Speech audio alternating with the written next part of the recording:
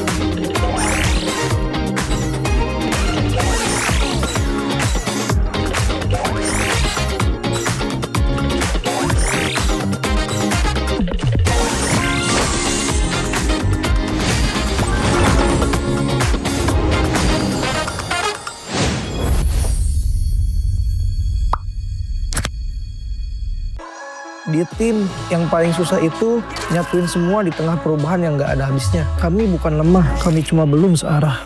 Menang atau kalah itu biasa, tapi ingat satu hal, kita itu keluarga. Waktunya konsisten saling percaya. Sejak kapan Navari jadi CEO? Hah? Lalu diam, Ming. Mending lihat ini. Yang ini murahnya beneran. Bantu kita naik level barengan.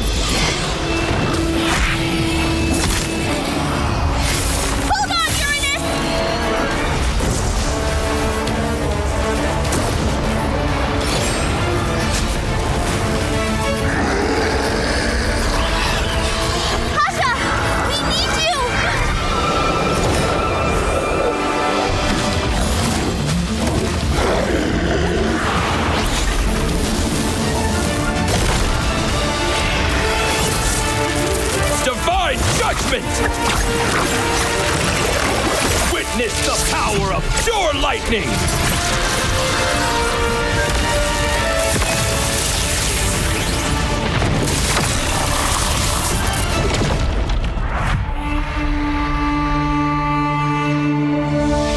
All that lies below is under my vigil!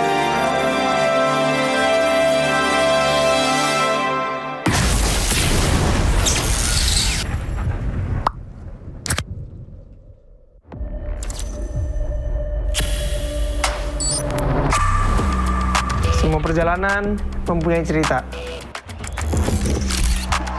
Dan semua orang ingin menjadi pahlawan dalam cerita itu. Menjadi seorang pahlawan bukan hanya sekedar menang perang, namun mampu mencari modal untuk berperang. Oke. Hanya modal gold. Pet sekarang modal gold gampang kena comeback. Pahlawan itu butuh pengalaman. Pengalaman berseason-season adalah hal paling berharga. Alah, pemain tua, mekanik tua, masih ya main raja-rajaan. Orang bilang gue jadi pahlawan cuma karena hoki. Gak gitu, bro. Masihkah hoki? Hoki, faktanya gimana? Untuk menjadi pahlawan, harus bermental baja biar bisa menghadapi segala kondisi. Mental baja? Berarti gue udah bisa jadi pahlawannya dong. Gue baru masuk aja, udah dapat Rookie of the Season. Sebagai anak baru, gue udah cukup hebat kan? Hebat kata lu, dalam hal apa? Kill banyak. Untuk bisa memberikan itu, perlu sosok pahlawan. Kalau sosok itu nggak ada, tim lu nggak bisa apa-apa. Hah? Cut! Lani doang, hanya bikin mati konyol. Masa pahlawan kayak gitu? Kita juga harus bisa menjaga tempo agar semua bisa berjalan dengan lancar. Lah, talent gue kemana? Kak, cukup kak? Oke, thank you. Gagal lagi jadi pahlawan di MSC. Ah, iya ya. Keburu pensi nih. Tapi, setidaknya gue masih di atas lo.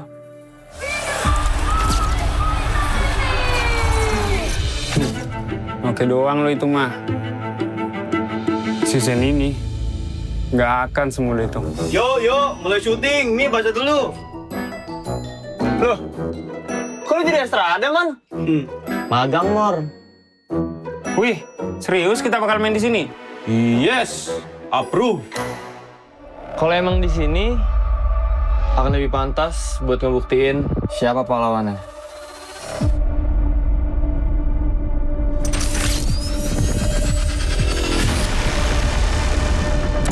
Persiapan kita cukup. Kita berpengalaman.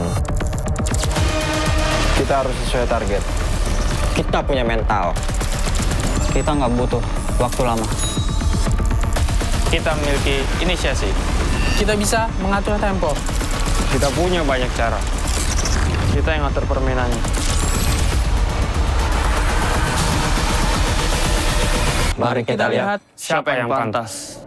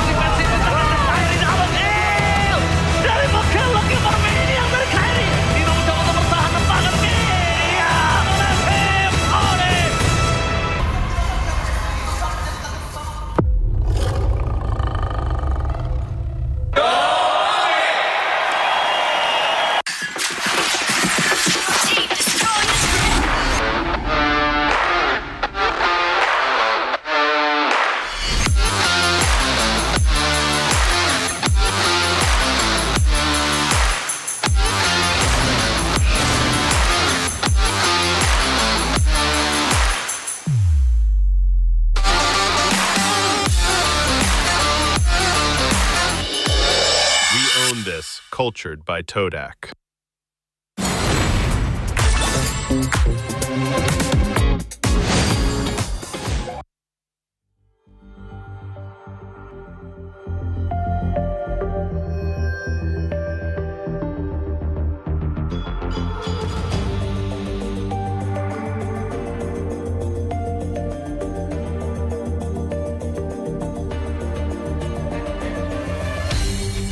Aku kan berdiri dan terus berlari, terus ke arah puncak tertinggi. Ku takkan berhenti, hanya sampai di sini. Kemenangan abadi menanti. You know we won't miss if we unite our focus. And if you haven't noticed, we all live. Nyalakan apimu, hadapi semua tantangan, hadang semua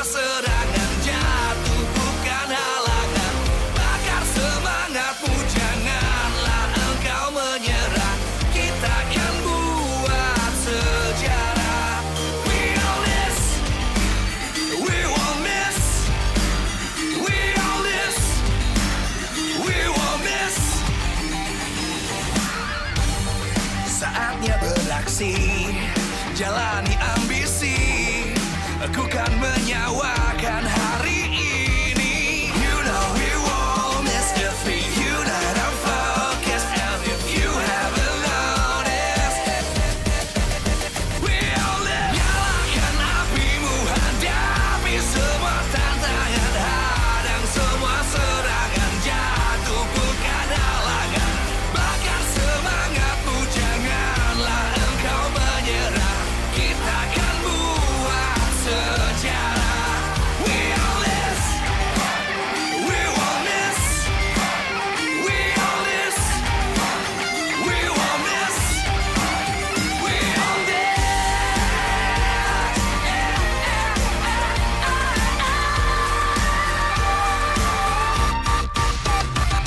Nyalakan apimu, hadapi semua tantangan, hadang semua serangan, jatuh bukan halangan, bakar semangatmu, janganlah engkau menyerah, kita akan buat sejarah.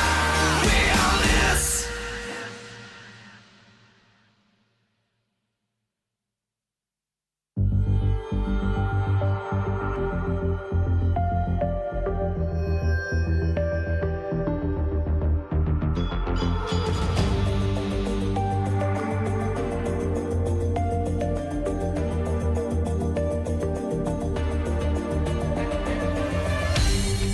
Aku kan berdiri dan terus berlari, terus ke arah puncak tertinggi. Ku takkan berhenti, hanya sampai di sini. Kemenangan abadi menanti. You know we won't miss if we unite our focus, and if you haven't noticed, we all live. Nyalakan apimu, hadapi semua tantangan, hadang semua serangan, jatuh bukan halangan, bakar semangatmu, janganlah engkau menyerah, kita akan buat sejarah. We all this, we won't miss, we all this, we won't miss. Saatnya beraksi, jalani ambisi, aku kan menyawakan hari ini. You know we won't miss if we unite our focus, and if you haven't noticed, we all live. Nyalakan apimu, hadapi semua tantangan, hadang semua serangan, jatuh bukan halangan, bakar semangatmu, janganlah engkau menyerah, kita akan buat sejarah. We all this, we won't miss, we all this, we won't miss, we all this.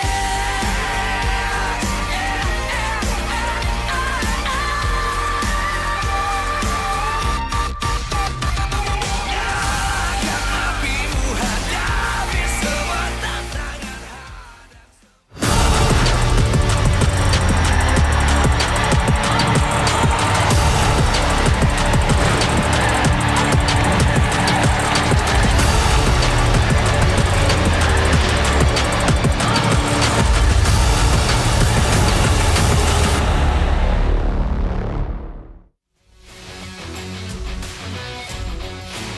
Live from MPL Arena, Jakarta.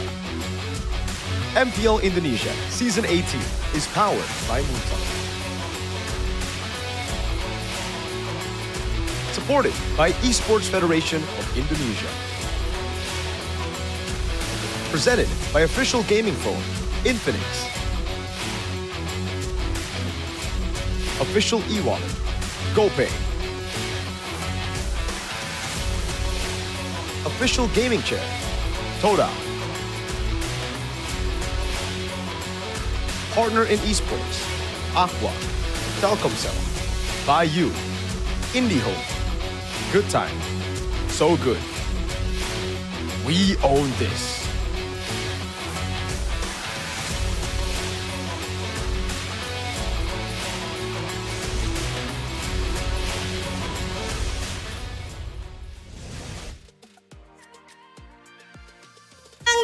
MPL Indonesia Season 18, hari yang kedua, minggu yang kedua. Di sini udah ramai sekali, tapi hari ini kita akan menyaksikan adanya 3 match yang luar biasa.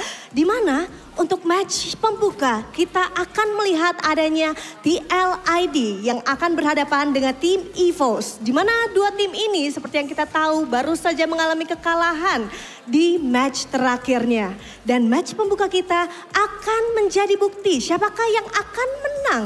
Siapakah yang akan memutuskan rantai kekalahan itu. Gak cuman itu aja, karena untuk di laga berikutnya akan ada yang tidak kalah panas, yaitu akan ada tim Navi yang akan bertemu dengan teman-teman Geek Fam. Dimana seperti yang kita tahu teman-teman dari Navi, mereka di 2 match terakhirnya bermain dengan amat sangat luar biasa. Tapi Geek Fam, inilah saatnya mereka bukan hanya untuk nyaris menang, tapi harus bisa menang untuk di hari ini. Serta untuk di match penutup kita hari ini akan ada Royal Derby pertama, yaitu akan ada tim RRQ yang akan bertemu dengan tim Onyx. Di mana untuk RRQ sendiri, mereka yang slowly but sure mendapatkan poin-poin kemenangan, mereka harus bisa untuk menantang sang Raja Langit.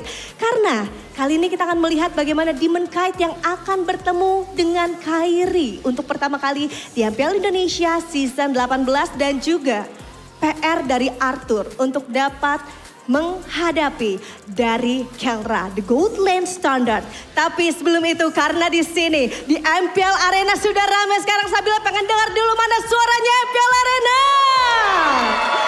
Cukup ramai sekali suara-suara yang sudah kita dengarkan. So, marilah langsung saja kita saksikan bagaimana match pertama kita akan berlanjut. So, casters, it's time to shine.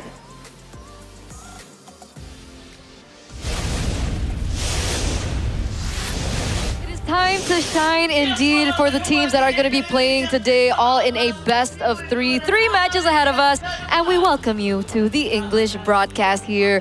Day number 2, week number 2, with me, Eterna, alongside Mirko, and this time we have a new trio combo. We have Sheffin here as well. Sheffin, what does it feel like to be with a new combo pair of casters or whatever? I feel humbled, you know. Humble? Why are you feeling humble? Why? Because I'm with 2 tier 1 casters from Indonesia, you know. You know, there's a high probability that you guys paid more than me, or like got paid more than me. What the heck? I merely That is false. said a rude word That is false. on broadcast. That was strike 1, by the way. There you go. So Strike every 1. time Sheffin does, in Eterna's words, before the broadcast starts, whenever Sheffin makes a naughty move on broadcast, she's gonna whack him with Infinix GT50 Pro official gaming phone little balloon thingy here. Interesting choice of words. It's so powerful that it's gonna hurt. What about you?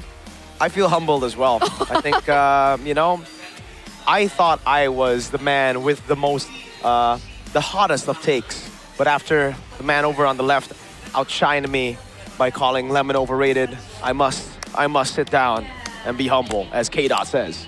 Any new hot takes that you want to share? Big talks for someone that's gonna rest of cosplay Hirata. Never gonna happen, that's a joke. You might wanna, you know, get some advices from the sensei itself. You are the cosplay guy here, or like cosplay girl. It's actually Arashi. Ah. But we do He's in have Cambodia. standings. We do have standings right now, okay? These are updated from yesterday's matches, and as you can see, the standings here presented to you by the official game phone Infinix GT50 Pro. It looks like Bigatron by Vitality are at number 1. I don't think that's quite surprising, but for me, Navi at number 2? What do you think about this, Chef? I think there is a combination of determination and also a lot of luck as well. We didn't see that Navi was able to get the 2-0 victory in that match, I think earlier this week, or like the last day. It was out of nowhere, man, because those games were completely for Team Liquid ID from the start until maybe in mid-game, but all of a sudden, Cheesy just popped off and their wave clear is working out really well. And there you go, that's probably one of the why nots effect what we have here for Navi, the perseverance. That perseverance and also the change in momentum, I would say, for TLID, especially in their opening match up against EVOS, the White Tigers. TLID, after those 2 back-to-back losses where they led so well in the early stage of the game. Mirko, would you be tilted? I would be tilted. I would be hella tilted, especially after game number 2. Because game number 1, fair is fair, right? There was a late game comp from the side of Na'Vi, but TLID kind of lost out because they made some really bad moves. All right, they outplayed a couple of times by the Rafaela, Lord taken, few fights here, equalize in gold. Second one wasn't as fortunate. They were literally leading in all the neutral objectives, and I mean even Lords. 10,000 gold ahead, not a single structure taken by Na'Vi. Yet, Na'Vi were able to come back. So yes, that game in particular, very tilting. We've been talking about TLID and what could have been better, perhaps, for their next upcoming match. But what we want to ask you guys back at home is how EVOs need to win against TLID. Do you think A, they need to ban Kevin's power heroes, including the Hirara and the Paquito? B, win Erlan's lane in the gold lane? Or C, they need to screen on Leonie's movements? Now, Shepin, out of all of these 3 options that you do see on your screen right now, what do you think is the most important that EVOs need to pay attention to? Well, by statistics, I would go for number A because so far Hirara's Kevin, not Kevin's Hirara, is currently standing at 100% win rate. And yesterday, in the 2 games where he played against Na'Vi, yes, he played an amazing Yustin, at least in the early to mid game. A really good Paquito as well, solo killing Andoryu multiple times until the late game, but he lost the plot. And even Andoryu predicted that. He told us here at the casting desk that because of the recalls, because of all the antics of Kevin, he knows that there's got to be one time that he's going to make a mistake eventually in the late game, and he did. Is this deja vu to last season when you take away the Leo Mords, you know, all his signature heroes, the Fredrins as well? Does Kevin just not do as well? We are looking at the stats here on your screen. We're looking at the total turtle, the total Lord takes as well. And we do see that it looks like Kevin is leading quite a bit up against Albert. But this is once again considering that he has his hands on his signature picks. Yeah, that plays a lot of factor as well. Also, total objective steal as well. So it's not just TLID is really good at controlling the objective. They also somehow is really good at stealing opponent's objective when it's not really expected. So watch out for that, Albert. But historically, I would still go for Albert in terms of like objective taking power. And I think EVOS has been putting a lot of emphasis towards objective takes ever since last season, even when Finn is taking the charge in the coaching staff. I think some of the identity still stays in Aldo's lineup. Yeah, definitely. I think a little bit too much sometimes. You know, that discipline is great to have, but when you have a composition like the Uranus Selena with Hirara, I believe it was, you need to make those moves happen. You need to be the ones being proactive. We saw the difference in execution from Bigatron yesterday with the same composition compared to EVOS when they played it, right? So a lot of things that they still need to fix. I think for EVOS, mainly Mueza, a lot of the same old Mueza tendencies from when he was playing at Dewa United have come back here to bite him. If you don't win in the early game, doesn't seem like Mueza has been able to really take control of the game. You know, he has lacked that clutch factor in a lot of the games for Dewa United, and it seems like it's still the case for him in EVOS. Now, back to TLID though. Neutral objectives number 1, everything number 1. Not surprising. He's been winning out in the early game.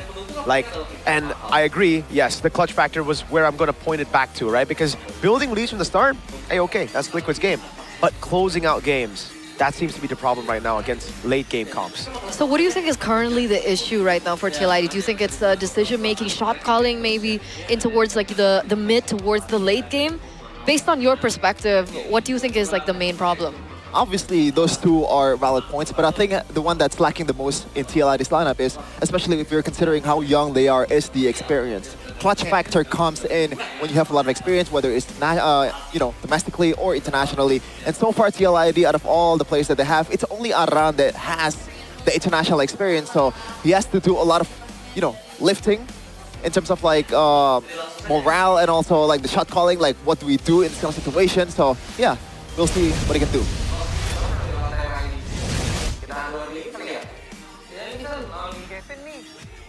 Lepas apa gue pakai ya Hiraranya ya?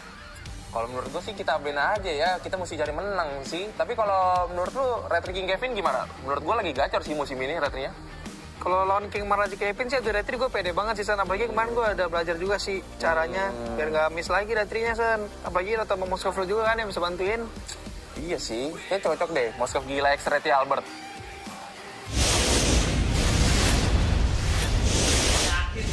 And there we got a little bit of a behind the scenes from Evos between Erlan and Albert as they were talking about the retribution battle up ahead between Albert as well as Kevin. Now, Albert mentions that it seems like there shouldn't be a problem. He's confident in the retri battle, but I guess it also depends on the heroes that they're going to be allowed to utilize, right? So when it comes down to that retribution, Mirko, from your perspective, what do you think is the strongest now for objective takes?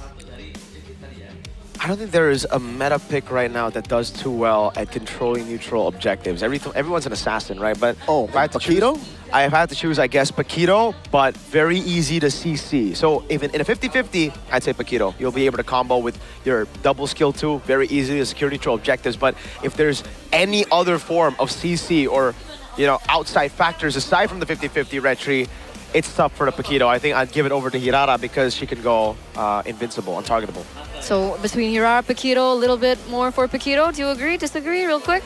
I would like to agree with that, especially from what Niall said yesterday. All right, let's see if it's going to be even played out in the next first draft. But right now, we do have to welcome the players up on the stage because it looks like for the side of Evos, they are ready. And they are ready with a new lineup. Ladies and gentlemen, please welcome Riza in the mid lane. Will Evos be able to take TLID down? 1-1 in week number 1, a win in the Classic Derby, but a loss straight after against Navi. Here is redemption time for Evos! Star-studded lineup used to, but now it's only Albert, the star power that's left for the glory of Evos. With some new young bloods, with some new firepower in Moise and Riza. Can they do it this time against TLID? That's the question. An opening match here between these two blue teams. And of course, TLID on the other side is coming out of a recent loss. Will they be able to repair things as fast as possible? You mentioned experience. Will Iran's experience be able to guide them through this next best of 3?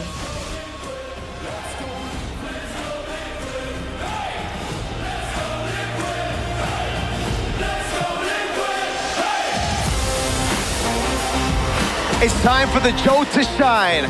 Will he be able to even get his signature picks? A big question. World class on his power heroes, but after Hirara and Paquito, it's a rocky road up ahead. Welcome the Young Stallions, Team Liquid ID. Somehow, some way, after an amazing regular season in Season 17, there were barely any expectations for this group, and for a good reason as well. That experience is still lacking compared to the other teams of MPL ID. But now, that excuse does not apply anymore. They've experienced the postseason, the playoffs. Didn't manage to make the most out of it, but now you're looking to change that. But behind all the gameplays, all the battles in the Land of Dawn, of course, the one that's leading the charge in the drafting phase, Raffo and Aldo, Hanjao and Facehugger, the coaching staff of the season. In Season 17, they're looking to battle out here with their brains. And what I'm concerned about as they battle with their brains is coaches, I would even say throughout the world, if they have paid attention towards Team Liquid Ideas, they would notice that one of the spearheads of the team is Kevin. And Which one? Kevin. Kevin. The Jote. The Jote. The Jote, right? The Jote. Now, what I'm concerned is, yesterday, up against Navi, 4 heroes were banned away from him? Coach Aldo will definitely see that coming. And I'm wondering if that same thing happens once again. Have they prepared overnight for a hero that can help supplement the gameplay that Kevin really requires? That's a good question. I don't know. At this point, we'll have to see, all right? We'll have to see if even, well, I mean, the audience certainly agrees. They want the power heroes to be gone for 48%. Evos to win. I think it makes sense, you know, Kevin the Jote, he's always phenomenal whenever he gets on, you know, his signature picks. Even last season, it's been the case, right? Last season was Leomord Fredrin. It's either you give Leomord Fredrin to Kevin or he retires. That was literally the joke. And now it seems to be the same, but with 2 different picks. Paquito Hirara. Give me Paquito Hirara or I retire. I mean, to be fair, you know, it's conditional at this point, but Leomord can still be picked up in the Land of Dawn. I believe I saw SRG playing it out. Yeah, I know what you're thinking right now, Mirko. it's SRG, so they can do whatever they want. But I saw a clip of Seka is pretty much going 1v5. Leomord, yeah, that was crazy. That was crazy. So maybe I'm thinking like, oh, maybe it is still pretty decent to be picked here in this meta. But obviously Hirata and also Paquito is a much better pick, especially with the amount of skills that you can cycle. Meanwhile, Leomord is still very ultimate dependent, even though the ultimate cooldown reduction is actually pretty low compared to like very ulti-dependent heroes out there. So the thing is, I'm not even sure if these two heroes will be left open in the first place in the drafts. And if TLID want to explore something like the Leomord, maybe that's one of the keys to victory, perhaps, to let something like that slide. But there are more specifics here. We're going to let you take this one, Chef.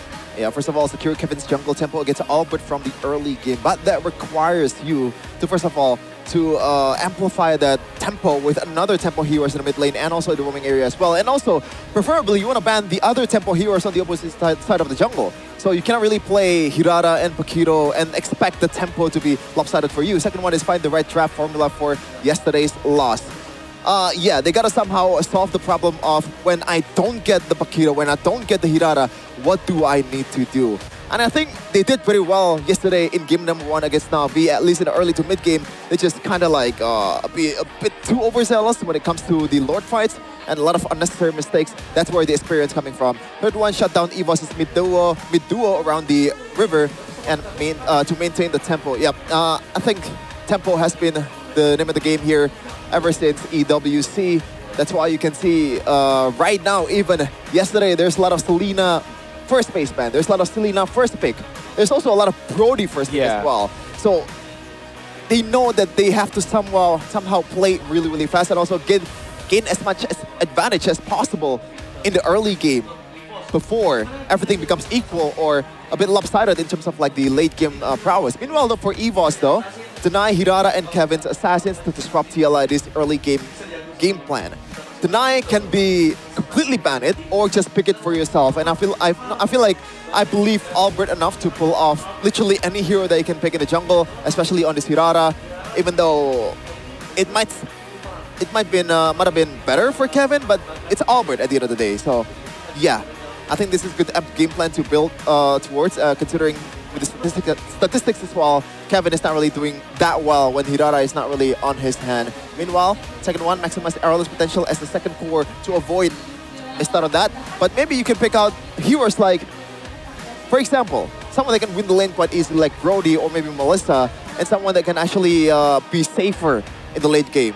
Those heroes, especially Melissa, brings that to the table for Erlan. And I feel like despite, compared to the other gold laners out there, Kelra or Eman, despite Erlan not having that experience compared to them, I do think that he is not lacking of that clutch factor. It takes me back. It takes me back to one of his, moments back when he was an EVOS icon. I think that was during like the Snapdragon Pro Series tournament. Melissa, funny that you mentioned it, was one of his signature heroes back in the day. So I also do believe that, despite him lacking that experience as compared to, the rest of the members of the teams here in MPL ID, I do still believe that he does have that clutch factor. And we saw that kind of when he had his hands on something like the Granger. Now, Granger is not necessarily as prio, so we'll see exactly what is going to be given to him as we get into the drafts, ladies and gentlemen, for game number 1. Broken Walls, EVOS on blue, TLID on red, Paquito instantly banned out. We see the Atlas and the Freya as well taken out. TLID, Rafaela, Novaria, and the Hirara still remains at large. You see the trauma for sure, man. And Novaria banned straight up by TLID. The Rafaela as well. They've had enough of Why Not's antics. They're not against Why Not, but it's A-OK. Now a trade. TLID propose a Hirata for Melissa trade. Evo say, you can have the Melissa, good sir. I will take your Hirata away from you, 100% mid-rate man. Yeah, normally at this point in the game, you want to pick out something like never mind. I was going to say that Belwick does well, but Marcel is definitely left wide open. So they play with the tempo here. Marcel, very fast-paced in terms of like how he just pretty much annoy the opposing jungler or annoy the opposing trio. Just a little pokes here and there, and Melissa can never go wrong with this kind of pick. Very safe and can't really get punished in the lane. All right. So it does make sense, right? Eudora gets banned out to prepare for the Marcel. What is the next 2 picks? Are we looking at heroes like the Uranus that can hold control over the map? I would say so. it's not a bad hero here to pick the Uranus, and there is no real counter just yet. And worst comes to worst, it's probably gonna be Esmeralda on the other side, but no, it's gonna be a Barats instead. And it also serves as a bit of a deny pick, you know, because normally you wanna pick the Barats too to lock down the Hirara potentially, but immediately Aran picks this, one of his signature heroes, Uranus. A really good lane against Barats. Yep. Solid stuff, man. The Selena, Barats, and the Hirara means it's going to be insta-kill for whoever goes in, but I think it's a bit greedy for Evos to pick this up against a Marcel. It's already picked up. I think the Belric still would have been the better option there. Going for sets, going for someone that can just tank up the damage from the Melissa would be solid, right? Like, now you kind of forced yourself into playing this composition. Again, trying to go for pickoffs before the skirmish, but the Golden Hour completely stops it. Even if the Golden Hour doesn't, the Uranus will. I wonder if Brody is going to be an option for EVOS here, if it's not banned. Quad ban very much makes sense. Can't really get away, can't really get punished by all of these heroes that's coming in from TLID, and it's a pure counter towards the Melissa. And also, the Hanzo ban from EVOS themselves. And there is a bit of a sneak and peek from an unknown source that Hanzo has been popping up in the scrims, also in RG as well, with that tank build. And one of the beauties of the Hanzo is you don't really have to take that Season Hunter. You can use the, for example, Bargain Hunter, you know, to get yourself as much snowball as possible and get your items as soon as possible. And that's pretty huge, but it's gonna be a Moskov ban instead, so it might just be a Brody, but I don't know if that's a BTR thing only, Mirko, or can EVOS play it in this kind of scenario? Yeah, Erlan's great on these weak side picks. I guess that's why TLID banned it out. The Claude also a good matchup against the Melissa. The Hanzo though, we've been seeing a lot of this. TLID haven't seen the Hanzo even yesterday, but it was already, you know, visible in the bans for the second phase. These Hanzo roams, or sorry, Hanzo tank in the jungle. Jusin also getting banned out. Someone that I guess can also walk up, has good sustain, can deal with the Selena and the Barats perhaps. Let's see the pick now for TLID. They need a mid laner and mid laner and jungle. The jungle is looking kind of cooked, but you go Harley, I think is a safe choice, right? Yeah, it's probably gonna be Harley, or if you wanna go just slightly different, Nolan Pin is also on the table. Nolan can also mash up the tempo as well against Hirara. I think it's either of those three, but I would like to see more heroes, man, because I know that it is a very dynamic meta, but it's a bit stale on the EXP and also jungle. Yeah. So yeah, they go Lilia first. I was thinking about the tempo breaking, right? You guys mentioned how, you know, important the early game is, and with the Hirara and the Selena already, I feel like they needed something to break that tempo. Lilia clears very fast. She can control in the early as well. So what can accentuate that? We'll see that next pick, but right now we're back on EVOS' next two picks to close things out. I think that pick against the Barats is also just fantastic, man. Now even less of a chance for EVOS to actually look for anything. I think they might have just been outdrafted already here. They're gonna have to out-execute TL if they want to win this game, no? Like, Lilia just shreds through the Barats. Now, any frontliner you go, even if you go for the Brody, you won't really be able to fully utilize this strong side of the map because, well, at least they get a Mathilda. At least there's that. At least they have more sustain. But yeah, now I think they have to turn their sights from playing around the XP lane, around these neutral objectives to go to play for the Brody. That has to be the case now as TLID go for their last pick. It will be a jungle. And at this point, I think it's free for a lot of different picks. The Harley, again, I don't think you want to go Nolan just because the Brody's right there. Oh. I've been thinking about this actually. You know, I know that the tempo is definitely favoring Nolan, but I feel like Suyo does a lot of things better than Nolan, especially the survivability potential. Especially ganks. And it's not really that bad of a tempo hero either, right? Suyo, you know, farming, not that bad. I was just concerned not that bad either. For the Selena and the Mathilda in the early game for the Suyo. I don't think, and that's why Mathilda should be concerned with early game at all. I think it's really execution based. Just like BTR's draft yesterday, EVOS is playing with their ceiling right here. That I but agree. Unfortunately, you don't really have the same ingredient. You don't really have Moreno, also Finn. But we'll see though. I would like to be surprised. And maybe we will be. Maybe we'll be surprised because coming into this match, this is not the same EVOS either. This is a EVOS with a new mid laner. We saw the keys to victory earlier about the mid duo from EVOS, from the White Tigers. But will their chemistry be enough to push forward here for our opening game between TLID and EVOS? Let's head over to game number 1. Here we go. It's a Selena to help early on. Leone, oh, smart move. Takes away the trap early. Hey, that's one of the ways that you can get a lot of tempo over your opponents when you have a Selena in your lineup, by putting the traps down and then go in. But Leone has stopped that. So, okay, that's actually so well played by Leone. Yeah, and it takes the trap that's, you know, gonna hit towards the big buff, right? Yep. So that really prolonged it even further for Albert, and now Kevin is able to contest for this one. Yeah. Because he isn't able to fast clear, he wasn't able to get in, but God! I guess he has the retry, but damn, that was quick. Nice. It's looking good. We can expect more fast-paced clearing as well coming from Drichel in the later stage of the game. But if we look now, there is some fight coming from Mueza. They've successfully cleared faster, and Mueza looks to go for in the invade and, you know, just giving out information as to Suyo's farming pattern right now. Okay, it seems like Kevin knows what to do against this kind of matchup, you know, because somehow, some way, Kelra was able to win the matchup. Yeah. This Melissa Brody, it doesn't make sense, but one of the things that Kelra did is to stay under the gold shield in the early game. Yep. So you'll win out with the trade. Meanwhile, though, Randy's gonna be tanking it up. Riza now with the trap, goes in. Oh, Flicker's passed as well. Purify for Flicker. I don't think that's worth it, but he finds another arrow on Leone. And as a Flicker burns out, Albert on the turret, gonna go for the kill, finds it.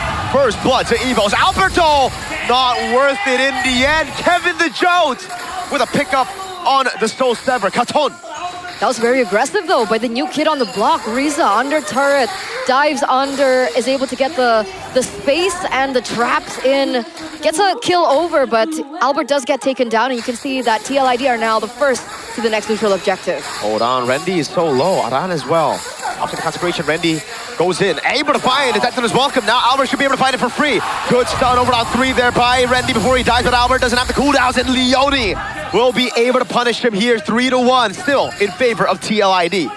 not really a fan of the completely forcing things out for EVOS here. Not really in line on what EVOS is usually trying to do. I mean, you still take the objective, but now Hirara, the Hirara is 1-2. This is something that we don't really see very often from Albert, especially playing for EVOS. What's up, Mirko? Am I the only TLID fan in the building now? What happened to this lady next to me? What the heck? I have a curse. I just can't. Oh. I gotta underestimate the team, man. All right. But either or, you know, despite the kills given over to TLID in that first bout, we do see that EVOS still are able to get the first neutral objective, right? The turtle is already under their belt, and let's see what they collapse over after this. As it stands, Kevin is a level ahead of Albert, so he was able to get the objective because of the rest of the team. Uh-oh. That's a big resource burn, but yeah, you can continue your point. Flicker burnt out. That's it. That was my only point. Yeah, despite all my criticism towards EVOS just now, though, I like the execution. I was gonna say that Randy is not really known for this kind of heroes, you know. Yes, Barat is very, very tanky, but there's no built-in healing like an Alice, for example, or Esmeralda or Uranus. Yeah. So it doesn't feel like Randy, but the way he executed that Daytona's welcome was pitch perfect. Yeah. So I'm not really questioning EVOS's potential in terms of like objective game, the late game when Lord is about to come up. Emblems though by Bayou, it doesn't seem like there is something crazy going on. Master Assassin 2 for Erlan, so he wants to somehow win it out in the early game here. Now Mueza. Oh, Queller not in range. All right. I think when it came down to, you know, the emblems, Selena has an interesting one. She doesn't go for the Season Hunter that we usually are accustomed Wilderness to. Blessing she went for. I guess, you know, you can still help without the Season Hunter, but you missed out on that tempo. But still, Wilderness Blessing is also a tempo maker as well. Yep, that is welcome. Going in, but again, this is the golden hour, and that's my concern for the Barat. You're gonna get shredded down by the Lilia, and your main win condition on picking people off gets completely countered by the golden hour. They're both low. Abyssal Arrow doesn't land. Drichel able to dodge away from that as Kevin goes in mid, and Leone, oh my lord, tries to force out a kill on Mueza. Gets the photo. This is massive. TLID in the bottom lane, picking up the gold, everything from the turret away from EVOS. Yeah. Fights have been very smooth. Flicker burnt out by Mueza as well, so that's a 90-second cooldown right now. Not going to be able to use it here in the next bout, even though, oh, Leone, Mueza's take is so low. Yeah. Oh, man. And it looks like the Brody pick is not really utilized to the maximum potential as well. No. When you see Eman playing in for BTR, one of the reasons why they were able to still somehow be equal in gold, even leading in gold in that match yesterday, was through the Brody. Winning it out in lane, getting all the gold plating, but now the pressure is actually feels like towards Erlan more than anything else. A lot of time resources burned, but I do see that gold lead is still on Erlan because of the objectives, and also maybe he was able to get some gold plating as well. But not enough at this point. 1.5k gold lead for TLID. So they haven't been able to work with that early game tempo. They haven't been able to utilize Erlan in the early stage of the game. And you can always see that constant pressure that TLID are putting on several of their lanes. We do see the item builds pop up here. Is there anything that we need to highlight here in the 5th minute of the game? It's mostly just normal stuff. Kevin, I like the leather jerkin buy though, just to further his survivability against the Brody, because he needs that. Normally I would go straight for boots, warrior boots, just for safe measure, but it feels like Kevin so far does not need it the way that Kevin and also Leone is roaming around the map as well. So he knows that the peel is there, the get out of jail, the jail card free as well in the golden hour. Good damage on Twitchell, forcing back shoes now. Aram with the zoning on Albert. A bit more damage coming down as Albert gets taken a half HP, but the neutral objectives right there. Oh! That was a frozen moment, but Kevin's still able to secure it now as Randy goes in, but it's only onto the roamer. This is Leone falls to the circling eagle. Now it's a blade surge to lock him down. The guiding wind gets him out, but still, it's a neutral objective. Oh! Hold on. Good abyssal arrow, but Kevin still has to purify. They won't bite just yet. Retreat! Still, Albert securing it. Abyssal arrow landing again. Riz has been on point, but there's just been no follow-ups. This is a 4v5 situation, by the way. Leone was taken out earlier on before the particular team fight happened, but Evo still unable to look for that opening in these team fights, unable to look as aggressive as they should be. I feel like the AOE damage that we're looking from Team Liquid Indonesia is really pushing Evos to its edge in these team fights. You have AOE damage from Kevin on the Melissa, you have AOE damage from Drichel as well on the Lilia.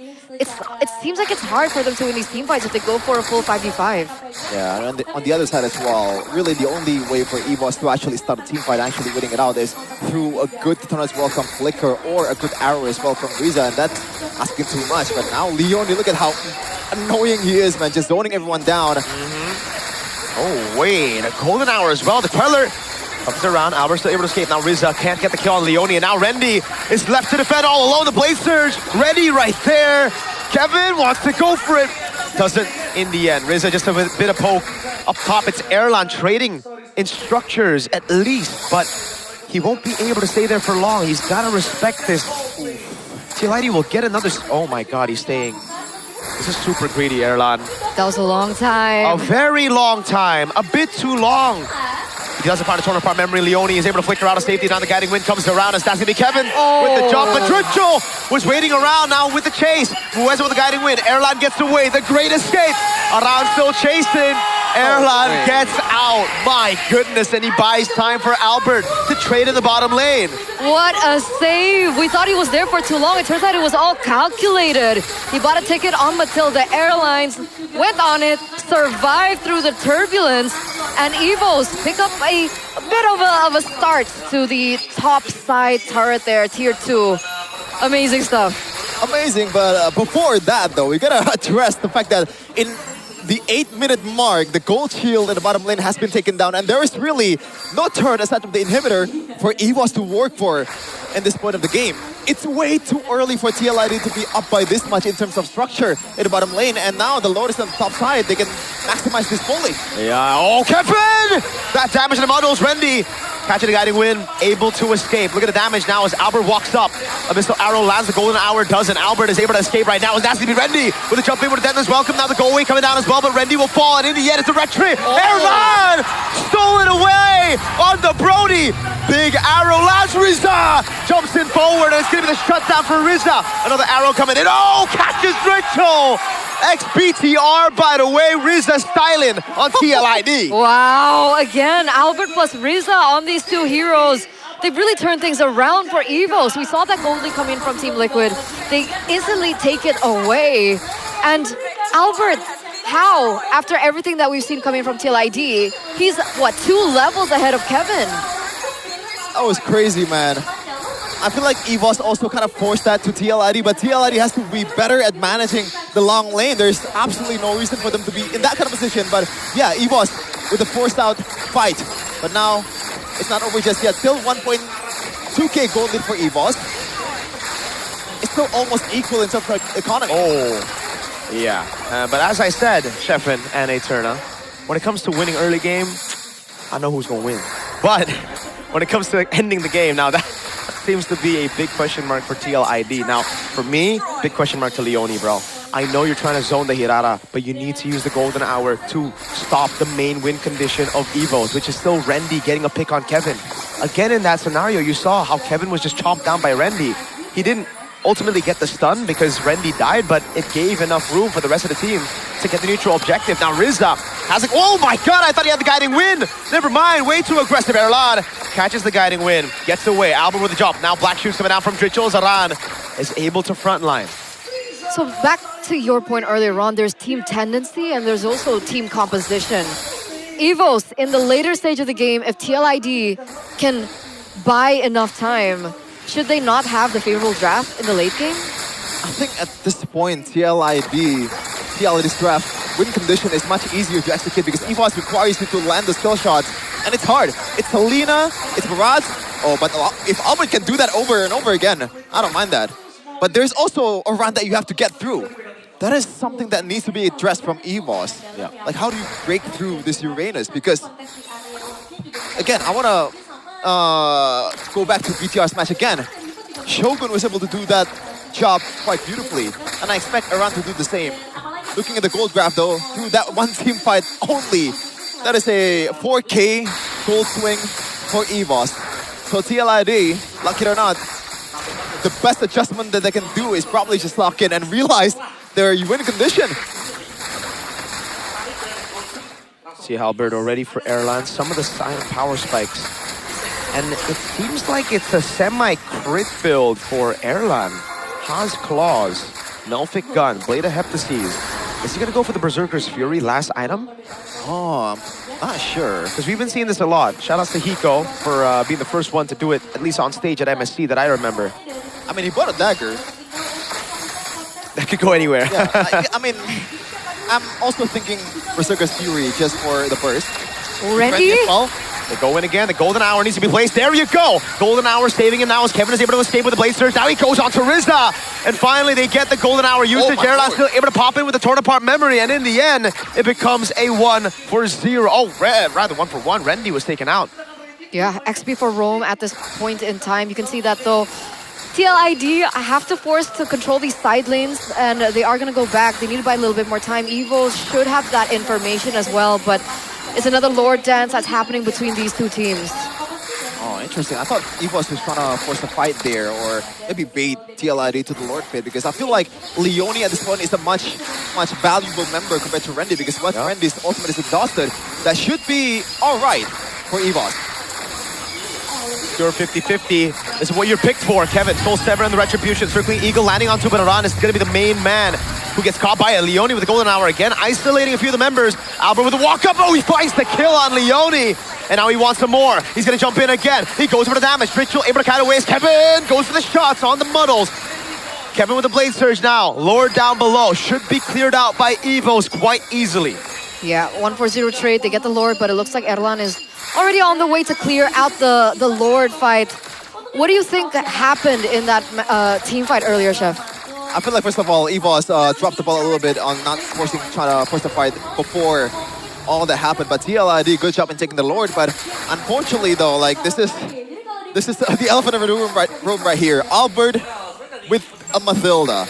You know, Hirata is already a broken hero enough. Has multiple dashes like this. You can chase around and force that on the ultimate with just a single skill. But Rando, he only has golden hour, but he uses it late. He thought Aran would be able to survive that. Now, 3K circling eagle, landing on Leone. Now smooched by Erlan. Mwah! No resources, all of them burnt to try and save Aran. EVOS know that. EVOS utilize it, and EVOS capitalize over that as well. You can feel that the entire map, it's bleeding blue now. 2,000 gold lead, 3,000 almost. It's uncanny for EVOS. They are making a lot of mechanical mistakes, though, I'll be honest with you, TLID. They are just not ready for the tempo of Albert and EVOS. Yeah.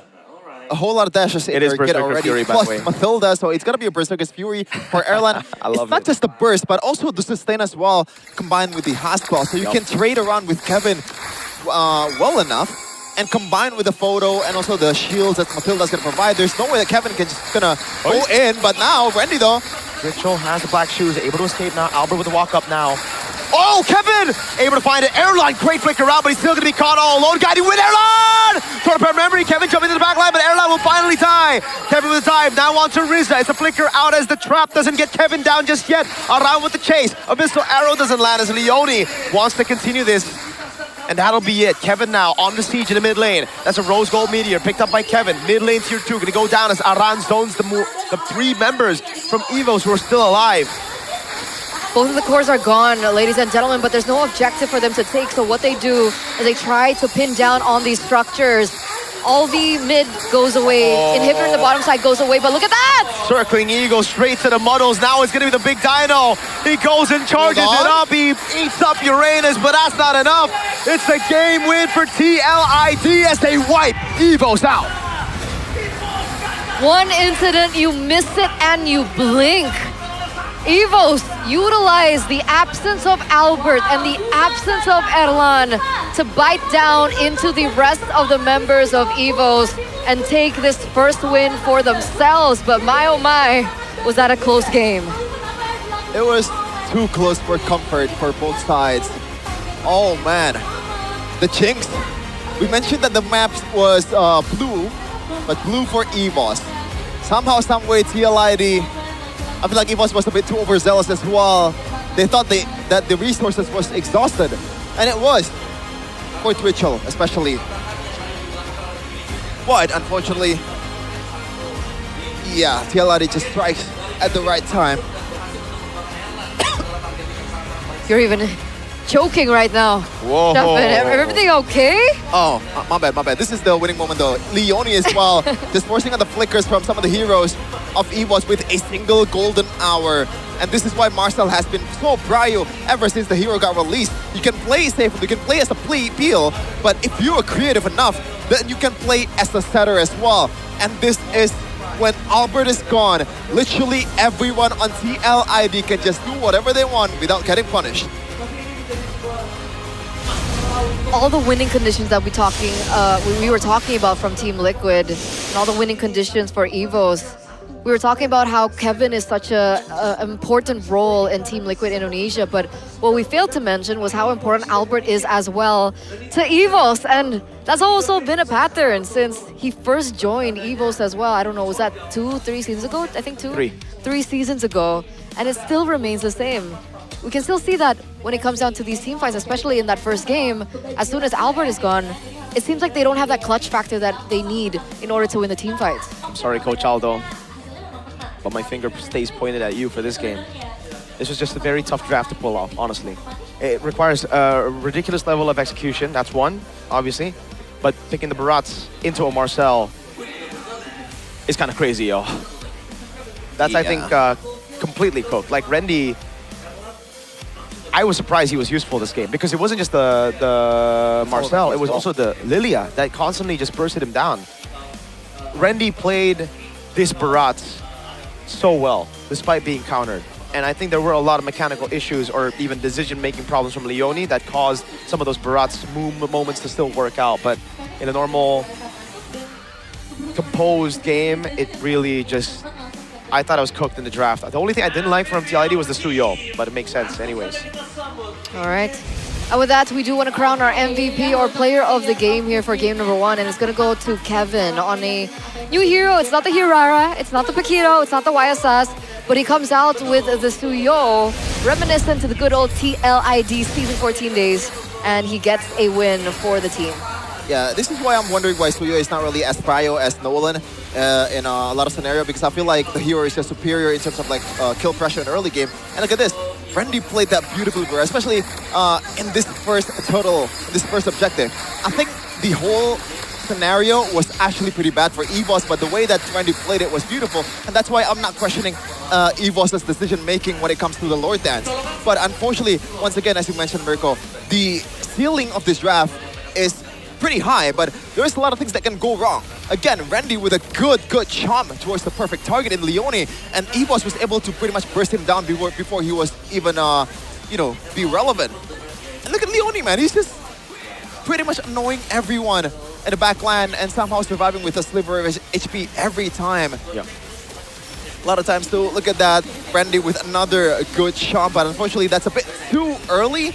In the end, it worked out for EVOS' favor, but I think there's more luck to that than you think. Riza, this is probably the best play or like consecutive play of the game for himself, but I feel like he could have done more in terms of like how he just...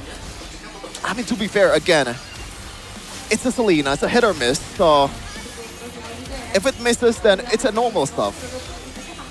Once again, Kevin, as a Suyo, has the advantage in terms of retribution here. And once again, Leone as well with the Golden Hour. He is the most important member of TL ID in this kind of scenario. And that's why Albert is just nailing him down every time that he has the chance to, because this is Marcel. It's not really the most tankiest tank out there.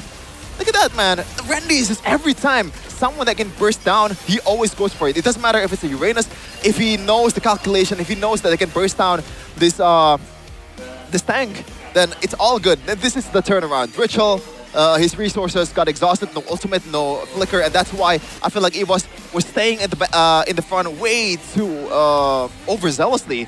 And that's where the play of the game, I think. Kevin with a beautiful blade surge towards 4 or 3, and then the follow-up from Leone immediately with the Golden Hour, forcing out 2 or 3 flickers there. And all that's left for TLID is just to pounce down towards EVOS, which is what usually what Tigers do, but in this case, the horses somehow beats the Tiger. Which is weird. Unless it's a horse, like a big one? Like a giant horse? A Trojan horse? A Trojan? It's a unicorn. Infiltrate I like their unicorns. lines. It's a Pegasus. That ain't a horse. Yeah. Pegasus is a horse? No, Pegasus is its own being. Okay, Unicorn it looks too. like a horse. It's Horse Pro Max. That's It's racist. Horse Pro Max. Just because it looks like a horse, you're gonna call it a horse. That's racist. What do you mean? Oh. Are we You know- talking yeah, about horses, sure, Chad? sure. I don't know if we're talking about horses anymore, Chad. I'm a little confused. So just But what? What do you No, say no, first? no. Are you allowed to be animal racist? I don't know. Animalist? Is it animalist? Anesthist. Animalist? Animacist. Like, if I see I love a Rottweiler and I call him a pit bull, like, is that racist to animals? Maybe he finds it offensive. Depends on the dog, though. Depends on the, on the Rottweiler. But does he actually feel offended? In today's They have age, the everybody capability. kinda a little bit, on the sensitive side. So Okay. gotta identify them properly. Gotta ask Ruby Who's Ruby? if she's offended. You know, that's actually pretty It's good. pretty good, but Pretty god good. damn, man. I hate Like, to give props to Eternal. but yeah. 29, man. 29. Oh my god, that's not me, brother. Sister, Not for long. Sister. I'm really used to calling people brother here. It's the first time. Everybody's I a could brother. be a brother. Everybody's a I brother. could be a brother. Okay, you're a brother. You apparently. don't look at me as a brother? Nah, not really. That's true, though. I'll do better. You do. I'll do Do better. Okay, I'll do better. And I feel like Evos did better, right? Considering like you were talking about the drafts and so forth, but the main criticism from their appearance last week was that they were too safe, right? They weren't aggressive enough. They didn't think about the win cons, and in that game they were very aggressive. Yes. They try to make things happen. That's true. So it is an improvement despite them losing game number 1. Now they need to be able to improve on all aspects together, right? Because how are we downgrading the drafts but improving on execution? We both need to be in sync here. This is very much like RQ last season, RQ last season, first few weeks was like abysmal drafts. Then drafts started getting better, abysmal execution. Evos, lock in, man. TLID. Right, dude, if you start the season 1-2, it's a bad start. Just saying.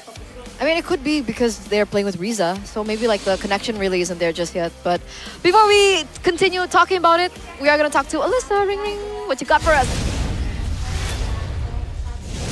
Berduka, dan sudah bersama Alisa di sini ada siapa? Firly. Kak Firly, kami segenap keluarga besar dari MPL Indonesia juga turut berduka cita atas kepergian salah satu dari EVOS Fams.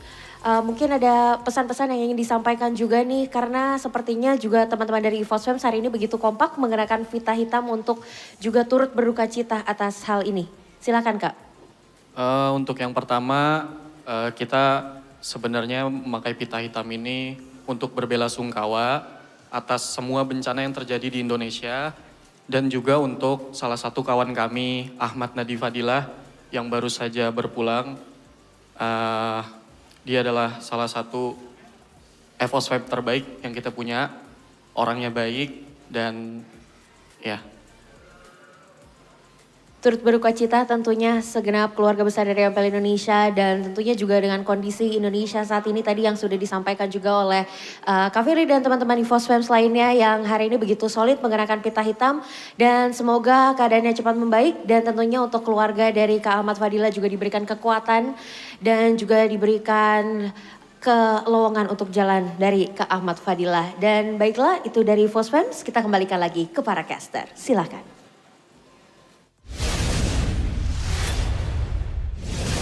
Thank you so much, Alyssa, for that report. We also want to share our deepest condolences to the EVOS Fams, particularly the loss of Ahmad Nadi Fadilah.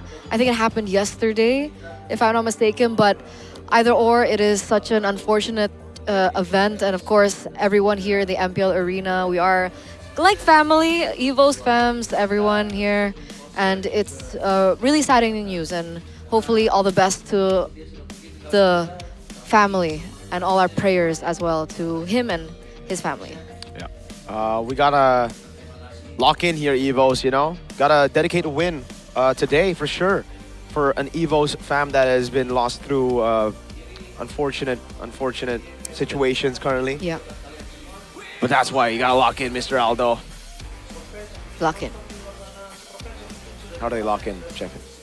Oh yeah, you're the analyst. Yeah, I think first of all is I think like an easier win condition. I feel like they're also putting too much to Albert's plate, bro. I know. Don't pick Barat into a Marcel, bro. So that's draft. That's true, but you know, through Albert's brilliance, they were able to somehow win it out. But once Albert was completely isolated from the team, you can see that I think in the last moment, Albert was the only lone member still staying in the front line. Meanwhile, the other four were still trying to back out. You know, there's no guiding wind, there's no shields from the second skill of Matilda, and there is no anything that can elevate the potential of Albert. And I feel like Albert got a bit too comfortable with the amount of peel and also the support that's coming in from the team as well, and that's why he got taken down. I think Albert, if there is like a couple of teammates there, he could have gotten away. Yeah, I agree though. But I mean, if he didn't make those earlier plays, like those early aggressive plays, I think EVOS wouldn't have had any footing whatsoever in that game, no? Like the fact that he was able to go to the back line, get a few picks here and there in these skirmishes and these team fights. I feel like the gamble was necessary. Yeah. And he did gamble in a certain way, you know? They need to be very aggressive, especially Albert. And he is the star power, he's the star. So he has this responsibility to actually carry the team. And he can do that over and over again. We saw him multiple times. He's carrying a lot of franchises except Onyx. Okay, that was not necessary, a comment, except Onyx. Yeah, didn't need to put an exception there, Mr. Sheffield, but it's okay. We get what you mean. You know, he was a substitute. He did win all those trophies, but I heard in an interview or in the MPL podcast that they did that he don't count that as his achievements because he didn't play. I feel like most players feel that way though. If I was him, I'd be like celebrating. I'd be like, Yeah, I'm an MSC I'm part of the champ. crew, brother. I'm Like- Snapdragon champ. That's why we're not pro MPL players. champ. I got an A+ in a group project. Yeah. I mean, Yawi's Now we know. Yawi's an MPL ID champion, and he didn't even play. He played one match. I don't think he would consider it. He is technically world champion. I mean, he is a world He champion. is a world Like champion. Indonesia champion. Yeah. Like a worldwide, wait, no. What's the term for that? A what? Like, no, because I want to say worldwide champion, but it's kind of still like world champ. It's just world champ. No, What were you trying to but say? world champ is like them winning the M series, right? But what if you win in multiple regions? Is what I'm trying to look for. Cristiano Ronaldo. Stewie. Because he's proven in different leagues. All right. Because I talked to a particular player and I was like, Who? how did you celebrate? I'm not gonna say. What? How? Wait, why is this guy... What? What's the need for It the is- anonymity? Is he an XP laner? No. Is he a roamer? Guys, just, it doesn't matter what lane he is. But my point is she a roamer? He was a part of a lineup that he didn't play in but won. I know. And he doesn't consider that an achievement on his part. Like, he doesn't consider that at all. Like, it's just a whatever. Person who played for a team who won. Yeah. We gotta figure this out, Chef. Oh no, man. I feel like she's clickbaiting. I'm not clickbaiting. It's like a legit story. Clickbaiting. Clickbaiting. Oh. Clickbaiting. I'm not You're clip clickbaiting. farming. You're clip farming. Guys, Typical streamer. Typical streamer. Yep. Wow. I'm just sharing something personal without, you know, opening up who the person That's is. the bait. That's the bait. But it's not. Now you know why I just want think the that. viewers to know, you know, POV behind the scenes, you know. If you want the viewers to know, then you spill the name. But I have to ask permission They do not know. first, right? Remember, don't ask for permission, just say sorry. That That's is- always the key to victory right there, you know? God. If TLID asked for Evos' permission to end the game, would they be 1-0 up? I guess not. Exactly. Anyway, game number 2, Flying Clouds this time. Oh, is it Rafaela game? Dude, the Atlas gets banned out by Evos for the first time. TLID let it through. TLID always ban out the Atlas, even when they're on red side. But here we go. What's the pick? No Paquito, no Hirata. They go for Melissa. W. I was gonna say that I wonder when is the time where Fanny is actually getting picked instead of getting ignored. But against a Melissa, I don't think you want to pick a Fanny here for Evo. So if there is someone that can pick a Melissa, it's probably TLID. Kevin, I think, is decent enough to play it, but yeah, he's okay. Marcel on the other side. Albert, there's still a lot of options here. Do you want to go for... Nah, is Eudora too early? I feel like it's too early. Maybe go for any XP laner, either a Barats or a Uranus like that. Yes, I like it, dude. See, you go Uranus Marcel. See, he knows that the Marcel Uranus counts as Barats. Now he picks it up. See, come on now, though. That was just a whiff, I think, for game number 1, man. Melissa already picked up. I think you build around the Melissa now, right? You try to... But how do you build for the Melissa? It's so tough when the Hirata and Paquito are banned out, dude. What happened to Bellerin? The Beleric can work. It's just that I think in pro play it's a bit different. You know, people don't just walk in randomly like in my rank games. Yeah, and it requires the opponent to kind of mess up their engages. But I mean, like, Marcel is a hero that would want to like go in your face, right? Wouldn't the But he can get Beleric out. sustain from that? Oh. Esmeralda against Uranus. I like that. Very on brand. And also Eudora as well. So now that's also another way to punish a turn. Instead of just the CC luck from the Beleric, you have a burst damage from the Eudora. And if they lose out on the early game EVOS, it becomes even harder to go inside because Eudora is always there electrocuting you. Ouch. Rawr. That hurts. I don't think that deserves a bonk. I'll let it slide. Last pick for Evos. What? No, that's the sound of the electrocution bar. I don't think that's the sound. Claude is the answer. Yeah. So it was banned in game number 1, and they're gonna use it and pick it up before it gets banned out in second phase. Does well against the Melissa. Now they ban out the Beleric. The Beleric could have been the option still for TLID, and it's still an open option if they decide to go for it, but Evos take it away. So, next up, what is it going to be right now? Minotaur? Oh. For TL? TL. Yeah, the Minotaur ban makes a lot of sense. I'm Claude as well. The Selena gets taken out, though, away from Riza, who actually, despite losing, did a pretty good job. I think the Minotaur is a pretty good shout, but I don't know if it's going to be banned, though. I think it's a good ban. Leone has used it as well. Might be the case, but aside from the Minotaur, what else is there for Leone? And to be, you know, when you look at it, there's junglers so far from both teams, so And Carmilla. might not just be a jungler ban as well. So they prepare, or like they dread the glue instead. They went way back with Leone's picks. Yeah, that's a bit... It's almost certainly going to be a Minotaur, no? There's no reason to not pick it. Yeah. Against, when you're playing a Eudora as The well, glue is very heal. interesting, no? Like, unless they're picking up a jungler that I think they want to go another Suyo here. There's no reason to not go for it, I think. Maybe because there's an Esme Eudora, though, you know? Like, I didn't expect the Suyo, but after banning out the glue, now they even take out the Zetian. That is a deep ban. So, do they want to... Yeah, I think that's also amplifying the Minotaur shout, right? Because Ritual can just pick Valentina last after seeing the Minotaur. Now they pick up a jungler, right? That's what I'm thinking. Safe jungle will be Harley. how safe is that? Or is it just going to be... I was going to say Easton Shin, but I think Harley is a better shout. I think it's really difficult against the Eudora, no? Oh, and Tina first. So they know that the Minotaur will almost likely be picked. Even if it's not going to be picked, it's still a plus for Coach Aldo, I guess. Would you still pick the Minotaur into the Valentina? I don't think I wouldn't. so. Right? I don't think think so. it's worth it. But what other pick is available right now? Do you go Gatot instead? I think you go Mathilda again. You know what? I'm not opposed to that, especially if you combine it with something like a Suyo. Melissa. Hey, what about the Fanny? Why don't they just pick up Fanny right here? For who? For TL. TL. But it's... Oh, that's... Yeah, there you go. I was going to say the Fanny Mathilda is not going to work, but obviously they're going to pick a different hero. Hylos is a very... nothing kind of hero, though, in terms of like... Legit was just talking about this hero. Hylos? Yes. Why is and that? it finally came up. Some people think that for the EXP lane, there might be an era in the meta that we're going to resort back to that. Like Hylos XP, depending on what your roam pick is going to be. So the Hylos coming back is something that I did hear coming up. But I don't know how great it will be in this composition up against, of course, what Evos are bringing to the table too. Dude, there is no lock. Like, this Fanny is so free. The Jolt, time to show what your Fanny's made of. Yeah. I said it earlier, and also Niall also said it, that Fanny is still really, really good. It just requires some conditional stuff to be met. And one of them is probably the fact that there's no counter on the other side. And if you're good enough at it, surely Kevin can bring it up here.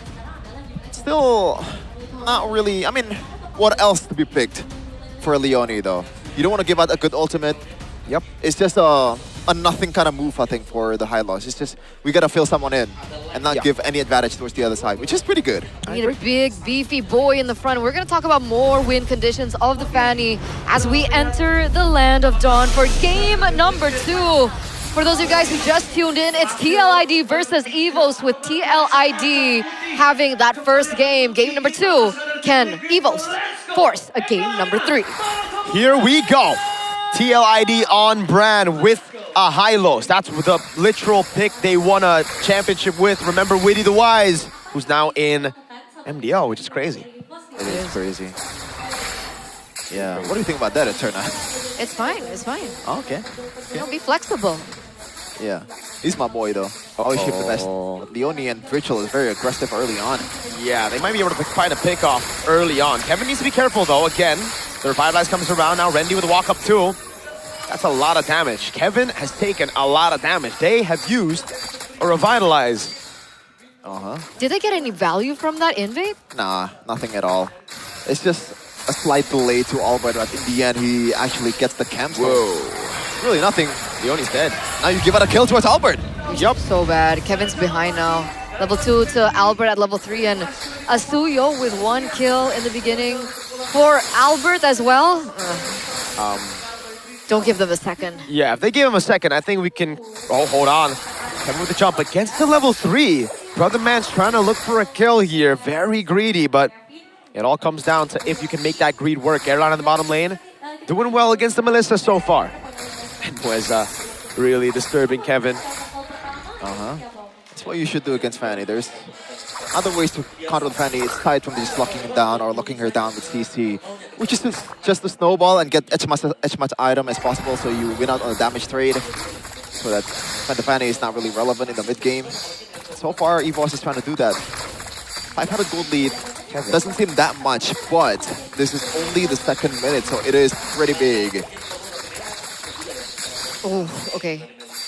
I just expected a little bit more cover for Kevin.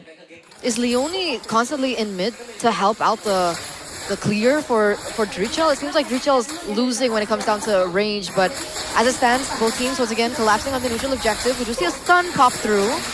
Okay, they're baiting out some really good resources. Glorious Pathway stolen by Rizza. Placed down. Consecration down as well. This is great for TLID. In the bottom lane, Kevin doing a good job too. Ball Lightning now strikes Rizza again. Aran just such a menace, even against Rendy. Kevin's picking up the XP grab. He should be able to get an level advantage now.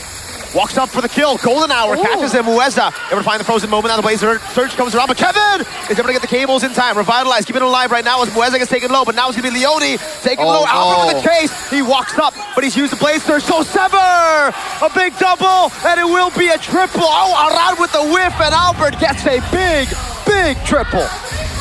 3-4-0 trade? But for Albert, he's 4-0-0 now. He's level 7. He's going to pick up the neutral objective as well. This is not the greatest of earlies for TLID. Yeah, far from it. Shout out to Mueza though, with a pitch perfect golden hour there, just enabling everything for Albert. But yeah, TLID, unfortunately, they have to do this. Oh! Can you get it?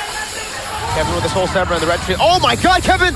Still goes in with the cables. It was Albert, sorry, with the Soul Saber Red Tree. Wendy. Kevin's dead. Oh, no, he's not. Oh god. I thought the shield would proc boom on his face.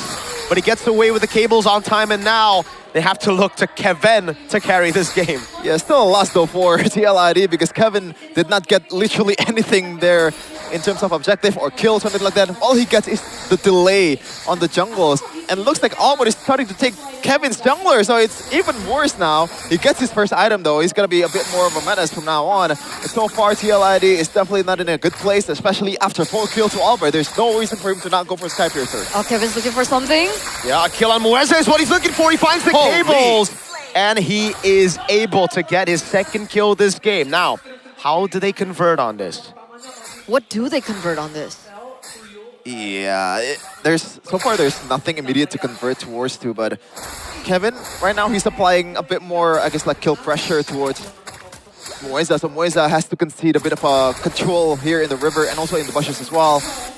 So somehow TLID is trying to use that immediately. Yep, Mueza gets away, baits out a stun and an ult, but Ritual's ult comes in very quick.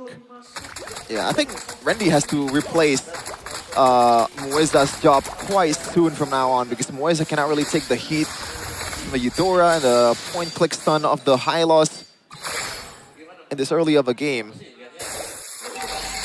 Kevin, how is he going to start catching up as well to Albert, who's already at level 9? I guess he's cutting waves up top. Yep. Is that the plan now? They're giving waves onto him already because they know he's behind. Yeah, because there's no way you're catching up with farming as a Fanny, but now... Oh, Drichel! Falling star move from Maran, trying to peel for Drichel, but they are staying way too long in the mid lane here and running to the wrong side of the map.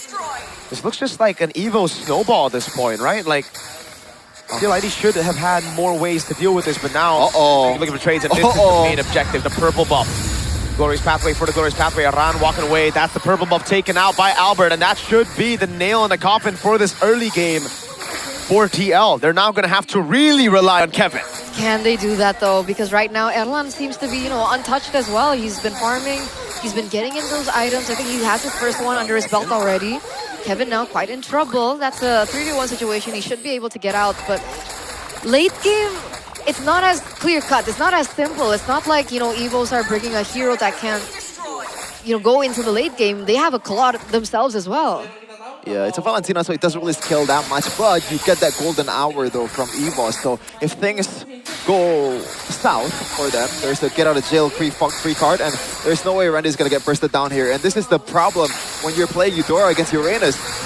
Hold on. Oh, wait, that is a very good position. Oh, Kevin's going to go for the Prius as well. Burst down onto Albert. Kevin, you needed the shine, and now he flickers forward. What? Kevin with a crazy move, and it ends up punishing him in the end. Erlan with a blazing duet. Now around in the midst of it all, that's going to be Kevin up top looking for the trade. Kevin, that was so bombastic, brother. A flicker forward. What?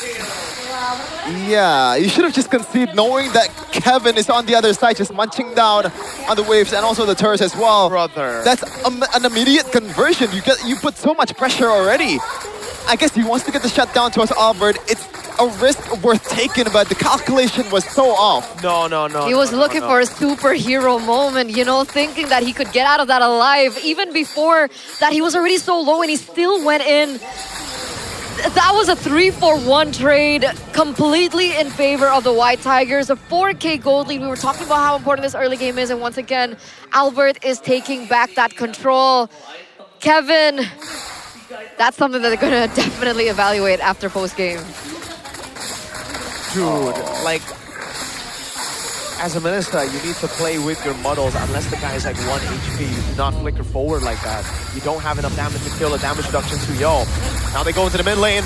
Instant blazing duet coming down now. As that's going to be Kevin with the free hits again in the mid lane. It's Aran holding it in, but now it's Albert with the Soul Sever as Rendy took Trichel out. Fanny, Kevin can only just look for trades on the other side of the map, and now it's 2 members coming to chase him down. He has the cables. Now can he escape? Frozen moment coming in as Kevin walks in. Oh my God. Able to fight it now. Can he win a 2v1? Erlan with a BMI. Can he go back? Kevin running away now as that's going to be Erlan with the chase with Riza. Cable away. That's one. Riza trying to look for the angle. There's 2 Yo. He's dead, right? There's no way. They cut Riza. Knows. Oh! A splash and a flicker. A shutdown to Kevin the Jote. That was a nail in the coffin right there. The shutdown in the hands of Riza. This, again, he's trying his best, right? When you're on a Fanny, your plan Z is definitely looking for the trades on the other side of the map. He stayed just a little bit too long and the punish definitely hits. Albert looking for more space, looking for more objectives. Evo's collapsing on more objectives, taking it away from Team Liquid.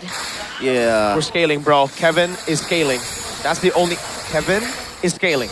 That's the only cope. Buy time? I think they can. With a Fanny, Crossing on the other side, there you go. Swift Trinity at 9 minutes. And not bad. To recreate that kind of team fight in a very small space like that. I don't know if EVOS will bite on the gambit again, but, you know, chances are there. And if the chances are presented, you've got to take it. TLID now down by 5k gold lead, and this is not a good game at all for Ritual, man. There's really nothing they can do right now aside from just poking down this Uranus. And I love the itemization from Rendy as well. He immediately focused on towards the magic damage and 0 physical damage defense. Glorious pathway again by Riza. So far on his debut, doing an amazing job, even on the Selena earlier, despite the loss. I agree. We were questioning how the new mid laner is going to fare. I mean, we were so used to Dre on W for the first 2 weeks. And then he comes up, does what he did, and it looks pretty solid. Cheeky Albert. And on the other side of the map, you know, Drichel, it's not easy to play a Eudora when you're behind, especially from map control. Like, how do you position yourself in a way that you're close enough to the core members of EVOS? That's why we're looking at Drichel just really being shut down in this game. Yep, now they go on Rendy. He has the Purify, has already used the Consecration. Moeza with the flank in the back line, now flickers in. Kevin getting away, Drichel with the flicker out, now the Blazing Duet still chasing Albert, finds the Queller. Right on him. Albert with the Blade Surge forward. Now he wants to go for the jump as Kevin is still right there. Pops in the Muddles onto Rendy. Dashes forward but doesn't bring the Muddles in. Kevin, very low. Needs to respect this. Falling Star Moon now from Maran. That's a free Lord over to Evos as TLID will be forced caged back in their own base. Yeah, other than, of course, Kevin, who's flying all over the map. I think he picked up the enemy turtle. Oh, no, he didn't. Was his own purple frozen? Was Albert's purple frozen? Yeah. Damn. So that's cheeky Albert. He knows that his own purple is actually much more important to the Fanny instead of for himself. And Rendy, that's a big item as well. The Muddles were starting to hit Rendy quite hard there in the last exchange, but now with that chastised Cauldron, it should deter a lot of damage, or the main damage dealer from TLID from now on. And this is tough. It's a Uranus on a winning game and a Eudora on a losing game. So it's working out for EVOS, it's really not working out for TLID, and now the lowest spot to come up in the mid lane right here, Kevin. All he can do is just split the lane right now, especially without the purple buff. He is not a factor at all. Inside of the base is where he can make some plays. Going back and forth in the fountain, we've seen countless defenses from... Wow, he's actually going to try to just delay the wave, but now he's going to have to recall. This will be for sure a base turret in the mid lane taken down as Kevin is sent up top to clear out the side lane. They will give this mid base turret now with the Glorious Pathway used up by Riza. Leone has already used his.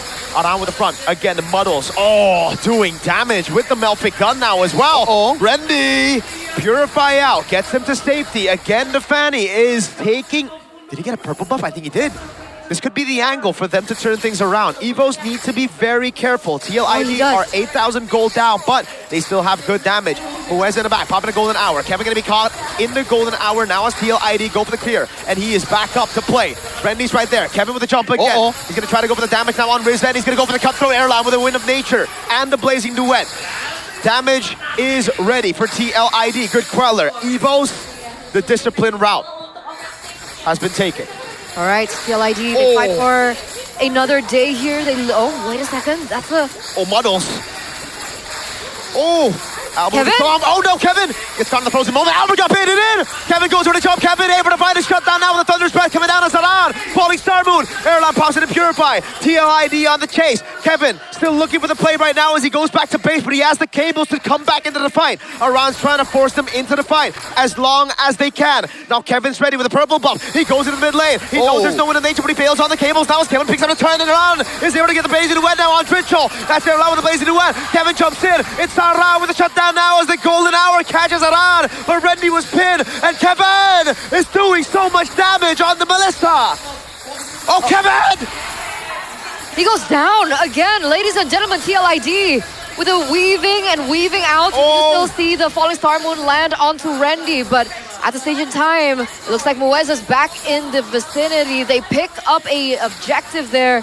The tower falls for TLID, and the weaving and weaving out between Kevin and Kevin. Which one?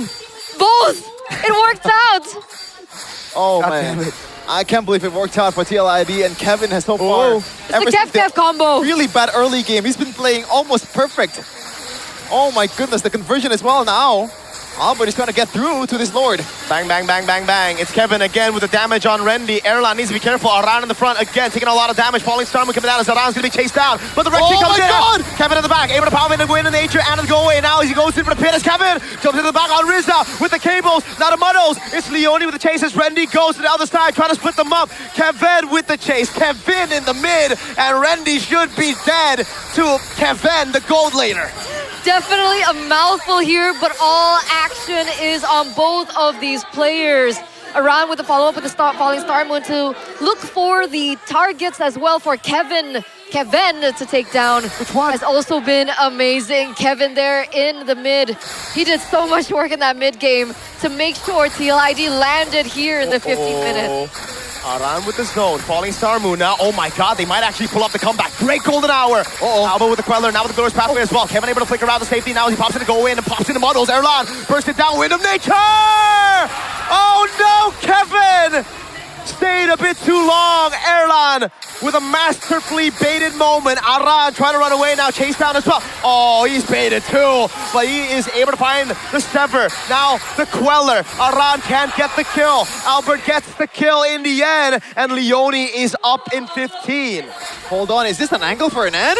Didn't want to do it, Evos? There's really no real wave clear from TLID. Uh-oh, 17 seconds for Kevin to come back. We did see that Kevin went straight sprint into purple buff. You said that this was the best place for him. Let's see if it is. Ooh, Kevin needs to be able to survive this one. Thunder's Wrath to clear out the wave. Now the Glorious Pathway as well. And folks, top it's lane. A free base turret to TLID up top. No Kevin way. goes over the cutthroat. Alba with the blade surge. Back again. Kevin, gets covered the frozen moment. Has the immortality, has the cables as well. Retribution from Albert, not enough to take the immortality down. Dude, Kevin is playing this Fanny amazingly. I did not expect that. I thought it's gonna be just decent on Fanny. This is more than decent. This is amazing. You forgot season 16, Kevin Wow. Joe. His team went 0-9. But he was pretty good on the Fanny. He's done so much. He did so much. I don't think if the Fanny wasn't, buying time in the objectives, the towers and the side lanes, cutting the waves as well in certain moments and certain Lord pushes, we wouldn't be in this position for TLID. He wouldn't have bought enough time for Kevin to really come online, and we finally get to see Kevin full item, Wind of Nature as well, on top of course, the Rose Gold Meteor. Looks like there's another engage. Uh-oh, Kevin in the back, able to find a few cables, but it's only on to Randy, of all people. Yeah, but there's no Purify and also Wind of Nature, I believe, for Erlan, though. That's a big resource burn before the Lord fight even begins. And that's also a window for both Kevin and also Kevin to actually lock down on the Claude. But he has to be a bit more careful from now on, though. But point-click stun of Hylos has always been very underestimated by pro players. Like, it's such a small stun, but, just a 0.5 seconds can be detrimental to how the game goes. And this later is part of the game. This could be free, dude. Oh my god. Dude, they're all way too far. They need a golden hour to land to the latest. Oh, they missed that? They do. They know they have the far lane. There is no urgency to burst this lore. They can play it as slow as they want. Mid wave cleared out again. That top wave's looking juicy, and that means Evo is going to be sent up top. But if they do that, this is an evolved lord now. TLID are going to start it. The Claude shows up. Hello. Rizza's going to be engaged on ball lightning. They bait out. Oh, massive and oh no! Kevin, oh my god, now it's gonna be chopped. Oh, Kevin! Oh, both Kevins! One with the rose gold, the other one with the flicker forward and a kill. Now Mueza walks up, but he's gonna be caught in the muddles. Golden hour coming down, but it's gonna be everybody still there corralling over Kevin! The gold laner. The gold's still coming in. Is Erlon's able to pop a blazing duet now? Kevin pops it over to nature, and the muddles right there. He buys the immortality. Kevin is a goddamn gold on this Melissa! Double kill! A flicker forward earlier, now Erlan is all alone. Around with the falling star moon chasing him down as Erlan goes back to the BMI. But Kevin stay locked into the base. Erlan's gonna be caught all alone against two. The Kev combo takes us to a clean sweep. 2-0 TLID versus EVOS. After that loss yesterday, it looks like TLID have gone back to the drawing board and reevaluated, and they came back stronger today. The Kev duo. What a new combo. Holy moly.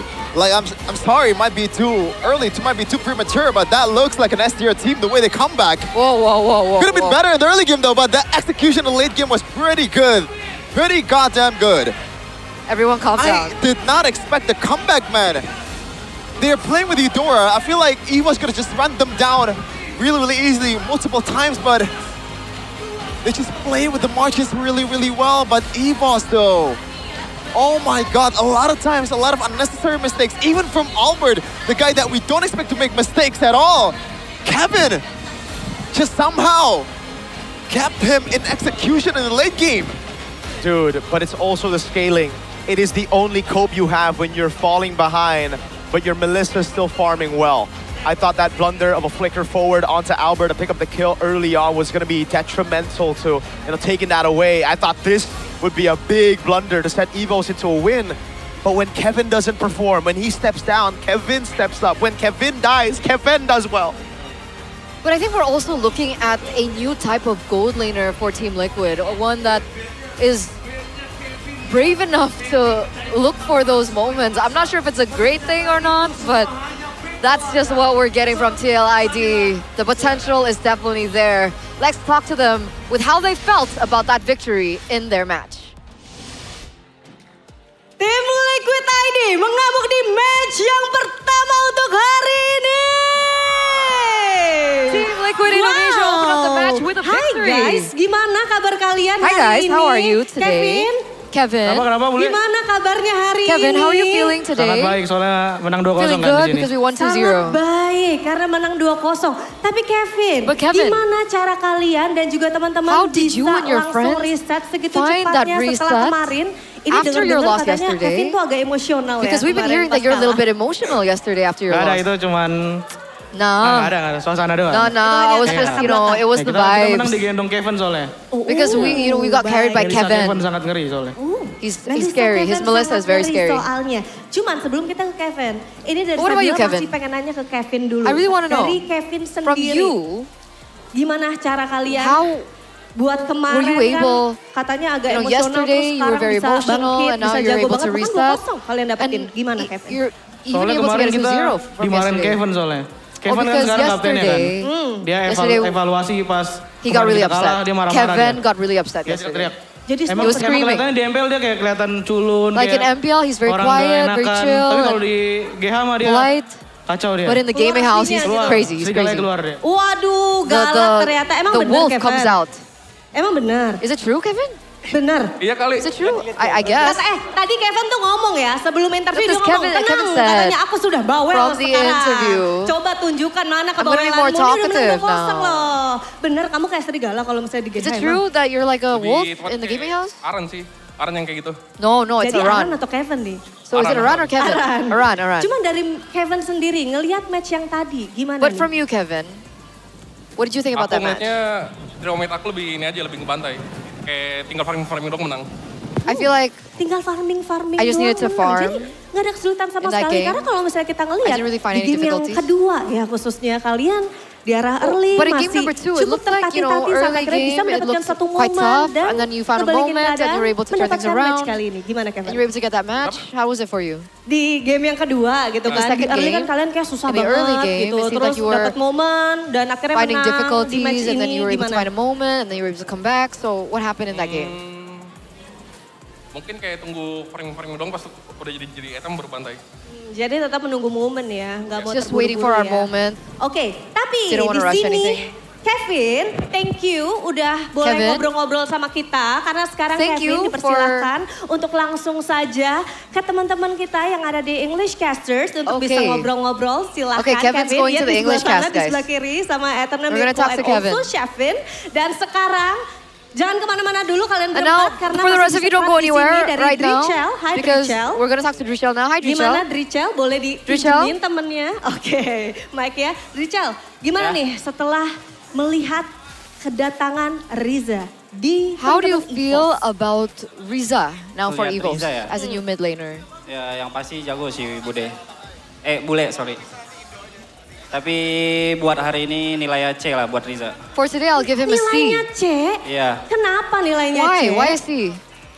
karena 2-0. Because it was a 2-0 from us. 2-0. Bukan karena kalah lane dari Drichel. Apa sorry? Bukan karena kalah lane dari Drichel, enggak. Is it not because he lost lane up against Saya you? nggak main tadi game 2. Oh no. I didn't play game number 2. Kenapa nggak main di game 2? Boleh dong diceritain ke kita semua. Why weren't you able to play game Tadi tugas saya number emang 2? disuruh Kevin buat mati aja. Because Kevin said that my job was to tugasnya die. sesuai dengan Kapten Kevin ya. Kapten Iya. Kevin ngomong apa, itulah yang dikerjakan. Yang penting dia bisa So it all depends enak on Captain mainnya, Kevin. Saya kasihin aja. So whatever Jadi he kunci says, I'll kemenangannya do adalah what he enakin does. Kapten Kevin. So what's the key Yeah, to Kevin. victory? So the key to Oke, victory is kunci Kevin. kemenangannya adalah Kevin. Cuman di sini tidak lupa ada Leonie. Hai, Leonie. Ya boleh. What about you, Leonie? Sehat hari ini. Are you Kurang healthy? sehat, tapi Are you oke. okay? Sedikit kurang sehat tapi Oh, oke. it seems like he's Leonie, unwell tadi today. aku ngelihat adanya Hylos nih debut untuk di Leonie. season 18 ini. I saw Gimana that Leonie? the Hylos debut debut serius. today. What did you think Debut about that? Hylos. Oh, ya Elas gitu-gitu doang, badan doang sama aja kalau disuruh. I Kevin mean, the katanya gameplay mati is aja katanya. basically the same. Jadi You just, semuanya nih emang you're a big draftnya beefy juga boy, jago-jago you dari Kevin die. juga lagi. Enggak dong. It's nothing Dari Coach special, Bill. nothing Ya, new. ya tanya Kevin aja. Ya si Onja pasti bilang Kevin juga. Oh, jadi semuanya tergantung sama Kevin So ya? Ya everything Mbappe dia depends soalnya sekarang. Waduh, on luar Kevin biasa. because Tapi he is the Leonie, Mbappe now. ini Sabila mau nanya, dari Leonie sendiri nih, menurut But what do you kamu, think, Leonie? dengan In adanya your Mueza perspective, bergabung sama EVOS, itu with memperkuat Mueza EVOS joining nggak sih? EVOS, do you think it has made Moeza EVOS tetap stronger? Moeza yang jago, apalagi HC-nya kan. I think Sama Mueza is strong, Glue dia juga especially gede his dia. Kaja, Jadi memperkuat EVOS. and it does make him Memperkuat stronger. EVOS. It does make EVOS stronger. Ya. Ya, oke, Yes. baik. Tapi sekarang kita ke Aran ya, katanya dari Now let's talk kapten to sudah Aran. menjadi wakil kapten, betul Aran? And now, because Yeah. you're no longer captain, you're turun vice kamu yang jadi wakil captain. kapten ya? Udah It seems dilengserkan. like you've, you know, Waduh, udah dilengserkan. gone down Tapi a bit. dari Aran sendiri, gimana Aran ngelihat But from match you, Aran, kali ini? how do you Kemenangan penuh see the didapatkan match right 2-0. now? 2-0. Tadi lumayan berat sih. Soalnya I think it was hitungannya quite kita tough early-nya banyak kalahnya. Because Jadi we ya lost a kita lot bisa in the comeback early in, game. Jadi lumayan berat game-nya. So Oke, the fact tapi that we were able ada to nggak find a sih comeback, bekal it made yang it kalian quite difficult bawa for us. untuk match kali ini? Mengingat kemarin But kan was there kalian something that baru you were kalah able to 2-0 bring? nih. Sekarang kalian menang 2-0. Ada nggak bekal yang dibawa buat match Yesterday kali you ini? lost 2-0 and now lebih- you won 2-0. Apa ya? Lebih respect di late game-nya aja sih, nggak kayak kemarin. Gitu. We learned Jadi to respect the late game a kesalahan-kesalahan di bit hari more. kemarin sudah berhasil ya untuk dikerjakan dan hari ini tidak So it seems terulang like it's lagi gitu worked. ya Aran ya. Ya betul. And you didn't Baiklah, repeat the same cuman mistake dari Aran twice. sendiri ngelihat MPL Indonesia season 18 gimana sih? But Aran, how do you think or view MPL ID season 18? Harusnya lumayan seru sih. Soalnya biasanya been pretty Onyx kan fun. yang kuat kan. Because Season usually it's ini Onyx, that's aku really lihat BTR strong. juga kuat banget. But this apalagi habis season, it juara looks kan. like BTR Kayak are also bakal very lebih seru strong. sih. Wow, bakal lebih seru. Cuman Ran, gimana nih menurut Aran setelah kembalinya Randy dari MPL But with Randy terus coming balik back MPL, into gimana EVOS? gimana Ran kalau menurut kamu? What do you also think about Randy in the Belum bisa EXP lane? terlalu nilai sih. Soalnya I can't really dia judge right cuma now. mainnya kan Barat, Uranus gitu kan. Because Jadi so far he's only been mekaniknya belum playing kelihatan. Uranus Kayak aku and belum bisa Barat, nilai sih. so I haven't been able to Jadi see dari his Aran menunggu full di leg 2 potential or his mungkin? full mechanics. Dari Aran So I menunggu think I di need a leg little bit 2 more time. mungkin? Hero-hero lain? So are you waiting for the other nanti lawan heroes? tim lain aja sih, baru bisa nilai. Ya. I guess I'll just wait. Baiklah itu dia. Dan For me to be able to tell. langsung saja ada Kalvaris. Marilah kita sambut. And here we are. Dia, Tim Liquid The winners ID. of the match, Team Liquid Indonesia.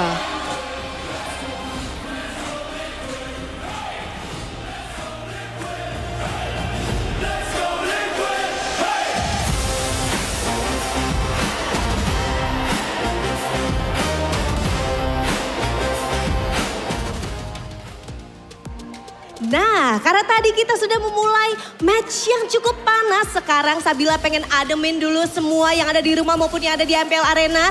Jadi teman-teman semua super fans jangan kemana-mana. Karena Sabila akan bagi-bagi hadiah di GoPay Hadiah GG. Caranya gimana sih? Caranya itu gampang banget ya. Jadi teman-teman yang ada di MPL Arena maupun yang ada di rumah langsung aja standby untuk smartphone-nya. Abis itu kalian buka aplikasi GoPay. Kalau misalnya belum download, langsung download sekarang juga. Tapi Sabila yakin semuanya pasti udah pada download ya. Nanti pas udah dibuka, teman-teman langsung aja buka kamera pada smartphone untuk scan QR code-nya. Kalau misalnya udah buka kameranya, sesaat lagi bakal ada QR code yang akan ada di depan teman-teman kalian. Langsung di-scan, terus langsung masuk deh untuk saldo GoPay-nya. Baiklah, sekarang Sabila pengen lihat, inget ya, yang udah dapat langsung aja tunjukin ke kamera. Semuanya ditunjukin ke kamera kalau misalnya udah dapet. Gimana? Semuanya udah siap? Wow, semangat banget, luar biasa. Oke, kalau gitu langsung aja kita spill QR code-nya dalam 3, 2, 1. Ini dia. Langsung di-scan sekarang juga dan ditunjukin ke kamera kalau misalnya udah dapet ya. Super fans mana nih? Di Kalvaris langsung tunjukin. EVOS fans juga jangan mau kalah. Langsung ditunjukin ya sekarang juga. Ayo. Oh udah ada yang dapet tuh sebelah sana. Udah banyak banget yang dapet. Keren-keren banget. Ayo dong yang mana? Yang udah dapet langsung ditunjukin lagi. Ini banyak banget yang dapat, bahkan yang belakang-belakang aja semuanya sudah pada dapat hadiah dari GoPay Hadiah GG. Cuman tadi kita sudah menyaksikan match pertama berjalan begitu panas. 2-0 didapatkan oleh teman-teman dari tim Liquid ID. Tapi apa sih yang sebenarnya terjadi? Kalau begitu sepertinya Sabila akan langsung saja kembalikan kepada teman-teman caster yang udah ready banget di sana. So casters silakan.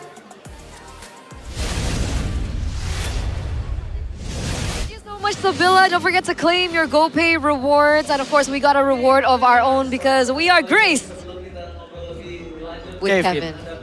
Kevin. I can't call you King Maharaja Kevin anymore. No, we don't call you. We King call him Maharaja. Jot here. We call him the Jot. The Jot. Jot. You're Oh. still the Jot. Yes. Where with the Jot? With the Jot. The Jot's a bit shy, but it's okay, all right? The Jot, how did you feel after that game? Firstly, because yesterday you lost in a crazy comeback fashion. How do you feel getting a win today? Yang pasti ya kita sekarang senang banget lah soalnya kemarin habis kalah terus risetnya harus cepat juga kan. Soalnya kemarin kalah juga apes banget, comeback 2 kali ya, padahal tinggal end game, tinggal clean game.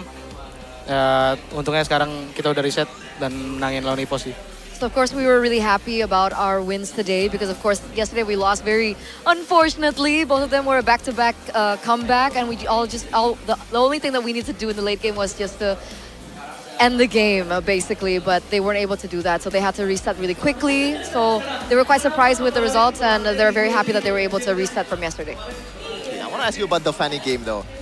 In game number 2, all right, did you expect the Fanny to be let go and when did you realize that you were gonna pick it? Jadi pas di game itu lu expect gak bakal main Fanny dan kapan lu bakal decide atau mikirin kalau gue bakal main gitu loh. Maksudnya kayak kan kita lihat Fanny di itu udah kita plan dari itu sih, dari kemarin sih. Soalnya emang Fanny gak ada yang tahu kan, kira-kira orang-orang ngiranya aku gak bakal main Fanny kan.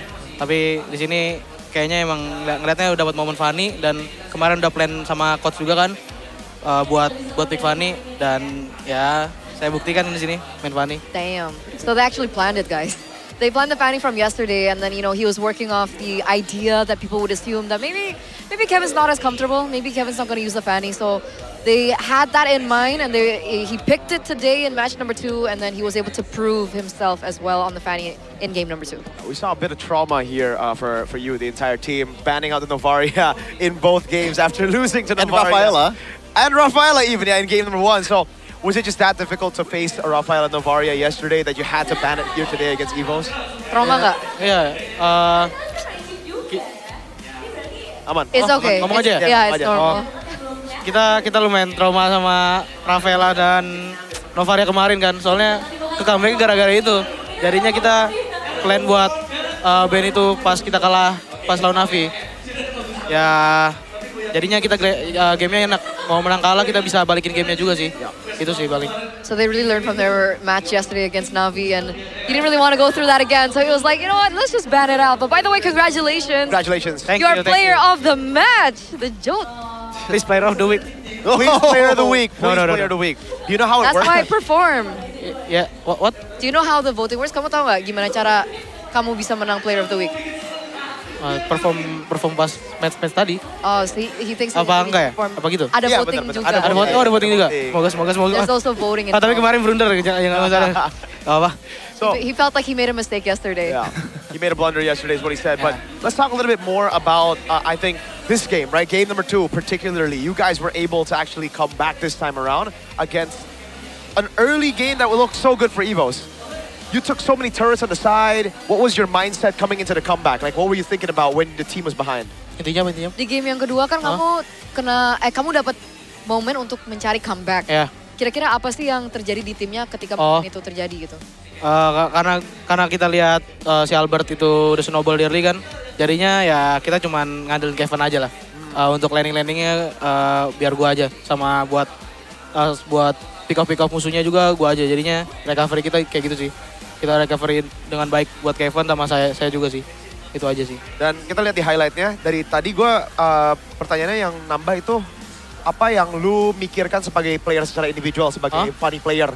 Di samping-samping kan lu clear terus, lu dapetin pick off terus kan, jadi apa yang bisa membuat itu terjadi? Itu sih emang gameplay gue kayak gitu sih sebenarnya. Gue kalau misalnya posisi kalah ya udah kasih aja biru gue yang landing sendiri aja gak apa-apa. Alright, kayak gitu aja sih. So essentially what he was talking about was that he understood that they were losing in the early game, and obviously they needed to find some sort of way to recover from that loss in the early game tempo. So it was already kind of his play style to go to the side lanes, look for towers, look for pickoffs in order for him to buy enough time for Kevin to be their winning condition in the late game. Okay. I want to ask you a question as the jungler yourself about the priority list of the jungle right now. It's Hirara, Pakiro, top 2. And aside from that, you know, do you think that the Suyo is better currently than the Nolan? And that's why you pick the Suyo. Itu apa sih? Jadi mau tanya tentang priority list di jungle ya. Menurut lo itu top 2-nya Hirara, Pakito. Terus yang selanjutnya lah.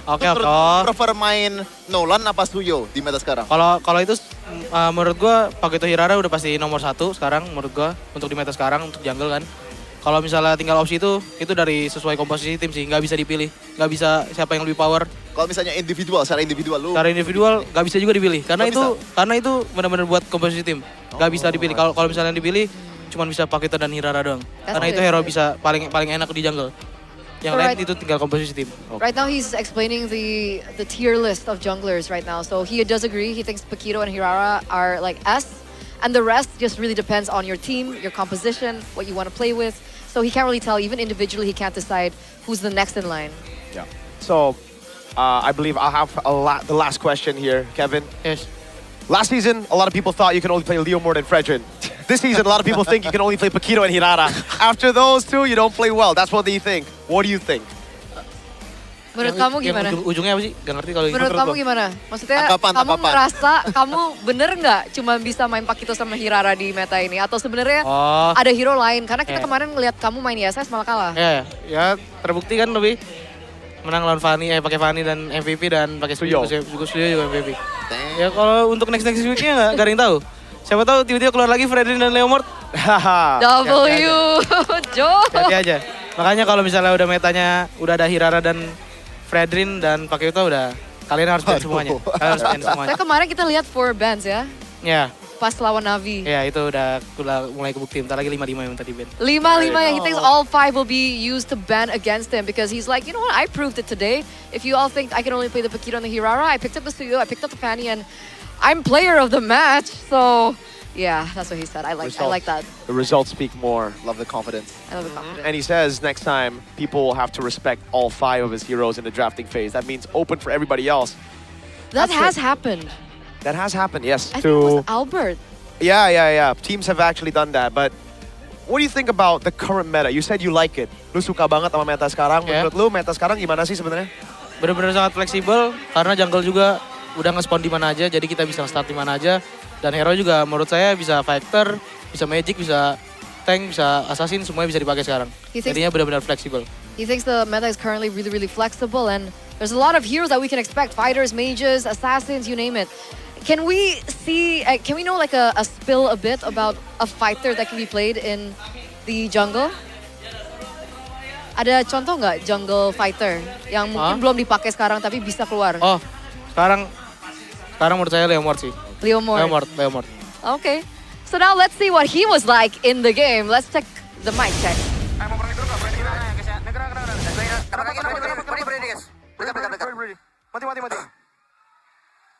Mati. Kabar dulu guys. Sebarang guys. Jo, terima. Sabar ya, gue tada dulu. Ya, terima. Oh, dia udah pernah nih, boleh. Paras dulu guys. Ya, paras dulu. Mati. Baru dulu guys. Baru dulu. Mati. Ayo, try dulu. Nice boy. Nice. Keluar dulu. Bostan, suyo. Gue repet Jo. Bisa guys. Lihat Claude ya. Claude nggak ada BMA itu. Ya, nggak ada BMA deh.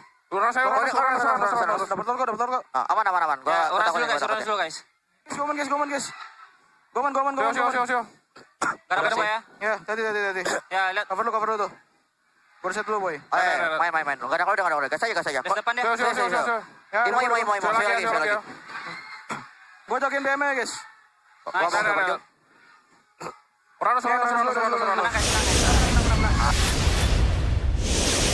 And only 3 remained. 3 remain? What do you mean? There were 4 of us. And now it's boring again. Bring back the Jote. Nah, I don't want the Jote here. Why? Because he should be there playing. But he's done. What would he need to play? See, that's a loser's mentality. No wonder they lost the last 2 seasons. God.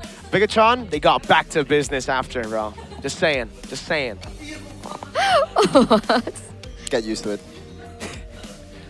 I mean, defending champions of an international and a domestic title, something some of the teams can't do. So much yapping. It's yapping, but it's backed up by success. Hey, we don't know if you'll remain consistent, okay? Because it's only been 1 season, but what has remained consistent is how great Infinix is.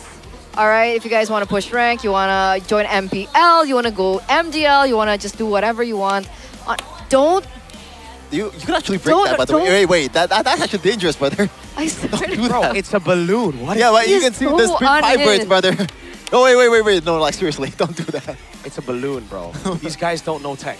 But the phone isn't, all right? It's smooth, it's fluid, but it's not a balloon. Durable. It is durable, okay? 144 FPS gaming ecosystem. There's no frame drop, there's no lag, there's no more freezing as well. You get the cooling chamber at the back.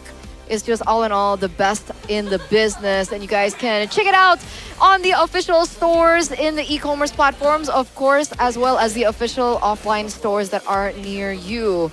And even pro players are ready because they're using the Infinix GT50 Pro to perform at their absolute best. Yeah. Show us your base game. Best gameplay? Base. But what the heck? I was like, base camp? Bass game. And unleash the cooling beast with the Infinix GT50 Pro. Sorry. Do you have a bass gameplay, bro? English caster, by the way. By the way, are you more... We're all like English caster, by the way. Are you more Infinix or are you more Indonesia? I'm more Infinix. See, look, this is Indonesia, but if you turn it around, this is Poland. What was that for, brother? And if you do this, and you cover it, get it in a different color, it's Monaco. Yes, that's how flags work. Thank you for the information. Thank you. I learn something new every day. No, you don't. What's next color, Kester? What's next? I have absolutely no idea. I'm tongue-tied right now, bro. idea. I'm so tongue-tied. What is going on the English desk right He now? needs to track his heart rate, dude. I because think he I does. think he's nervous right now because it's his first time casting with this combo. Is he at 190 or something? I don't know. We should check. We should get a GT50 watch, actually. Maybe a GT watch to help him out, right? Because, Shevin, I know, you're not the healthiest of dudes. Recently, you broke your knee early in your basketball career or something. And now you started cycling, but now your legs don't work like they used to before. That's an Ed Sheeran song. But my legs don't work like they used to before. What's the next one? What's the next one? I mean, like I'll the- still remember the taste of. And then usually it's some people make the joke of these.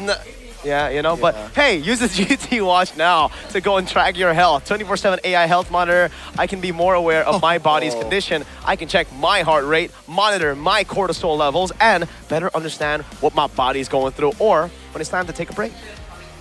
Like now. Take a break. We are gonna go on a break. Yeah.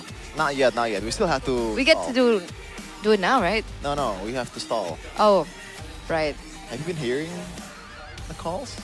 No, I'm deaf. A little. I mean, I think all the casters are already kind of deaf, because Because we have to listen to like, we like it loud. especially if there's like the Kingdom or Evo spams or. Wow! Vitality. Wait, we're segmenting them now. Just 3 fandoms that are loud. They're Everybody like else the is... loudest. So all of them. So Cavalry are quiet.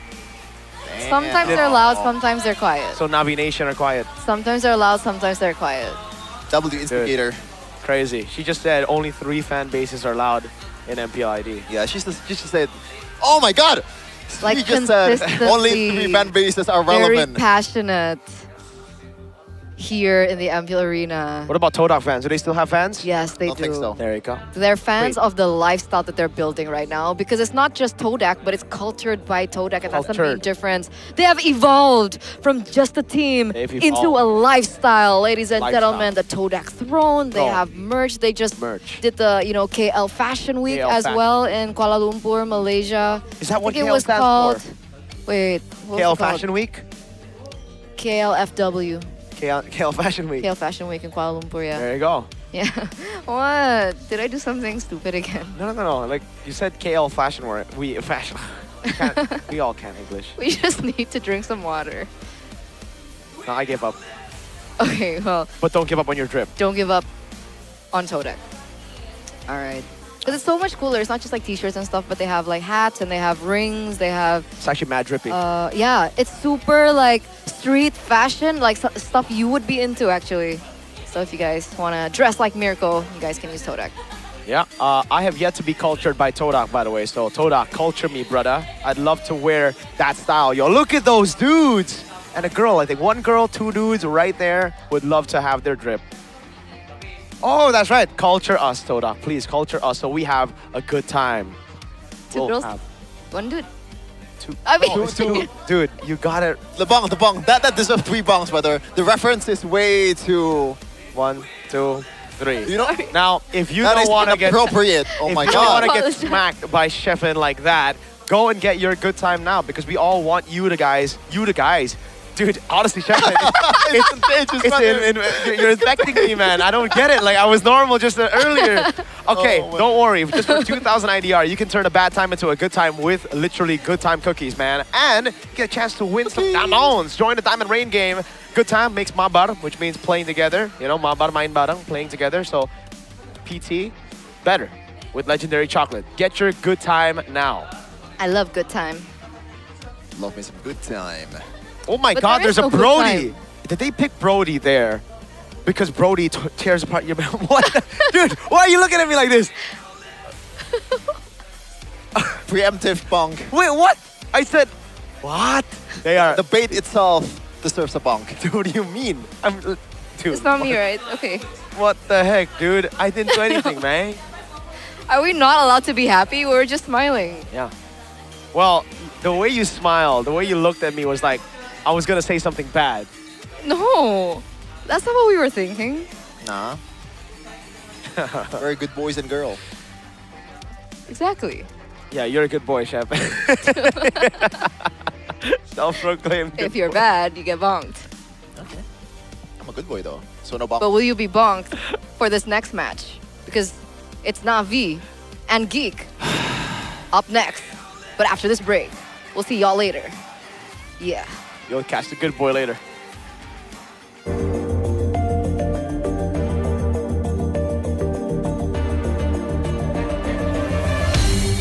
Aku kan berdiri dan terus berlari, terus ke arah puncak tertinggi.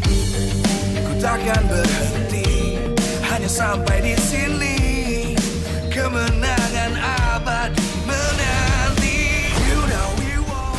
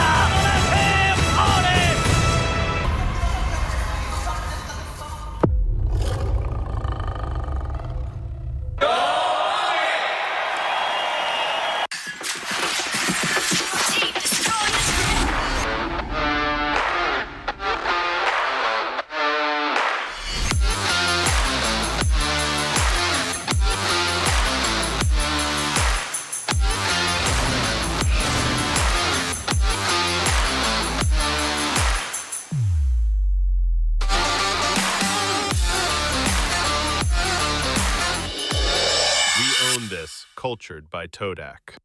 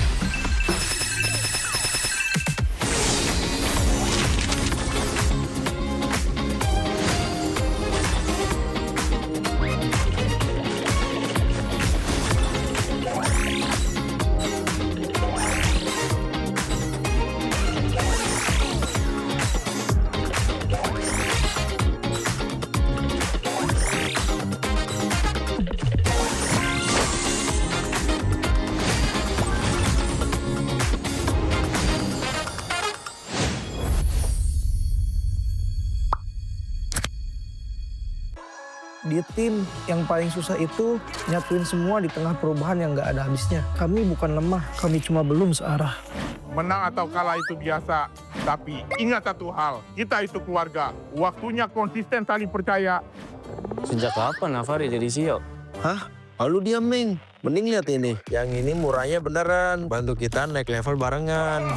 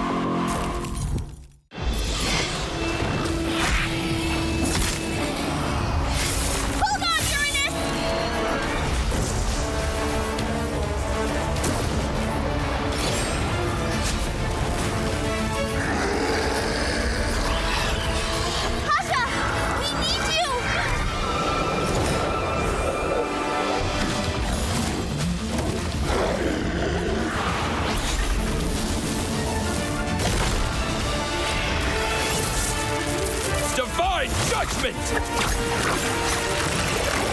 Witness the power of pure lightning!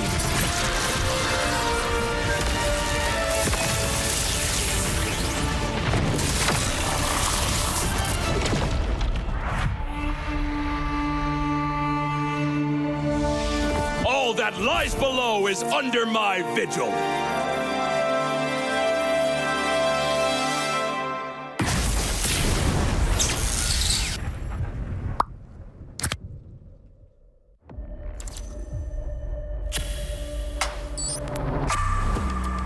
Semua perjalanan mempunyai cerita. Dan semua orang ingin menjadi pahlawan dalam cerita itu. Menjadi seorang pahlawan bukan hanya sekedar menang perang, namun mampu mencari modal untuk berperang. Oke. Hanya modal gold. Pet sekarang modal gold gampang kena comeback. Pahlawan itu butuh pengalaman. Pengalaman berseason-season adalah hal paling berharga.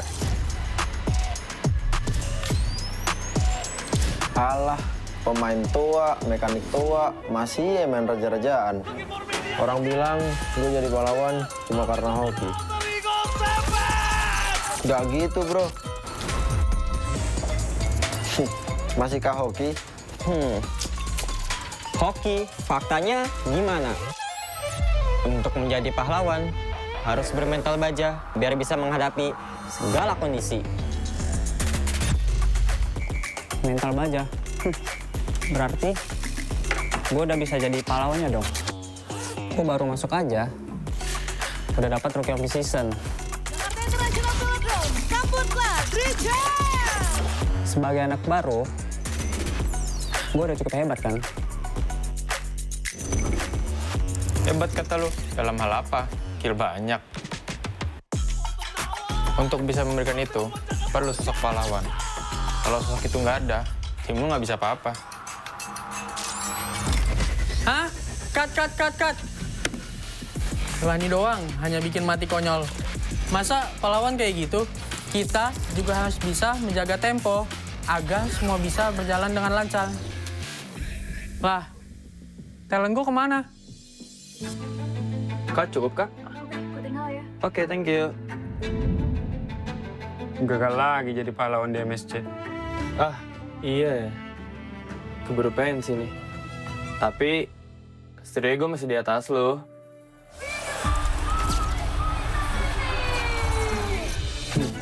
Oke doang lo itu mah. Season ini, nggak akan semudah itu. Yo, mulai syuting. Nih, baca dulu. Loh, kok lu jadi Estrada, Man? Magang, Mor. Wih, serius kita bakal main di sini? Yes, approve.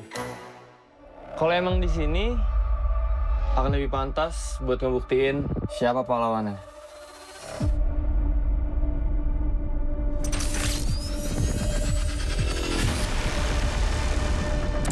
Persiapan kita cukup. Kita berpengalaman. Kita harus sesuai target. Kita punya mental. Kita nggak butuh waktu lama. Kita memiliki inisiasi. Kita bisa mengatur tempo. Kita punya banyak cara. Kita yang ngatur permainannya. Mari kita lihat siapa yang pantas.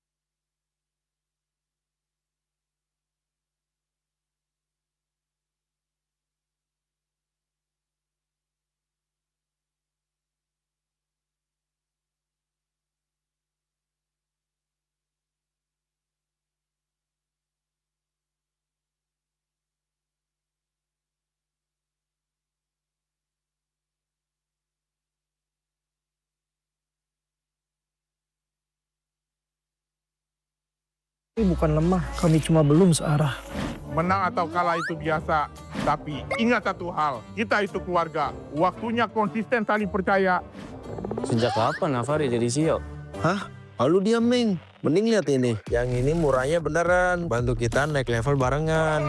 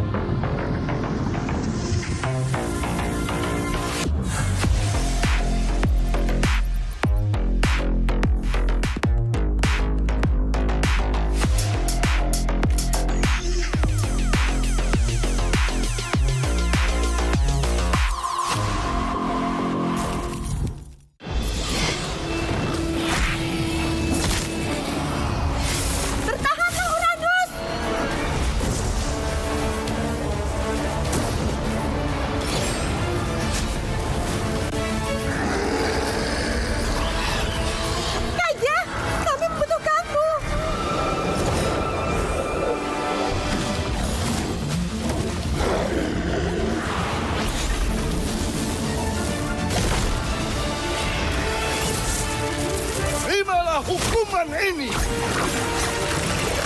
Saksikanlah dahsyatnya petir sejati.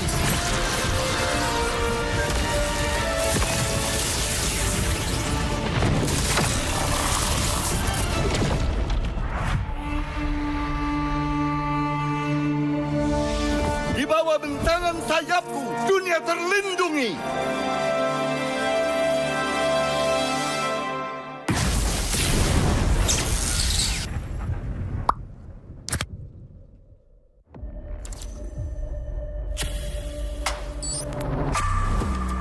Semua perjalanan mempunyai cerita. Dan semua orang ingin menjadi pahlawan dalam cerita itu. Menjadi seorang pahlawan bukan hanya sekedar menang perang, namun mampu mencari modal untuk berperang. Oke. Hanya modal gold. Patch sekarang modal gold gampang kena comeback. Pahlawan itu butuh pengalaman. Pengalaman berseason-season adalah hal paling berharga. Alah, pemain tua, mekanik tua, masih ya main raja-rajaan. Orang bilang gue jadi pahlawan cuma karena hoki. Gak gitu, bro. Masihkah hoki? Hoki, faktanya gimana? Untuk menjadi pahlawan, harus bermental baja biar bisa menghadapi segala kondisi. Mental baja? Berarti gue udah bisa jadi pahlawannya dong. Gue baru masuk aja, udah dapat Rookie of the Season. Sebagai anak baru, gue udah cukup hebat kan? Hebat kata lu, dalam hal apa? Kill banyak. Untuk bisa memberikan itu, perlu sosok pahlawan. Kalau sosok itu nggak ada, tim lu nggak bisa apa-apa. Hah?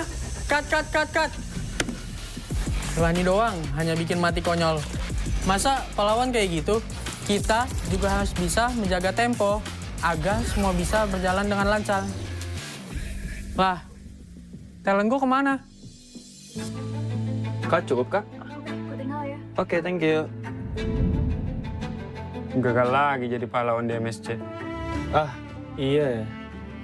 Keburu pensi nih. Tapi, setidaknya gue masih di atas lo.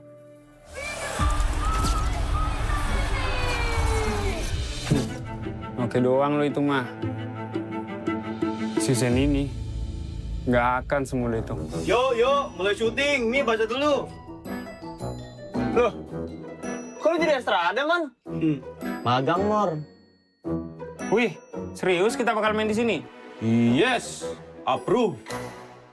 Kalau emang di sini, akan lebih pantas buat ngebuktiin siapa pahlawannya.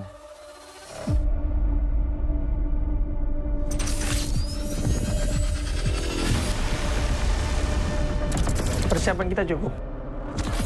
Kita berpengalaman. Kita harus sesuai target. Kita punya mental. Kita nggak butuh waktu lama. Kita memiliki inisiasi. Kita bisa mengatur tempo. Kita punya banyak cara. Kita yang ngatur permainannya.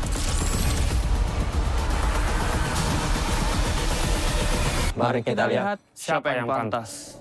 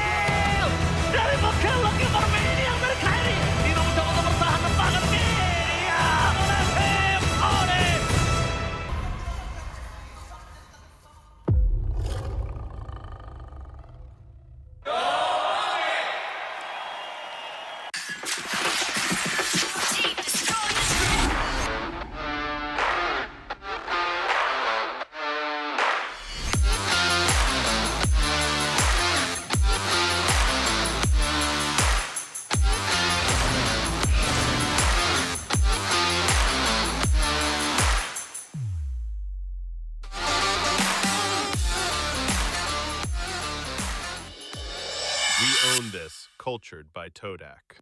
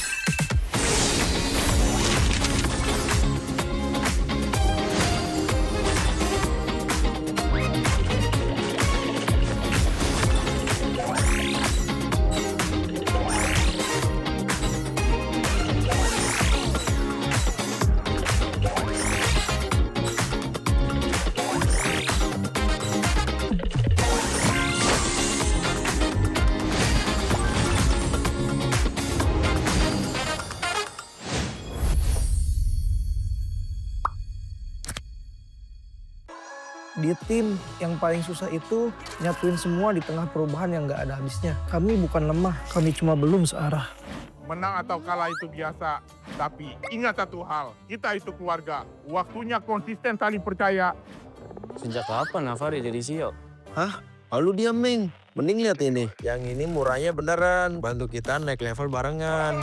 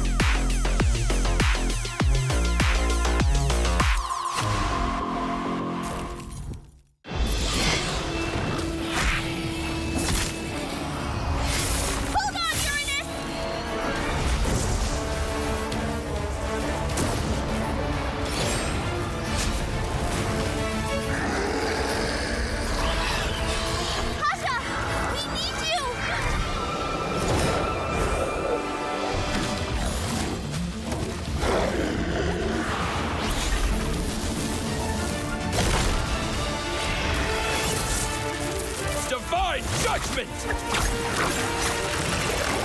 Witness the power of pure lightning!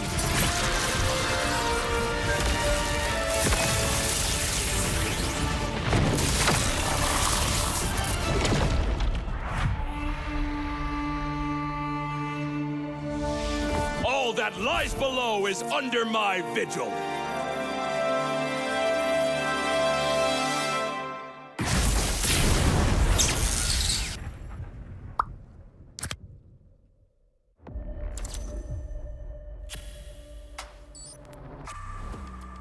Semua perjalanan mempunyai cerita. Dan semua orang ingin menjadi pahlawan dalam cerita itu. Menjadi seorang pahlawan bukan hanya sekedar menang perang, namun mampu mencari modal untuk berperang. Oke. Hanya modal gold. Patch sekarang modal gold gampang kena comeback. Pahlawan itu butuh pengalaman. Pengalaman berseason-season adalah hal paling berharga. Alah, pemain tua, mekanik tua, masih main raja-rajaan. Orang bilang gue jadi pahlawan cuma karena hoki. Gak gitu, bro. Masihkah hoki? Hoki, faktanya gimana? Untuk menjadi pahlawan, harus bermental baja biar bisa menghadapi segala kondisi. Mental baja? Berarti gue udah bisa jadi pahlawannya dong. Gue baru masuk aja, udah dapat Rookie of the Season. Sebagai anak baru, gue udah cukup hebat kan? Hebat kata lu, dalam hal apa? Kill banyak. Untuk bisa memberikan itu, perlu sosok pahlawan. Kalau sosok itu nggak ada, tim lu nggak bisa apa-apa. Hah? Cut. Lah ini doang, hanya bikin mati konyol. Masa pahlawan kayak gitu? Kita juga harus bisa menjaga tempo agar semua bisa berjalan dengan lancar. Lah, talent gue kemana? Kak, cukup, Kak? Oke, thank you. Gagal lagi jadi pahlawan di MSC. Ah, iya ya. Keburu pensi nih. Tapi, setidaknya gue masih di atas lo.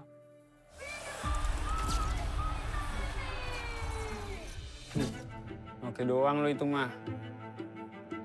Season ini, nggak akan semudah itu. Yuk, mulai syuting. Mi, baca dulu. Loh, kok lu jadi Estrada, Man? Magang, Mor. Wih, serius kita bakal main di sini? Yes, approve. Kalau emang di sini, akan lebih pantas buat ngebuktiin siapa pahlawannya.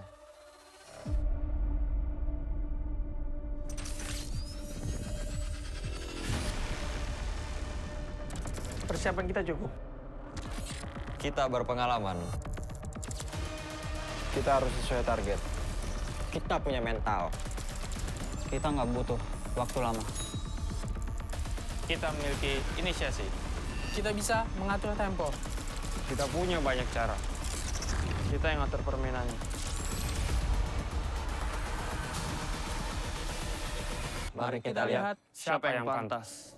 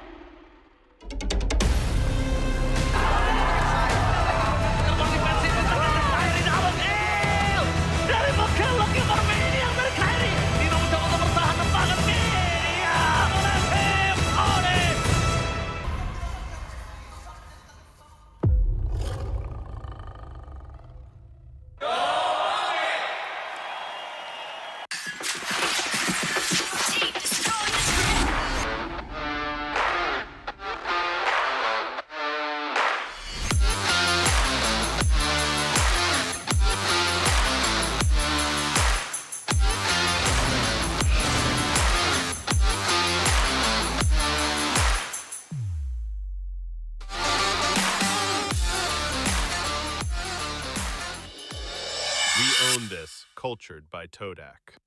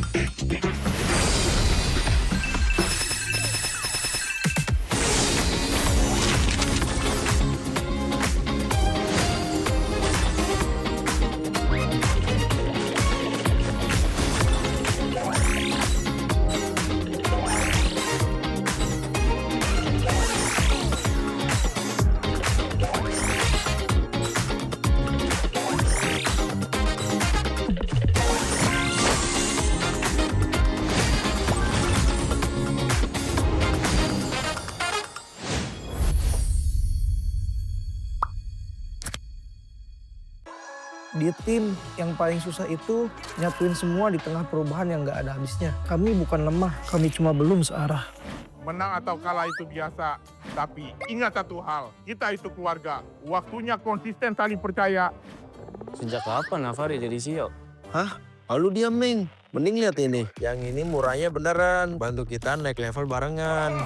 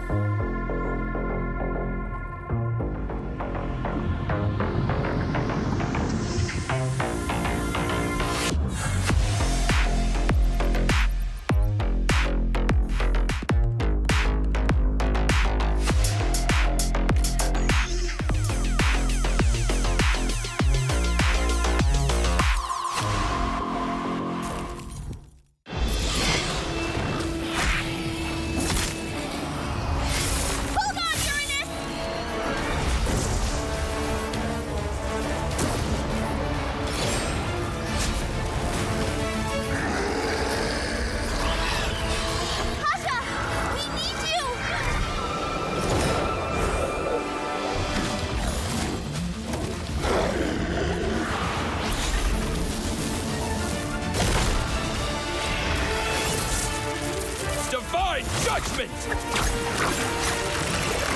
Witness the power of pure lightning!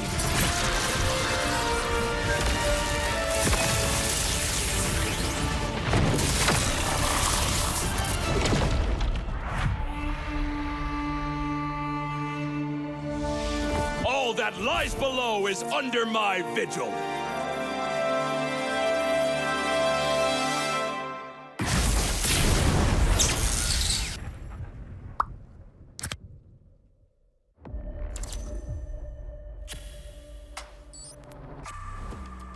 Semua perjalanan mempunyai cerita. Dan semua orang ingin menjadi pahlawan dalam cerita itu. Menjadi seorang pahlawan bukan hanya sekedar menang perang, namun mampu mencari modal untuk berperang. Oke. Hanya modal gold. Patch sekarang modal gold gampang kena comeback.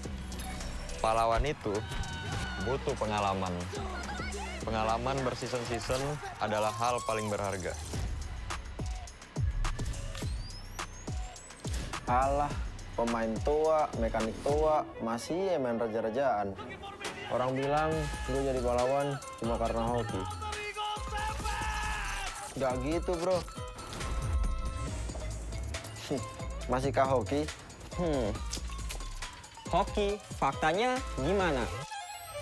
Untuk menjadi pahlawan, harus bermental baja biar bisa menghadapi segala kondisi. mental baja. Berarti gue udah bisa jadi pahlawannya dong. Gue baru masuk aja, udah dapat Rookie of the Season. Sebagai anak baru, gue udah cukup hebat kan? Hebat kata lu, dalam hal apa? Kill banyak. Untuk bisa memberikan itu, perlu sosok pahlawan. Kalau sosok itu nggak ada, tim lu nggak bisa apa-apa. Hah? Cut. Lah ini doang, hanya bikin mati konyol. Masa pahlawan kayak gitu? Kita juga harus bisa menjaga tempo agar semua bisa berjalan dengan lancar. Lah, talent gue kemana? Kak, cukup kak? Oke, thank you. Gagal lagi jadi pahlawan di MSC. Ah, iya ya. Keburu pensi nih. Tapi, setidaknya gue masih di atas lo.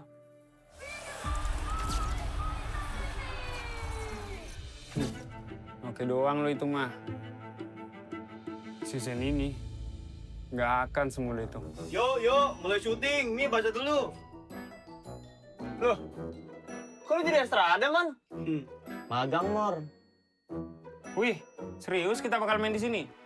Yes, approve. Kalau emang di sini akan lebih pantas buat ngebuktiin siapa pahlawannya.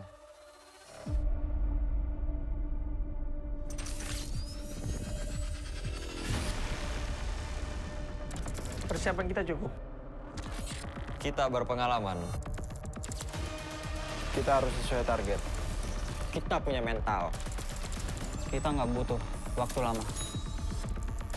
Kita memiliki inisiasi. Kita bisa mengatur tempo. Kita punya banyak cara. Kita yang ngatur permainannya. Mari kita lihat siapa yang pantas.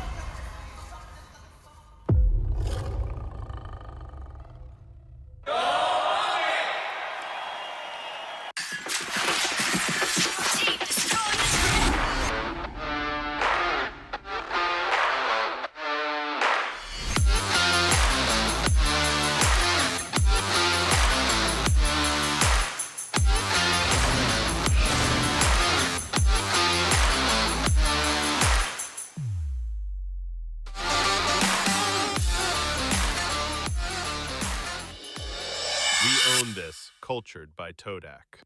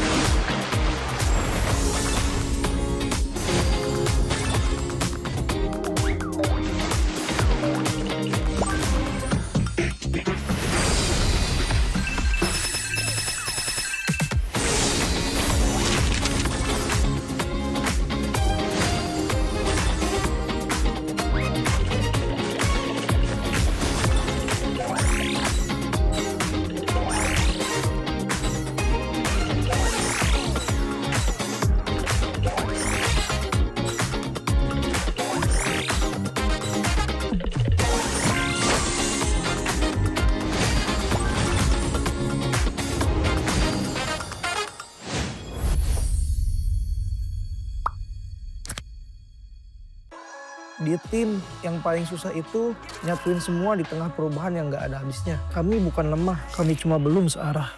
Menang atau kalah itu biasa, tapi ingat satu hal, kita itu keluarga. Waktunya konsisten saling percaya. Sejak kapan Navari jadi CEO? Hah? Lalu dia Ming. Mending lihat ini. Yang ini murahnya beneran. Bantu kita naik level barengan.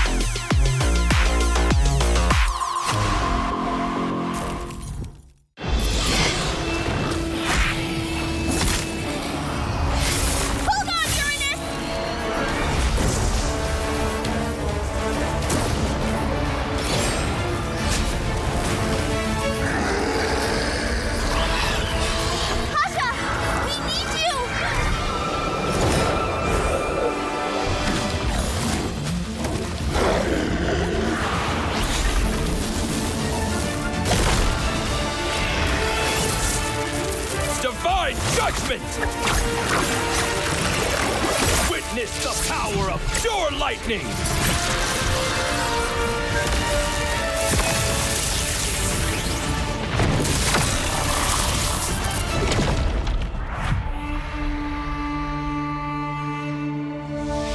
All that lies below is under my vigil.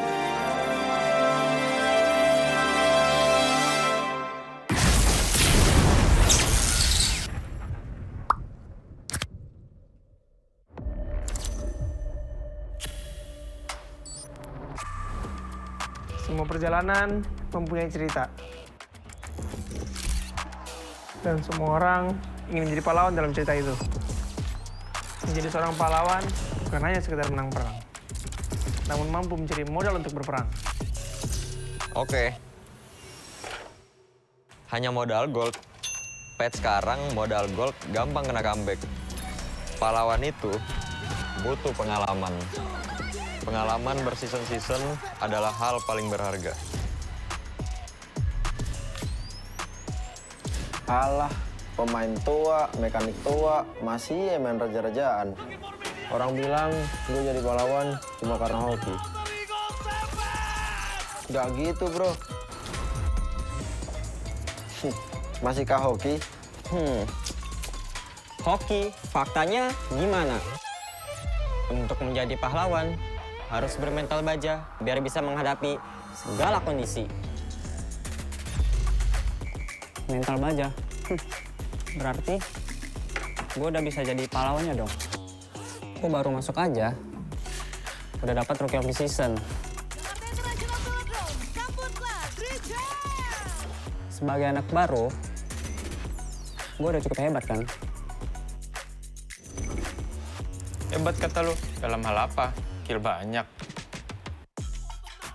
Untuk bisa memberikan itu, perlu sosok pahlawan. Kalau sosok itu nggak ada, tim lu nggak bisa apa-apa. Hah? Cut. Rani doang, hanya bikin mati konyol. Masa pahlawan kayak gitu? Kita juga harus bisa menjaga tempo, agar semua bisa berjalan dengan lancar. Lah, talent gue kemana? Kak, cukup kak? Oke, thank you. Gagal lagi jadi pahlawan di MSC. Ah, iya ya. Keburu pensi nih. Tapi, setidaknya gue masih di atas lo.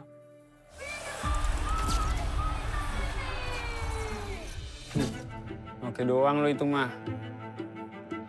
Season ini, nggak akan semudah itu. Yuk, mulai syuting. Nih, baca dulu.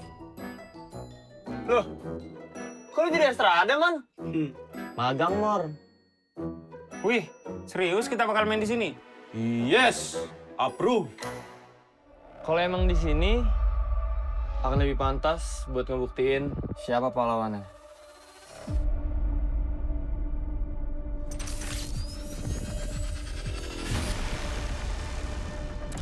Persiapan kita cukup.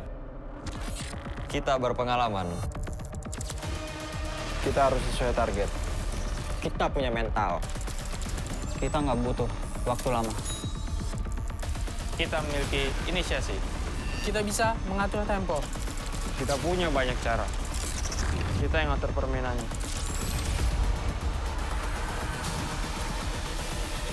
Mari kita lihat siapa yang pantas.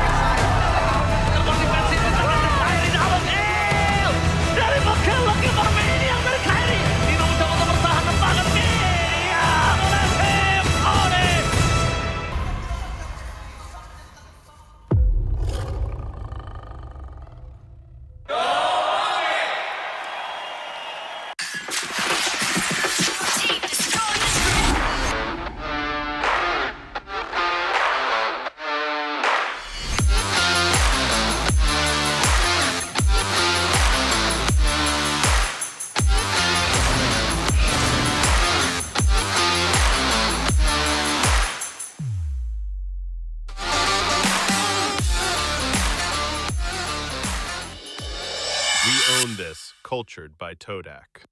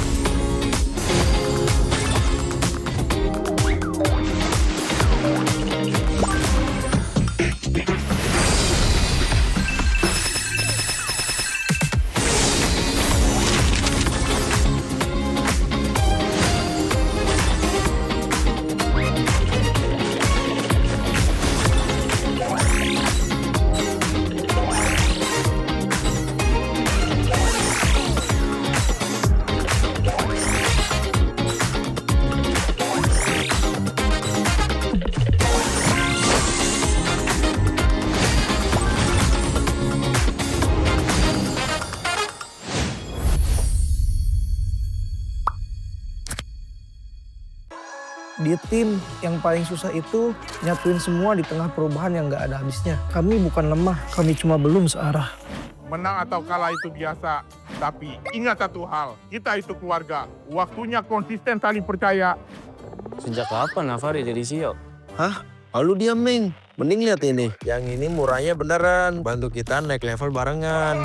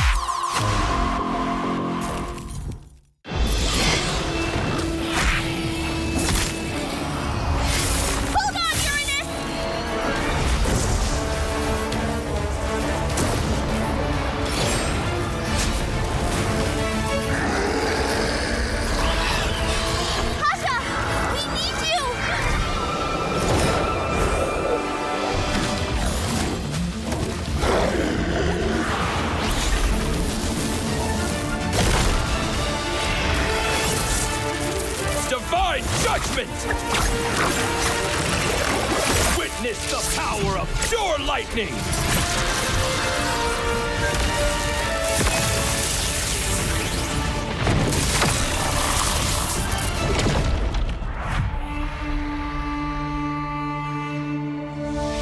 All that lies below is under my vigil.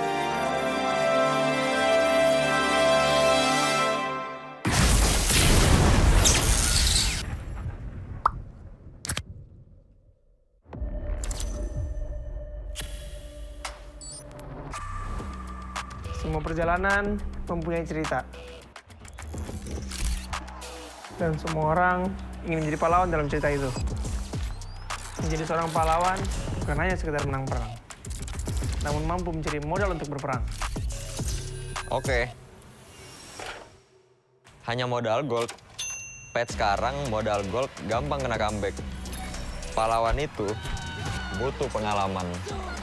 Pengalaman berseason-season adalah hal paling berharga. Alah, pemain tua, mekanik tua, masih main raja-rajaan. Orang bilang gue jadi pahlawan cuma karena hoki. Gak gitu, bro. Masihkah hoki? Hoki, faktanya gimana? Untuk menjadi pahlawan, harus bermental baja biar bisa menghadapi segala kondisi. Mental baja? Berarti gue udah bisa jadi pahlawannya dong. Gue baru masuk aja, udah dapat Rookie of the Season. Sebagai anak baru, gue udah cukup hebat kan? Hebat kata lu, dalam hal apa? Kill banyak. Untuk bisa memberikan itu, perlu sosok pahlawan. Kalau sosok itu nggak ada, tim lu nggak bisa apa-apa. Hah? Cut. Lani doang, hanya bikin mati konyol. Masa pahlawan kayak gitu?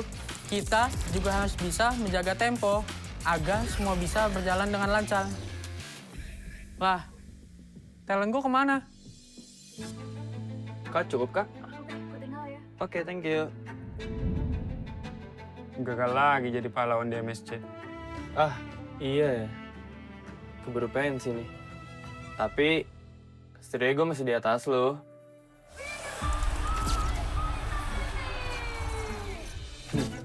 Oke doang lo itu mah.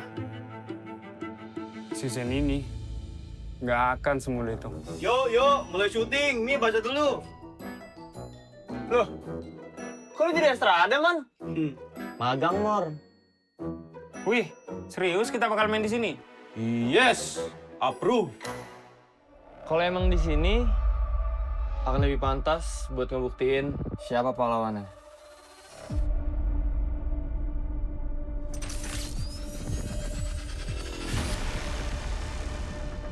Persiapan kita cukup.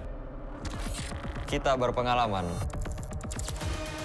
Kita harus sesuai target. Kita punya mental. Kita nggak butuh waktu lama. Kita memiliki inisiasi. Kita bisa mengatur tempo. Kita punya banyak cara. Kita yang ngatur permainannya.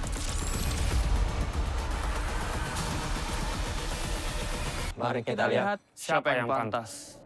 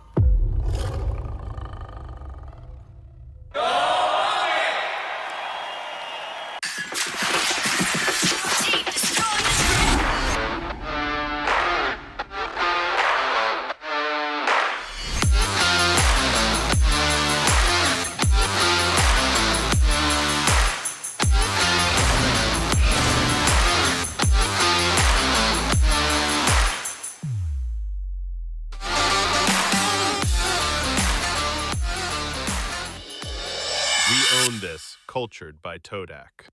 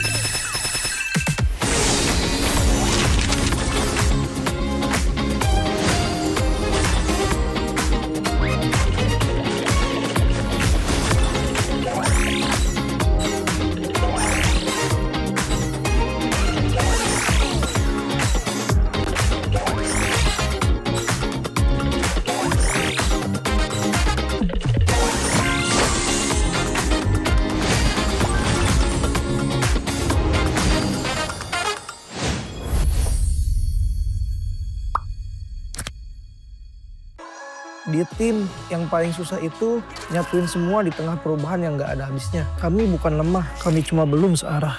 Menang atau kalah itu biasa, tapi ingat satu hal, kita itu keluarga. Waktunya konsisten saling percaya. Sejak kapan Navari jadi CEO? Hah? Lalu diam, Ming. Mending lihat ini. Yang ini murahnya beneran. Bantu kita naik level barengan.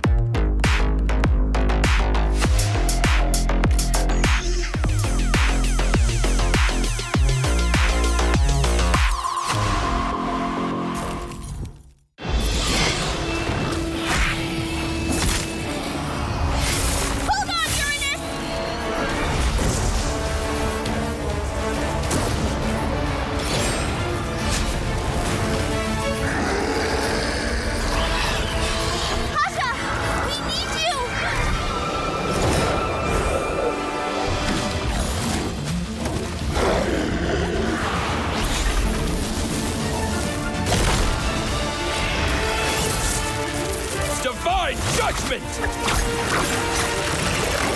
Witness the power of pure lightning!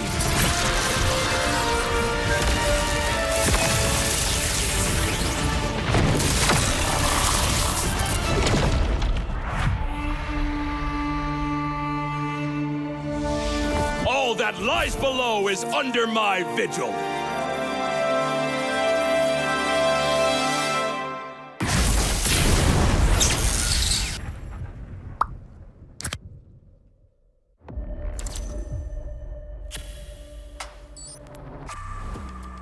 Semua perjalanan mempunyai cerita.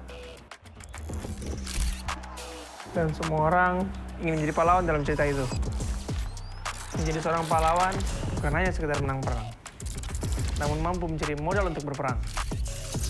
Oke. Hanya modal gold. Patch sekarang modal gold gampang kena comeback. Pahlawan itu butuh pengalaman.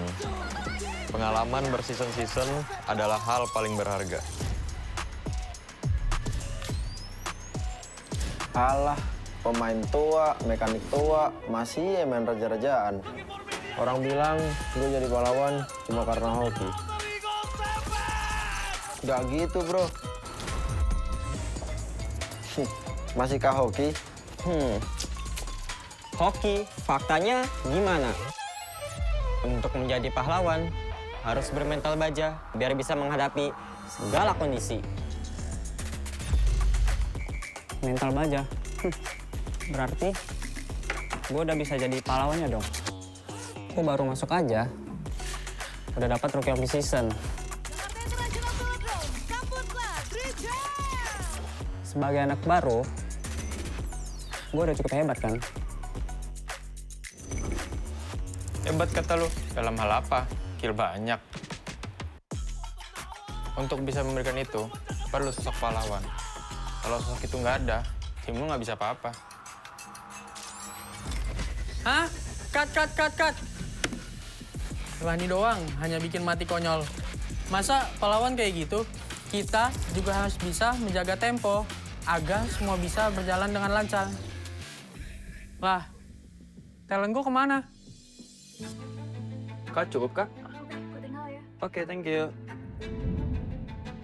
Gagal lagi jadi pahlawan di MSC. Ah, iya ya. Keburu pensi nih. Tapi, setidaknya gue masih di atas lo.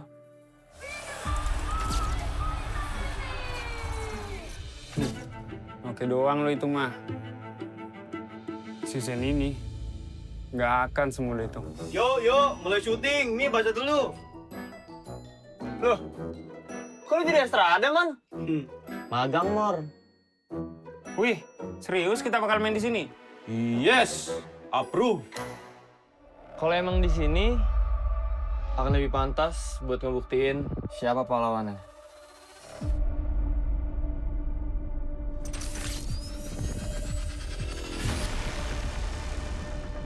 Persiapan kita cukup.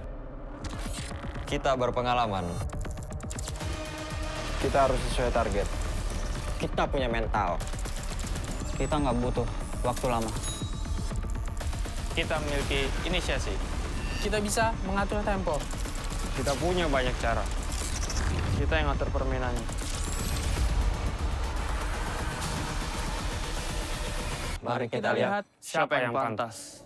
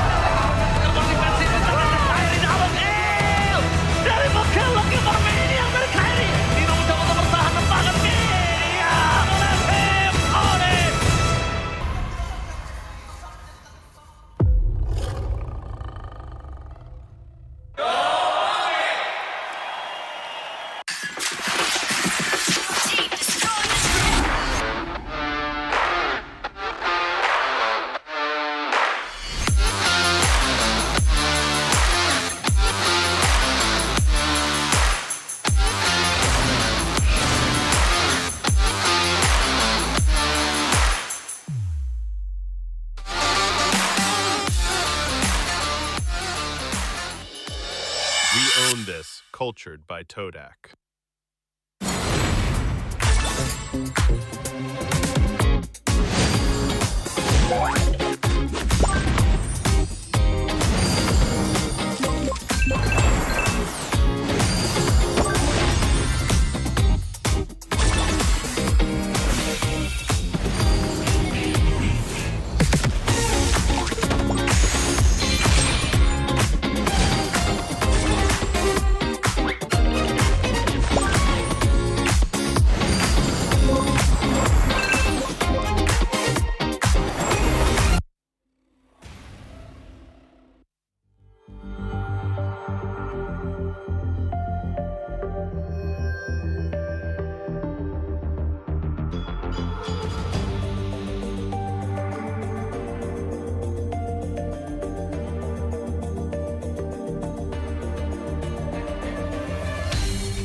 Aku kan berdiri dan terus berlari.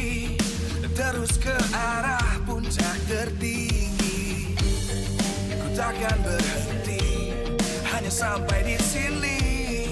Kemenangan abadi menanti. You know we won't miss if we unite our focus. And if you haven't noticed, we all live. Nyalakan apimu, hadapi semua tantangan, hadang semua serangan, jatuh bukan halangan. Bakar semangatmu, janganlah engkau menyerah. Kita akan buat sejarah. We all this, we won't miss. We all this, we won't miss. Saatnya beraksi, jalani ambisi. Aku kan menyawakan hari ini. You know we won't miss if we unite our focus. And if you haven't noticed, we all live. Nyalakan apimu, hadapi semua tantangan, hadang semua serangan, jatuh bukan halangan. Bakar semangatmu, janganlah engkau menyerah. Kita akan buat sejarah. We all this, we won't miss. We all this, we won't miss. We all this.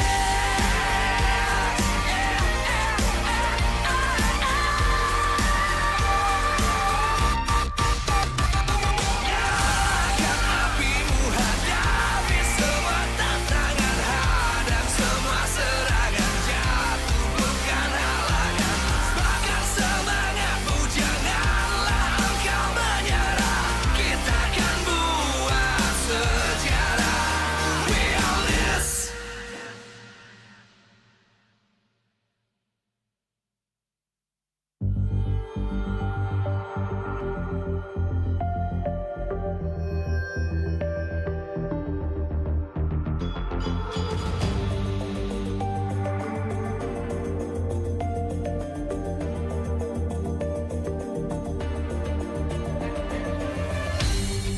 Aku kan berdiri dan terus berlari, terus ke arah puncak tertinggi.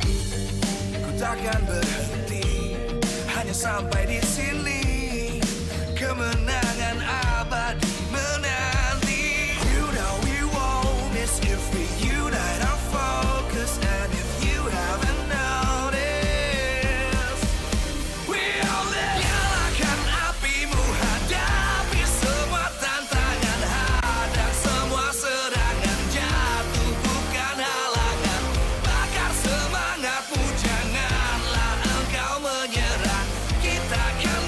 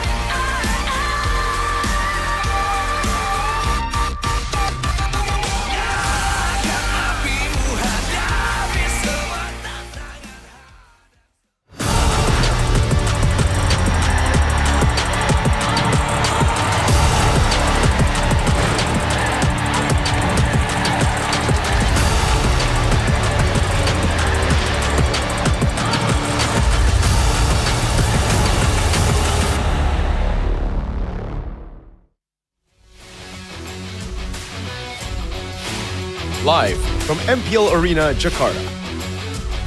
MPL Indonesia Season 18 is powered by Muntal. Supported by Esports Federation of Indonesia. Presented by official gaming phone, Infinix. Official e-wallet, GoPay. Official gaming chair, Toda. Partner in esports, Aqua, Telkomsel, Bayou, IndyHome. Good time, so good. We own this.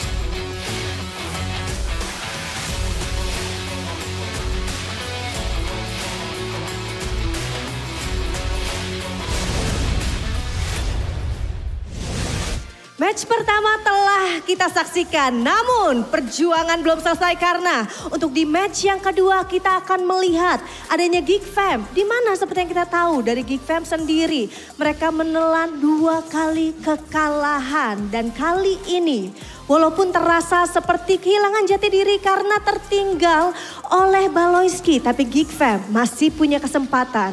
Bukan karena mereka lemah, tetapi karena ada puzzle yang belum berada di tempat yang seharusnya.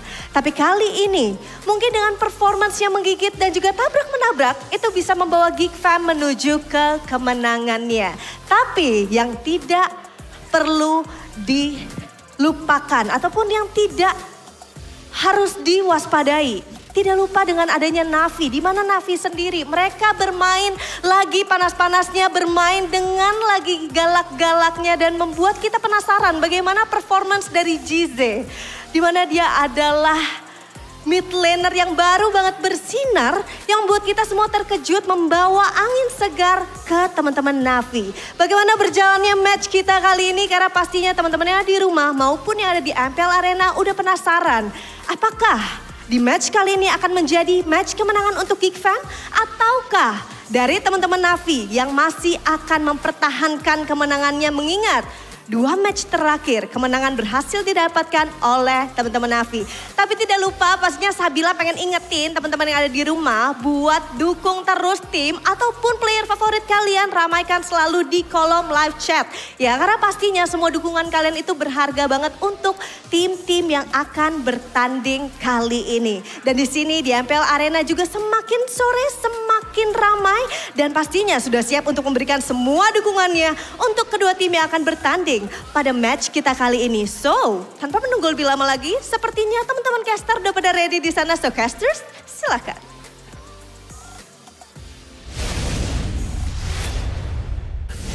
And we're back for match number 2 here, week 2, day number 2. That second match between Navi and Geek Fam. And we're back on the English broadcast with me, Eterna, as well as Mirko. And then we have Sheffin. And this time I'm going straight to Sheffin because I want to know how he feels about this next matchup. Do you think that you are confident that your Geek Fam will be able to win this? I'm gonna do a little copycat thing. Okay. You know? What did you predict earlier? 0-2 for TLID, right? Or 2-0 for EVOS. You know. So, I'm gonna say that Navi will win this one 3-0. Navi will win 3-0. I guess it's a best of 5 now, boys. Well, you know, you need all the cope you can get right now as a Geek Fam fan because it's not looking really good after Mr. BBB, Dictator Man, General Man, Coach Man now of Onyx has, you know, again, departed from Geek Fam. After that, it just seems like they haven't been able to do too much here with Mr. Audi, even though he is my GOAT XBTR. Hot take from Dunia Games. Hot take. Oh, is it Dunia Games or Revival? Oh, Revival. It was Whoa, Revival. you almost... Almost. Thank you for saving me. You almost cooked Thank you for saving me. That's not how you say thank you. How do you say thank you? No, like you don't do that. Do what? No, never mind. Okay. Thank you for saving me. But yes, it was by Revival. They made a hot take. They said that without Baloyski, it seems like they are giving out points, like a team to... What's lumbung point in English? Point ATM or point machine or A something. point machine or a point ATM. So, what do you guys think back at home? Do you agree with that? Do you not agree with it? And How do you think Geek Fam needs to secure their first win? Do you think A, they need to limit Zeon's movement? Do you think B, they need to target Jise? Or do you think C, they need to give Nazara space to farm? What do you think, Mr. Analyst Man? I think it is right now playing their game without forcing out some weird op picks. I think it's none of the above right now because limiting Zeon's movement, targeting Jise, these are things you can do if you know what you're doing. It almost seems like right now their vision is if we don't know what we're doing, enemy won't be able to read us out either way, you know? They pick the chip, they pick the Masha, they pick it as prio picks as well in the first phase. I feel like these are really forced strats, really forced picks in the current meta game, where again, they've showed that they can play the meta. Playing around tempo, game 1 in that first match looked really good for them. So basically, focus on yourself. Yeah, I really don't get it, man. It looks so good for Geek Fam in the first match against TLID too, by the way, right? Yeah. They were able to pretty much steamroll TLID. Once they switched to this chip, they got steamrolled back. So what's up with that? Thank you for that, by the way. But it's a lot of thank yous today for Sheffin. But of course, we are looking at the man on your screen. He was the MVP of the match yesterday up against TLID, Jise. We saw him on the Lilias, the Eudoras, the Valentinas, the Jushins even of the world. And yesterday, he picked up a Novaria back-to-back. And when we took a look at his stats, it looks like he's #1 across all boards. Highest GPM, highest DPM.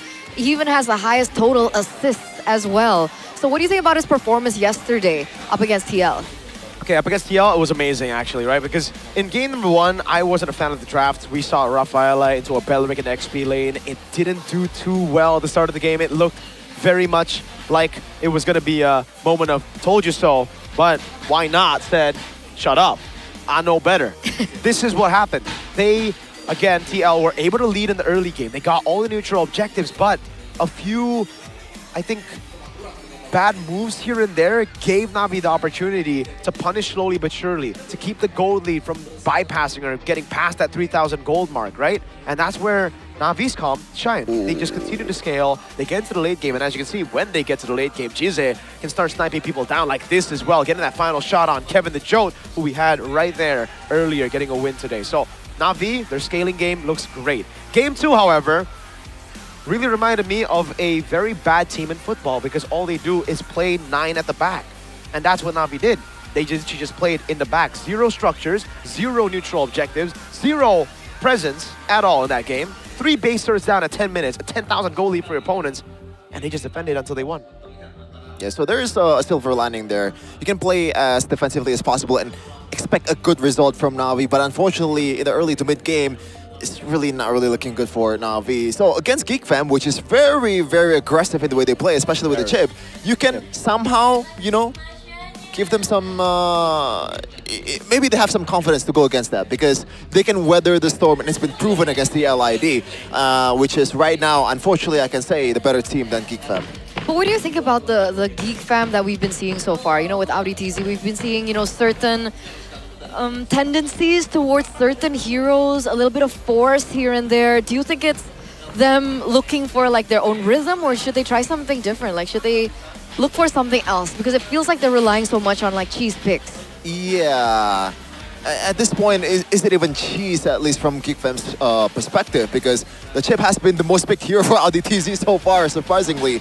So yeah, you can build around that strategy, and I think it's pretty good strategy as well. Audi TZ is actually, at least as a re-debut, he's actually pretty good, at least for me, right?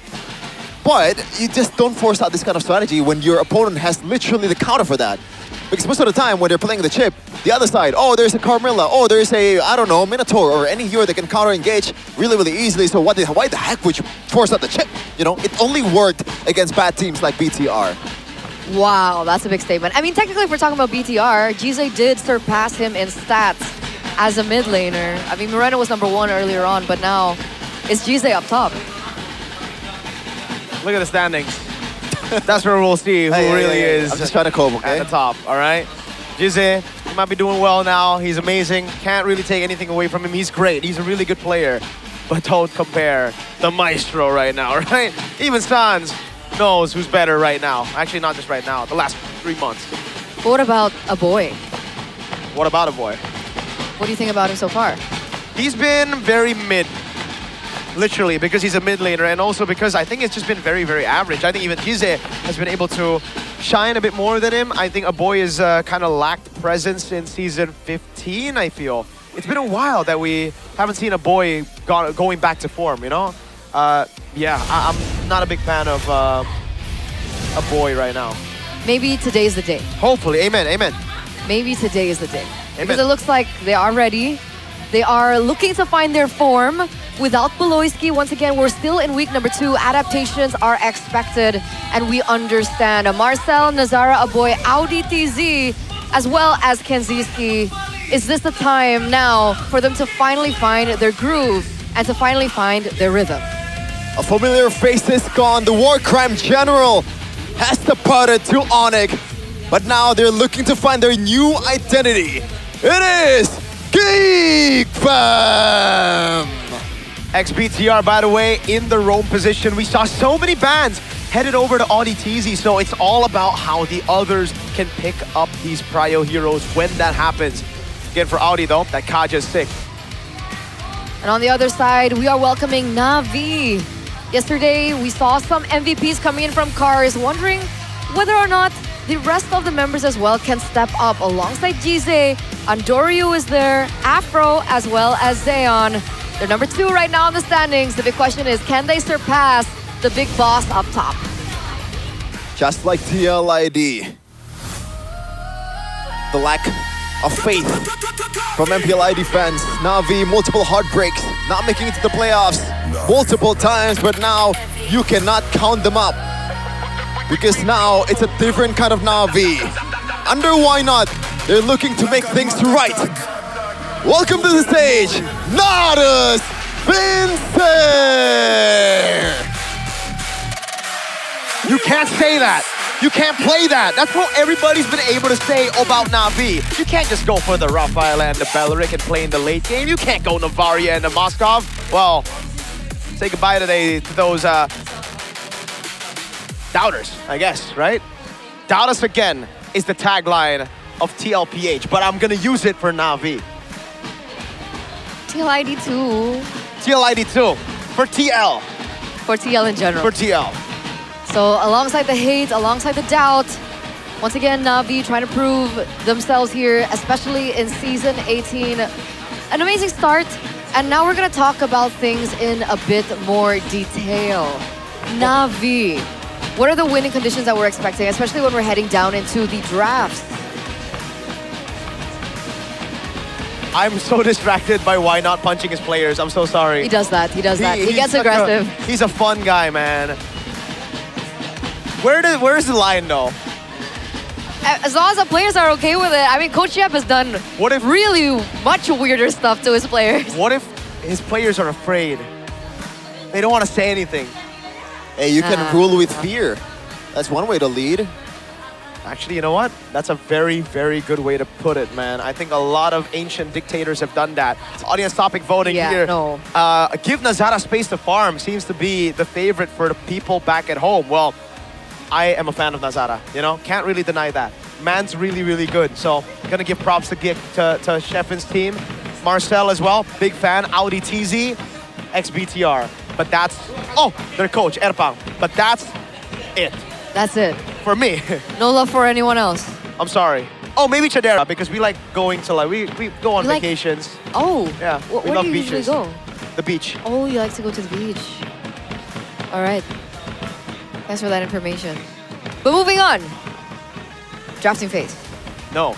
Top 5 roamers. Oh, we're going roamers first. Yeah.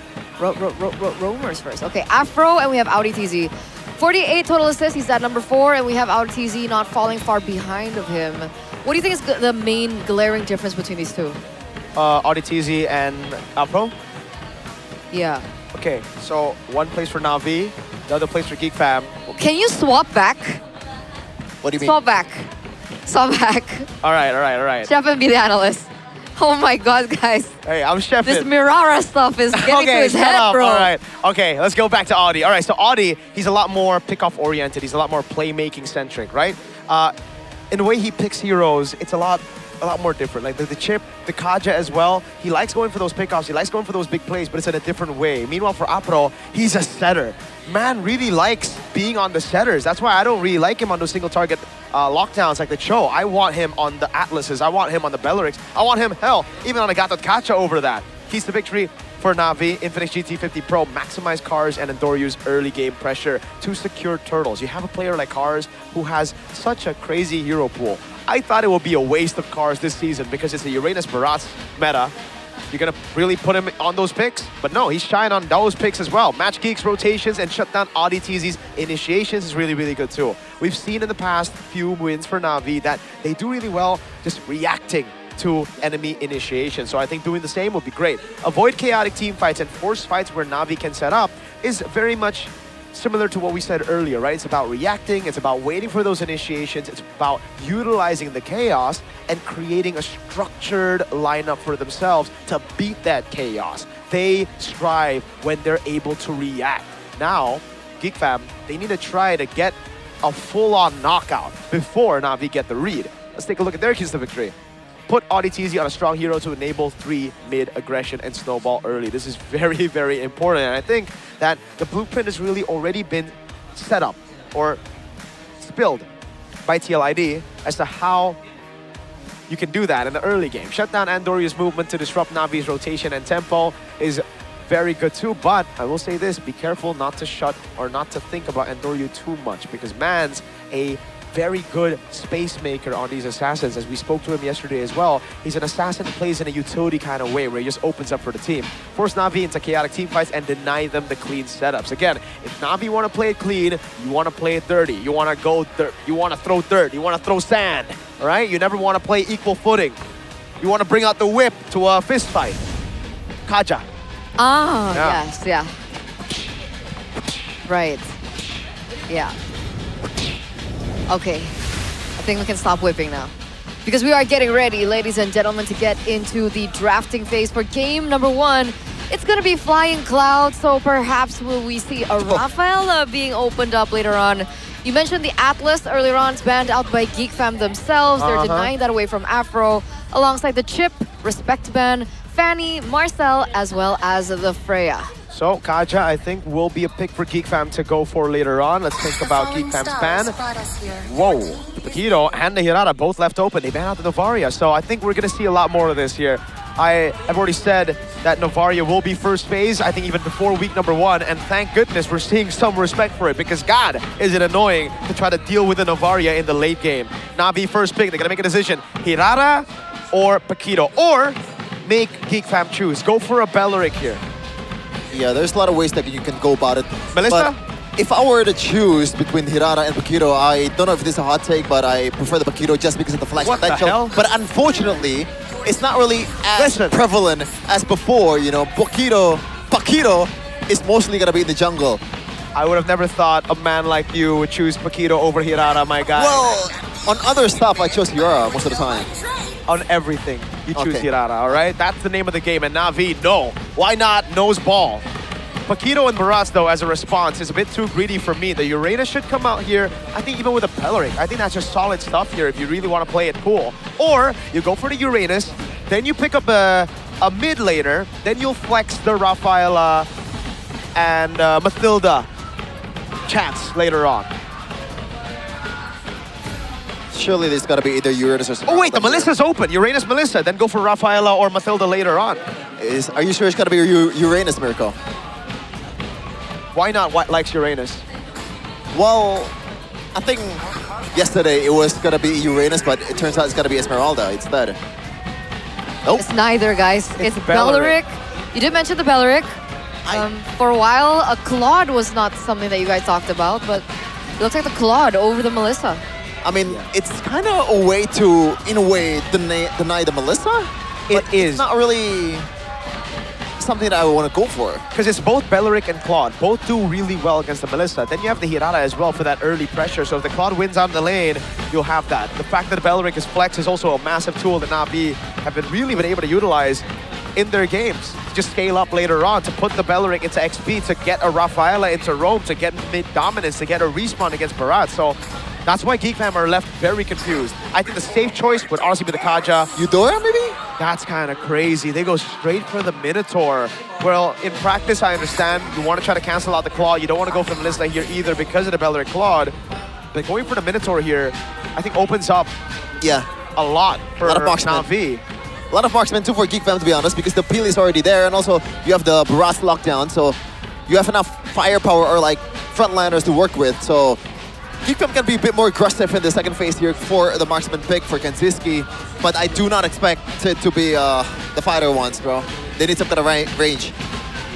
Well, either or, it looks like the Valentina is banned out. You know, they're covering their bases. They know they picked up the Minotaur last pick in Red 3. So they're willing to make sure that they deny a good pick against the Minotaur. They don't want that to be taken away, the ultimate. So they ban out the Valentina. Do you still think, though, that Melissa should be prioritized by Geek Fam in this position? I'm not sure, man. Yeah, there you go. That's the Eudora ban. I thought it's gonna be the Red 3 for Geek Fam because the dive is already there. It's a way for you to punish the Irara and the Claude. But that's a good question. Don't think Melissa is super necessary here. They can go with something that synergizes better with the Minotaur and the Barrage at the same time. There you go. They want to be super aggressive in the early game. Brody might be the choice, but you're gonna be up against Belleric, so that's something that you need to watch out for. Yes. So even Clint will find it difficult, yeah? Oh. I think against Belleric and another sort of dive will be as difficult. The Eudora gets banned out with the Raphael and the Valentina, so far all mid lane bans. I think right now, what are the pick in the mid lane? Lilia's still open, Jushin still open. They do ban the boys picked up the Odette and the Kimmy. All right. This should be... So Melissa is going to be the choice of ban here. That's the last ban through. They still want to cover their bases as well. So now Geek Fam, even with the same question, right, they're forced to go out and stray out of the current meta. Brody, they wouldn't go Mia here, right? If it's gonna be something like a Brody, I think Jushin would fare well too for a boy. Do you want late game? Do you want to go Moskov instead? Moskov is a very Geek Fam hero, historically, but I don't know if this is the meta to pull it off, especially against a Belleric that punishes the lack of range for most marksmen. So I don't think it's gonna be heavily contested here for Kenziski, but I could be wrong. It's gonna be the Selena first, trying to get tempo in the early game, and this feels like a setup for a Brody. Yeah, this looks like an early snowball composition. This is a first Selena, by the way, for a boy. He hasn't gone out into the current meta that we're seeing with the Selena heavily contested in the mid lane. So this is going to be a debut pick for a boy in this season. I'm curious how it all will unfold for him. I think they got to go Uranus right now. They got to get the tempo away from the side of... but then what mid laner do you go for? I think you go Lilia, right? Yeah, it's just Lilia. This is Lilia and I think, what did I say for XP earlier? Is it too crazy to go for something like a Gourd? I think this... I don't like the Gourd. I like the Lilia. Yeah. So Lilia and... I like finally. it. I really like it. So Belleric goes XP and they go for glue against the Paquito. I like it. Wait a minute. So it's not necessarily gonna be a glue EXP or glue roam. I think it's glue roam. Both side. They're deciding as well. Yeah. Between Brody and Moskov. They gotta go early game, dude. They gotta just go lock it in, Then right? just Brody. Then Brody, yes. But it seems like Kenzi's comfort doesn't really lie on the Brody. We've seen him do very good things on the Moskov. He's thinking about it. And it's pretty good against the glue too. Take a gamble. Gamble in the early game or play safe for the late game. Which is it going to be? It's gonna be Hanabi. I like the safe ones, honestly. Go Layla, go Layla! Oh, he Could goes be safe. Moskov. Safety is #1 priority for Kenziski. And it definitely can be fun. But not sure if it's going to be a fun time for Geek Fam or if it's going to be a fun time for Na'Vi. So before we get into game #1, any predictions? Na'Vi. Na'Vi. Two Na'Vis? I think so. I think they have the proper amount of respect towards the win conditions. On the right side, they have enough sustain to deal with that insta-pick. They have the poke to deal with the front. They got a lot. I think the only thing that really like susses me out is the Claude, because the Minotaur will have ways to cancel him out. So that's a lot of pressure for Audi TZ. And if there's anything that Audi TZ does good, or even great. It is working under the pressure. So let's see, will it be Na'Vi or will it be Geek Fam to pick up game number 1, best of 3. We're heading into the land of dawn with Suga. It's gonna be an interesting way to unravel. Let's get it. Here we go. Into the land of dawn for our second match, Mr. Sheffin. Yep. Not really a good time so far for Geek Fam, as they are still winless, maidenless, 0-2 so far, bottom of the board. But they're looking to change that here right now. Yep. Let's take a look at the pathing here. And Doryu starting the golems. This is an interesting path. Usually we see people start on the beetle instead of the golem. He starts with the golem, goes to the orange buff, I believe. Oh no, so golem beetle into orange. Interesting. That's a new one. I'm gonna pay attention to that. Do you think that's gonna help him get level 3 faster? Might be, but I'm still shocked by the Indonesian desk right here. They are all Geek Fam fans. Is this a Neffin kind of type deal? I think she threatened a few people here and there. Wow. Bribed. Yeah. Oh, right, yes, bribed. If you guys don't in-game. know. Yep. Threatened in game. Because she's a geek. We call it Karabitra right over here. Emblems though, bye-bye you. Anything that we need to pay attention to? Bargain Hunter on both the Selena and the Moskov. So even though Kenzie knows that he is safety, he's all about picking later on, or rather scaling for the later game. He still wants to go Bargain Hunter so he can achieve that power spike as fast as possible. For everybody else, a bit too crazy. Nothing too crazy, I mean. Is this a new trend for Selena? Is this like the new emblem choice for a Selena? I think it's just been popularized by Mr. Moreno. Moreno goes for Bargain Hunter instead of Season Hunter, but it's all preference. Because we've seen Wilderness Blessing, we've seen Bargain Hunter, we still see Season Hunter sometimes as well. It depends on what you have. All right. We'll see how that impacts the game. Obviously, they're not going to be able to rotate quicker because of said emblem, but all in all, everything looks fine. Na'Vi seems to be kind of zoned out here, as Nazara is the first one to the first neutral objective here in this second minute. Level 4, Andoryu is also in the vicinity. 50-50, let's see who gets it. Zoning potential of Na'Vi is actually kind of crazy. Cars, though. Looks like going to be a charge with Nona's welcome. It looks like it's going to be the Hirata is taking the turtle down, and now Marcel is stuck in no man's land, going to be killed by Na'Vi. Next to the chopping block is Audi TZ, and Na'Vi got everything out of that. They're still going for more. Hold on, Nazara gonna get shooed away from his own jungler, and goodbye to the purple buff. That is a Grand Theft Purple. So 3 members taken out. 2 members rather. It was a 3-for-1 trade. It looks like they're going to be able to pick up the next neutral objective. Nazara is trying to look for something else on the board. He goes for, the top side of the map, gets it. Is wanting to make sure that Na'Vi doesn't go for the invade into the enemy buff as well. But looking at that, did you think that Audi TZ jumped in a little too quick? No, he needed to. He needed to try to find some space. Unfortunately, he just has no level 4, right? He was level 3, and this is why the Belleric flex is so good. This is why I really like how Na'Vi have been able to flex the Belleric into the XP lane when necessary. They're up against the Paquito. They flex it over to XP so that the Belleric will have 4 at Turtle 1. And you saw how it played into that skirmish. No chance for a retry. Chain CC'd by the glue as well. No chance to retaliate to anything that Na'Vi does. Yeah, you can jump earlier, but that's it, right? Like, again, the Minotaur try to create space, not enough. The arrows come in, but if you're all cooked by the Wrath of the Dryad, it's done. And this composition, mind you, needs to win out early. Maybe that's why Geek Fam kind of saw the vision of, you know what, maybe we might lose early. Let's pick Moskov. A lot safer. So they have some things that they can utilize into the later stage of the game. Geek Fam look to go for the shove into the mid lane. I'm guessing they want to rotate in a certain direction. Do they want to pressure the EXP lane? I don't think they can.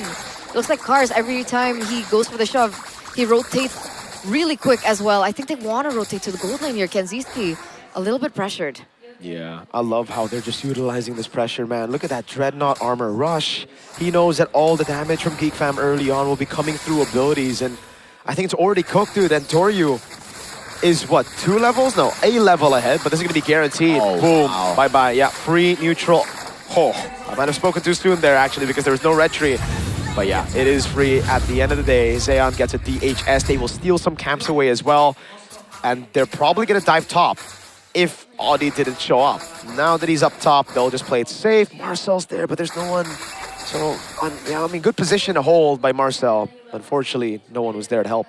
Yeah, this is also the difference with between Paquito and Hirata, right? If it were Hirata on the other side, then you might want to somehow bank on just a pure total steal, but you can't really do that as a Paquito. It's purely very telegraph, as Andoryu is going to be prioritizing that Sky Piercer out of anything. That's why I felt it was so greedy to go for the Barats. The Paquito was great, but you need to go Paquito and Beleric, deny it away. The Barats pick was kind of, I don't know, it's Aldo game 1 and now it's Erpang, match 1 and now Erpang match 2. They got a Barats fetish or something, dude. There's something wrong, I swear. Maybe we can ask behind the scenes, right? Maybe we can... We are Barats. What the deal is. Maybe it's something that we don't know. Because like initially we thought that Melissa Brody would be a Melissa favored lane, but it turns out the Brody also has a favor in certain cases. And of course, with certain pilots. But as it stands, Navi still holding on control. They're picking up that tower in the top lane as well. They're actually letting it pass through. Kenziski, will he be able to clear this one? Oh. Just for a card. Hey. You need all the gold you can get, all right, Stefan? That's desperation. That's desperate, but... He looks kind of desperate. I mean, they are. He was zoning. It was frozen there. Yeah. I mean, they are desperate. Yeah, it's kind of crazy that it was like 1.5k after the second turtle, but now after things dying down, or like things settle down, the lead ballooned to 1k more for Navi. Yeah. So even when nothing's going on, Navi has the advantage. And Navi knows as well, right? The only way that Geek Fam take this is they find a Geek Fam moment, right? Is a geekable moment in the late game. So they're denying that win con, that single win con, because they missed that early window, which is Kenziski.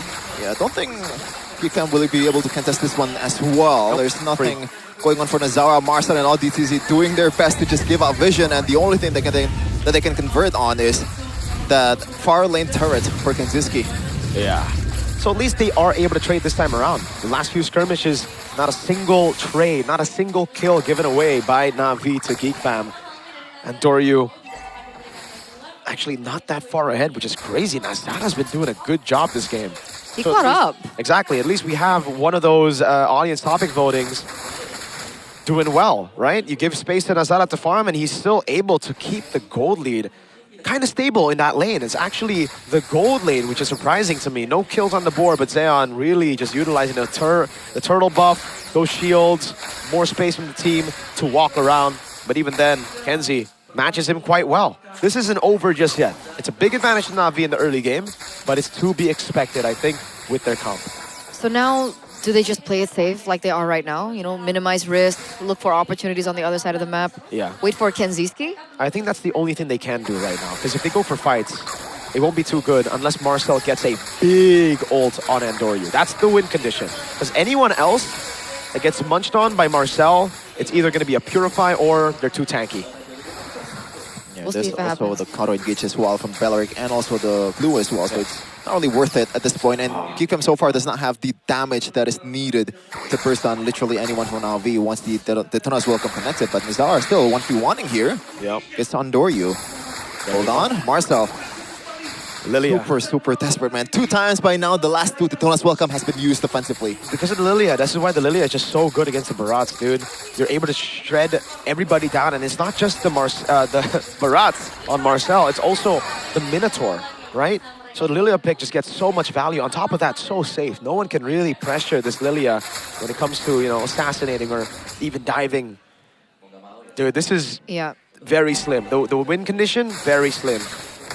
Especially when the Lilia gets moments in like choke points.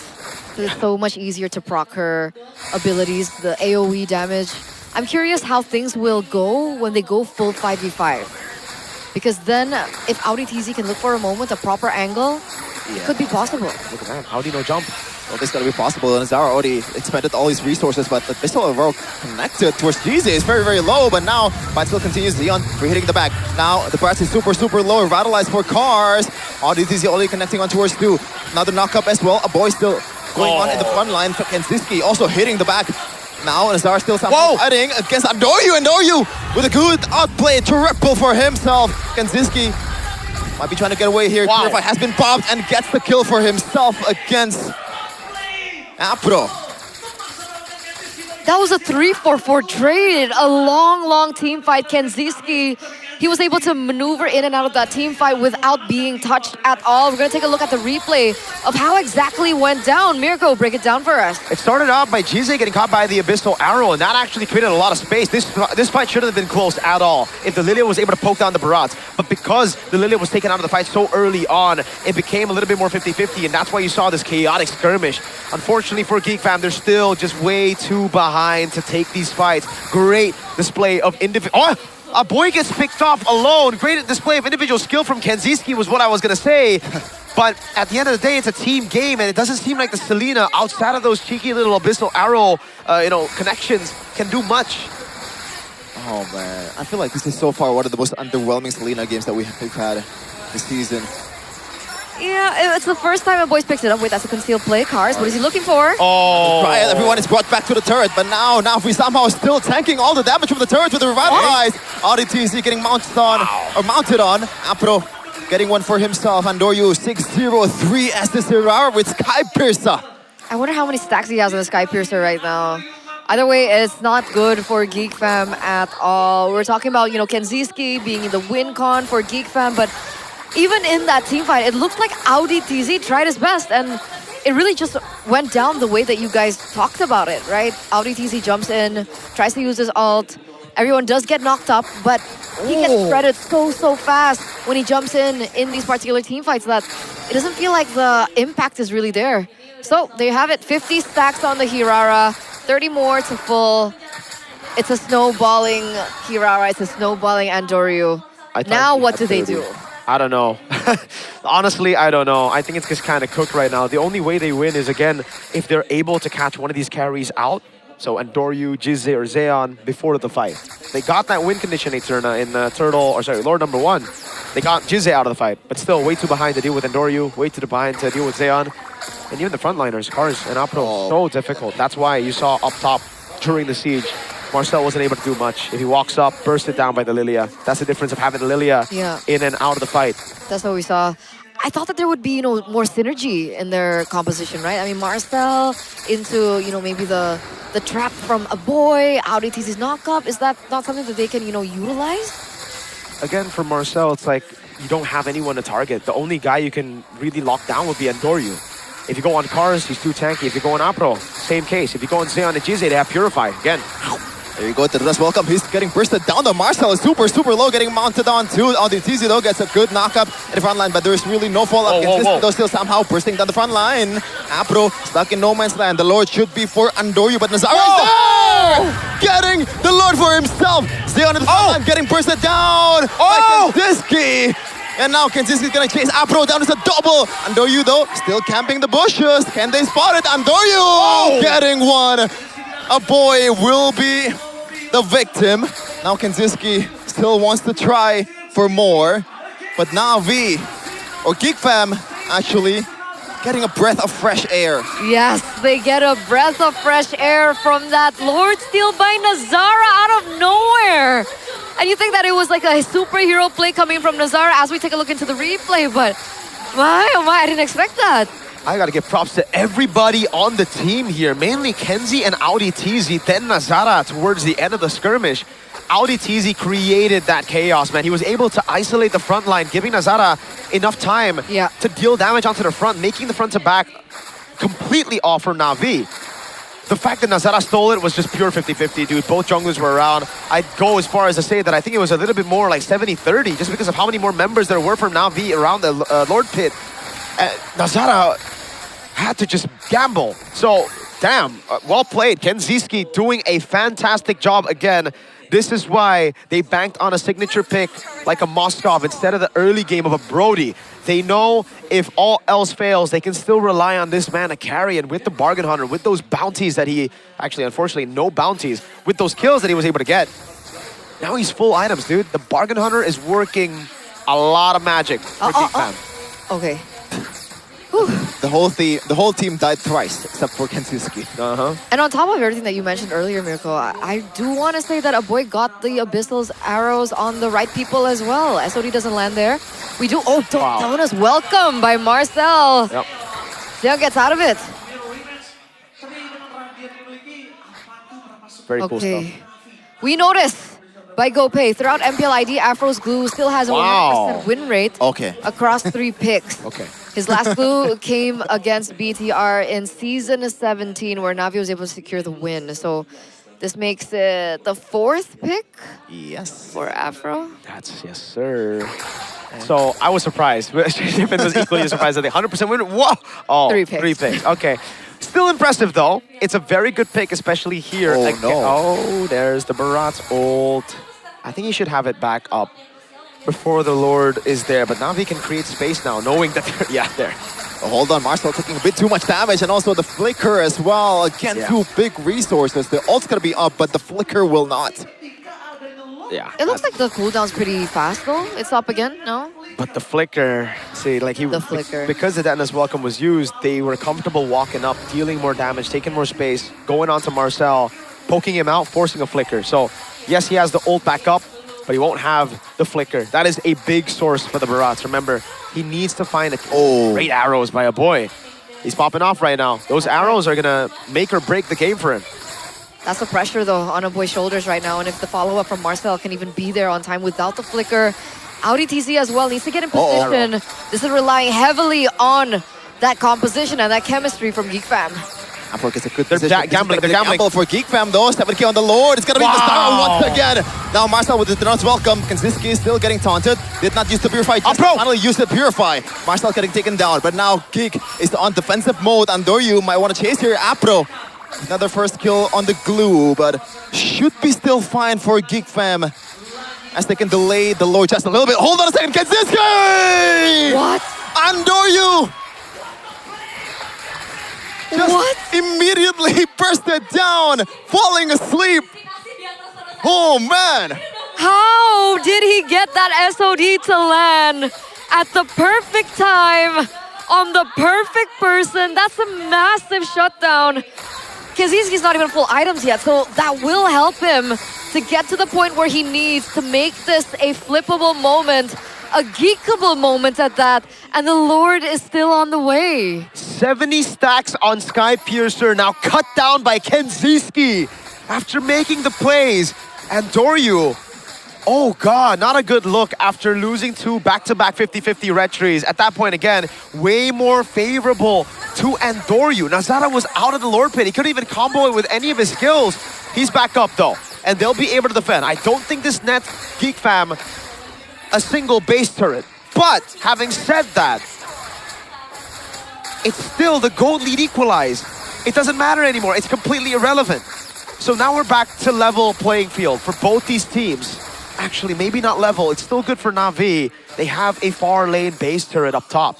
And I know the stacks aren't as big as it was before, but the stacks are still there and it still can be utilized. But Na'Vi now needs to be aware that Geek Fam are catching up and they are definitely adapting in these team fights in order for them to look for the opening of their own to get what they were able to do like they did before. Now Marcel is gonna be the one that's in the front line. ODTZ will be functioning as the setter here. Oh, I don't know about that, Marcel. Oh, the arrows. Oh, man. I thought it was going to fight him in the back. The fact that he brought the pellet to himself. Yeah. But it's all G for Marcel. These arrows are starting to land, by the way. It's not going to be a kill, but this is good poke. Very good poke around those skirmishes as well, around the neutral objectives. That's really what got them the victory, too, on top of the fact that they just gambled. It's really good. Na'Vi have... Oh, they conceal. They look like they want to get something, but yeah. Earlier, up top, Na'Vi had the slow push. They have this far lane. That's why they were so comfortable trying to reset the Lord, play the Lord dance. But Geek Fam didn't want that. They saw the Lord at low HP. They saw the reset, and they just went all in on it. He saw the Sky Piercer. Yeah. Yeah, that's crazy. Oh. Endless Battle, I believe, is the choice to trade out the Sky Piercer for. It was. There you go.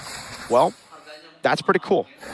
I have no boots for Kanziski. Still boots for Zeon. He wants to have the tough boots, I'm guessing, to get out of the Minotaur ult as fast as possible. Yeah, and this is where the moment where usually Beloyski shine. I don't know, Kanziski though. Showed on the map, I don't think Na'Vi can gap close to this Moskov as easily. No. I mean, there's no Beloyski, but there's still a ski in Kanziski's name, so He has been making things. He's got that Beloyski DNA. Yeah, exactly. Splash over. One of the monsters that Beloyski built. One of the, you know, the newcomers that Beloyski built as well. And it's looking good. Yep. Geek Fam, they definitely have a chance. Bootless Zeon, he binds the Windtalker. There you go, Moskov up top. But now it's going to be the Evolved Lord. So, and Doryu! Oh my no. God! First damage! Oh. Strike by Nazara! And now we might have to say goodbye to the Lord. Out of nowhere, Nazara again and again in the Lord pit. He steals the Lords away from Andoryu, and now he gets a pick over onto Andoryu too. This is putting Na'Vi in a certain corner, and this Lord will definitely fall into the hands of the Geeks. What a play by Geek Fam again in this 20th minute. Give Nazara space, and not only will he be able to match the goal, the level at the start, he'll be able to win those 50-50s like it's more of 100-0. Then he'll solo kill practically the enemy jungler. I would love to see the replay though. How the heck did Andoryu end up in that place? I have no clue. It feels like that one Sutsujin Joy play. Oh my. Was it an overstep on his part? It should be. No, like, to be, no? There is no respect from Andoryu to Nazara. You have to see that, I mean, at this point, you can't 1v1 the Paquito anymore. He has a Queen's Wings and a Rose Gold Meteor. On top of that, he has crazy burst damage. That's, 2, lethal ignition, and 3, or damage reduction in general when he uses his enhanced skills. That might just be the play to lose in the game. Can they defend? Uh-oh, might be the last Lord here. They have a Lilia. The turret is already gone. Charging the Tunnel's welcome is Marcel, but he cancelled it. Nothing on the board for Geek Fam just now, but Kanziski is still whittling down on the turret. Cars, the front line just trying to take up all damage. Marcel, though, might be in trouble after looking for the stacks on the mound, but looks like Geek will just go back again and reset. Ooh. But they got what they needed. They got what they needed, even if they didn't get the inhibitor turret in the mid and the bottom side of the map. They already have the far lane. The Lord is going to be spawning in the bottom side of the map. They're going to be able to utilize it to their advantage. But it looks like right now, Geek Fam, they're not actually letting it slide. It looks like they're looking for more. They're waiting for that next wave. Big chomp. Oh, I don't know about that. Revitalize has been popped on Cars. The arrow just connected. And the taunt! Looking for the mount. Kanziski already popped the Wind of Nature. Might be in trouble here. Big medium spirit by Auditizi, but no follow-up at all. But now Marcel is stuck in Navi's jungle, and that kill Napro with a flicker as well. Kanziski might be in trouble here. Spirit Destruction, Immortality still there, and Kanziski should be dead right here, right now. Is the item swap there by Kanziski? No! And they're just chasing down Geek Fam to the ground. Auditizi does not have anything that he can do to get away from this one. 4 guys on a cow! And that's another kill for Navi. 3 members are down and out. Geek Fam overstayed their welcome after being able to get that inhibitor turret in the top side, but they still wanted to press the pedal. They still wanted to push the gas. It looks like Marcel was looking for an opening onto Cars, of all people. Nazara now caught between Andoryu and Cars. This might be it. This might be the turnaround. There's a wave. Nazara denied of a recall. A boy is the sole defender. Can he do it? Seems like mission impossible. Now Zeon with the blazing duet. Nazara getting killed towards Andoryu though. Now all the minions are away. It's done. Nazara still somehow alive. Now Marcel looking to make a difference. Avi does not have just finally have the damage to finally take the base down. Now V, after a very shocky late game, was able to close it out against Geek Fam. It looks like even despite the moments created by Kanziski, even despite the moments created by Nazara, Geek Fam stumbled in the late game. They were so close to turning things around after such a dominant game by Na'Vi in the early stages. And Na'Vi, they get to close out game number 1 and make the point theirs. Woo! A lot closer than expected, a lot more intense than you would have thought. But they were able to get the job done after an amazing early game. Oh my God. I don't even know what to say. Earlier, it was, unfortunately, Kanziski. You have to look at this play again, right? Not this one. This one's great by Kanziski, obviously, but I want to look at the bottom lane play with the Belleric. This was another kill. Notice how Cars got, here. He gets a taunt to Kanziski. I don't know with what. Man, we don't. That was what won them the game. That's skill 1. I think it was a skill 1, and it was through the wall, so you only saw a little bit of it. catch Kenziski. Even he didn't realize that he was taunted, and that's why it created the opening for everybody else to corral on and for him to use the battle spell out. And it gave Apro the chance to capitalize, which he definitely did. He went in, he punished, he did a good job doing that. And the gamble to even take this, man, with a Paquito, with a Selena, I think a boy would have definitely been thinking, man, I should have gone Season Hunter to clear these minions a bit quicker. Oh my God. Well played though, well played. Kenziski, I was not familiar with your game, bro. You almost single-handedly carried that game. Almost, so close. It was so close, it was so close. In that final push, they got the inhibitor turret. Like, why did they... Overstayed, they overstayed. And they got Belleric, right? Yeah, Marcel I think targeted that's Belleric. also a big mistake. Yes, especially with the fact Barrage. that he invested a flicker to get the Belleric closer to Big Fam in the first place. That's And then Belleric just blew. We call him Lethal L, but that's nothing but lethal. To your own team. It's lethal. It's pretty lethal. Yeah. Yeah. Unfortunate. That's why, but I honestly feel like this could have been all avoided if they used the Barrage. Like, Paquito, Belleric, dude. Belleric is even more flexible. You can play it in XP. Why are we like, bro, when there's a Uranus, when there's a Belleric, when there's so many guys who can tank up the Barrage, why? Stop it. Aldo, Erpang, these XBTR dudes gotta stop. Stop. Get some help. And the cow, man. He's like so upset. The Minotaur. He's the so Minotaur. upset. The Minotaur was pretty good. I want to make a reference. But unfortunately, that was not New Lie. That was New Die. What? If you guys know, you know. Yeah, it's like very new. It's a very new meme. Repeat it again? It's not New Lie, it's New Die. Do you get it? I get it, but yeah, it's not really. It's new. Yeah. Can someone explain it in chat? Come on, if you guys don't know I'll New wait. Lie, what I'll are you doing? I'll wait for you guys. But as we're waiting, we do want to crown our MVP or player of the game there for game number 1, and it goes to Afro on the glue. 4 ties picked up, still at 100% win rate, by the way. So add that to the stats. Look at that. This is just unfortunate, man. There's nothing much they could have done in the early game, honestly. This is why the Belleric Flex, I mentioned it earlier, it's just so good because it gets you level 4 before, or right for Turtle 1. That's where you need it. Then they controlled everything. All the neutral objectives, took everything away. This is one of the fights that actually was pretty good. I think it's what set up pretty well for Geek Fam's comeback for a bit, because Kenziski was able to pop off, getting a lot of gold, getting a lot of kills, and really stopping Na'Vi from converting on the Lord that they got. Again, this pickoff was great. I'm waiting for a moment to pause here. Up top as well, this is the difference between having the Lilia and not. Look, Nazara completely taken out. This was the New Lie moment. W to the cow, ODTZ, unfortunately. Didn't really happen later on in the game as well, but this was the isolation. Hold on. There you, this was so well played by Mr. New Lie. I'm sorry, I'm so spamming it.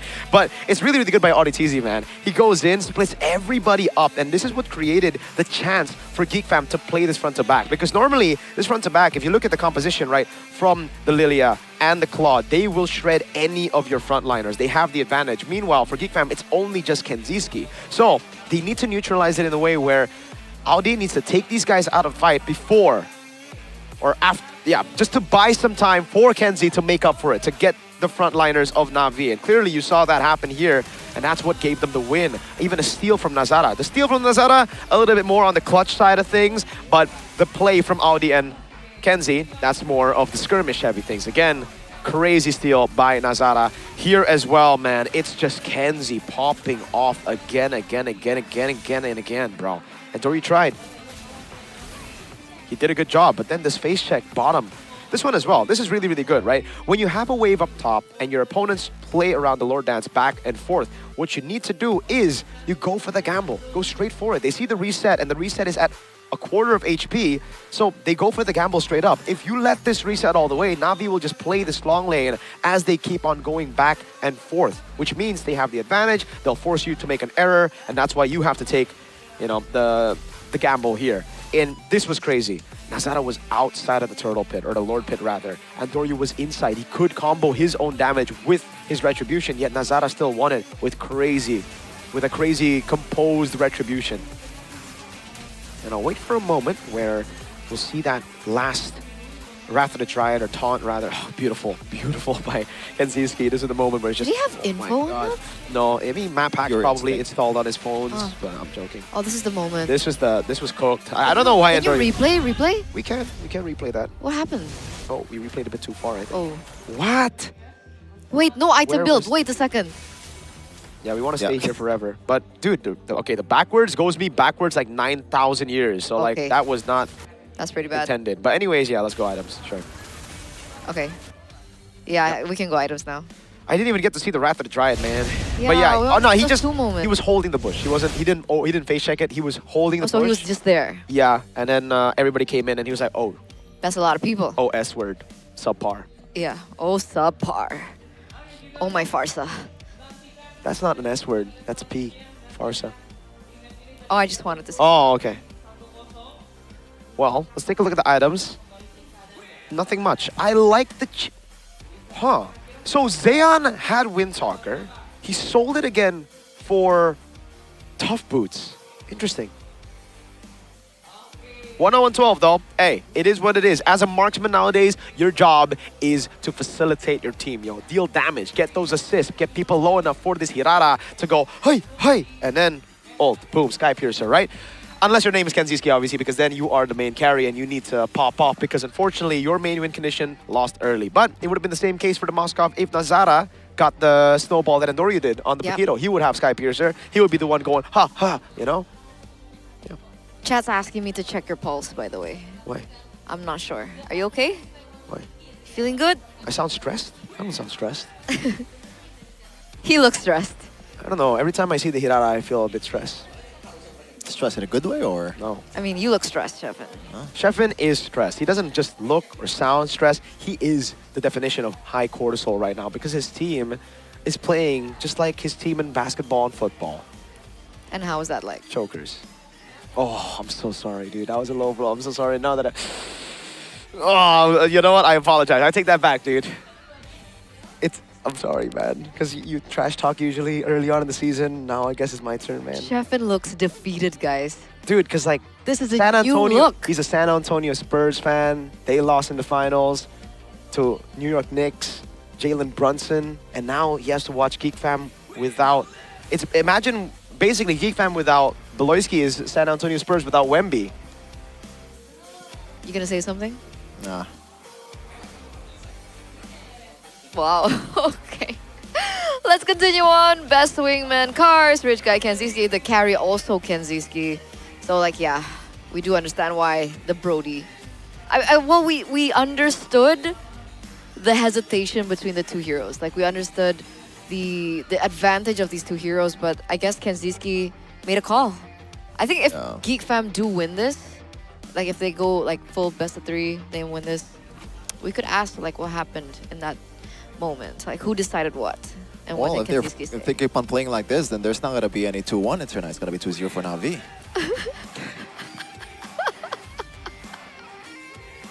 I like how chat said to check my pulse instead of Sheffin. I think they mistyped it. Yeah. Okay, so it's okay. Okay, Fine. okay, it's fine. Sheffin, It was so close. Sheffin, you have Airpang, dude. That's It's my hard to code. work. All My they code. need to do is just not pick Barats. Okay, that's a very hard thing to do. Like these coaches really like Barats, dude. They're Don't like pick Barats. they're If like you members have on my Discord server, dude. They just Lily on the other side and Uranus. That's what he keeps saying. See, now I learned things. yeah. So also don't pick Barats when there's a Marcel. Aldo, please. Okay. No And, Barats. Okay. So we have Barats. Yeah. Okay. Unless your name is Kid Bomba. And then you have Lilia. No. Yeah. And then Uranus. Uranus, a Marcel. lot. Billet. That's why I don't know why it's that Ryo, dude. Marcel. But honestly, Shogun does 4 well on heroes. it, even if there are counters. I guess. I don't know. I thought Shogun lost on the Barats at MSC. It actually did, yes. Vitality lost with Barats. But that was on them. Shogun chomped Kyle TZ and then spat him out for him to get a triple kill. That was so funny, by the Instead, way. Funny. I was so shocked. All that funny. I was like, how did he not land it on the wall? I was like, whoa, what happened? And then I pulled out my phone. Now you're casting alone. I guess it's a solo show, everybody. This is the time where Alyssa should, you know, talk to someone. Damn, I don't see Alyssa. I don't think we have 1-0 content. How dare you say I'm getting too old for Gen Z memes? I am Gen Z. What the heck, chat? They said the new. I read it. Bro. Yeah. Wait, what was that? What? What was that? There was a sound. What sound? Was that you? No. What? What are you talking about? Sheffin, are you okay? I didn't hear that. Maybe I was like... Sheffin sounds so dead. Oh, God. Maybe I am. Maybe I am. What are you thinking about right now? What's going through your head? Maybe it's all just a facade, you know? What is? All the persona. What Not persona? Not the persona game, the persona up on the stage. It's just a facade. The persona. His persona. Not the persona, that persona, brother. Yeah, not the game. But whose? His persona. So Sheffin's persona Sheffin's persona is a facade. It's a facade. Yeah. Dude, but okay. Let's give you like there's a better way to look at things. Your second favorite team is winning, Navi, and they were inspired. Their entire like social media post is now a big Persona reference, and you love that game. Yeah, I actually, I asked Connie for me to actually introduce Navi yesterday for me to pump up the Persona reference. And Kind you of did content out of it. Yeah. I haven't made that. So see, now you're a Navi fan. It's okay to switch up, bro. Jump ship. Honestly, jump ship? Are you serious? Are you kidding me? No, Sheffin. Remember, I? you are a fan of Spurs because of Wemby. Now you're a fan of Geek Fan because of Beloyski. You're not locked into the team. You're locked into the player. Exactly. But don't start rooting for Onyx. We have too many Onyx fans already. Yeah, don't be them. But there's another yellow team that doesn't have a fan right now, and is Persona very Persona. I'll see though, game 2. If they win or if they lose? Nah, like I'm still gonna stay with Geek Fan, brother. I'm a loyal man. You know what? I respect that. Yeah. I respect that, dude. One Hasn't day. been tested, but One day, yeah. good to know. Good to know indeed. Can we bridge to talking about game 2? This is us talking about game 2. Yeah. Okay. We're talking about how you're feeling. Yeah. You know, this is important, okay? But yes, we can move on. So game number 2. Should Geek Fam opt for the same side? Because they get to choose now, right? Do they want to stay on red? Do they want to move to blue? Don't really think it's a problem of sides, man. Yeah, dude, they had a chance to just pick up Prio picks instead of the Bronze Paquito. Just go Bellric, bro. Why do they not want to go green? Airpunk, do you hate the environment, fam? Why doesn't he want to go for the tree? He likes dinosaurs more. Okay, to be fair, I think dinosaurs are a lot more interesting than trees. Dinosaurs are pretty cool. What's your favorite dinosaur? I like Velociraptors. Velociraptor. Mine's the little guy that says... I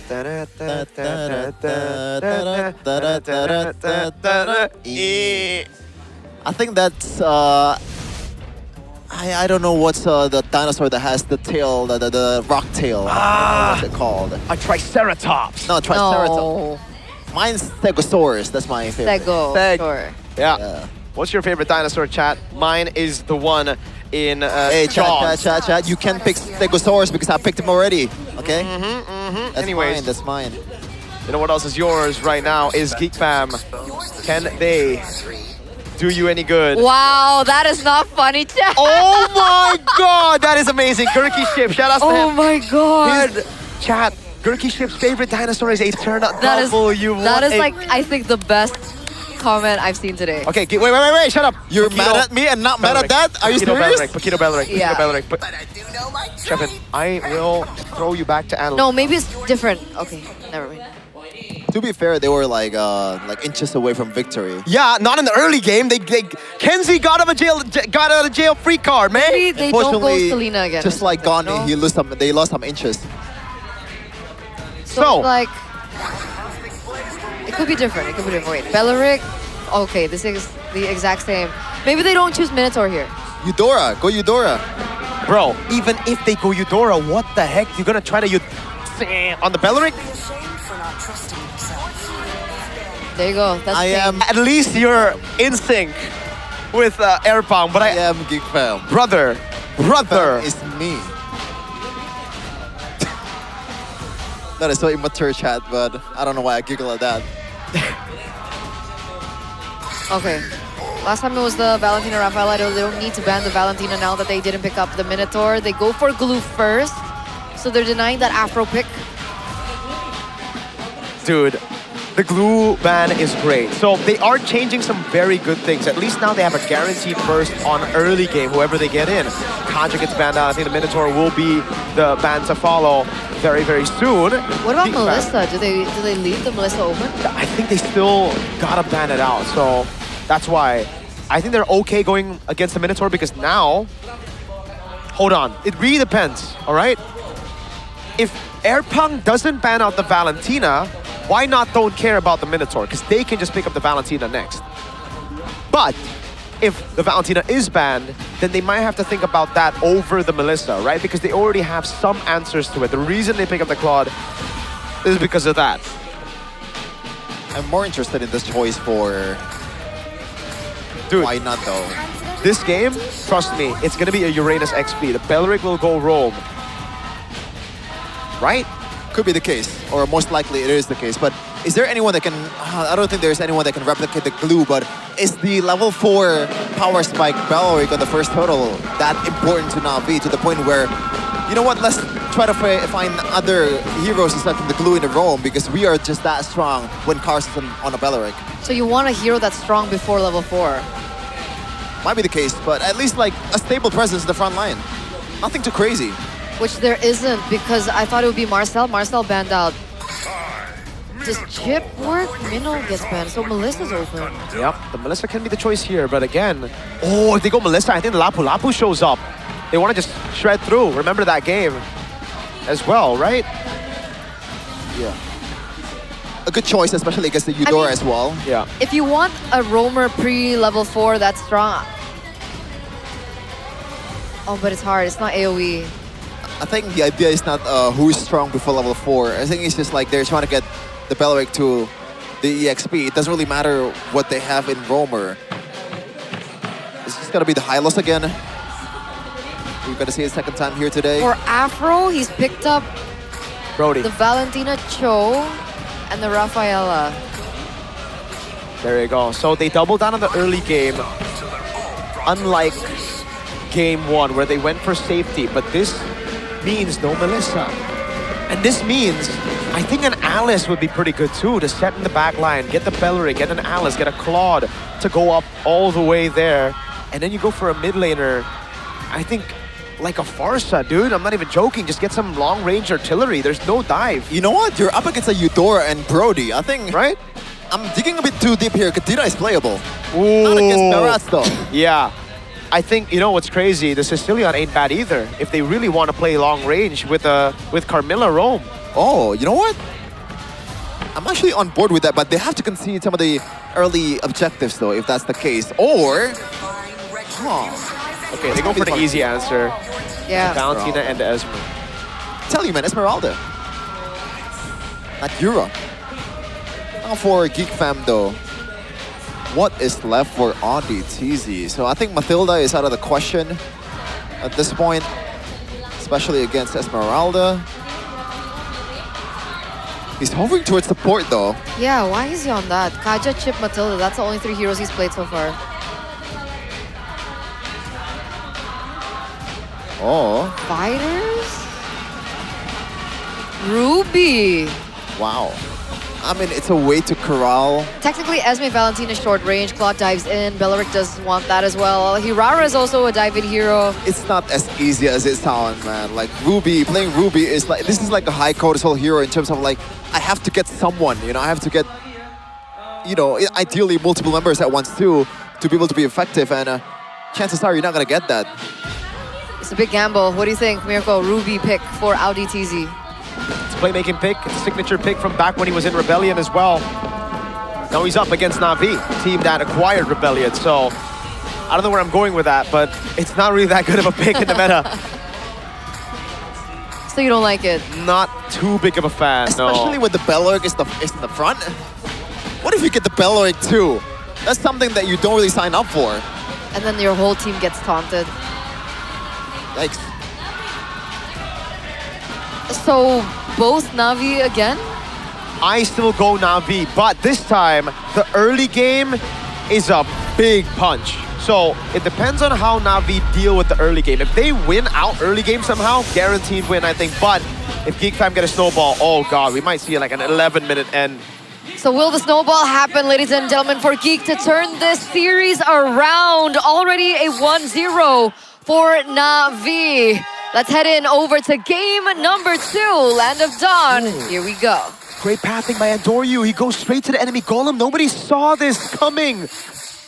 This is a good steal. I think he's going to get both, by the way. If he gets this golem here, he goes to the beetle of Geek Fam up top. Apro, yeah, he's trying to buy as much time as possible. Andoryu, double, just poke. He doesn't go for the beetle. He goes for poke. He takes the mid-prio away. And Nazara, oh God, delayed. Free lethal and the beetle. Sorry, and the golem. He's going to be lagging behind there. So already something that they're trying to secure for themselves. I don't think he gets caught though. Flicker. Oh, this is such a big win for Na'Vi in the early game, and it stops Geek Fam from at least snowballing for a bit, because a boy loses out in mid-prio now because it's a 2v1, and Ruby has no flicker. Let's take a look at the emblems by Bayou here. Brave Smite from... Oh, even Apro went Brave Smite. Okay. Yeah, they really are just trying to sustain past the early game, I think, here. Festival of Blood choice. Nothing too crazy other than those, yeah. And by the way, like the mid-prio for Ruby is actually pretty bad. You don't really trade out damage, especially if you're not building damage. And especially without concussive. You don't really have that built-in spell fam either to sustain. It's only that Brave Smite. So there's nothing working out here for Geek Fam. They have to turtle down in their own vicinities. So I'm wondering what they're going to be playing for, right? They don't really have the rhythm of the early game. The rotations are definitely not in their favor. Are they going to play for Kinziski? Did he miss that? Which is what they really want. He misses that. And remember, they're banking on the fact that Kinziski gets that early game snowball. They're not able to do it just yet. And it's frozen in favor of Zeon right now. So if Na'Vi, after this neutral objective, looks for a rotation towards the bottom lane, Kinziski's not going to be having a good time. Good news though, Apro is on a Belleric, so no level 4 for this Belleric. Kars is the only one that can actually carry this. Doryu though, still testing the waters. And he actually stole this one, no. And that's the right play for Na'Vi. Yep. Geek Fam need to get the neutral objective. They need to get the snowball. Na'Vi just need to play it safe. Zeon doing a good job in the bottom lane, and Geek Fam haven't really found a way to punish this bottom lane, the weak side pick of Na'Vi for now, and Doryu. Thank goodness for a boy there. He didn't walk up. Could have been deadly. Just stole the Thunder's Wrath as well. But yeah, it's back to equal footing. Na'Vi doing a pretty good job, just holding things out. That's what you need to do right now against this composition. You do not let Geek Fam snowball from turtle and kill. Just let them get the turtle. You go for trades around the map. And they've done a good job at at kind of stopping that snowball because of the flickers burnt out. Apro though. Oh my goodness, that's a bit too much damage than I expected, but first blood goes to RDTZ. Yeah. Instead of Nazara. Still a W though. Oh, Zeon? He's good. He's still too. Boy, doesn't have Thunder's Wrath, so no chance they kill Zeon here, especially with the members down below. A boy doesn't have ult. But yeah, you see how much more of a punch they're packing, right, in the early game. That's to be expected. Now at least they're pushing the tempo, trying to get as much of a lead as possible here, pushing down below, taking the green camps away from Antoryu's Hirara. But again, I think as long as the gold lead doesn't get past the 3,000 mark for Na'Vi, it's still good. Just any equal economy is always a W for Na'Vi. Big W, and now Geek Fam is just gonna try to slow things down. And this time around, they have a decent clear and also a decent farming potential, so it should be leaning towards Geek Fam when things start dying down like this. Especially when you have Valentina on the other side. Ooh. You can still kind of see like some pressure though. Nazara. Happy birthday, Nazara. Beautiful. And Doryu with a kill. And that's the snowball they're looking for. That's the neutralization they're looking for. Yeah. And now Na'Vi's going to be, you know, claws in onto the objective. The Lord is there. Nazara, 5 more seconds. They want to blitz this. Oh, what a taunt! It's a flicker weather to Dryad, and also everything in the kitchen sink connecting towards Geek Fam. But now though, oh no! The Blizzing Duel has been cancelled by Marcel. I don't think you should go for this one, but no! Never mind! Yeah. No jungler. Gets this one for himself. Yeah. Beautiful, beautiful. Kenziski goes in, was able to take down Endoryu. And so they leveled the playing field, but the burst from Kenziski on his skills, it was too big, and they were the ones to secure the objective instead. So back to back, Kenziski kind of saved that turtle too. He's on some demon timing. I said GG because I thought it would be 2 kills for free and the neutral objective to Na'Vi. But Geek Fam equalized there as well with a Sky Piercer torn apart memory take from Kenzie. That first item, Sky Piercer, is already paying dividends. He gets a stack instantly, he gets a turret down below, he gets a turtle. The snowball is... Oh, wait! What a cancel! You see that interaction? Audi TZ with the skill 2, obviously unintended, but cancels out the I'm offended from Jizde. Hey, it is intended. Sure. It is intended. Come on. He knows. He knows. God dang, I didn't know that was, an interaction. Your skill 2 can cancel your own stolen ult. That's sick. I think going on so far, 1.5k for Geek Fam currently. So far, they're owning the bushes, and when you're winning like this with a Eudora, it always feels good, And a Brody, especially. The Brody will just rotate everywhere now and get turrets. This is why the Brody is so valued by a lot of different teams here. And you can definitely see it utilized by Geek Fam. Na'Vi need to find a trade somewhere on the map. They go into the bottom lane, but Audi is reacting.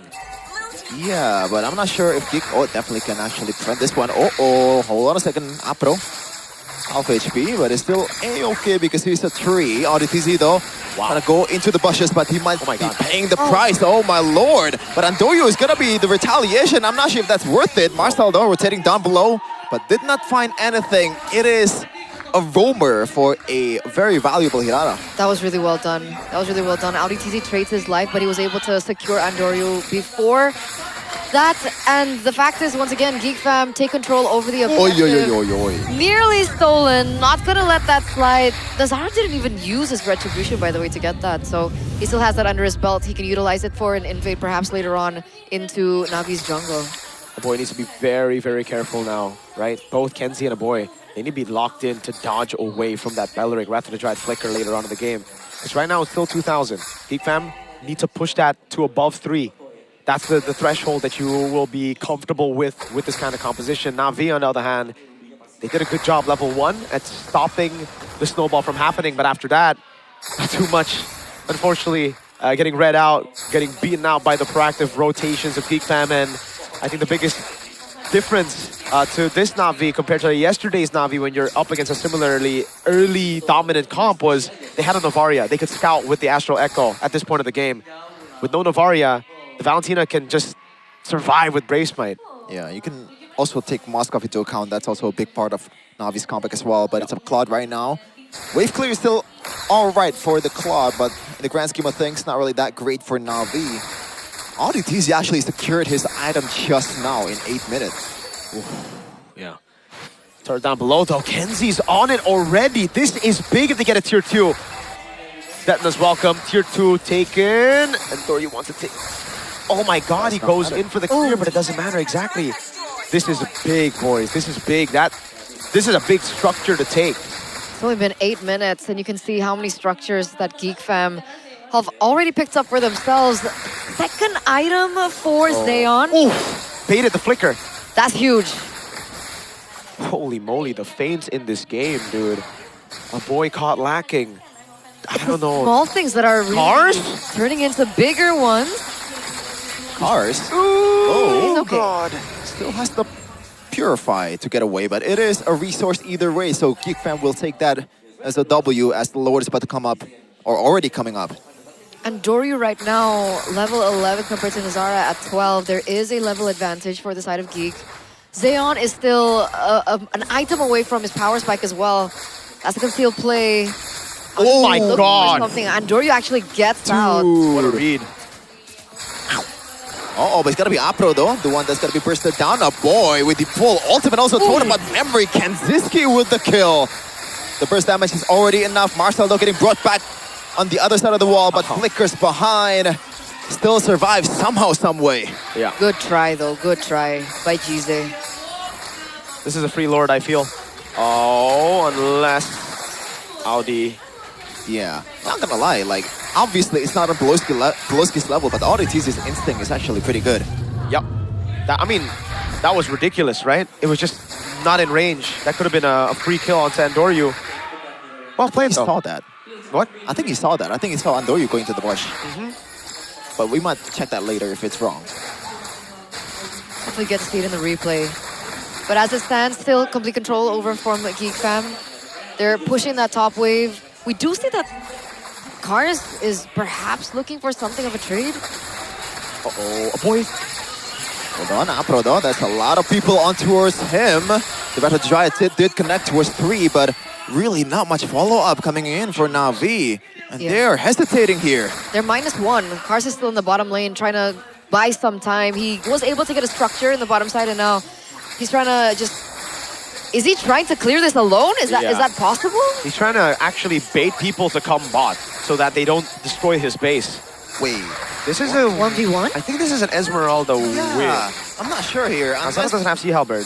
No, Yeah, not yet. he doesn't win this. Or does he even want to build that? But Cars is just standing strong here. Yep. It's going to be different though when Brody and also the Ruby is coming in. just Cars, wants to I think clear it. at this point, But he bought so much time. going to sacrifice his life. Yeah. The one who's going to get the kill. Who is it going to be? They're gonna I think feed it. it's gonna be Kenziski, you know? Yeah. Oh, never dude, mind. that's Oh, so and they troll. got something on the other side of the map. It's Marcel taken down. Why would you last hit when there's a Sky Piercer on your Brody, bro? That's a question that I want to answer, Okay. but I can't. We might not be able to ask the player himself. Okay. If they win though, if they lose then. That is true. See Halberd though for Kenziski. Identifying maybe the issue with the Esmeralda. How did Marcel die? Did he get targeted? Yeah, I mean, he was left all alone, and I have to give props to Na'Vi because they were proactively looking for space on the map while Cars baited everyone bot. He got what he wanted to, what he intended to do, the vision, I saw it, and it was also executed. But how the rest of the team capitalized on that fact was very impressive. They started to regain some control over the map, got a pick on Marcel. Obviously, things aren't looking good, but it could be worse. 40 seconds before the Lord, Geek has amassed 4K gold lead. That should be good enough already, especially with the long lane control that they've established right here. And ODTZ is trying to set up a trap here.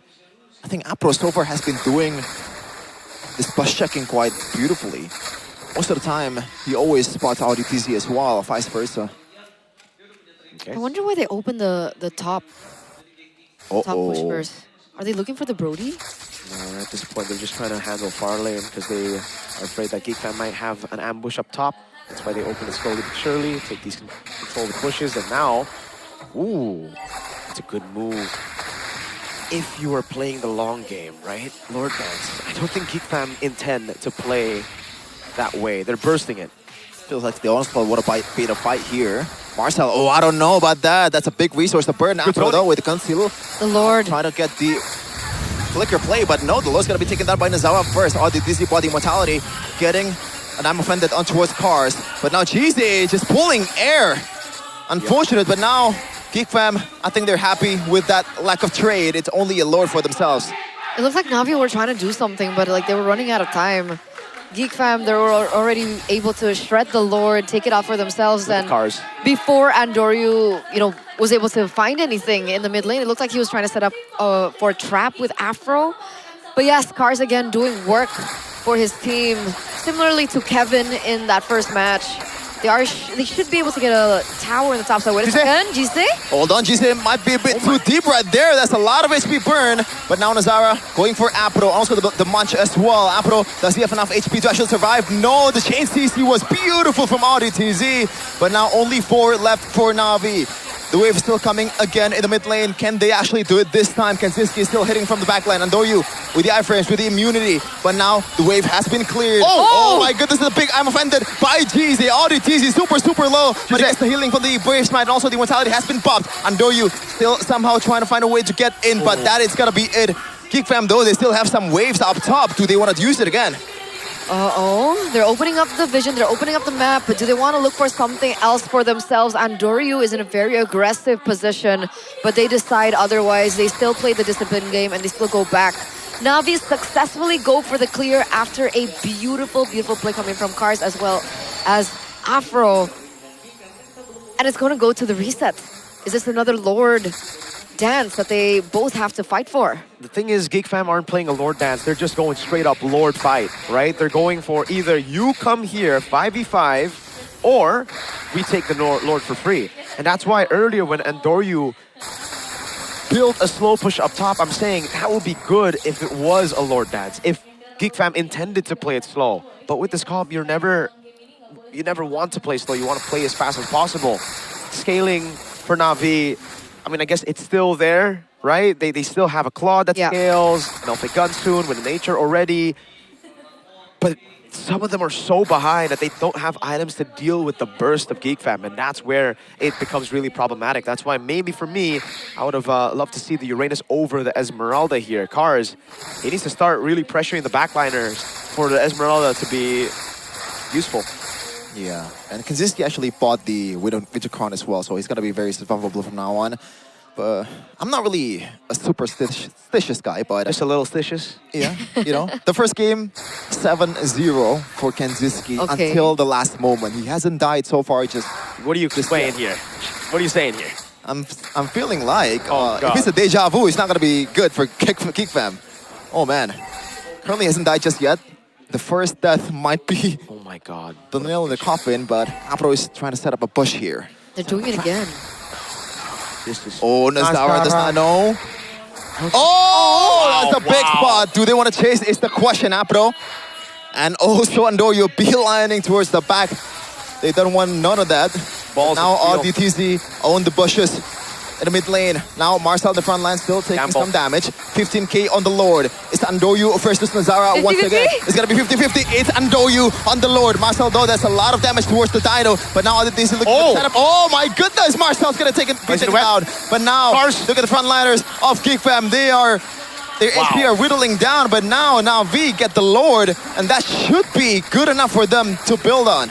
That was so well played by Na'Vi. Wow. How did they achieve that? Andoryu wins the 50-50 on Retribution against Nazara. So a little bit of a revenge act from game number 1.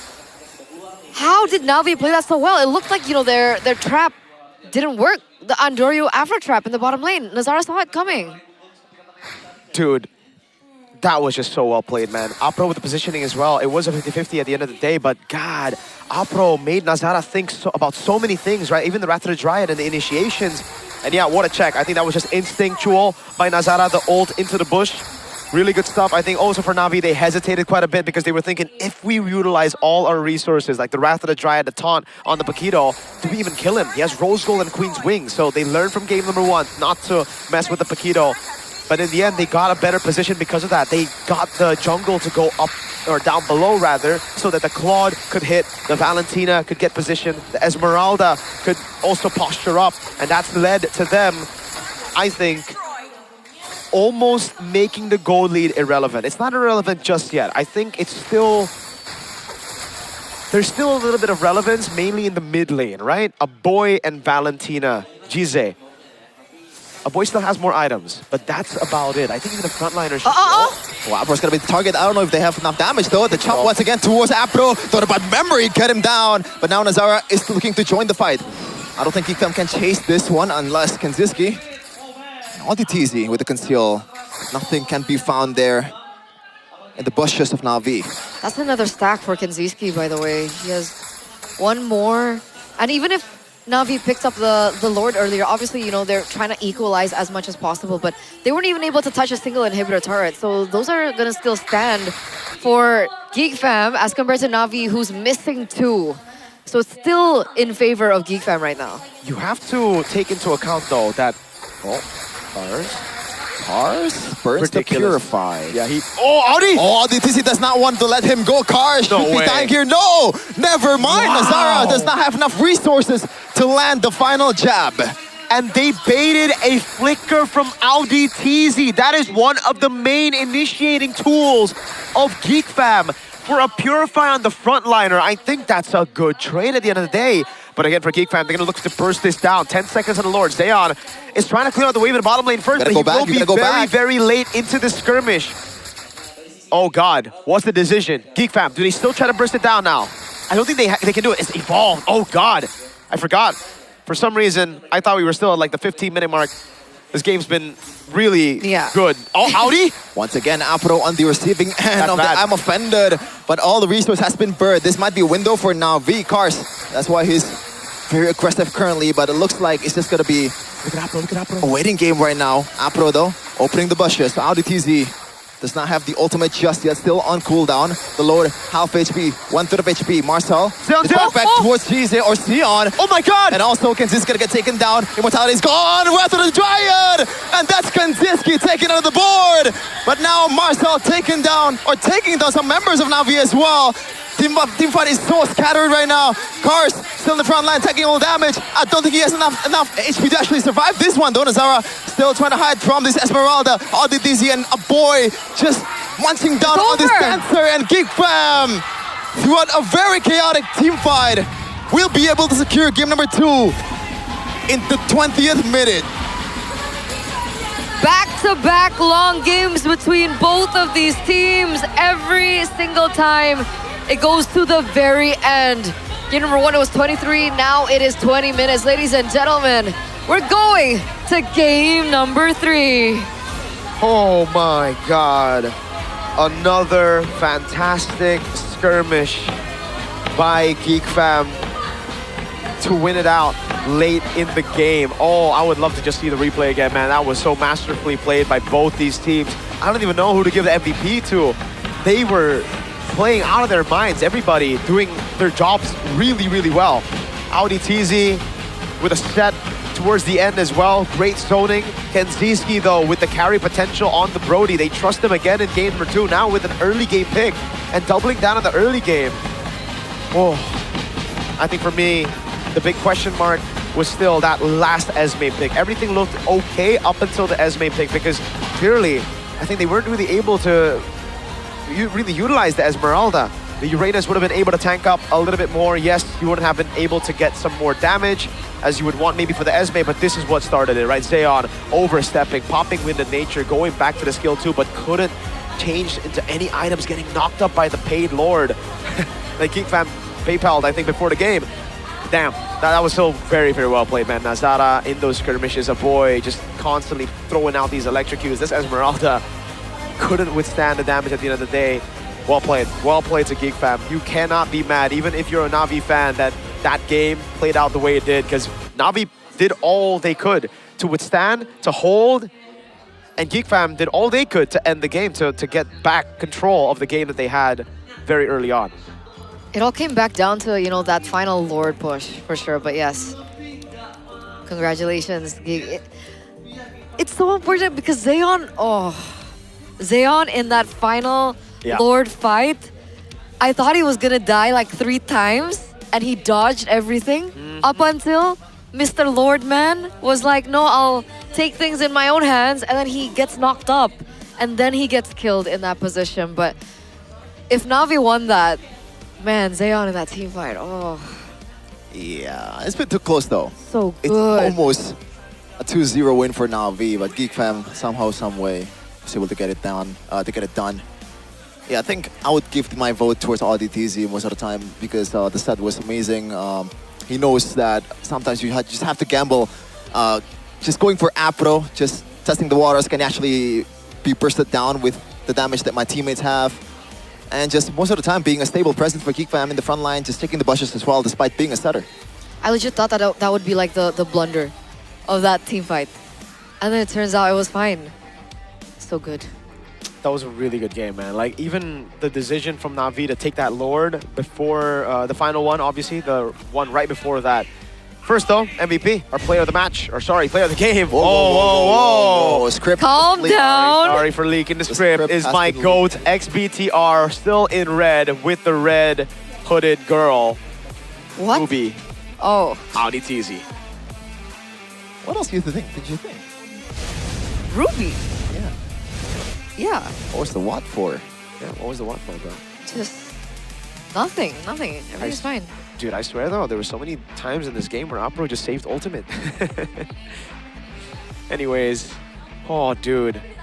I thought here it was GG. I'm not even gonna lie. Like, I thought it was GG because I thought they were gonna get that set. They were gonna get the 2 kills and then a free neutral objective. But Kenzie saves the day with a turtle take and a Sky Piercer stack, dude. So cool, so beautiful, man. And then we get to everything else. I'm gonna find a moment of pause here somewhere. But yeah, all throughout, you see the amount of burst that they have a lot better. That's why I thought with the Belleric there, they would have so many ways to pull it off, you know, to pull this kind of composition off. Like Uranus, more sustain, or go for a little bit of healing, maybe. Just give me a sec here. I'm waiting for the moment. This is really good, though, by Cars. He was able to buy a lot of time. It's really all about trying to get into the late game, but unfortunately for them, they don't have a scaling mid laner, right? Like, the Valentina scales, all right, but it's not crazy enough for you to really turn things around. It comes down to, like, individual plays, right? Like that, I'm offended. These defenses, fantastic. Really well played by Na'Vi. Again, though, I really want to bring you guys into this moment. Lord, contested, wave up top, but Na'Vi, unlike the previous times, usually GeekFam would actually have position over in this bush, would have position over in this bush. They would zone Na'Vi away, right? This would be Na'Vi right here, Na'Vi, right? Sorry for the handwriting. This would be Na'Vi, and they would be completely zoned. But because earlier they were able to get the play down below on Nazara, or a position rather, they came through this bush, opened up, and was able to secure this play, this position. And that's why Nazara wasn't actually in this fight. He wasn't in the 50-50. That's why if maybe y'all thought it was a 50-50 loss, Apro had this position. Wrath of the Giant would have been free. So Nazara had to just play around the back. That means free retribution and great escape by Apro there. The whole team escaping. Really, really fantastic, man. And then the way they converted on this Lord as well was really good, man. They got all the turrets, but then they stayed too long in this position right here. They stayed too long.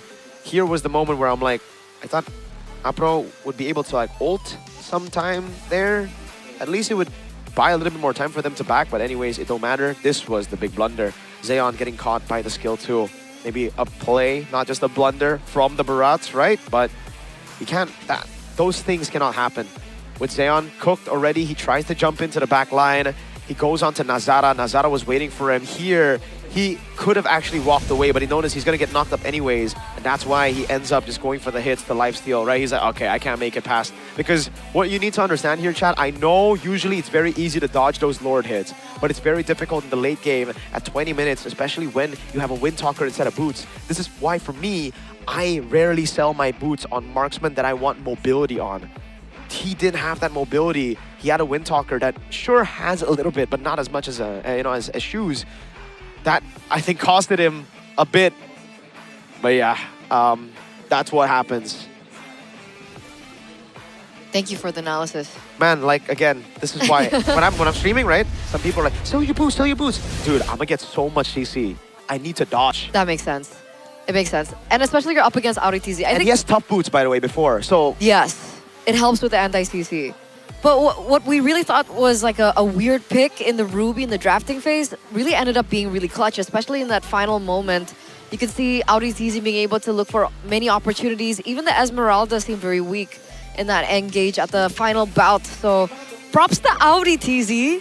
Back on his signature hero from way back when he was still an active pro player before he disappeared somewhere that I do not know. And he comes back, brings it up, and it brings a victory over for GeekFam. We're in a step in the right direction, Sheffin. Sheffin, Yeah. they're doing it with Barats. I've seen it before, man. I've seen it before. No, but you have to respect the Barats, dude. Like, yeah. Remember earlier, what did I say? Belleric, right? Uranus, blah, blah, blah, Marcel, blah, blah. Lilia. Yeah. But it's only if the Belleric is XP, you see, as a matchup. If you put it in Rome, it gets tough, especially with the Paquito as well, right? That's why I thought it's either they go for another roamer that has a set or Uranus, because at least then you'll have someone that can literally win you tempo and tank up everything. Remember Turtle 1, game number 1, the reason Na'Vi was able to win was because of level 4 Belleric. Yeah. Paquito couldn't walk up. Here, Belleric was level 3. So they couldn't even contest neutral objective 1. And the Esmeralda, who got prio, anything. Because who you going to poke on the Esmeralda, realistically, you won't be able to even skirmish. So I think the Uranus would have been a better choice. Or my favorite choice would have been the Alice. Because she's a lot more attractive than Uranus. That's one. Two, That's she has that's tools. subjective. Do you think she's not more attractive than Uranus? You really think That's a subjective. weird, spinny, yellow... I think he's pretty hot. What even is Uranus? I'll think about it A robot? during the break as we talk to Alyssa now. Let's go, Alyssa. What you got for us? Dan hari ini Alisa sudah bersama dengan Geek Fam Unity dan Navi Nation. Mana suaranya ini kalian? Halo. Halo Kak. Oke, kita kenalan dulu dari Geek Fam Unity. Ini ada siapa bersama Alisa di sini? Dengan saya Doer Kak. Doer dan juga? Saya Cacul. Oh, ada Doer dan Cacul dan juga di sini ada Navi Nation siapa? Rusel. Rosel. Naten. Oke, ini ada kakak-kakak dari Navi Nation dan Geek Fam Unity. Alisa kayaknya di sini pengen ke Geek Fam Unity dulu. Boleh, boleh. Ngelihat performa Geek Fam di musim ini nih, menurut kalian sudah cukup memuaskan belum sih untuk Geek Fam Unity? Kalau dari pendapat saya belum cukup puas ya Kak. Karena kita masih nyari ritme yang sesuai di game ini. Dengan hasil week pertama dengan tidak ada kemenangan untuk kita, saya rasa itu tidak hasil yang maksimal sih. Tapi tadi ngelihat permainannya itu sebenarnya udah prediksi 2-0 atau emang satu sama nih untuk mengejar ketertinggalan dan akhirnya comeback 2-1? Sebetulnya sih kita bisa 2-0 ya Kak. Karena banyak treble issue, miss kom aja. Mungkin eksekusi plannya yang agak kurang, saya juga kurang ngerti gimana. Seharusnya terjadi comeback seperti itu sih. Oke. Tapi apakah Geek Fam seperti ini karena kehilangan sosok Baloyski menurut kamu? Tidak setuju sih. Enggak setuju? juga. Oh, jadi nyawa Geek Fam bukan ada hanya pada Baloyski aja menurut kamu? Ada Baloyski atau tidak, ini permainan tim sih Kak. Tergantung timnya, mau ada siapapun nama besar di satu tim itu, kalau dia nggak kerja sama secara tim, nggak bakal bisa mendapat kemenangan sih Kak. Oke, menarik. Kalau gitu kita ke Navi Nation sedikit nih. Navi, ini lagi cukup kuat di musim ini. Menurut kalian apa sih faktor yang paling memperkuat Navi di season 18 kali ini? Menurutku mungkin karena nggak ada perubahan player dari season kemarin. Mungkin ya menambah chemistry lah. Menambah chemistry? Iya. Menurut kamu ini defense-nya, menurut aku sih personally ini defense-nya sangat kuat di season kali ini. Dan banyak banget momen akhirnya Navi itu comeback gitu. Kamu ada gak sih sesuatu yang mungkin bisa lebih diimprove lagi nih? Sehingga kayak wah sapu bersih 2-0 gitu. Ya mungkin lebih dibagusin lagi di early-nya. Di early-nya? Iya, soalnya kita yang nonton juga deg-degan di early kalah. Harus nunggu comeback dulu, kan deg-degan. Tapi kalau menang rasanya puas banget aja. Saya puas banget ya. Tapi ngelihat kayaknya Jize ini lagi kuat banget dengan Novarianya. Tapi hari ini sayangnya harus di-ban. Gimana menurut kalian? Mungkin emang terlalu jago aja sih Jize. Oh terlalu jago? Iya. Oke, tapi dengan hero-hero lain kayaknya masih bisa membawa kemenangan untuk Navi? Ya, mungkin dari Ten. Coba. Dari Ten nih, iya. Nggak apa-apa lah biar dia nunjukin hero lain juga. Soalnya dari kemarin dia mainin hero yang jarak jauh terus kan. Sekarang lagi tadi Valentina yang kebilang termasuk hero jarak deket kan ya lebih ngepoknya. Ya kasih dia ini aja pengalaman baru lah. Kasih pengalaman baru, oke. Ada pesan-pesan gak sih buat tim lawan kalian hari ini Geek Fam nih? Tetap semangat sih, reset dari game yang kalah tadi. Tetap semangat reset dari game yang kalah tadi. Geek Fam, coba taunting-taunting juga gak apa-apa loh ya kan tim lawan nih gimana-gimana. Ada pesan-pesan gak nih? Nggak ada pesan sih Kak, kasih menang dong mau interview nih Kak. Kasih menang tuh katanya mau interview. Dikasih gak hari ini kira-kira? Enggak, ntar dulu aja. Ntar ya Bang ya? Iya, jangan pas lawan kita aja. Jangan pas lawan Navi.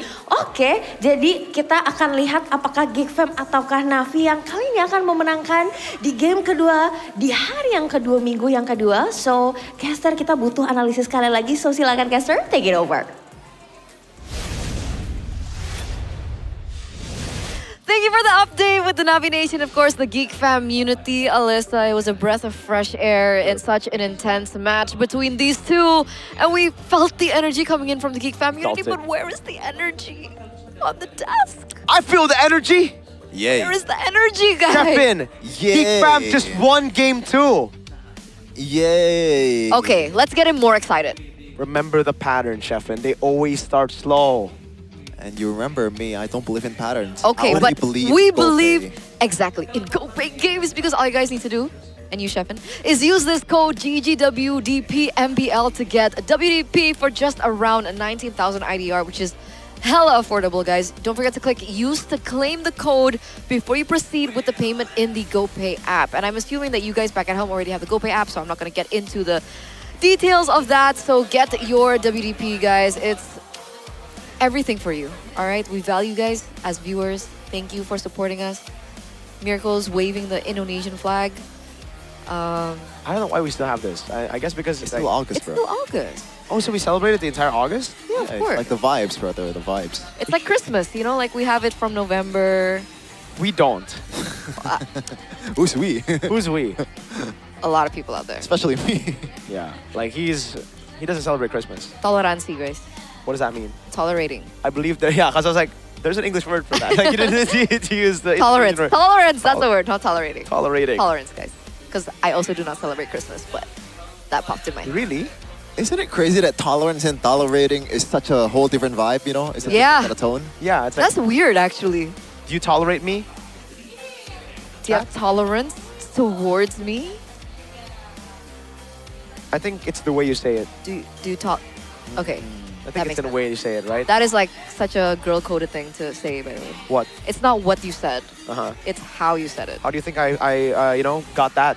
My girlfriend tells me that all the time. I'm like, yo, I love you. And she's like, I don't like how the way you say it. I said it, you know? You gotta say it a little So bit more smooth. she teaches you, she educates you, and you can also tell her about, you know, the GoPay voting system. Oh, her favorite team is actually Onyx. Oh, is it because there's Kyrie? Yeah. Because of Ghani. No, yeah. What else? Who else? It's because of Kyrie and, dude, I legit can like quiz her, and I think a lot of Onyx fans on 5 Onyx players, and I think they'll only get 3. Anyways, yeah, go and vote your team on the GoPay app there. You know, we have that every time. There's a lot of prizes for you guys. There's 1 million diamonds, 18 GoPay Xperia rings, and up to 1.8 million GoPay coins every day. That's crazy. It's crazy. Is it crazy? There's so many things you could get, guys. If I were you, I'd do it. Unfortunately, us casters, we're not allowed to do it. That's an excuse because you just don't do it. Me and Sheffin do it all the time. Oh yeah? What'd you get? Together. What'd you get? Nothing, because it's still a Yeah, raffle. because, you know, they ban you. Because they banned me as well. Oh. I got diamonds. Legit? Yeah, monthly. Are you We serious? all get monthly diamonds. Yeah. Oh, yeah. Yeah. We don't get paid here, I chat. swear I we checked. only get diamonds. I swear. Right? You Yeah. don't get paid in cash, just diamonds. Then we have to resell the diamond. No, we're not allowed. Whoa. He deserves It's a a bump. joke. It's a joke, okay? For legal reasons, it's a joke. That's crazy. No, for all reason. No, for no reason. It is just a Legal joke. reasons, There's that's no. a joke. For legal It's, reasons, it's that's a legit joke. just a joke. You don't know that reference. What? For legal reasons, that's a joke. I have no idea what you're talking Dude, about. you're Like a YouTuber and you don't know. 70% of the time. What, guys? Like Come the on, new air thing, I still don't know what it is. How dare you disrespect New Lie? It's not What's New New Air. Lie? It's New Lie. I All can't right? believe And someone is defense forcing New Lie. it is the best. What? Dude, It's a masterpiece. in a world of AI slop, we're finally getting human slop again. We gotta appreciate it, dude. So it's a good thing. It is a good Made thing. by AI. No! Are you It's human. serious? I said It's human. Yeah. Okay. Yeah. I guess I'll check later. I guess I'll check later. But back to the game. Game number 3, we're down to another best of 1 between both of these teams. And I feel like you, Miracle, were very, you know, emotive and expressive about how you didn't like the drafts in certain The Esmeralda, occasions. just the Esmeralda, dude. Game number 1, you were talking about the Barras Paquito pick. Yep. And then game number 2, you were talking about the Esmeralda pick for Navi. Because again, I hate the Barats in game 1. Why? Because there's a Bele, because there's a Uranus, because there's so many other picks that they went for, and at the end of the day, they put the Beleric in XP, right? So boom, bang, bada bing. Game number 2, they pick the Barats. See the Beleric, and instead of the Beleric going XP, they go for Esmeralda. Now Esmeralda can win against the Barats early. You need a snowball. You need to just take control of the game. But guess what? Enemy team has a better snowballing comp. So why not just try to survive with the Uranus? Are you being chased or something? I'm being chased for time. I think it's also a bit of a preference, to be honest, you know. Cars used to be terrible at both. Maybe he's better at Esmeralda than Uranus. Well, you never know. Argument. Why doesn't he like Uranus, Sheffin? It's, What's wrong with Uranus? the window is not really that big. So For he the can't- Uranus. No, for him. Ah. Interesting. So he has big potential, can't fit Uranus into his pool. All right. We'll see if he ends up picking Uranus. So game number 3, it's gonna be Broken Walls this time around. Na'Vi on red side, blue side, Geek on red. Fanny, Chip banned out, the Atlas once again taken away. Freya also gets out. It's basically the same bans. We're expecting a Marcel ban at some point, and if they want to keep the trend up, there should be a Novaria, unless they want to shake things up. Novaria first pick, is that how desperate Na'Vi are for late game? Dude, I know that it's so prior these days, but isn't it dangerous, you know? Like, you can pick a lot of assassins to counter that. Like but what? Yeah, to be honest, yes, it's Hirara and Paquito, but Yeah, Novaria is quite good, no, against the assassins that are meta right now. I think Yes. Ling maybe will be a weakness, that's the but only Ling is thing. meta. That's a pure counter. But either way, when your opponent is picking a lane, they lose out on a lot of things either, too. That's why, hey, there's just so many things that you can get, right? And right now, let's go. Novaria gets banned out, yeah. How about a Rafaela first pick? So Marcel is open. Just go Hirara again, and then we'll Yeah. see the Paquito Barats again. Then you go for the Belric again, but this time, instead of the Esmeralda, I know it's your comfort cars, but I think winning the game is a bit more important, don't you think? Or maybe just completely concede the EXP lane because Alice is also still there. Marcel. The second phase. Oh, Marcel is wide open. right. Yeah, you're right. That's what I said. Oh! We didn't say Eudora. You should have notified us. I literally said no. Marcel's open now. Okay, I'm sorry. I thought you were just randomly mentioning the Geek Fam XP laner. Wow. I understand. Now we can go into the Melissas and the Hiraras and of the world. No, they're still gonna go Paquito Barat. No, they can't. Don't. Airpunk, stop it. They can't pick Stop this Barat fantasy. into Marcel. Don't stop this fantasy of yours. You and Barats.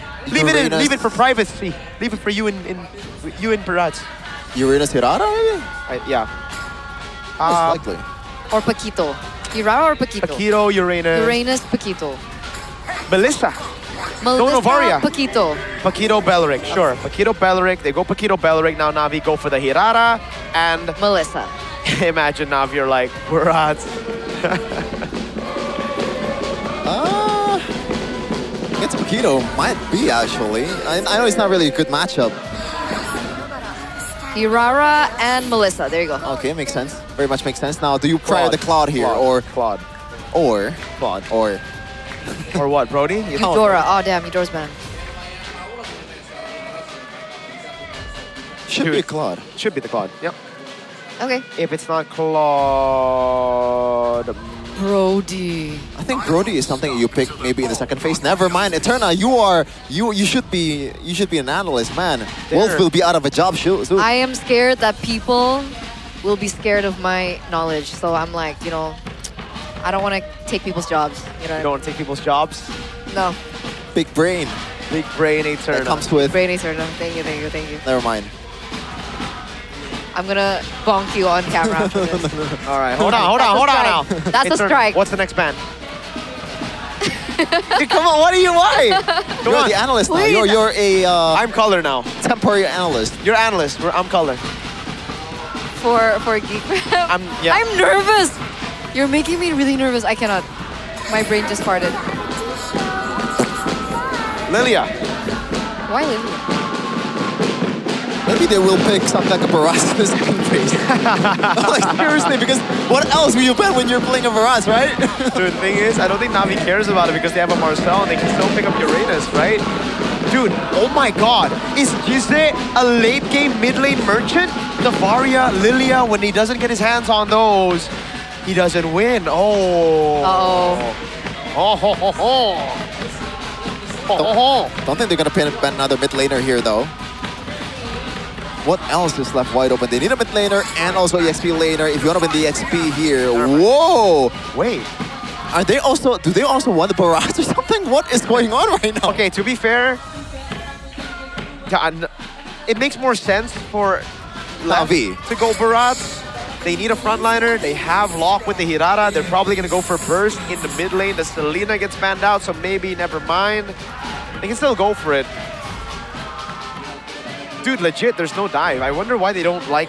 I wonder why teams don't go Farsa. Against a Melissa especially, right? No, just even last game, there was no Shred. There was a Brody. And Eudora. Just outrange them Makes and sense. burst. You hear the screams? Yeah. Yeah, that's Geek Fam fans. The real love ones. No, I'm joking. I like the Who are the fake enthusiasm. ones? What? Who are the fake fans? Oh no. The one on my left? That's the second scream. The second scream has hit. Wow, guys, the mid lane hero pool is shrunk. Jushin, Farsa, Cecilion. Would they go Rafaela? You know what's Do they wanna crazy? go I think the crazy like that? Valier isn't even bad. Or Kimmy. I don't know about the Navi. Valier. I don't know about the Valier. Against a Paquito Belric and Brody? For Navi, I think it's okay. Is it? They're probably not going to pick it up, though. It's just too out of meta. But let's see. XP, they need a tanky Is it boy. time for Vexana to come out? I think if Erpang picks up the Barats here, we'll see a Rafaela mid for why. Like, a boy yo. doesn't want to go a death, right? Why doesn't Geek Fam pick Rafaela? Vexana. But Nice. So she is the analyst, man. At this point. Did you say Vexana? Yes. Oh! I know, right? Hey, call another one. It's Call so another one. Call weird. another one. Call another No, one. no, I can't. That's pressure. I cannot. Okay, don't predict it. Don't predict it. Yeah, just keep talking. Yo, so yeah, what do you think about this pick, Chef? I don't know, man. The Vexana against a Melissa. I guess the ultimate can just go through the go away, but at the same time, though, the Lord will stay out of the go away. Yeah. So. I don't think they can Barats here, right? So no Barats. No Barats. Did they go Alice? Oh, so Alice and Against Vexana? Yeah. This is hard. I go Farsa. Cecilion? Oh, he took it back, guys. No, you got the Alice. That's so Uranus not- with no hair and and armor is Uranus. Alice with no hair. now this is the time for you to pick the Esmeralda, right? It makes sense, Oh, but so boring. knowing Erpang, he loves Barats a bit too much. No, it's not Nah, Barats. No bro. way, no way. Against a Melissa too, like. Shut up. Shut up. Shut Come up. on, come on. I am Erpang. Hey, I the big am Barats. brain play would be the Barats goes for the Marcel instead of anyone else. Hey, hey. But would it be okay for Alice now? Or is it not tanky enough? Okay, so it is gonna be Alice. It's not. It's Esme, probably. You know what I think? Lapu Lapu. Okay. Oh, you know what? Not a good shout. We have Esme, Hey, not a bad shout. Lapu Lapu. He just had beef with me, bro. It's not a good shout. Not a bad shout. Lapu Lapu, go for it. Or Arlet. Yeah, you go. Oh, Arlet. up against Melissa. Yes. I don't know about the Arlet, man. You go and through. And the Farsa. You go through. I You think go that's through the good. go away. Because I was You're just thinking skilled too. somebody who could dive in the back. So there's a lot of viewers that Marcel can play here. Plethora. Man, if you they're will. really thinking about it as well. Yeah, Arlet or Lapu, bro. Come on. Please. Oh, Mirko, Mirara it's you. cosplay. It's you in 2 weeks. Shut I'm up. so excited. That ain't happening. Mirara. Oh, God. Tune into the stream, guys. No. No. That's the highest point of Mirko's life. Oh, I'm so nervous for this last pick. Just go Lapu, dude. Come on. Come on, Marcel. What is the last pick? Remember last time we played Lapu Lapu? How long? Oh. How long are they gonna take? We're gonna wait. We're gonna wait. Okay. Yeah, I was like, dude, I feel like the track should have concluded by now. I feel so on edge right now. Okay, so it was Arlet or Lapu. Esme is what you said? Yeah. Okay, this is fine. Gotta wait for a second here. What do you guys think? Back at home, our lovely viewers, who do you think the last pick is going to be? Someone said Phobius. No.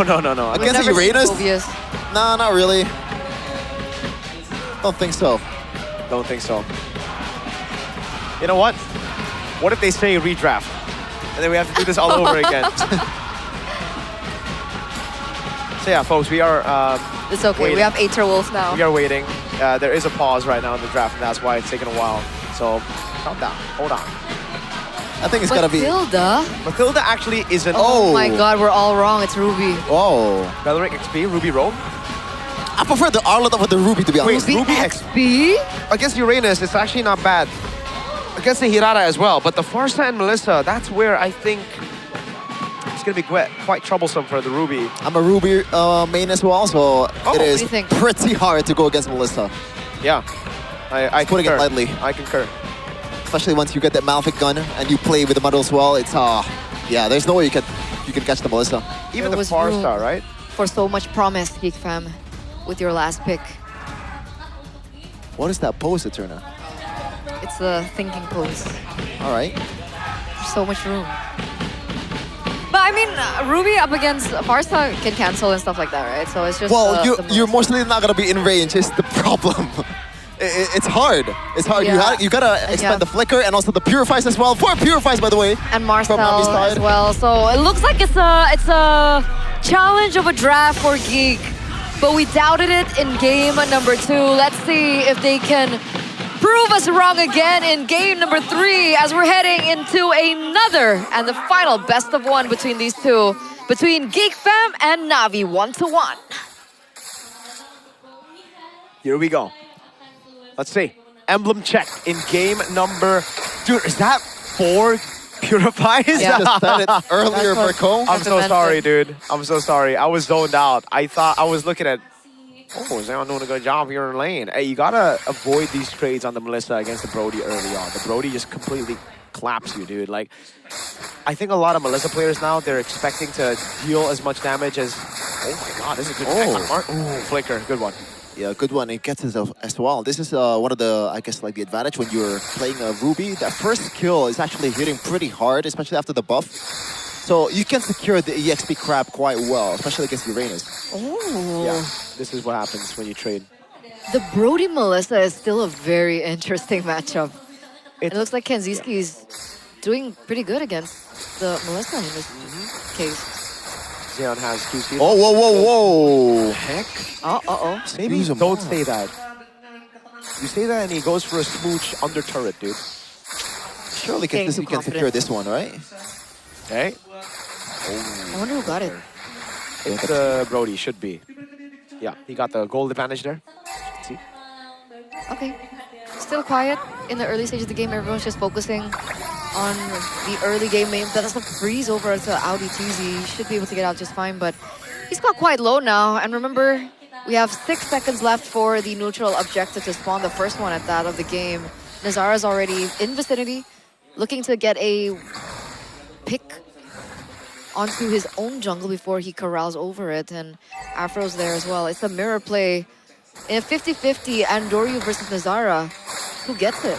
So far, Navi, though, has been winning the mid-prio here. Out Dizzy is already half HP, and he's actually taking the long route just to get the turtle pit. But now, good pokes by Cars. Already an ultimate expended towards the Uranus. I don't know if that's a good decision, but now Andoryu is going to be jumping in. Napro with the pokes as well.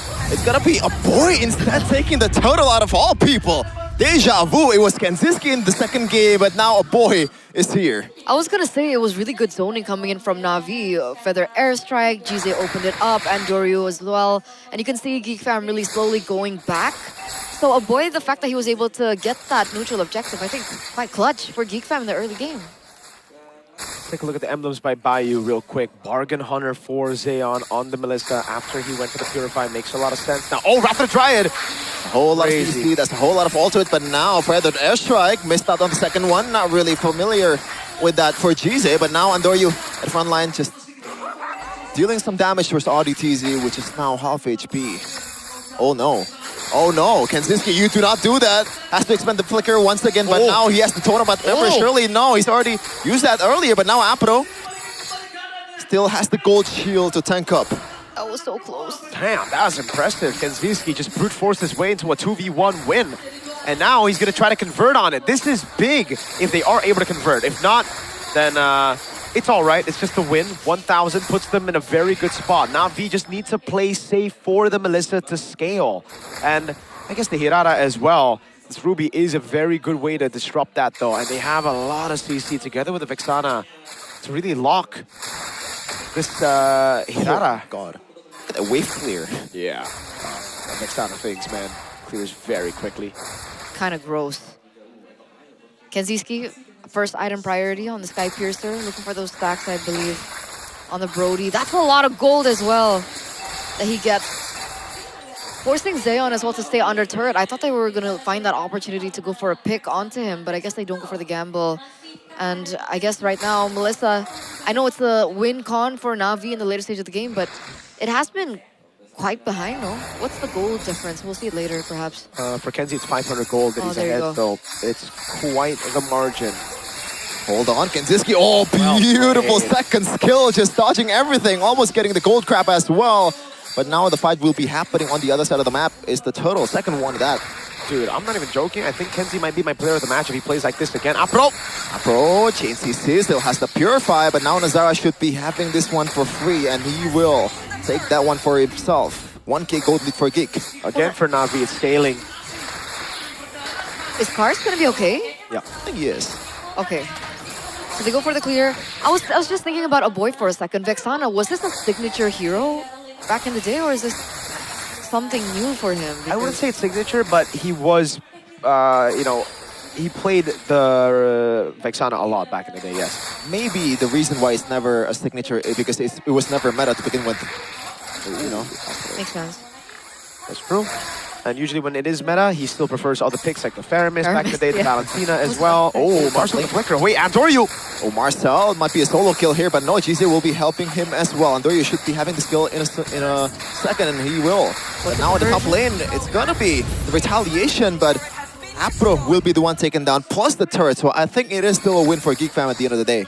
And they also get a tower over it, right? So the structure is permanent. It's something that Geek Fam can definitely use to their advantage. Now, Zeon really needs to think because he has to catch up on farm. He's behind 1,500 of Kenziski now at this stage in time. Wait a second, Zara? Mobilization, but Nazara, or GZ actually didn't want to commit towards a burst down there. Cars will also take the structure on the other side of the map. Yeah. Nice. This is not bad at all, by the way. Like, yes, Geek Fam got a win initially, but a kill on the XP for a kill on the roam with a turret, and a turret traded back from Na'Vi. I'd actually give it back to Na'Vi now. The fact that... oh, dude, okay. There is still a pretty big gap there between the gold laners in farm. Yep. So that's the silver lining now. For Geek Fam, they really need to start playing for Kenzie. But guess what? With the Uranus, you're a lot safer. You don't need to give the Brody as much respect as you did before, right? So that's why now he's much more comfortable still staying within that turret, walking up, clearing up. On the Esmeralda, you can't be doing this. You can't really just walk up against the Brody like that. So yeah, he's able to clear out the wave, getting tempo. Now moving around, Jizek gets top of the taunt. That's a taunt, that's an arm offended, but now the Eternal Guard also has been expended though for a boy. That's no longer a resource available in the turtle fight, but now Geek Fam still wants to control this one. A level lead for Andoryu, currently 11 to 10 compared to Nazara. But now Geek Fam is going to drag down the turtle towards their advantage. RTZ is still scouting the front line, being the permanent defender for Geek Fam currently. But now RTZ, beautiful Battle Dryad. But now not Nazara though, getting caught up in the golden hour. And Geek Fam once again gets the objective. And they bounce out. Yep. It seems Na'Vi just have a thing for scaling, dude. They really like scaling. I think they also botch a lot of their early game plays. Oh, good dodge by Apro if that was intended. Cars up top. Again, a lot more comfortable still staying in front. But still, turret will be taken. Geek Fam sent 4 members up top, and Na'Vi this time are caught lacking. They aren't able to look for any trades on the map. Oh, what? This is getting really desperate from Na'Vi. Do they not just want to buy time? Isn't that what they're doing? Yeah, that's what they're doing. But also, like, they're walking up, the Feather Airstrike comes in. I guess it's just an attempt. As long as Melissa gets the scale, I think we've seen these games before. You know, literally match number 1, game number 2, Kevin was able to scale up to be a monster late game. And GZ scales too. That's true, exactly. So that's why they need an artillery mage and Melissa, I guess, or a late game good clear gold laner to scale up. And that they have right now. With damage control. Cars on Uranus, which is much more comfortable than an Esmeralda for me. I remember GZ was actually debuting in MPL ID with Farsa, I believe. Yep, now there's a lot of damage towards that boy. The dive is already there. Marcel though stuck in no man's land. Wow. Taking all the turret hits in the golden hours as well, but now the models. No, it's actually Cars taking down the enemy. But now Kenziski's gonna be chest down, and there's no way he can get away from this one unless he has other plans right here. But no, it's gonna be Apro taking them down. Na'Vi just chasing Geek Fam down to the ground. Only 2 left on the board for Geek, and there's no way they can defend the mid turret here. Damage control until they find an opening and an opportunity just like that. And I think Na'Vi found it very, very well. Andoryu being able to bait the resources, Really great weaving in and weaving out. Uh-oh. The second, Nazara, Afro, that's 3 people, Nazara. Shifty though, Nazara still able to get away from some of the damage, but now 4 guys is on him. Nazara, can he get away from this one? Whoa. I don't think so, but he gets one. Just for retaliation, but it's only Apro. Still, good. Jungle for Rome. So it's worth it for Na'Vi, right? Certainly. Yes. They're going to pick on the jungle. That means free Lord, unless Geek Fam try to contest this, which means it's also going to be 4v4 without the jungler, one of the main damage dealers. They still might want to fight here. They have a lot of CCs. Karch will be the target. That's enough burst damage from Kinziski. But now the Lord surely will be taken down by Andoryu, and he gets the retreat quite easily. Na'Vi, look at the gold swing. Geek Fam really lost it, didn't they? They lost their control. They had everything going for them. They had a good gold lead for the Brody as well. They had a stack on him. The structures were in their favor. So what happened? How did they lose control so quickly? I think it's because they just took a fight that they didn't need to, really, right? Like, again, with this kind of composition, you just need to play around objectives when you have the lead. Because it's built for it. With the Ruby, with the Belleric, yes, you can initiate, but a lot of times you just want to hold position, zone people from neutral objectives. Na'Vi were able to punish that in the bottom lane, and again, this is why I love the Uranus more than the Esmeralda. So much more than the Esmeralda. You're so tanky, dude. It's so hard to kill. Oh man, the range difference as well from a boy here, and also Jise. A boy is forced to play in the back line, meanwhile Jise, especially when Apro is in the front line, you can just play as to the front as you want to. Yep. With the Marcel, classic stuff. You're able to golden hour to get the Lord to shove, even with the Holy Shield. Bait out the Holy Shield. Now the bottom wave, tier 2s all around taken out. You want to get as many Holy Shields as possible, but at this point, I really feel Na'Vi have outscaled Geek Fam. I think they've basically secured the win. Yeah. There's obviously some clutch factor here. They still have combos, so Geek Fam can still look for that. But 4 purifies. Exactly what I was going to say. There's 4 goddamn purifies. But in return, don't Geek Fam have lots of ways to kind of look for a trigger onto those purifies? I mean, they have the Vexana crowd control, Ruby crowd control, Belleric crowd control. Wait a second! Maybe like this, Karch though. Finally getting taken down.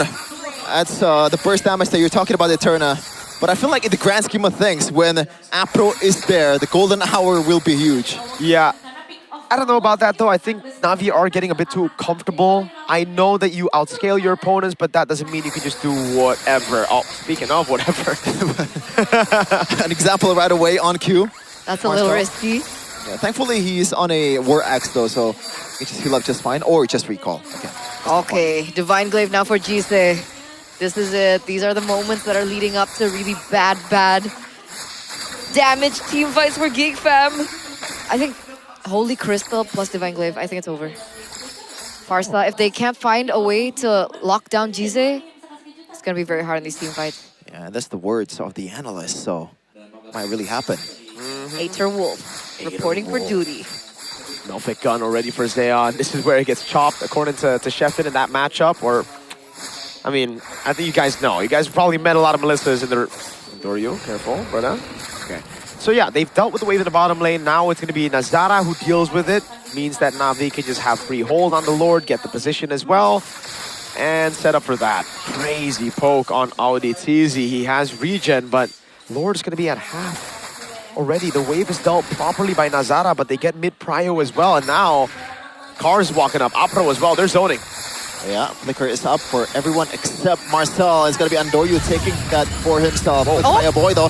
Oh, that's a big ultimate by Audi Tizi, but the Purifiers are popping up. But now Apro stuck in no man's land. It's going to be Kinziski securing another kill for himself. 4 kills so far for Kenzie, but to what is the conversion? Yeah, they lose one person, they lose Afro, and technically they will still have the high ground to go for the push, to go for the siege. Zeon's still alive, Jise is there as well to look for zoning. But how much can they take? Starting to clear down the Lord though. A boy does have decent wave play with Kinziski as well. Oh man, the Lord might not even knock down the inhibitor turret, and that's a good defense by Geek Fam. So the Apro kill definitely converted right away to a good defense. Yeah. Shouldn't Cars have been able to, you know, like open vision for them? Well, he can, but doesn't really matter too much if they group up like that. Again, there are still tools for Geekcam to come back, and the Purifiers were all down, so don't think it was worth taking that risk, walking up against this kind of composition. I think the big mistake was them actually fighting after getting Lord. They got Lord, should just play with it. Again, they have the artillery to siege. They have a Melissa and a Farsa, but instead they looked for a fight. They wanted to close the game early, and that might have, you know, bit them back in the butt because Kenzie, he's not a late game pick, but I mean, with a Sky Piercer, he can be. He scales technically with more and more executions. He will have more and more ways to execute you. That looks like a Wind of Nature, but I think it makes more sense for. Wait, yeah, it should just be Wind of Nature, or. Yeah, maybe it is Sea Halberd, dude. Maybe I am right. Maybe it looks more like a Sea Halberd, you know? Get more damage in there. Go Glass Cannon. Is that wise? No, but to win the game now, I think you can't really rely on wisdom. You gotta rely on brute strength. It's the Wind of Nature. This is why there's 0. I'm jumping. Whoa, whoa. You gotta be ballsy, man. I wouldn't accept that. 37 stacks. Don't worry, I'll tell that to Erpang. Don't worry, I will tell it myself. That's my GOAT you're talking about. And Audi TZ, my GOAT. Next BTR, by the way. The stacks aren't that great though, 37. Dude, that's honestly, looking at how the game is played, not bad. But what if it gets switched though? What else is there for Kinsiski? Just Rose Gold Meteor probably? If the stacks are gone, but now the stacks is still worth enough to be kept at this point of the game. I think he needs the boots, bro. There's too many people running him down. He needs the boots. I don't think he... Well, for the swap, I think he swaps to, yeah, Emo Rose Gold. That's just the thing. They build up a wave down below, which is good. So this is going to be slow pushing back. But guess what? Guess who is right there? Uranus. Look at that. Cars. No, he They kill won't him. punish the Uranus either. He's a big boy. I think Cars can actually just walk him down. But he knows that there are people backing him up. Did he not have Sea Halberd earlier on? I don't think so. Game 2. Or was that the previous game? That was the previous game. Okay. So yeah, now if you're just gonna hold this, they have a slow push, I think. Is it a slow push in the bottom lane? I think it is a slow push. Yeah. Winter Crown, there you go. Big for Cars. Consecration already down though for Cars. It's a tough job for Marcel and Audi TZ. They Look have at to that. find something, but at the same time, when you're getting poked down like this, how do you do that? For Purifiers, remember. So difficult for Geekcam to look for a set. They gotta go in layers. Endless battle for Endoryu. At this point, you might want to go for the pure objective fight. Cars will be the target. Did not even use the Purify. Again, all the resources are burned. No Eternal Guard. No, I'm offended. This might be a window for Navi. There you go, Apro. Immediate concealed play. The models has been placed. Endoryu looking for the 50-50. Nazara still looking for an angle to go in. But Navi, do they want to reset this? But it's going to be Endoryu with the Retribution. Nice, Golden Hour. Beautiful place by Apro. Now Nazara in a tough situation. Audi TZ as well. He's going to chase down Marcel with a big I'm offended. But unfortunately, the damage is just not enough. Kenziski, total part memory though. Not much damage. Now a boy is going to get run down by Apro and the whole team of Navi. Endoryu, Cars, Kenziski now down. Shut down by GZ. Only one left is Nazara, and he will bite the dust as well in the hands of Endoryu. 5-man strong, 5-man walking into the base after what looked like a very difficult early game. Navi close things out, and they take the series for themselves. 2-1 for Navi. Give me scaling heroes. Melissa, Moskov, Claude in the gold lane. Farsa, Lilia, or Navaria in the mid, and we good. Navi again with another comeback late game win under their belt. Steadily at the top of the standings, still number 2, but a crazy run for Navi, man. We expected them to be strong, and they have been. Composed, disciplined, very different from the Navi of the past. It's actually quite the opposite for Navi in the past in Season 17. Known to win early game, but to fall off later on. Not having the discipline nor the composure to end things. But it is a fantastic performance this time around in Season 18. It's the complete opposite. They relinquish early game control for late game. I've played these games before, man. You do not celebrate a victory in the second game. You know, you never celebrate that. There were definitely moments of brilliance here coming in from Geek Fam. There were moments that I think just in that final escapade, they were kind of too fast when it came down to their resource usage, and Na'Vi utilized it to their advantage. Unfortunate. But of course, there were moments from Auditizi. We saw crazy things coming from Kenziski too. This is still a team with so much potential. It's headed in the right direction. It just needs a little bit more fine-tuning. Bro, the farce is just that good, I'm telling you. That should have been the pick game too. Well, let's talk to the victors here. Let's talk to Na'Vi. Na'Vi menolak untuk tumbang untuk di match kali ini. Triple defeat Geek Fam this match. Hai guys, Hey, teman-teman guys. semua. Ini kalian meta comeback atau gimana ini? Are you guys the master of comebacks? Nggak tahu sih. Oh, no. Main-main aja tadi. Oh, I just play. Main-main? That's it. Kayak main aja gitu. Main Kayak aja. Nggak terlalu musingin gimana gamenya, yang penting. We don't really kita care about how the kasih game terbaik goes. aja. Oh, yang As long penting as we kasih give it yang our terbaik best. aja, yang penting main lepas aja ya. Bong, siapa tadi yang bong? Coba Jize. Someone Bong, said kenapa it's a lie, bongnya? it's a lie apparently. Andrew. No, Andrew. Andrew tadi udah dance gitu, itu dance happy, dance kemenangan. You danced kah? earlier. Was that Dance a victory kemenangan dance?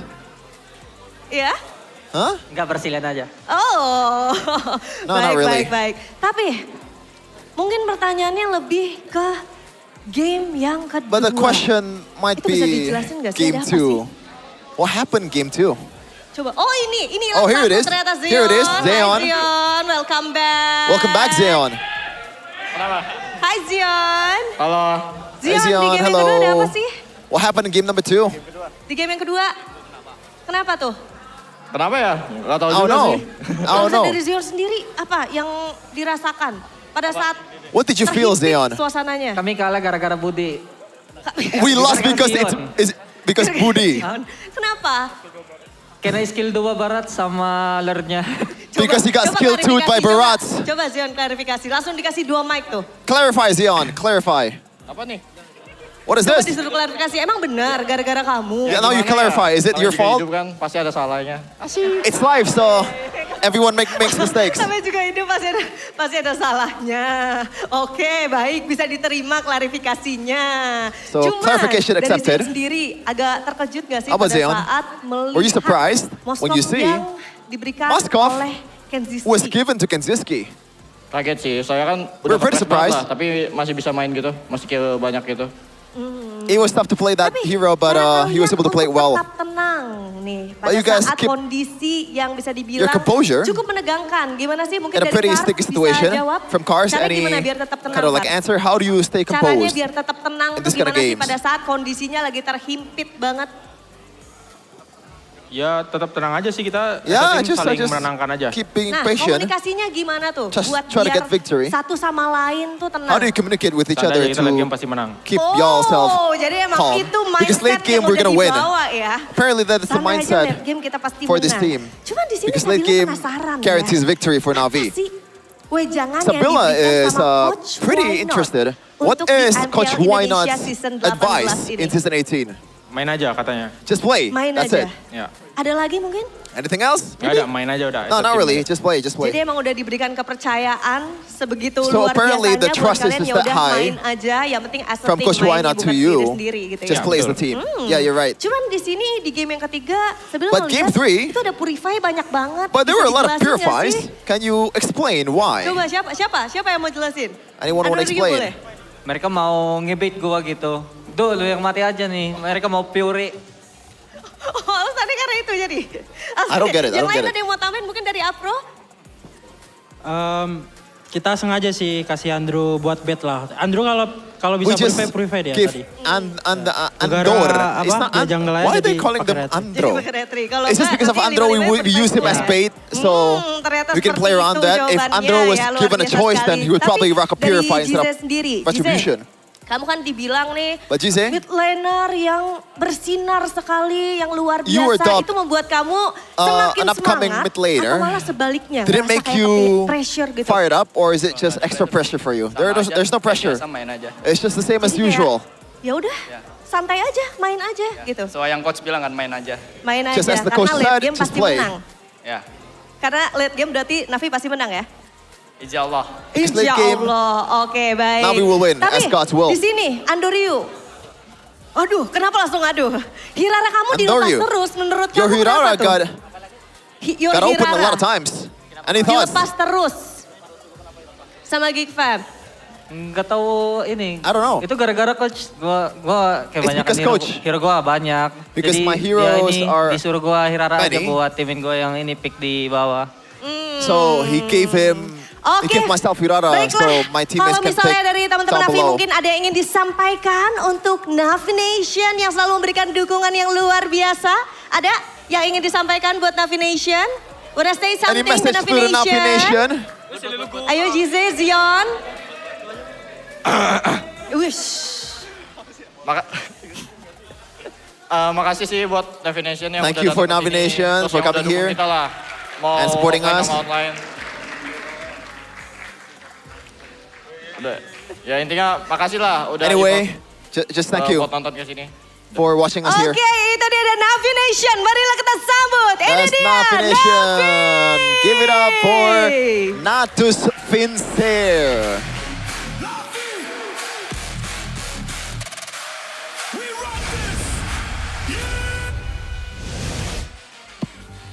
Wow. What did I do? What I do? Wow. What I do? I promised I would do it Oh, if Geek Fam lost. in game because he said something. So Ah. I'm a woman of my word. That's a lie. That's a lie. Big bad lie. Dude, But congratulations to Navi. Wait, what were you gonna say? No, it's like sad for my boy Sheffin over there. You He'll know? get over it. It's fine. You'll get over it, right? Yeah. It's just a game. It's just. Why you have to be mad? Why you have to? be mad? Why you bullying me? You know the Yeah, but we were referencing a different video. yeah, Why I did know. you I jump know. I finally got it, I guys. know that one, but I know the why bully. Because that's like an old meme eternal. That's why. It's a I think dinosaur age. Who's not a dinosaur is Afro. Wow. He Yeah. is He didn't play Brats. That's true. a pro player. A and pro was really player? good. A Yeah. pro player. That was very good. That was very good. That was very good. Nice. Suga. Respect. This is when you talk about and you like break down the game, by the way. Yeah, I think we all know what happened this game. Geek Fam won early. Geek Fam no get early. Navi happy. Geek Fam sad. Geek Fam very sad. Like that's literally what happened, though. Like, dude, it's just so frustrating every time, though. Cause like, the Ruby pick, I get it, but also I get it against the Hirara, but against the Farsa and Melissa, it's like, what's the idea here, Cap? Okay, let's say we kill the Hirara. What about the others? I don't think they had that in the... We had so many other options as well. They were talking about Lapu Lapu, you know, other things. I don't know. Why are they so limited to meta picks? I don't get it, man. He's called Lethal L for a reason. Why do you put him on enabler most of the time? Bro, what do you mean? I know the meta is here, but like... It's the meta, no? The Arlet can be lethal, you know? The Arlet can be lethal. Lapu Lapu can get through the Maybe not Arlet, but I think Lapu could have still worked. Nah, fam. Let's just go Ruby. I love Ruby. Especially, look at Ruby. Woo! Woo! Woo! See, you got a skill too. See that? Wait, look. Look, wait for Ruby. We're waiting? Woo! Right? I love it, man. It's a really good pick. I feel like they're just putting too... Oh, look! That was an I'm offended. Boom! On Apro and Cars. You'd love to see it. I'm offended? I am offended. Yeah, I think that's what Geek Fam wanted to do. They wanted to offend all their fans there with their pick. Because I genuinely, I agree with you, Sheffin. I think, but not just because, you know, it's Marcel and you want him on a carry. I think he just fits the bill. Because if you want to give Marcel a carry because he's a carry player, I don't really like that. I like it when it makes sense. This is the game where it makes sense. Yeah. The Lapu Lapu, the Zona, Jize. And guess what? You kind of know that they're going to have Purifies on the board, right? Because you have a Vexana and Belleric either way. So you have to try to force the Flicker out somehow. Something that can chase. usually is, you know, that early snowball. What is this? Okay, so team fight and map control. Oh, it's all games. Beautiful. Look at the early snowball. I think the team fight should be a lot stronger for early snowball of game 3 and map control for game 3 for early game. But they did get it. Navi can just scale forever though. Why is win timing early for game 3 Navi?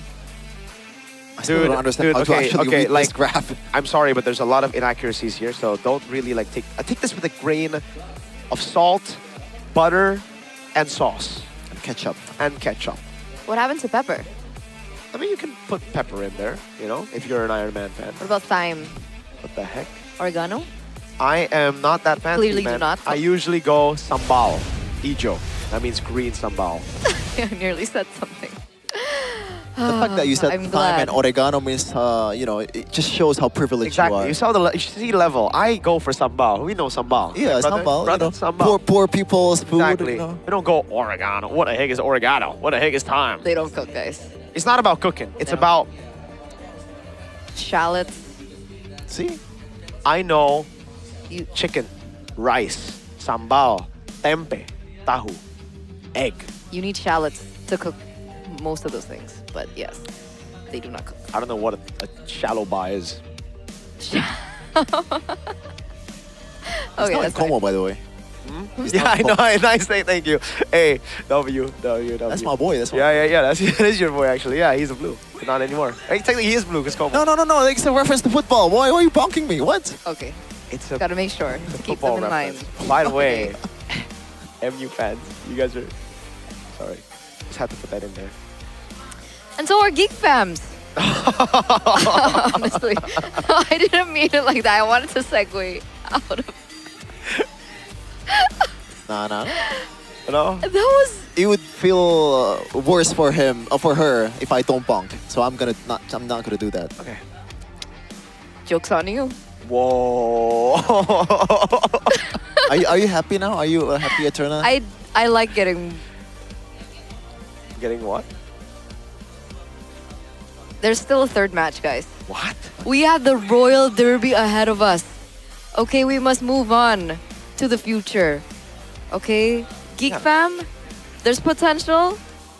I know they can, reset. Potential. Do they have matches tomorrow? Hope not. If they keep on playing like this, just give them time to reset. It's not. What was that? It's not that I think bad. it came from my Infinix Was it phone. like a notification to drink some water? It's, by the way, you got the wrong one. It's not water. It's the...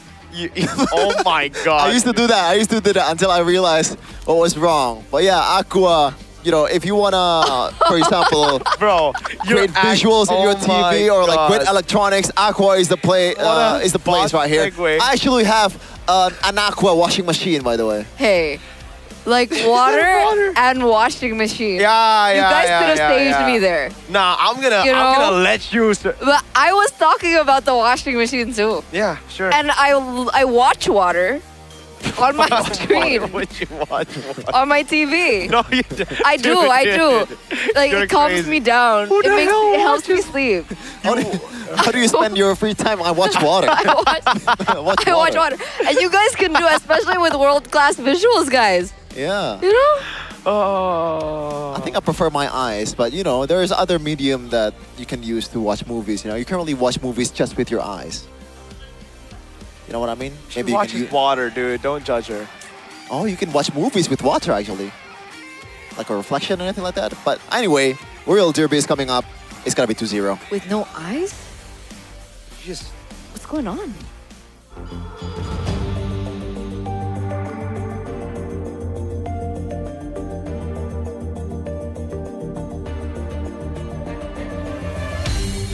Aku kan berdiri dan terus berlari, terus ke arah puncak tertinggi. Ku takkan berhenti, hanya sampai di sini.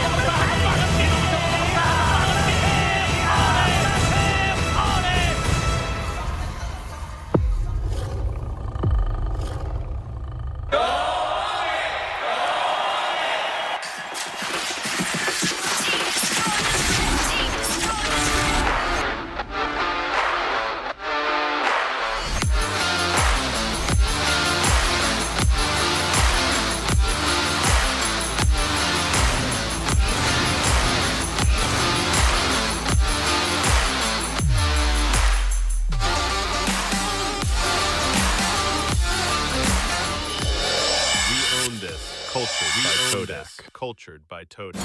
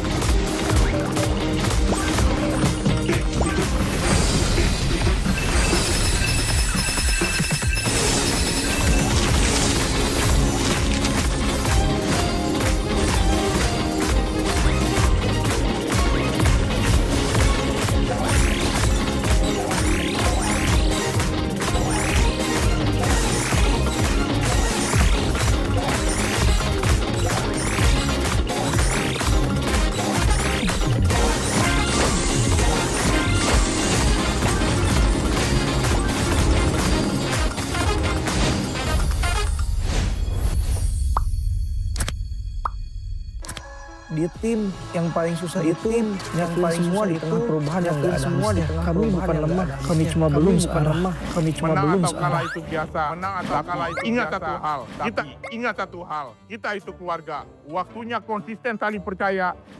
Sejak kapan Navari jadi CEO? Hah?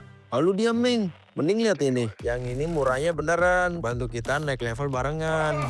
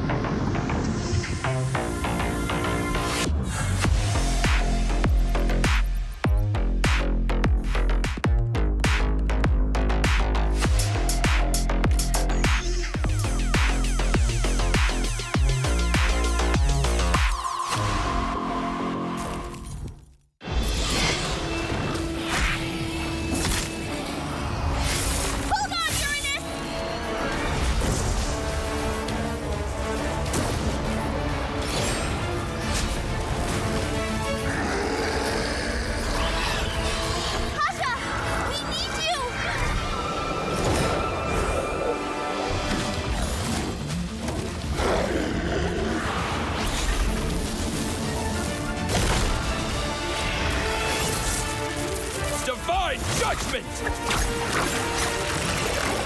Witness the power of pure lightning!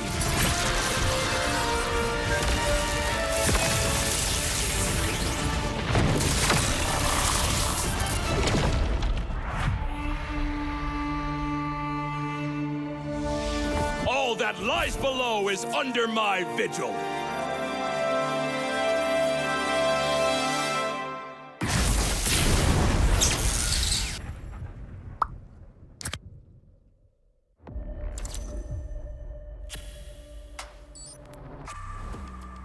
Semua perjalanan mempunyai cerita.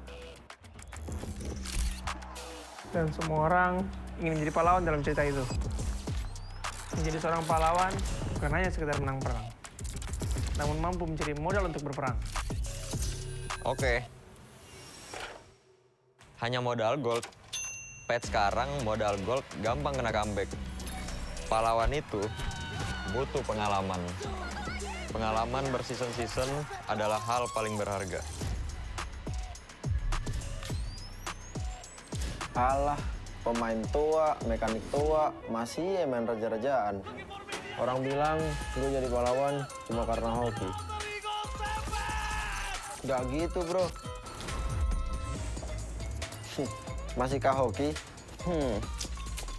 Hoki, faktanya gimana? Untuk menjadi pahlawan, harus bermental baja biar bisa menghadapi segala kondisi. mental baja. Berarti gue udah bisa jadi pahlawannya dong. Gue baru masuk aja, udah dapat Rookie of the Season.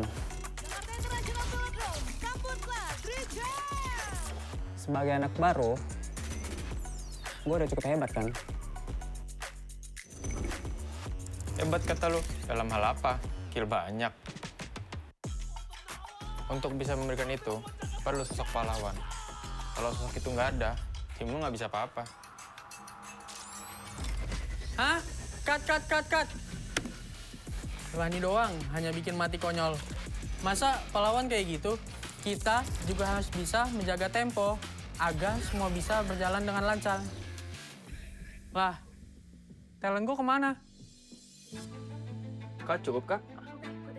Oke, thank you. Gagal lagi jadi pahlawan di MSC. Ah, iya ya. Keburu pensi nih. Tapi, setidaknya gue masih di atas lo.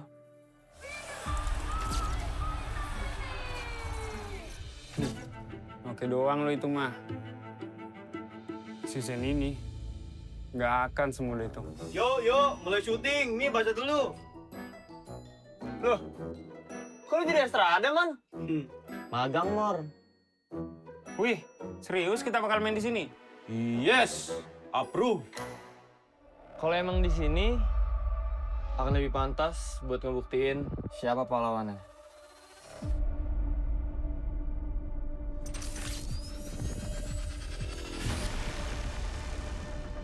Persiapan kita cukup. Kita berpengalaman. Kita harus sesuai target. Kita punya mental. Kita nggak butuh waktu lama. Kita memiliki inisiasi. Kita bisa mengatur tempo. Kita punya banyak cara. Kita yang ngatur permainannya. Mari kita lihat siapa yang pantas.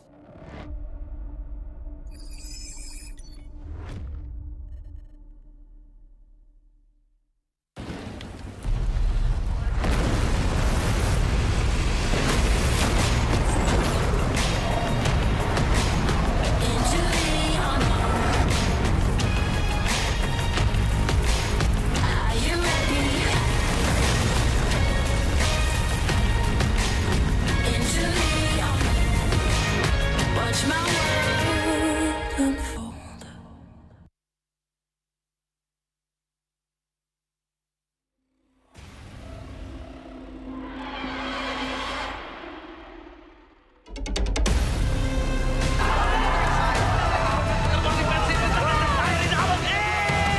Dari Bokil lagi bermain yang dari Kyrie. Dino mencoba untuk bertahan banget nih. Ya, oleh tim Onyx.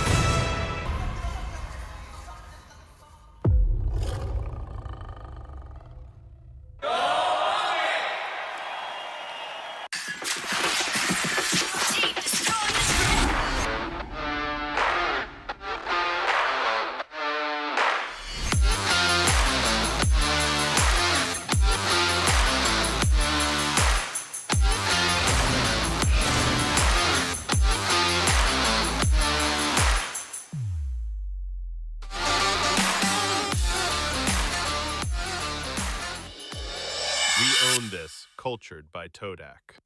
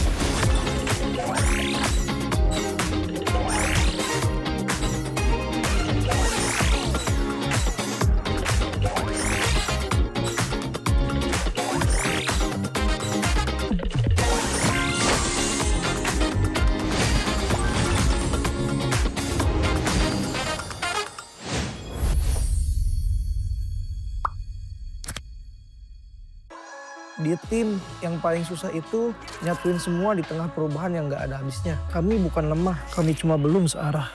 Menang atau kalah itu biasa, tapi ingat satu hal, kita itu keluarga. Waktunya konsisten saling percaya. Sejak kapan Navari jadi CEO? Hah? Lalu dia Ming. Mending lihat ini. Yang ini murahnya beneran. Bantu kita naik level barengan.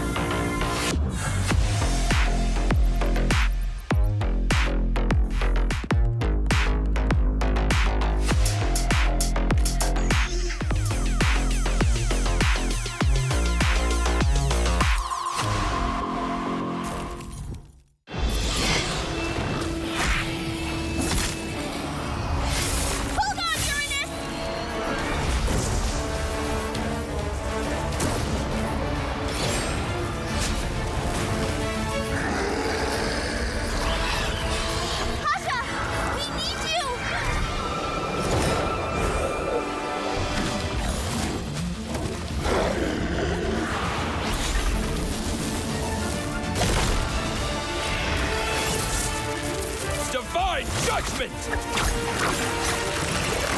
Witness the power of pure lightning!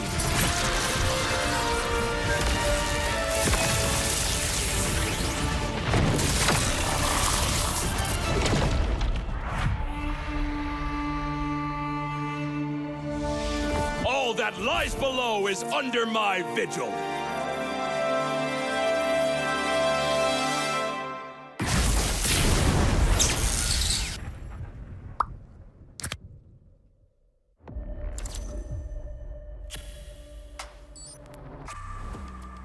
Semua perjalanan mempunyai cerita. Dan semua orang ingin menjadi pahlawan dalam cerita itu. Menjadi seorang pahlawan bukan hanya sekedar menang perang, namun mampu mencari modal untuk berperang. Oke. Hanya modal gold. Patch sekarang modal gold gampang kena comeback. Pahlawan itu butuh pengalaman. Pengalaman berseason-season adalah hal paling berharga. Alah, pemain tua, mekanik tua, masih main raja-rajaan. Orang bilang gue jadi pahlawan cuma karena hoki. Gak gitu bro. Masihkah hoki? Hoki, faktanya gimana? Untuk menjadi pahlawan, harus bermental baja biar bisa menghadapi segala kondisi. Mental baja? Berarti gue udah bisa jadi pahlawannya dong. Gue baru masuk aja, udah dapat Rookie of the Season. Sebagai anak baru, gue udah cukup hebat kan? Hebat kata lu, dalam hal apa? Kill banyak. Untuk bisa memberikan itu, perlu sosok pahlawan. Kalau sosok itu nggak ada, tim lu nggak bisa apa-apa. Hah? Cut. Lah ini doang, hanya bikin mati konyol. Masa pahlawan kayak gitu? Kita juga harus bisa menjaga tempo agar semua bisa berjalan dengan lancar. Lah.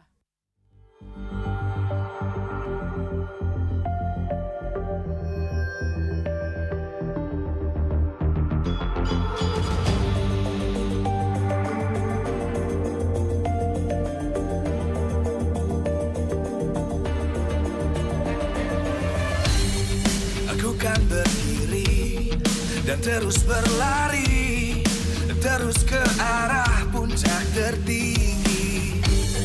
Ku takkan berhenti, hanya sampai di sini.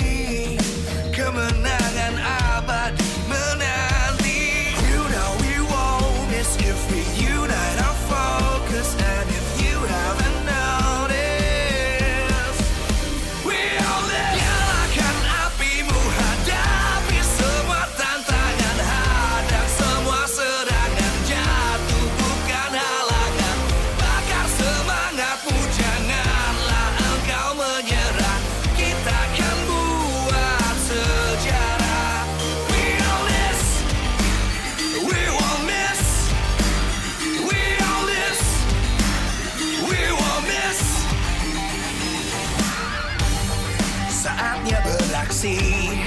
jalani ambisi. Aku kan menyawakan hari ini. You know we won't miss if we unite our focus. And if you haven't noticed, we all live. Nyalakan apimu, hadapi semua tantangan, hadang semua serangan, jatuh bukan halangan. Bakar semangatmu, janganlah engkau menyerah. Kita akan buat sejarah. We all this, we won't miss. We all this, we won't miss. We all this.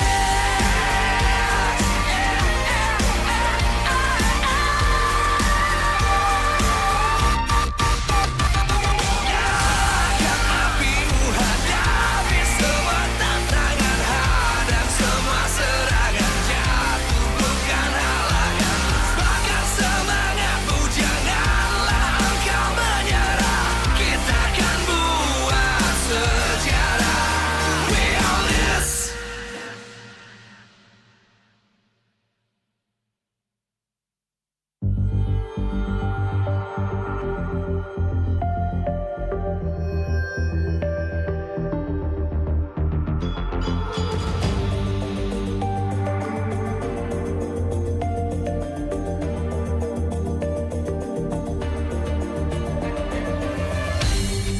Aku kan berdiri dan terus berlari, terus ke arah puncak tertinggi.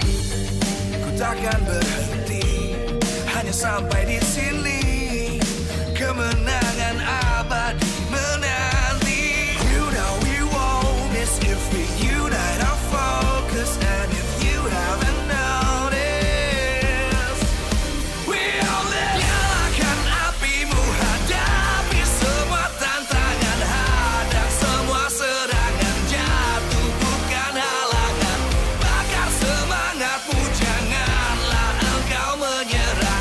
Kita akan buat sejarah. We all this, we won't miss. We all this, we won't miss. Saatnya beraksi, jalani ambisi. Aku kan menyawakan hari ini. You know we won't miss if we unite our focus. And if you haven't noticed, we all live. Nyalakan apimu, hadapi semua tantangan, hadang semua serangan, jatuh bukan halangan. Bakar semangatmu, janganlah engkau menyerah. Kita akan buat sejarah. We all this, we won't miss. We all this, we won't miss. We all this.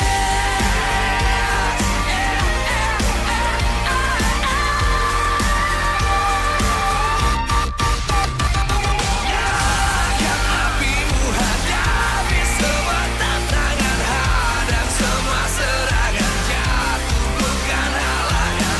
Bakar semangatmu, janganlah engkau menyerah. Kita akan buat sejarah. We all this.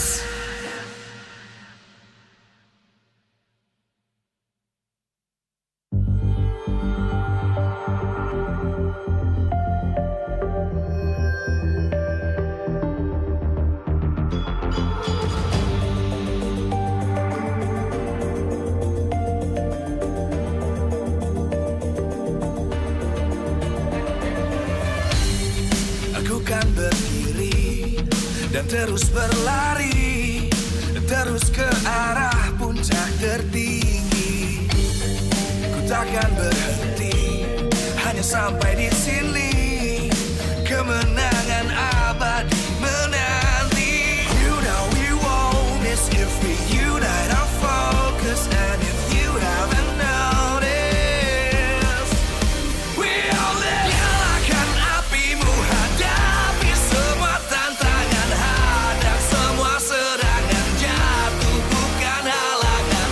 Bakar semangatmu, janganlah engkau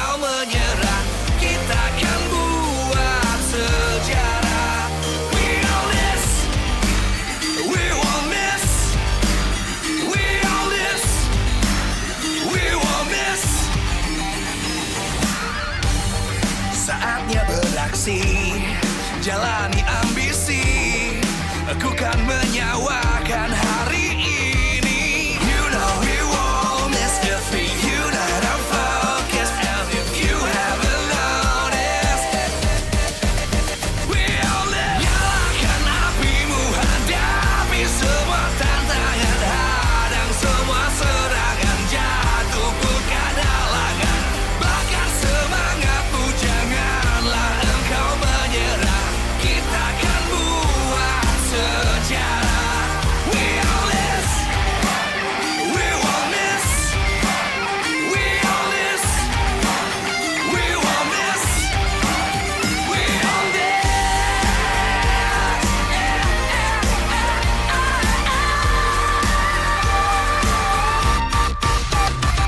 Nyalakan apimu, hadapi semua tantangan, hadang semua serangan, jatuhkan halangan. Bakar semangatmu, janganlah engkau menyerah. Kita akan buat sejarah. We all this.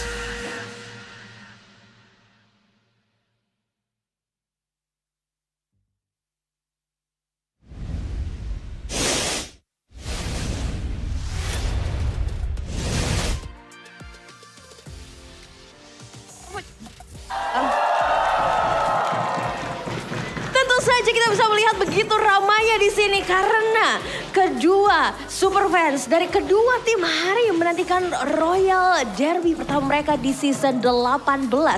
Kita tahu bahwa Royal Derby ini mencetak sejarah dengan tim-tim yang selalu berprestasi di kancah internasional. Namun track record juga mengatakan bahwa RRQ sudah absen selama 2 musim untuk di babak playoff di MPL Indonesia. Jadi kita akan lihat apakah kali ini RRQ bisa kembali berjaya ataukah kembali mengulang keterburukannya. Namun tentunya di sini Alisa pengen bagi-bagi hadiah dulu nih bersama dengan super fans yang udah datang di sini. Kira-kira ada yang mau hadiah di sini? Langsung dong maju. Namanya siapa nih, kita kenalan dulu. Dias. Dias, boleh kesini nih ke sebelah Alisa. Dias, Kak Dias dari mana? Jakarta Barat. Dari Jakarta Barat. Oke, kamu udah sering dong berarti datang ke MPL Arena? Iya. Kamu Sonic sejati? Iya. Kalau gitu bisa jawab dong pertanyaan-pertanyaan dari Alisa. Udah siap? Siap. Oke, kalau begitu kalau MPL adalah panggungnya dan pro player adalah pemainnya. Kalau gear pro player as official gaming phone MPL yaitu? Infinix GT50 Pro. Lengkap banget, bener banget. Lagi Sonic boleh gak sih kasih semangat nih buat Dias di sini ya? Kita lanjut ke pertanyaan berikutnya. Nah, kalau ngomongin soal smartphone, gaming flagshipnya Infinix kayaknya udah tertera juga nih ya kan? Kalian pasti udah gak asing lagi dong, seri apa nih yang jadi andalan Infinix dan dipakai buat bertanding di MPL season 18? Infinix GT Series. Bener lagi dong, keren banget sih Dias. Ini adalah pertanyaan terakhir sebelum aku kasih hadiahnya ya. GT50 Pro bisa kasih pengalaman gaming hingga 144 FPS di MLBB. Tapi FPS ini sebenarnya singkatan dari apa sih? Apakah A, face player speed, B, frame per second, C, first person shooter, atau D, full power system? B, frame per second. Jawabannya benar banget lagi, langsung aja kita kasih hadiahnya persembahan dari Infinix untuk Dias. Boleh dong unboxing dulu, kita kasih lihat ke kamera ya. Nah, ini kamu udah punya belum di rumah? Belum. Jadi kamu mau coba kasih lihat dulu. Nah, kita unboxing ini dapat earbuds ya. Mau kasih pesan-pesan apa nih buat Infinix? Udah kasih kamu earbuds spesial nih persembahan Infinix. Bilang sesuatu dong ke Infinix, kan kamu udah pakai Infinix juga nih merchandise-nya. Kasih. Kepotong senyap. Terima kasih Infinix. Terima kasih Infinix. Yeay, terima kasih banyak Dias. Semoga kepake ya buat gaming bareng tentunya. Jangan lupa juga gamingnya pakai Infinix, oke? Iya. Terima kasih banyak dan itu dia tadi keseruan kita. Kalau kalian mau dapat hadiah juga langsung aja datang dan mampir langsung ke MPL Arena. So kita akan lihat di match penutupan di hari yang kedua, The Royal Derby antara RRQ melawan Onyx. MPL Arena, mana suaranya?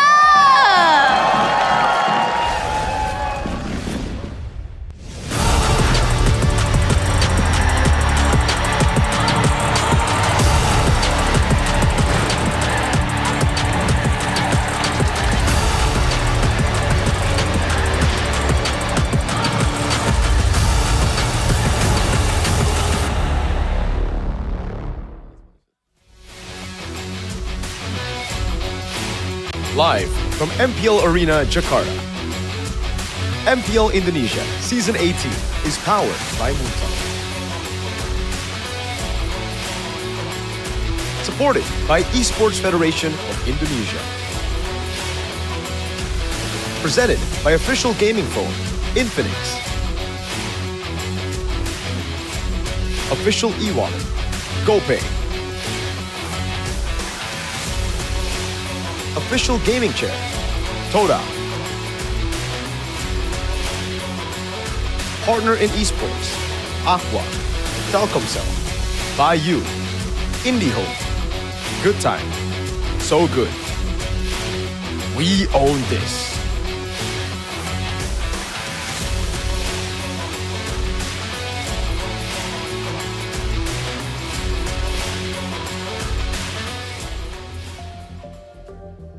Another historic clash between two of MPL ID's giants.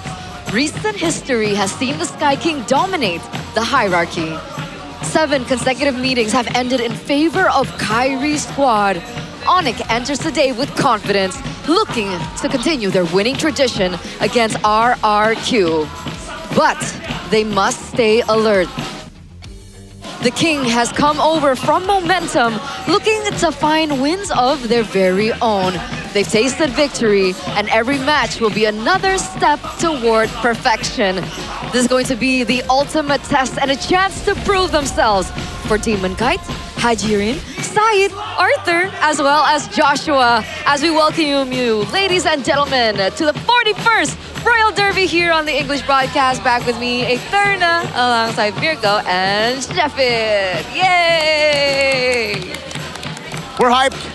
You can definitely see that the fans here are hyped as well. RQ, if they started their first week 0-2, there will be less hype coming in this matchup. But luckily, they were able to find their form in their second matchup against Dewa. It was a win. Demon Kite came here, sat right there, spoke to us, talked about how there were still jitters in the first week, and that now he is ready. Onyx, though, they're still Onyx. Yeah, unfortunately, as informed as RQ is, it is still the impenetrable Onyx unless it's BTR, man. Against Alter Ego, I thought Alter Ego has a slight chance, to win it out against Onyx, just the way they play in the first day of the season against Na'Vi. But unfortunately, it was not enough at all. Even when Yasuke wasn't a Fanny, Kyrie and crew just told him, hey, you do not pick Fanny against the Fanny God. I love it. I love it. I love this matchup because, we're talking about the junglers, we're talking about, the mid matchup, the roam matchup, and one thing that really stands out to me in particular is how the gold lane matchup will be. Because technically, Arthur or Sotsujin, he has been a veteran in his own right, but not in the gold lane. He was a jungler and he has experience in the jungler. And with that being said, we do want to know what you guys think. Right now, obviously coming into this, it still looks like it will be heavily Onyx favored. But what do you think that RQ needs to do to win against the Sky Kings? Do you think A, they need to prioritize Moscow for Arthur, which was a hero that he popped off on last week? B, limit Kyrie's farming space? Or C, win the mid lane duo matchup? I don't know about prioritize Moscow for Arthur though. I feel like Moscow has been, most of the time for other teams out there, it's always a plan B, just like Geek Fam, where they're not winning the early game, they fall back to the Moscow. So I'm more leaning towards the number B and number C, which is kind of like the same thing. When you limit your, when you win out on the mid-trio matchup, mostly Kyrie will not have enough space to farm. Mostly he will not be able to utilize his hero to perfection. So maybe just play a better tempo than Onyx, which is asking a bit too much, especially with the way that Sajirin and Hajirin and Said. It's okay. We're still getting used to it. Hajirin and Said is synergizing so far in this early season. I agree. I agree. There's going to be a lot of pressure if we're talking about that for both of these players. And there's also a lot of history between these players too. History. So this is, I would say, one of the biggest on Royal Derbies, in my opinion. One of the biggest derbies? Or yeah, after everything, they've been saying to each other, about each other on social media, this is going to be like the ultimate test and like the ultimate moment that they prove themselves, like wait. walk the talk. Yep. You gotta, fill me in though. Like, what did they say? You guys know. Okay. You guys know. Well, no. This is also Adi's first time against his former team, Onyx, after leaving Onyx last season. We thought that maybe they would be able to meet in an international with AC, but Adi failed to qualify to the playoffs with his lineup of AC. And now he's back in Indo with RRQ, entrusted to be at the helm with Caleb to try to beat Onyx. Now, yeah, I think very low odds for RRQ this time around, right? Onyx still look like Onyx. Yes, they have been beaten by Vigatron, but it's still Onyx. They're still really good. We're still playing that, huh? What do you mean? You're never gonna let Onyx live this down, huh? What do you mean? What do you mean? The fact that they lost to Vigatron? No? No, I already moved on from it. Like, it only happened twice. MPL ID season 8-17 and, you know, the previous tournament. He's listing it, guys. In both the grand finals, 7-2 record. Anyways, let's move on, guys. Let's move on. Let's talk about my GOATs. Yeah, we want to talk about, you know, Arashi's GOATs. We have Arthur here on screen, a player that, like I mentioned earlier on when we were talking about, you know, the votings, that he really popped off. A lot of people were doubting, especially his first game. But like the next game when he picked up the Moskov, he really showed the level that is required here to keep up with MPL ID teams. I think one thing that Arthur's lacking compared to Kellera is that killer instinct. Kellera knows how to play with the margins really, really well. He knows when to play with his flickers, the outplays and all that stuff. We see it over and over again in internationals, especially with Onyx PH. Ever since joining Onyx ID though, it feels like no trophies at all so far for Kellera. And that might change at the end of the season if they beat BTR. You know, just letting you know, Mirko. But the stats for Arthur is not really that, you know, bad as well. #1 GPM, you know, pretty good for a DBU gold lane, and also damage per game, #1. King Arthur from the court of Camelot. Yes. I think that would be a very crazy story. If he is able to bring RRQ back to the top, King Arthur, what a story, what a moniker. How everything can like just be set together, but we can look at this, right? Onyx versus Alter Ego. In that first matchup, Onyx were able to win against the Fan ES, but even in game #1, they were able to get a stomp. So walk us through this, bro. Is this the game? Oh, it's Onyx versus Alter Ego. Yeah, the one that sticks to my memory is the second game because it was so good. But you can see here the brilliance of the micros from Sans, from literally every member of Onyx, especially Kyrie as well. Multiple times an attempt was made by Alexander the Great with the Red of the Dryad and Flicker, but it was to no avail. Every time it was always dodged, frame perfect. So it really feels like they are just the usual impenetrable Onyx.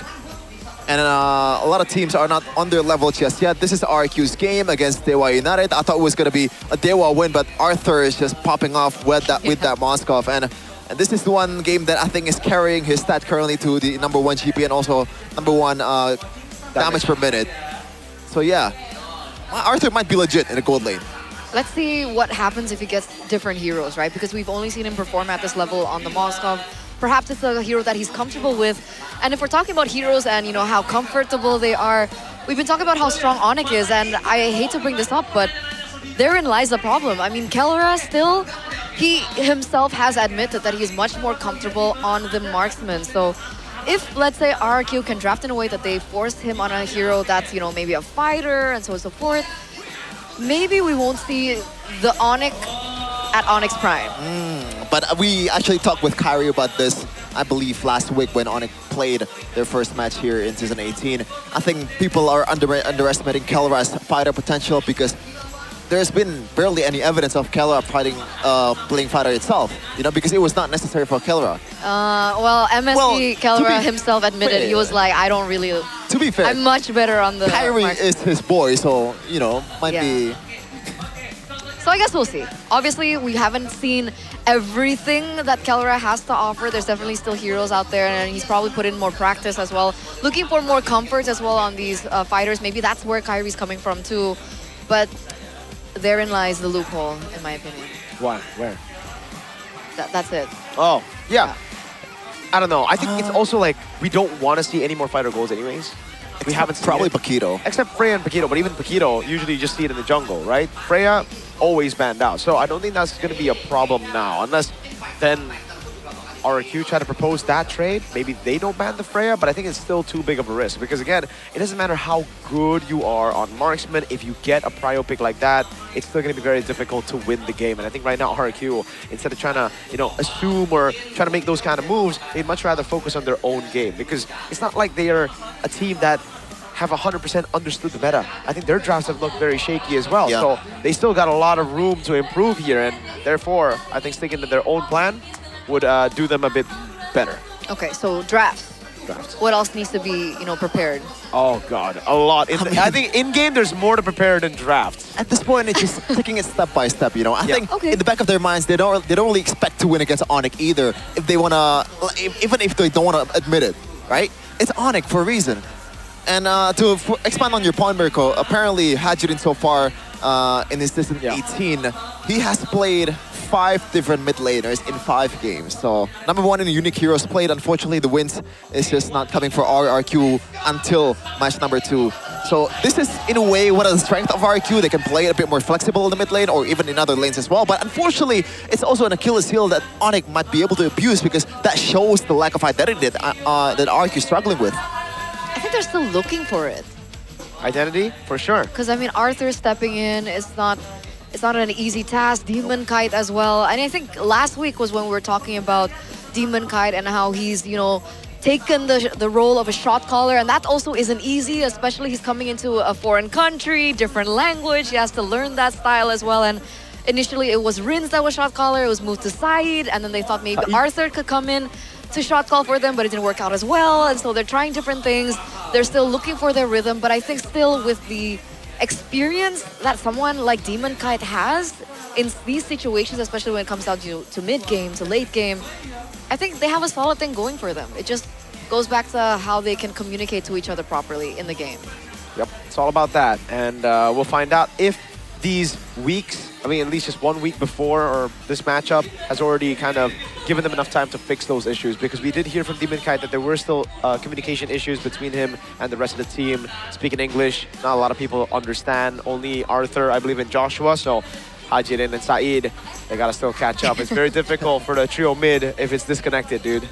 Because the simple things they understand, right? Like go in, turtle fight, yeah, back. It's just like when he has to elaborate a little bit more or has a little bit more like intricate calls, that's when things get a little bit tricky for them. Yeah, because those are very important, especially once you get to the late game where you get a bit more creative, setting up a trap in a bush. Which bush are we taking? Which one? How do we actually time our CC? How do we actually do it down to the minute detail? Those kind of stuff cannot be communicated if you do not speak the same language. Unfortunately, though, do you guys think it's DK that has to adapt or the whole team that has to adapt to DK? I feel like us as English casters, we have a bit of bias that, maybe we should adapt to the international players. Every human being on the planet should be able to speak. I'm joking. No, yeah, I think Demon Kite needs to adapt to Indonesian. Unfortunately, that's just the case. Majority of them don't speak English. Yeah. Yeah. Or a little bit of both. Maybe. Learn each other. Like we learn each other on the desk to find chemistry too. Yeah, but anyway. Royal Derby RRQ, the Kings of Kings are ready. And here they are with their official team roster. Joshua, Demon Kite, Hajirin, Said, and Arthur. Week number 1, we saw some mistakes, but we know for a fact that they've come here with even more to bring to the table. Here we go, ladies and gentlemen. Welcome to the stage, the Kings of Kings, with King Arthur leading the pack. It's RRQ Hoshi. Unfortunately, Royal Derby does not feel the same anymore if RRQ is not at their strongest. Still looking to recreate their past glory when they were dominating this region by a landslide. Now, the other side. It's the Sky Kings. Back to back for the longest of times. Unfortunately, runner-up last season, but it feels like it's feeding fuel to the fire. Kelra in the gold lane alongside Lutfi, Kyrie, Sans, as well as Keyboy. They're looking to find momentum of their own, hoping to finally make it back to number 1.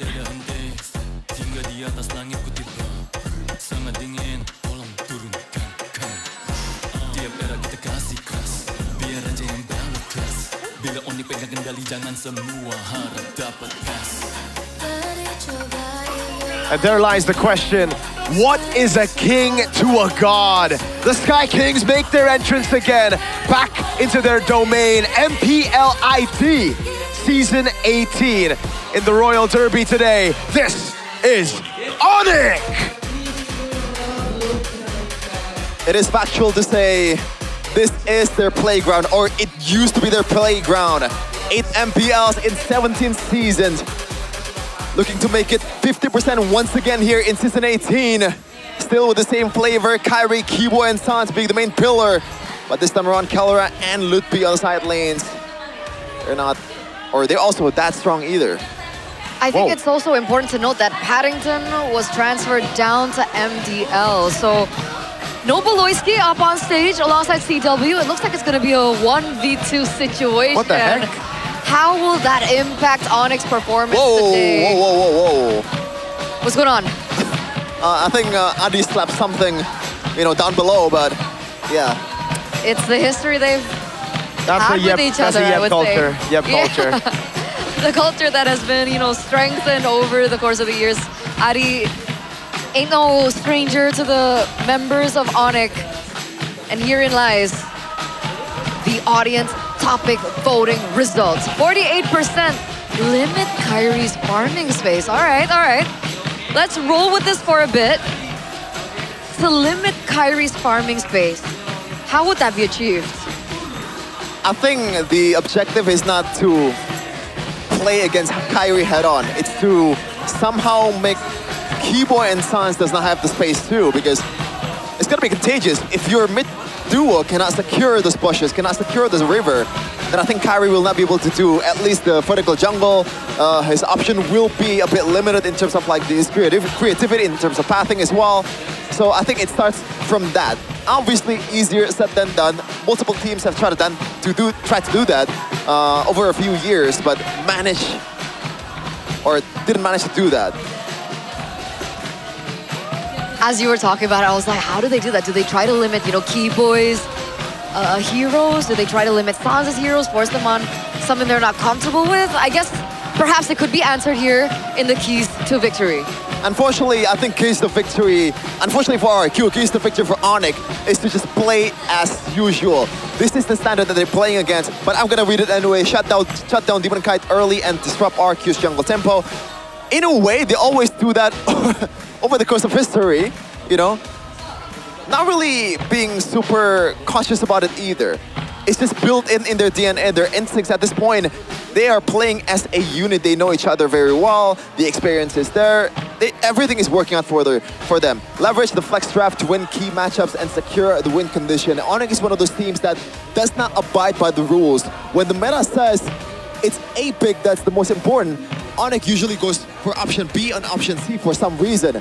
Might be just a curveball, might be just a way to throw a wrench to the opponent's way of thinking, but it is Onyx, so we can question their methods to get to the victory because they've been the most victorious team in MPL ID history. Meanwhile, for RRQ, this is where it's very, very important because the odds are against you. With Demon early game tempo to shut down Kyrie's rotation. Unfortunately, Demon Kite, this is not really this meta, but he has to learn some way, somehow, how to play those very early tempo hero like Pakido and Hirara well enough to have a chance against Onyx.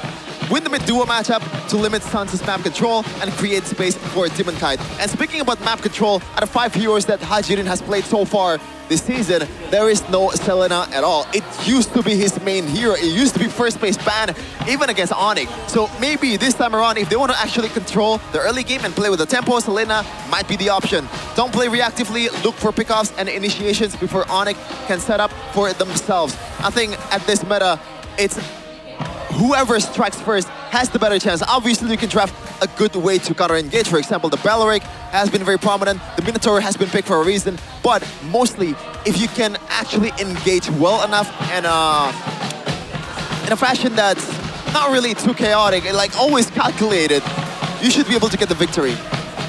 Yo, Adi kind of moving crazy with that head warmer. Anyways, yeah. Those keys to victory. I think playing with tempo makes a lot of sense here for RRQ. I think that's one of the main ways you can actually get a win here against Onyx. Onyx have shown that a couple of times when they lose out of the early game that they can still be shaky. That's why they try to dominate the early game. But also, this is a little bit more elite level, sorry. Bigatron, when they beat Onyx, they play to the late game. They go for the Novarias, they go for the Melissas, they scale up. They even go for the Mias sometimes, right? So if RQ have the capability to pull it late, then maybe they'll try to go for those late game compositions. But if not, yeah, maybe just stick to the basics. Okay. I miss Beloy. By the way, I just want to shout out to, you know, the Sonics and the Kingdoms right now. This was a full house, completely sold out. Of course. As we were walking to our caster desk, I actually met some Filipino fans. Really? Who flew all the way from the Philippines just to watch Onyx play. Wow. Just to watch Onyx or just to watch Kyrie? Yeah. No, I'm pretty sure Kyrie Onyx. and Kelra. Probably Kyrie Probably, and Kelra. yeah. Okay. And Yeb. And Beloyski. But shout outs. I love that passion. Yeah, that's crazy. This is like regular season. This is not something that we would expect. I think maybe playoffs, we'd be like more, okay, Hey, that's cool. MLBB is getting rec bigger and bigger. season. I mean, I think we know from EWC as well. We got a lot of, you know, French viewers, a lot of people watching offline. It's getting big, bro. MLBB. I think we also As had, always, you most know, hours watch. Yep. Peak viewers. Number one. At EWC. Yep. Number one. Who's second? We don't know him. shout outs to Kingdom as well. Was it last week? Fans from Argentina? Yeah, and Chile. And Chile. We're going global. We are global. Always been. Yeah. We should fly to like other regions too, like Singapore, Malaysia. That is not really global, bro. That's that's like Southeast Asia. That's the basics. I mean, like we've been there. It feels far, but anyway. Dude, Paris was far. Game number 1, Royal Derby, Onyx on blue, RRQ on red, Atlas, Paquito, Zushin banned out, Marcel Fanny also banned out. We're looking at, you know, early game tempo heroes starting to get limited. Oh my God, they need to and surprisingly so, the YSS also gets banned. It's Kyrie is known for the YSS, yes, but is the meta known for YSS? But yeah, this is the elephant in the room. You leave out the Freya to Kelra. We actually talk with Kyrie about this. There is a reason why Kelra was not able to play Freya at all. It's always not open for us. So that was one thing that he's kind of like whining about to the other teams. Please leave the Freya open. But I think Coach Adi, he knows what he's doing, right? There's got to be a plan. He knows that this is a risk that he's working with. So the plan has to be as good. Yeah, the fact that Onyx also banned out the Paquito means they don't have a response to the Hirara straight up. And against the Melissa as well, do they pick up the Novaria? That's the question now. Novaria pick up here, plus what jungle? Harley?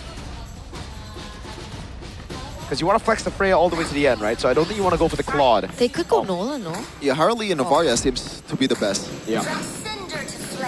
Selena. I like that too. Yeah, but a bit more reliant on the early game then, yeah? Because it gets difficult to go over to dive Melissa later on with the go away RRQ. I think the Belleric should just be the pickup here. Yeah, just a way to punish the Freya as well. Yeah, and maybe also that's the point, right? Maybe they want to play the early game, more tempo with Selena, Harley. Freya as well, still flex. Maybe RQ is taking a pitch out of Navi's book. They want to play it super late in the game, but so far there's no scaling mid laner that have picked. And even if they pick the Novaria, I don't think it's going to be as good as Onyx picking Novaria on blue 3, because you have an answer to Novaria already with the Harley. What about Barat's red 3 here? I think that's why they're thinking about it, right? Oh, but they instead go Ruby. Huh. And it is the flex for Saeed and Joshua. But here's the thing with Adi's drafts. Sometimes we see priority on heroes that I just don't think are that prio. At least the Esme is gone. Thank God. Yeah, you're right. You know what? One pick had to go for another to shine. Sure. Either way, not a fan. Esme, Ruby, whatever it is. Let's see. What do they ban out now? The Claude makes a lot of sense still. If they're thinking the Freya goes XP, and this is why the Freya gets so much value. I think for Onyx, they don't really care about the Ruby, so they're just going to go and ban out the Belleric as usual, right? And there is still a way for Onyx to flex the XP, so Esmeralda could still be banned for Onyx. I'm not sure if that's going to be the route, you know? But there's one thing that I want to point out. So far, Sans is not really known for the Selena. I don't remember what's the exact story, but apparently Sans was not landing the arrow, so, you know, his teammates makes fun of it, and it stays with him until this day. Oh no. Hopefully, it can be different this is his proving ground. Yeah. This is where he finds his redemption arc. And if you establish that you can play the Selena, now the opponent has to be a bit more careful from now on. Unless you're Bigatron. Statements, I think, involved here for Onyx, particularly. Freya, again, still flex, so you do see that the Brody and the Claude gets banned out. Protecting the Melissa lane, Phoveus gets banned alongside the Uranus. Now, that's a hero that we haven't really seen being picked or banned in quite a while. But in this case, it actually makes a lot of sense against the Freya. That means they actually want to put the Freya in XP. Freya, Selena also, right? But in lane, the Phoveus will have a good time against that Freya. All right, I think they have an idea now. Freya goes to the XP lane. They can actually pick up the Esmeralda. And I know that sounds crazy, but it's pretty good against the Freya. Flex the Ruby into gold later on. Oh, sorry, there's already a Melissa, my bad. I think Ruby's locked in. I think it's Ruby Roam, no? So, Esme, XP, Ruby, Roam. Yeah. But okay, then last pick it, right? You go for mid lane first. Mid lane, safe Valentina. Pico Kadita again. Yeah, this was one of the 5 unique picks that Sheffin was mentioning in the first week. Oh man. At least it's not with the Tigreal, bro. I'm never a fan of a Kadita in pro play unless you have an established like a pick and choose kind of like pick off hero like a Kaja or a Kalea, and your opponent cannot rock a Purify. Because like, you only have one ultimate to work with. If you actually mess up when you engage, then it's all done. Yeah, I think they're anticipating perhaps like a Clint pickup. Technically, Clint can't go Purify. I mean, because they banned out Claude and then Brody. Yeah. So if they go up against the Clint, I think it would be an easy target for the Kadita. Are you thinking the Kaja? No? Kaja Beatrix, is that what you're thinking? No. Against the Kadita, but, you know. It's just Barats, they do not flex the Freya into XP, so it goes gold. And the Barats comes up after the Uranus ban with the Badang signature for Keyboy. Normally, I would still shout the Esmeralda over the Uranus, but the CC lock of Badang, of Selena, and all that, I think Uranus would be better. But it looks like they want to flex the Ruby towards EXP and play with more tempo here. Now, I think that also elevates the potential of Kadita as well, because now it's harder to evade the Kadita. Damn. But if you mess up on your early game, then yeah. This is going way back for Edok, though. Wait, they're picking this to a Badang, though. Yeah, that's why I'm not a fan of it. There you go. There you go. Right. As Go expected. SB. Yeah. So, what do you think about the overall draft? See, even if RQ has the winning draft, I think Onyx is better, you know? I would still go for Onyx. Yeah, same here. So 2 for Onyx.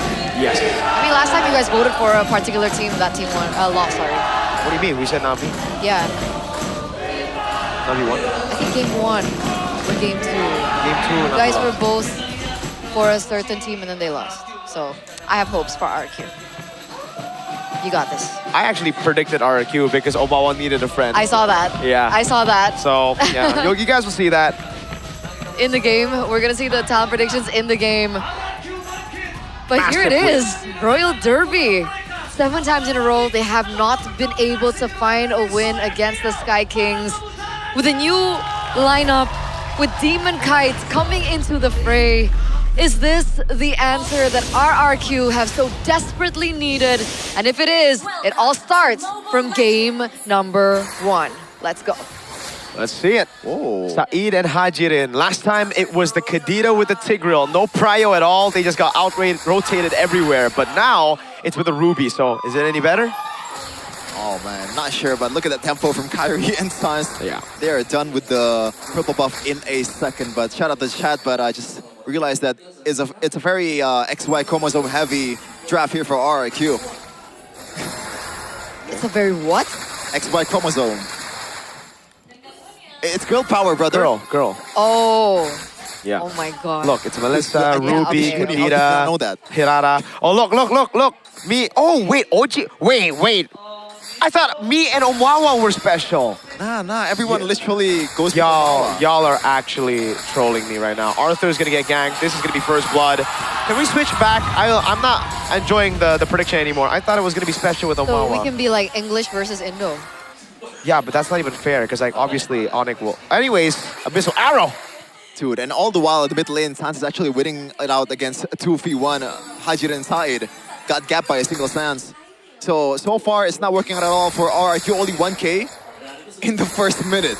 Ooh. We've seen a lot of comebacks from the Melissa. I don't think we should count them out just yet. This is so sad. Arthur's first time in the gold lane. Well, his second week as a gold laner, and he's up against Kelra. And I assume that level 4 is going to be lit for Arthur, so Kyrie don't even have to go for the turtle. He can just gank Arthur and dive towards the backline. And because he is very vulnerable at this point. Yeah, and Arthur won't be able to do much here. Kelra just cuts the wave. This is going to be free neutral objective with Sans and Kyrie, but if they decide to fight, there's going to be a big Kelra coming in. Not even the red tree. Free for Kai. Yep. Very quick, very decisive here by Onyx, and we saw the emblems. It makes sense how Kyrie and Sans are able to rotate a lot quicker. Keyboy as well. They don't clear just as fast, but they've been everywhere around the map, and Arthur's really feeling it. Now, it's another pick. Bang! First kill on board for RRQ. That's 1-1. Okay, just want to say to the chat, I'm sorry, I got it wrong. It's XX instead of XY, but that's not really important. Now, what's important is the idea. Look, P got taken down. I mean, it's a sacrifice that's not really, you know, the worst for Onyx currently. Like, the economy still definitely shifts towards RRQ, but at the end of the day, it's a frontliner. You can work with that in the mid game. And the mid game is what they're going to be aiming for. Still a little bit of a gold lead here for Onyx. We do see that Kelra is doing just fine as well. He's ahead by quite a bit, but Arthur now has level 4. If that actually changed the dynamic in the gold lane at all. Yeah. Level 4 though, so right now it's much more safer for Arthur. Onyx cannot just get inside and punish Arthur immediately. He has to kind of like layer their CC. Maybe Sans get a good abyssal arrow, but again, it's hard to do that when Arthur is playing it safe with the Purifier as well. Kelra will just get this one, surely. Yep. And now Sai will be the target. Ooh, just a bit of poke. Not too much. Oh! Like that. Take a missile arrow. Now the trap as well. Sans under turret forces the go away from Arthur. But still safe the Purify though, so that's good for him. A little bit of a mirror play from RQ in the top side of the map, but Hirara and Asme don't think that they can do too much to a Barrett at this stage in time. So they don't get much out of it so far. And of course, 6 seconds left for the first turtle to spawn. Demon Kite a level below of Kyrie as it stands. He does catch up to level 7, so we'll see whether or not RQ can manage to get the second turtle of the game. Ooh, the arrow didn't land, but Saeed used the I'm offended. Onyx, I think, had complete vision of that. Knows a big resource has been sent out. Look, P now walking up. Arthur on the gold crab. Kelra going to try to steal this away and will be able to secure it away from Arthur. As now Saeed postures up. Big chomp. On it, Kyrie with his own in the back. Kelra pops in. Oh, retribution win for Kai. Go away, locking him down. But Kelra still doing a lot of damage now as Joshua is able to sustain back up as Kyrie pops in the deadly magic. But nobody will be taken out for now. Breath of the Ocean. Keyboy with a jump in the flicker. Joshua right there, but Keyboy will fall, I believe, to Joshua on the Esmeralda. Now Kyrie with a poker trick coming out as Kelra is able to go for the chase. As Sans walks up, and now it's the Purify out from Joshua. Oh, he's burning down, but he gets out. So close. He still is able to recall, so he does get out of that particular escapade. 2-for-1 trade, but it does still look like Onyx will be able to pick up the next objective. Hajirin! He gets completely eliminated. Kyrie knows exactly who to target, and I gotta say, the Kadita in this game, once again, not having the best of luck or time. Yeah, and when you're not winning against with a Kadita draft, then it gets worse for you. You do not have the early burst anymore to burst on the frontliners or even the backliners of Onyx if they atomize properly. And one thing that I worry about when the Kadita was picked, aside from the fact that it's so one-dimensional, is the fact that Onyx probably the best team that uses Kadita historically in MPL ID, so they know the in and outs of this hero. Yeah. That's the thing. And you know, the Kadita usually functions on vision or lack of vision, and the fact that you're up against a Selena, a hero that can put traps in certain bushes, it also denies and alleviates the kill pressure that the Kadita actually has around the map as well. Yeah, and oh man, even in the second turtle earlier, Hajirin was trying to make a prediction play towards Kyrie, but Kyrie is just, not only he is smart, he is so mechanically gifted, so his reaction time is godly, man. There's no way he's gonna be caught up by those Breath of the Ocean. Not the Breath of the Ocean. What's the call? What's the knockup? Breath of the Ocean. Oh, it is? Yeah. You got it right. Don't second guess yourself. Oh, Arthur! Arthur's dead, bro. Even He pops the go away for the extra shielding, but it bypasses it. Kai is doing too much damage. Big chomp. Keyboy now with the follow-up as well. It's going to be Kai with the poker trick. Saeed taking a half HP, a quarter now. Kelra's right there. Petrify! Able to find Sans, but he's able to walk away now. Is asking to the all-in as Kelra walks up with the Valkyrie as a set. Now onto Demon Kite, who's still able to secure the purple buff, but now it's just Onyx who set their sights on the objective. They don't need more than just that one kill, and Sans got away without Flicker. I find that really unfortunate. Hygierian finally gets a pick onto Sans, but even with the Genius Wand, it's still not enough damage to one-shot Sans on a Selena. Dude, that's literally what I said. Like, I was maybe exaggerating just a little bit when I said that the backliners will still be safe, but in the back of my mind, oh, maybe if it's Sans, it can still be bursted down. But no, apparently it's not enough. So what the hell do you do at this time? Even Kyrie, this draft is function to the third Kyrie, right? The Ruby, the Kadira. It makes Kyrie second guesses everything. Hold on. But somehow he was able to get the solo kill, but now Keyboy. Bro, what the hell? Keyboy is walking away now. He gets taken out. Yeah, you deserve that, bro. That was way too deep. What the heck, man? At least they got a turret, so all right. I guess you wait for items, right? Back to your... Oh. Okay, no. Max range. They're not gonna play with that. But I think they just wait for more items. I think Hygierian needs to wait for more than just a Genius Wand, because not being able to one-shot even a Selena is a problem right now. And Hygierian, again, not feeling the best of impacts. And we're seeing it really travel onto and echo onto the rest of the members. Demon Kite falling behind, one level below. Oh, okay. Oh my god. What is that damage, my guy? Joshua's a tank, but he looks like another Melissa. That calls for an item check. Please.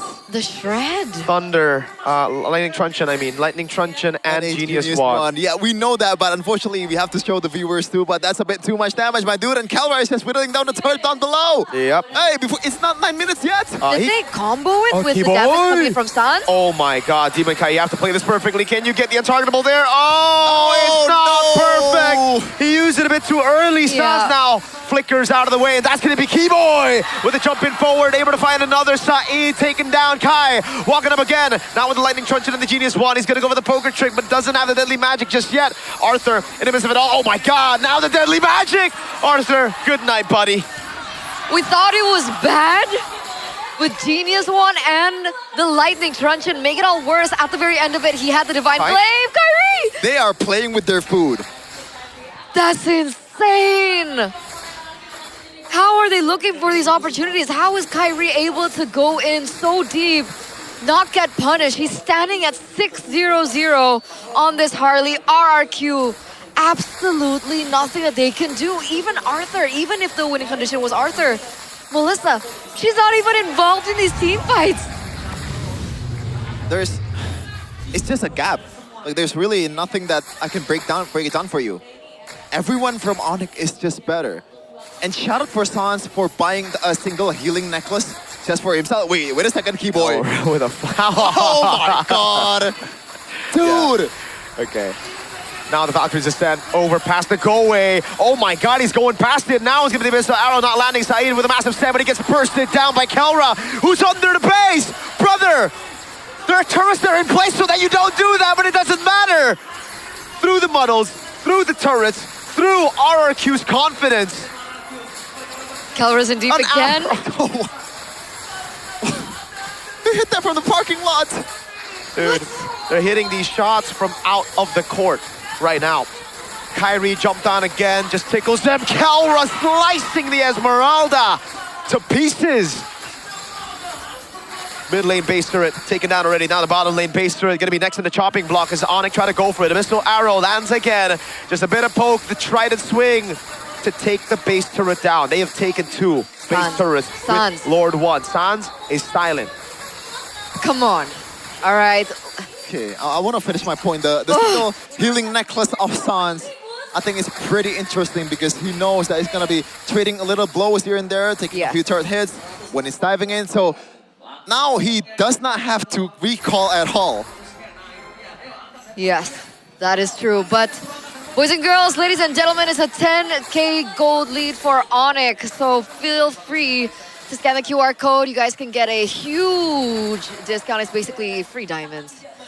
And I guess thank you, Onyx, for game number 1. 11,000 now. That's a Magic Trinity now secured by Kyrie on top of everything that is going wrong for RRQ. 2,400 gold lead. That's a 3,000 gold lead from Kelra on top of Arthur. Is there a potential way back for RRQ, or do you just go There is. and go next? There are multiple. If Onyx lose connection to their phone, every single one of them, or if they all dive into the base, that is very certainly a comeback for RRQ. One other thing is, if we get 9 dudes to beat them up on stage, I think RRQ might, even then though, I don't know. All right, I'm just gonna play the devil's advocate here, all right? Kyrie is a very squishy hero. Yeah. Screw your devil. Oh my God, Let's jumps into the backstabs, walks up. That was gonna be Kelra surviving, possibly Purify, getting away. The poker trick as well, as the arrow doesn't land, but Arthur is able to escape. Now they get the base red. Kai with the poker trick. Oh my God. Hajin almost disappeared with just the poker trick. Now the abyssal arrow. Again in the back. Boy with a set again. Killing spree already. Screw your devil. Screw your advocate. No chance. Yep. That's why it's called devil's advocate. Wow. Not a single breath for RRQ. No objectives, no turrets, no towers, no turtles, no lords, no nothing. 12 minutes was all it took for Onyx to look for that snowball. Harley Kyrie is something else alongside Sans on the Selena. We were talking about the Selena in the drafts, and that's what he's able to do. Kelra as well on the Freya. Man, that was a dominant game number 1 by Onyx. Yeah, I mean, oh my Lord. You know, as a coach, at this point, you have to, one of your job is to somehow, you know, elevate the team's morale, make them believe that you actually can win against Onyx. But as a player, how am I supposed to believe that I can do it against these guys, bro? Like, maybe start with a draft. Yeah. Like, what is this Kadira? Dude, I'm the biggest Kadira glazer of all time, okay? I love playing Kadira. I got 46 kill in a ranked game playing Kadira, but I would not pick Kadira in MPL, all right? Oh, it's God. very, very conditional unless you have a Kaja, unless you have a Franco, maybe. Like, the combo needs to be certain, I think, for Kadita to work. But I'm still thinking, like, Kadita early game, Genius 1, gets the procs in, but cannot kill a Selena? Like, did something happen to Kadita's damage early game? I think usually it's not a single full-on burst down, even if you land the initial hit on the rough waves, okay? You have to somehow land the second phase the rough waves as well. And so the Sans also built magic shoes that gives him a bit of HP too to work with, and that's why I don't think the burst didn't happen. Yeah, unfortunate. So 2 times I picked the Kadita, 1 with Tigreal, now with the Ruby. Didn't work. Maybe like move on from the Kadita? Nah. I really do still think that the Kadita came in because they were trying to like no Clint. I think it's more like, so Kadira is, believe it or not, one of the safest mid laner that you can pick, all right? Okay. In a way, you can play very offensively, you can play very defensively as well. But unfortunately, it is, in a way, Kadira is built to play offense. And when you can really get those kind of like burst down, when the opponent has like crazy micro, they can dodge literally every skill shot that you're pouring on, and what the hell is Kadira there to do? Yeah, there's no value in the Kadita. Kadira is literally user now, watching water. What? Watching water. I love water. Yeah. You're quiet. Are you trying to be me after the second match, or what happens, bro? I still speak when Eternal looks at me earlier. You know, I still somehow It took it like a champ.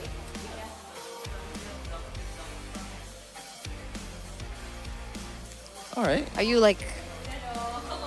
Is there like an agreement that I'm not aware of with the viewers or something? No. I'm just nodding because, like, I guess they didn't lose connection of their phone. Yeah. Right. MVP though, player of the game goes to Kyrie 704. He wasn't taken down once. just with 2 items alone, he was able to kill like literally everyone on the map. 885 GPM, and what's really impressive is a 92% teamfight participation as a jungler on the Harley, which means that most of the times when there were kills on the board, he was the one a part of it. Yeah, this is very intelligent. Normally, as a marksman, you don't really expect the opposing jungler to actually go for a gank towards the gold lane, but Kari does it anyway because he knows that Arthur can only play safe once the go away is there. The Purify cannot get him out of trouble, but this is a good move by RRQ, just punishing Ludwig over Zelmas. But it's probably the only thing RRQ gets in this whole entire match. Yeah. And I want to go back just a second here, just to see Kyrie's movement in the turtle fight. All right, where is it? It might be a bit too far. Okay, you know what? We'll do that later. But the damage from Kyrie is insane. The stance is just, look at this, bro. Look at how many members they can literally stun Kyrie or like shoot away Kyrie, make Kyrie second guess himself every time he wants to dive. You have a Kadira, you have a Ruby, you know, and it's actually only 2, but it's all in the mid lane. They are there to do that, but somehow Kyrie just bursts down all of it. Or like get through all of it. It is just not fair. Kyrie always abuses every opportunity that is presented. Keyboy, I think this is one of his, you know, mishaps, you know, in terms of, if you want to make a brilliance play, then there has to be some stupid play as well. Okay, yeah. Joshua. I agree. You know, it's just the boy. Oh, dude, this was so unlucky, man. He tried to time it. You needed to do that anyways, right? Because the basic attack was flying. But it is just, oh god. Keyboy read the conceal. He read everything. Yeah. He even waited in the bush for so long, and he, I think, knew he was dead at the time. That's why he just walked into enemy territory. But yeah, this is, I think, very unexpected. Uh-huh. What you want to think? Yes, pause. Wait, where is it? Oh, is this the moment? No, I think this is the moment where why is it coming up again? Sorry. I'm still I know. No, when you go back, it goes back like quite far, so it's like no. I think at this moment here, Kelra was actually trying to go in towards the fight, and he somehow baited out both the first skill of Hajirin and also Petrify as well. And Kelra did that while Hajirin was on a conceal, you know? So he's playing with a third eye. He spots that. He spots everything. Onyx spots everything. I don't know if it's the comms or it's like individual prowess, the mechanical skills or anything like that. But everything just went perfect for Onyx. We are just in full glaze mode at this point because there is really nothing to talk about in terms of RRQ because they did nothing in that game. And when I can't blame them, but still, Onyx is too good. Yeah, for sure. I mean, I'm just disappointed from the start, right? Like, didn't really feel like they had anything to fight back with, right? Like, what were they supposed to do to make this composition work? Let's say, no, they don't get mid prio, right? Again, that's why I said, like, okay, the Selena first time they picked it up was, the Kadita first time they picked it up was with a Tigreal, no prio mid. Yes, you have a Kadita, cool. You have a Tigreal, cool. But what are you gonna do when you can't roam anywhere and you're stuck under your turret because the minions just keep on getting cleared, right? Yeah. Here, they go with Ruby and Kadita. So it's like, you still have the same issue, fam. Yes, you go Concussive Blast, but it's against a Badang and a Selena that clearly just clears better. And even then, you get picked off, right? They get gang spawned. Like, I don't know. I think it feels like this is also a problem for a lot of teams out there. I think I spotted, especially with Geek's draft for the third game, it seems too optimistic. They expect all the CCs to land. They expect for all the players to play perfectly and land those CCs in a certain way, so they win out the team fight, and that makes up the lack of the mid prio. But it just does not work like that, especially when you're up against Onyx. I'm starting to sound like a broken record. Like it's just full glaze over and over again. Hey, now you know how we feel when we analyze these kind of stomps. Okay, you've been talking about how great Onyx are. Agree. You've been talking about how RQ did not do anything in that game. But the question is, why did they not do anything? And then you start touching about the drafts. So maybe we can break down the drafts a little bit more.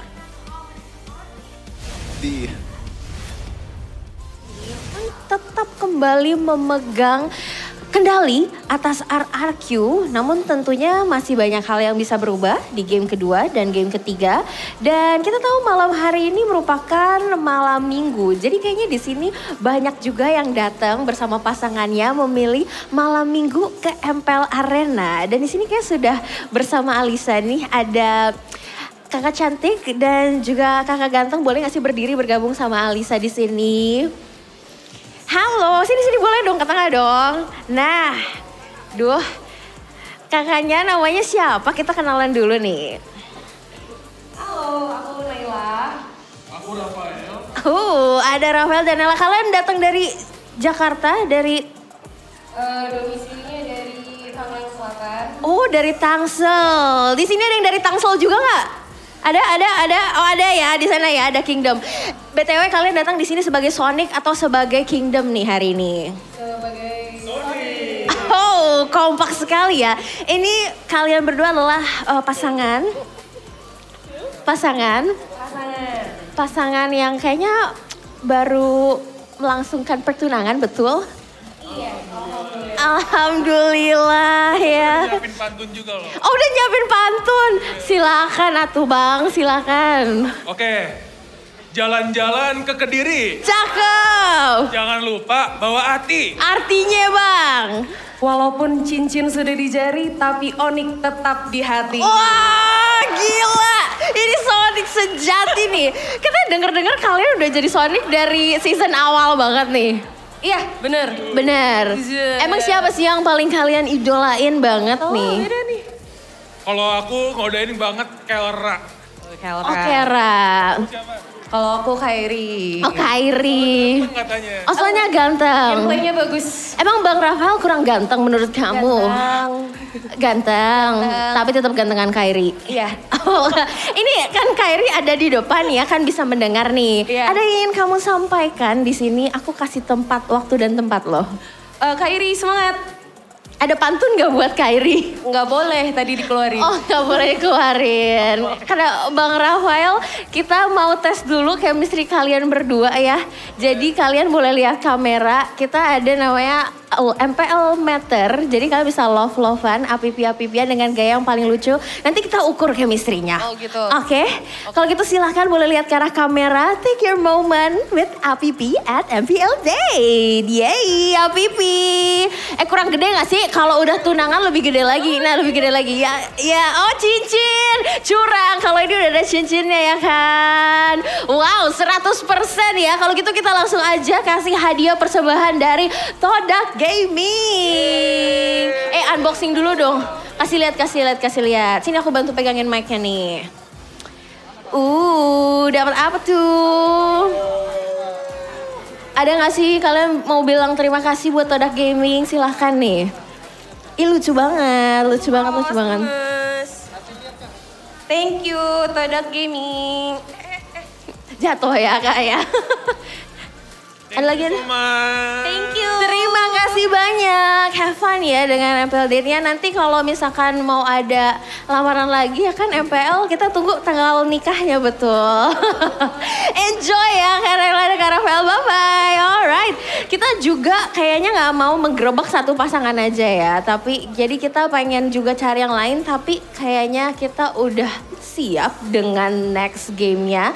So, caster, be ready and please take it over. Bye-bye.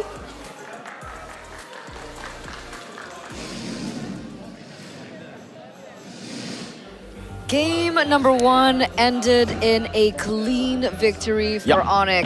1-0 up against RRQ in the 41st Royal Derby. 0 objectives, no turtles, no lords, no turrets. No maidens. Yes. Now, how do they come back from such a difficult loss? RRQ game number 2. How do the drafts need to be different for them to get some ammunition for them to fight with up against Onyx in game number 2? Okay, the Hirana Melissa, good. Red 3 Ruby. Someone give me a soundboard right now. Even if you want to prioritize the Ruby, right? Like, why would you even pick it in Red 3? Exactly, brother. Red 3, brother. Who the heck bans Ruby in phase 2? Ay. Ay, ay, ay. I don't get it, man. It feels like they are playing on a different patch. What now? They're playing on a different patch. That's true, but I just want to make a cool analogy, but I don't really get it. It's okay, we'll wait. We'll wait. It's like playing with a sniper with one ammo, and the ammo is incredibly inaccurate, and your opponent is not really staying still. So your opponent's really far away. You have to aim with no scope and one bullet. There's a lot of wind as well. There's a lot of friction with the water that's coming down from the rain, you know. I love water. Also, there's also people right around you, so you have to be very careful about not getting spotted up. Yeah. Sometimes I miss midnight. We got Midturna. No, I'm Aether Wolf. Midturna. Sometimes I miss Wolf and Midnight. Because after these kind of games, usually we would just talk in the Don't you town guys room. chat on your Infinix phone? Just, yeah, for sure. But like, I you want to wanna- keep them away from these picks. Okay. What's your profanity? Yeah. All right. So are we going to first pick Ruby? I hope I we don't know do. if RQ want to swap sides first. Oh, they do! Let's go! All right, you know what this means, folks. Freya gets banned out with the Uranus. Whoa. Barats? Yeah, Onyx want to respond with an instant Barat. So if you go for the Hirara or Paquito, instant Barats, I think is what they're thinking. Unless RQ wants to Barats for themselves. Maybe. They banned the Paquito. Oh, they want the Barats, but then the Hirara is up for grabs. And I don't think giving Kairi a Hirara or a Fanny. Oh my god. The Ballista ban now The becomes Fanny. even more complicated. Oh god. Oh gee. You know what? If it is a Fanny, I'm actually a Ruby fan. You know, like just to stop her. Yeah. Oh man. It We're is gonna gonna be a prioritize- Barat, oh. obviously. Yeah. So Hirara Beleric. Should be the case. But, you know, Onyx is known to play with their food. And Onyx is known to not play the usual way. Do you think they would go for Fanny? Not here. Not here. That's the Beleric. But the Fanny itself is actually pretty bad against the Barat, so I think it's gonna be a Hirara Beleric. That's Barat why. and Hirara. Because sometimes Onyx, I mean, they're thinking about it right now. Whatever they're thinking about, they're... Okay, still the Hirara. Nice. That's Hirara's voice for sure. W. I've heard that multiple times. Many times. And RQ respond with a Harley. Cool. They're trying to copy the same draft now. And oh, I thought Selena. Oh, by the way, I just want to point out the fun fact. Hirara's voice actor, the English voice actor, is Indo-American. Shout outs to her. Lilia pick right here. And then they win the game. Cool fun fact. Win the game. Pick Lilia, win the game. Right now. Coach TW, I know you. It answers a lot of stuff. It answers everything. It's a Son special. Pick it up. It's his Coach. favorite hero. He Do dives not- under turret I with it. swear to Black God, shoes Coach. out. I know you, Coach. I know you. Come on. CW, you're one of the only coaches I can read drafts for, right? Me and you, buddy. Lilia. What if it's something like Selena again? That's fine. If they want high execution, fine. Oh yeah, that's really left out. I think the Lilia would have still just smacked the Rafaela and the Barats, but alright, they go Navaria. Sure, they want a little bit more high skill ceiling. Makes sense. Completely secured the mid-trio here. Yep. Mid-trio for Hey, Onyx. Beleric might go XP. Oh, that's true. That's completely flex. true. Good flex. And now for RRQ, they need to ban the side laners here. Considering they already secured an EXP lane, they might want to ban the EXP laners of Onyx. Yeah. I love the respect though. They saw Arthur have a good game on the Moskov. Yeah, no, take that out of the way. Love that. Adi. Whoa! A deep Carmilla ban. Yeah, that is a deep pull.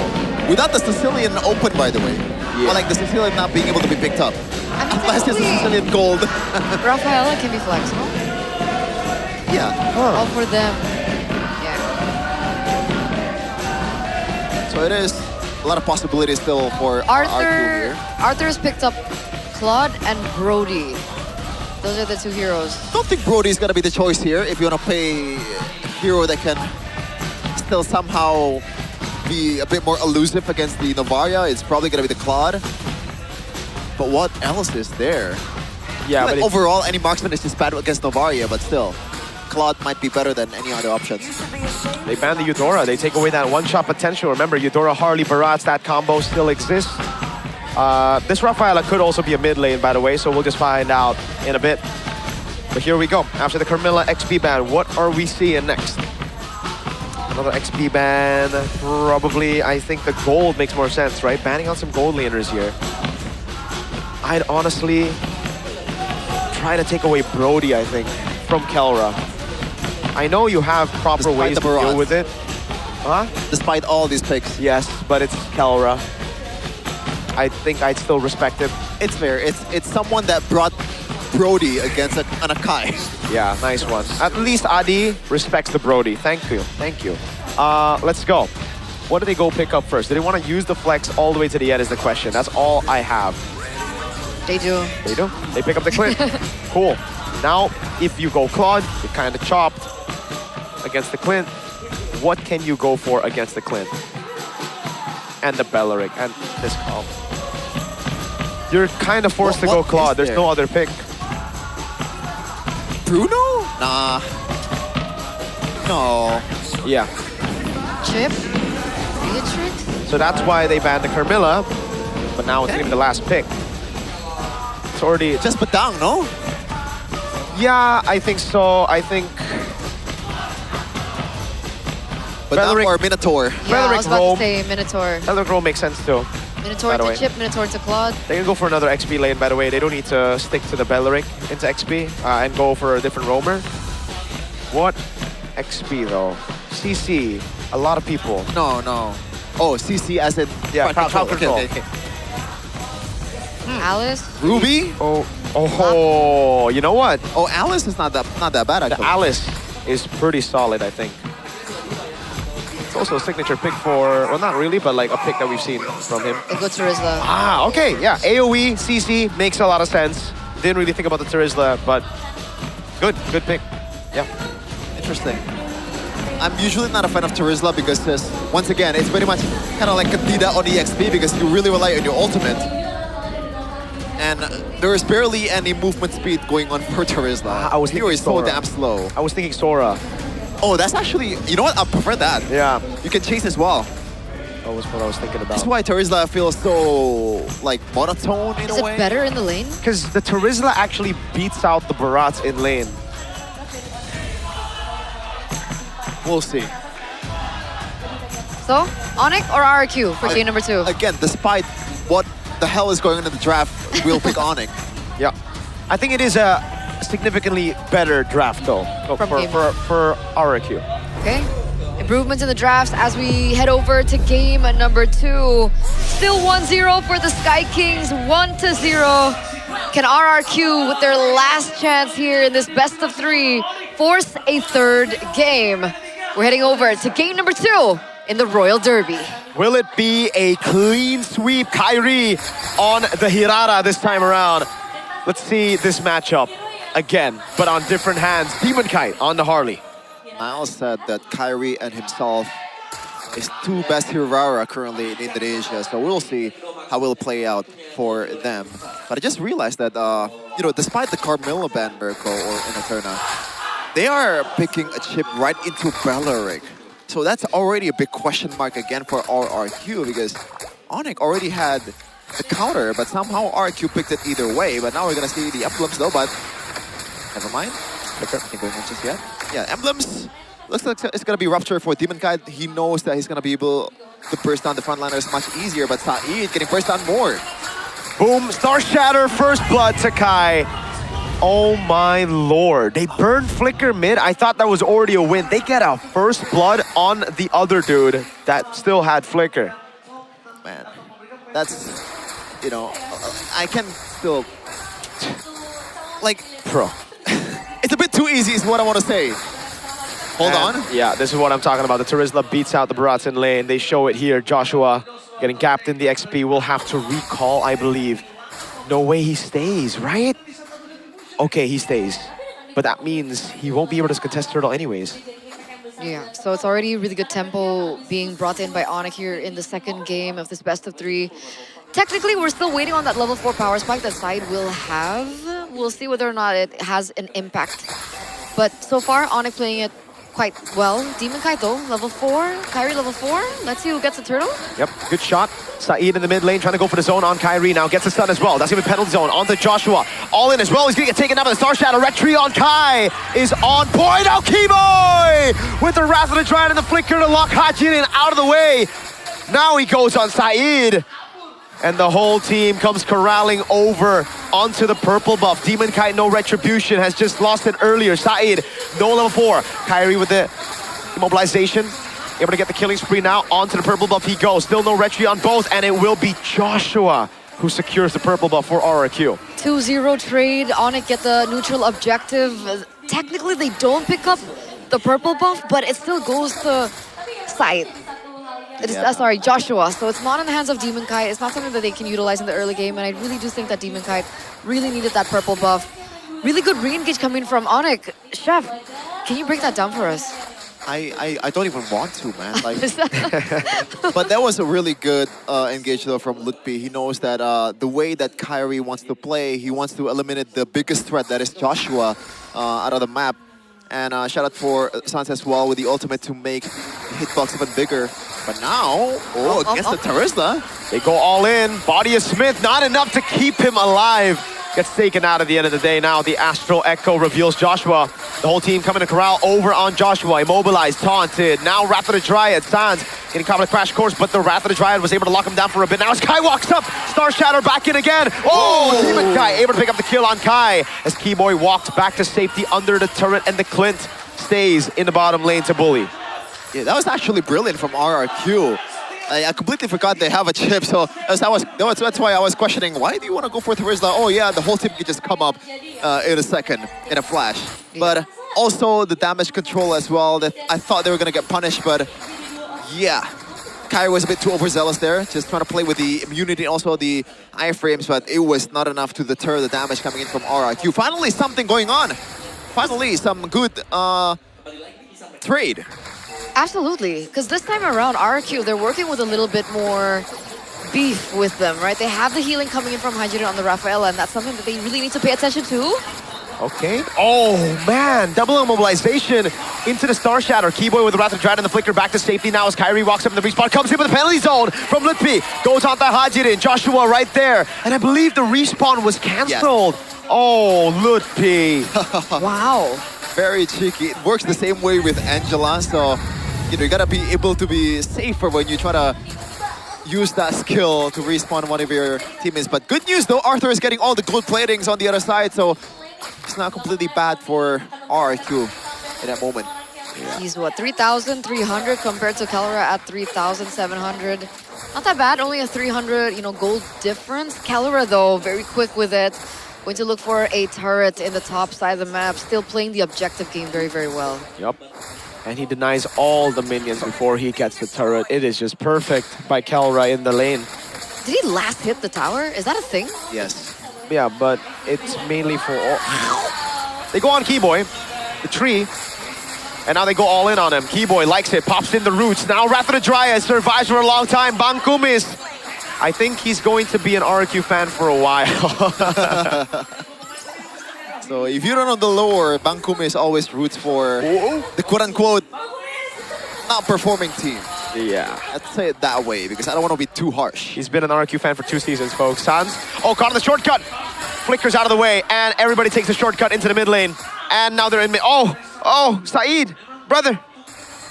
Sans is starting to hurt only with one item. Staying there? Saeed, brother. Very brave. But he gets out. Okay, Sans can still hit you, by the way. Oh my god! What the heck? I'm sorry. That is Saeed, brother. That is naivety at its finest. What? Saeed.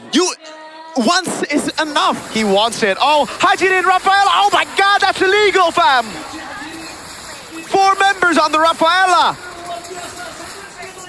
He got hit the first time. Oh my god, man. Dog. Oh my I think it's already That's not how you do it, Ka. bad enough that you stayed in the bush near the tunnel and you did it again. What is... I have very similar reactions right now. I am thanking God that I'm not an analyst here. Pressure is starting to get to them. That's okay. Let's reset. Let's reset. Oh, you know what? I'm saying it with love here. I'm saying it with, you know, maybe Saeed expects Suns to make the 200 IQ play instead of the usual 100 IQ play. You know, you don't get it. You don't get it. Maybe Suns is predicting that Saeed will be maybe outside of the bush or something, so that's why he's going for the obvious position. That makes sense. There you go. Oh, half held on to Arthur. Yeah, that hurts a bit, you know, just He has a to tad be careful, bit. man. That follow-up from Kyrie was very, very close. And it does seem, though, Demon Kite is trying to do some work, right? He's trying to push in that top lane. It is going to start pushing, forcing Kyrie to go and clear that. They still have Arthur to rely on. They do. But unlike the Moskov game that he had against Dewa, Arthur hasn't really been able to farm that much. Like, he's been in the side, sure, but his power spike is very delayed now, and that's an endless battle and a gun. 700 gold difference right now. Honestly, not too bad. He's still doing well, considering the circumstance, but still it's delayed, and the Star Shadow lands again, and that's a glowing one, so Haji didn't... Oh, God. I'm still stuck, bro. I'm sorry, like, my mind is not mining right now, currently. Can't blame you. 4K, gold lead for Onyx. I'm just gonna see Whoa. whatever on the screen. That is an interesting item, though. First item priority for Joshua is gonna be the Guardian's helmet. So I think he knows that he is gonna be playing with the chip, you know? And when the chip is done, he's gonna be back, and he wants to not recall as much as possible, and that's why the Guardian's helmet. But still, I'm not sure in this kind of losing position it's the most valuable item. You gotta be able to survive first before anything else. This is his pick, to be fair, right? The Terizla. Like, that was what got him viral, I believe. Penalty zone flicker. For the wrong reason. Bottom wave's looking good. Onyx don't really care about it. They know that there's going to be a shortcut if they go into bottom lane, so they stick together. And they'll just look for a play. They have the lead to actually be comfortable to go for poke and fight. So it makes a lot of sense. Boom, bang. This Dino is taking the beating, man. Yeah, it doesn't help that the Dino is fat as well. Whoa! Keep your eyes on Saeed. My eyes are on Saeed right now. Yeah, he was in position there, but... Oh. They go on Keyboy. And now the Deadly Magic as well.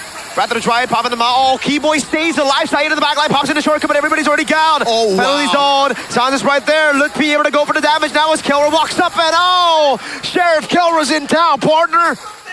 In the back, it's Saeed who jumps in with a crash course, but Kai picks him up with the help of the turret. Lutpi swinging a hammer. Sheriff Kelra's in town. Yeehaw. 2 members out and about. Demon Kite still standing. There is still a possibility for a Lord Theft, but Sans' ultimate again hits out the Demon Kite. There's no way for an angle. There's no way they go for the steal. They played that so intelligently. Yeah, and also the cancel from Lutpi as well was so huge. Sans was able to survive because of that. Just look at Sans' HP. It's super, super low, Yeah. but you can see RRQ's way to win right now. Unfortunately, the window becomes even close, you know, smaller from now on because the turret's gonna be falling down left and right after Onyx uses this one. I think it's probably gonna leave maybe a couple, you know, second tier turret if it's not utilized properly. Best case scenario for Onyx, all the second tier towers are gone, and they have a lot of range to play with the Novaria. All you have to do is to watch out for the flanks coming in from Saeed, because that is still very lethal. What I want to say in the first match, in the first game when Onyx was winning is Kyrie is squishy, Sans is squishy. So if there is any single mistake that they made, it's gonna cost them a lot. And this is also true currently with Kelra as well. What you're talking about is that 38%. The 38% chance for them to look for an opening like that. So the Lord is going to be Marshall. Oh, Sans. This is a one-shot if he can't dodge it, but he does. Oh, a breath of relief, bro. A sigh of relief. Okay, Onyx can't bang on Joshua. Demon Kai walking up on Lutpi. That's about it. And now there's a shortcut boy in that bush, but I don't think you want to go shortcut on that. On Keyboy again. Oh, what the heck, dude? He's still, oh, Kai with the other turret. Star Shatter, Suns! Oh, Demon Kai tried a body block, but he got shot in the crossfire instead. Kelra gets taken up by Hajirin though, so that's a trade. Run, Chip, run. Run. By the way, he still has the ultimate. This might be a turnaround. If I RRQ don't think you want to ultimate, yeah. Wow. What a great escape by Said. At least they get Kelra. At least they get some value out of it. Isn't that huge? Was that a shutdown? No. No, it's not a shutdown. I think Kelra got. They don't have any shutdowns Got except for hit Sans. by the last hit of the third aggro in the mid lane. Just unfortunate. He tanked a bit too much hit. Trying to go for the flicker play, but that gives also like paving a way for Sans to be able to use his long-range artillery to actually connect. So in the end, it's a trade-off, but I don't think it's a good trade-off for Onyx. But there's a lot of structures falling down for RRQ, so it is still decent for Onyx. Unfortunately, though, the Lord spawns on the top lane, so somehow, some way, the wave control is easier for RRQ to do, especially with the chip. They have the chip, they have the Claude as well, high mobility, can rotate quicker as well. They just need to be careful about, you know, if Kyrie is the one that's being sent down. But that is a Magic Trinity now secured in for Demon Kite. So that's something that Onyx really needs to be aware of. Yeah. Another shot over. That bottom lane's looking pretty good. RQ are actually doing quite well here. Again, this time around, the drafts weren't horrible. They have some win conditions, but Joshua's getting poked down. Big chomp, Said with a conceal in the back line now. Kelra needs to be careful. Sans flickers out of the way. Kelra's going to be caught with the crash grid, but Sans is able to pick up the kill on Joshua now. As that's going to be the Lord very low. Demon Kai wins it out. Arthur plays into it! Into the back line of the Purify as well, but he still gets taken out by Litpi, who was waiting in the BMI. Now the Star Shatter that lands. Demon Kai taken out. Kyrie with the chase. Has the reset abilities coming her way. The Holy Baptism doesn't land. That's a shot on Arthur again. Oh my Lord. Sans has the Star Shatter again, shoots it out this time around. Lord gonna be cleared out for free. Yeah, economy-wise, this is gonna be a negative for RRQ and might be in structure as well because they are lacking in members right now. Arthur, BMI back. Onyx under the turret in mid, trying to pick it up, trying to go for the siege. RRQ, well played. They've defended. They have prolonged the game for a bit longer. Really, really clutch. I know Demon Kai got caught out there, but at least he was able to get the neutral objective takedown. They're going to deny away this turret take for quite a bit, so they have elongated their time in. And I feel like the timing coming from Arthur was pretty well done, right? He went in the very last moment, Blazing Duet was able to push Onyx back. But my question is, for Joshua in particular, is he supposed to always target Keyboy? Like, is that a good pick to go for in these team fights?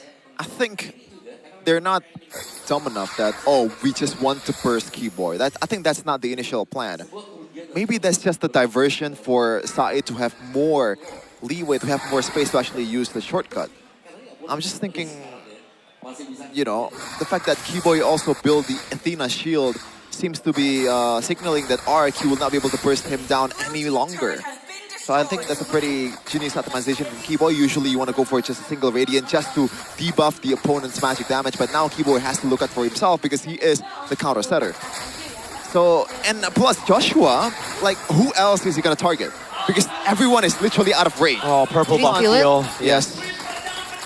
Grant that purple! Very late reaction. Yeah, Sans, my God, me. He's styling. He's 6-0-8. He's the only guy with a bounty right now.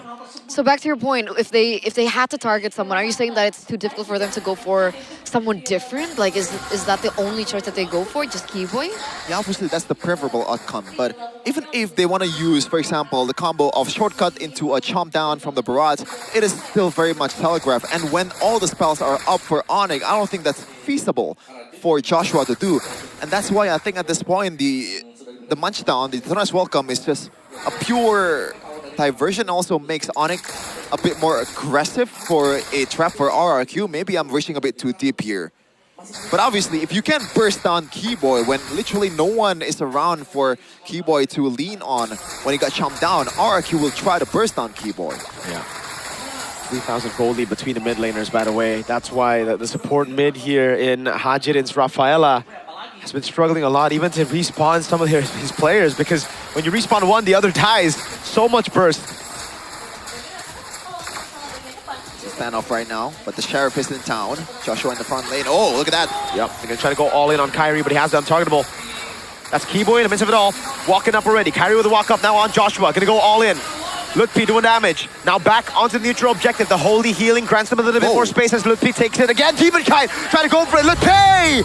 Penalty zone in the flicker. Keyboy with a chase. Kyrie gonna be able to pick up the immortality on Saeed, but Sans is gonna be waiting there to shoot the Star Shatter. Unable to land it. Now it is just the Lord. Man. Oh, no. I don't think he can burst on Dino. Yeah, it's been too much HP to work with. Still annoying though. There is. Oh, wait, Kai. Oh wow. Oh wow, he survives. He has to recall though. That's huge. Big mistake for Kai. Yup. He thought he could get more.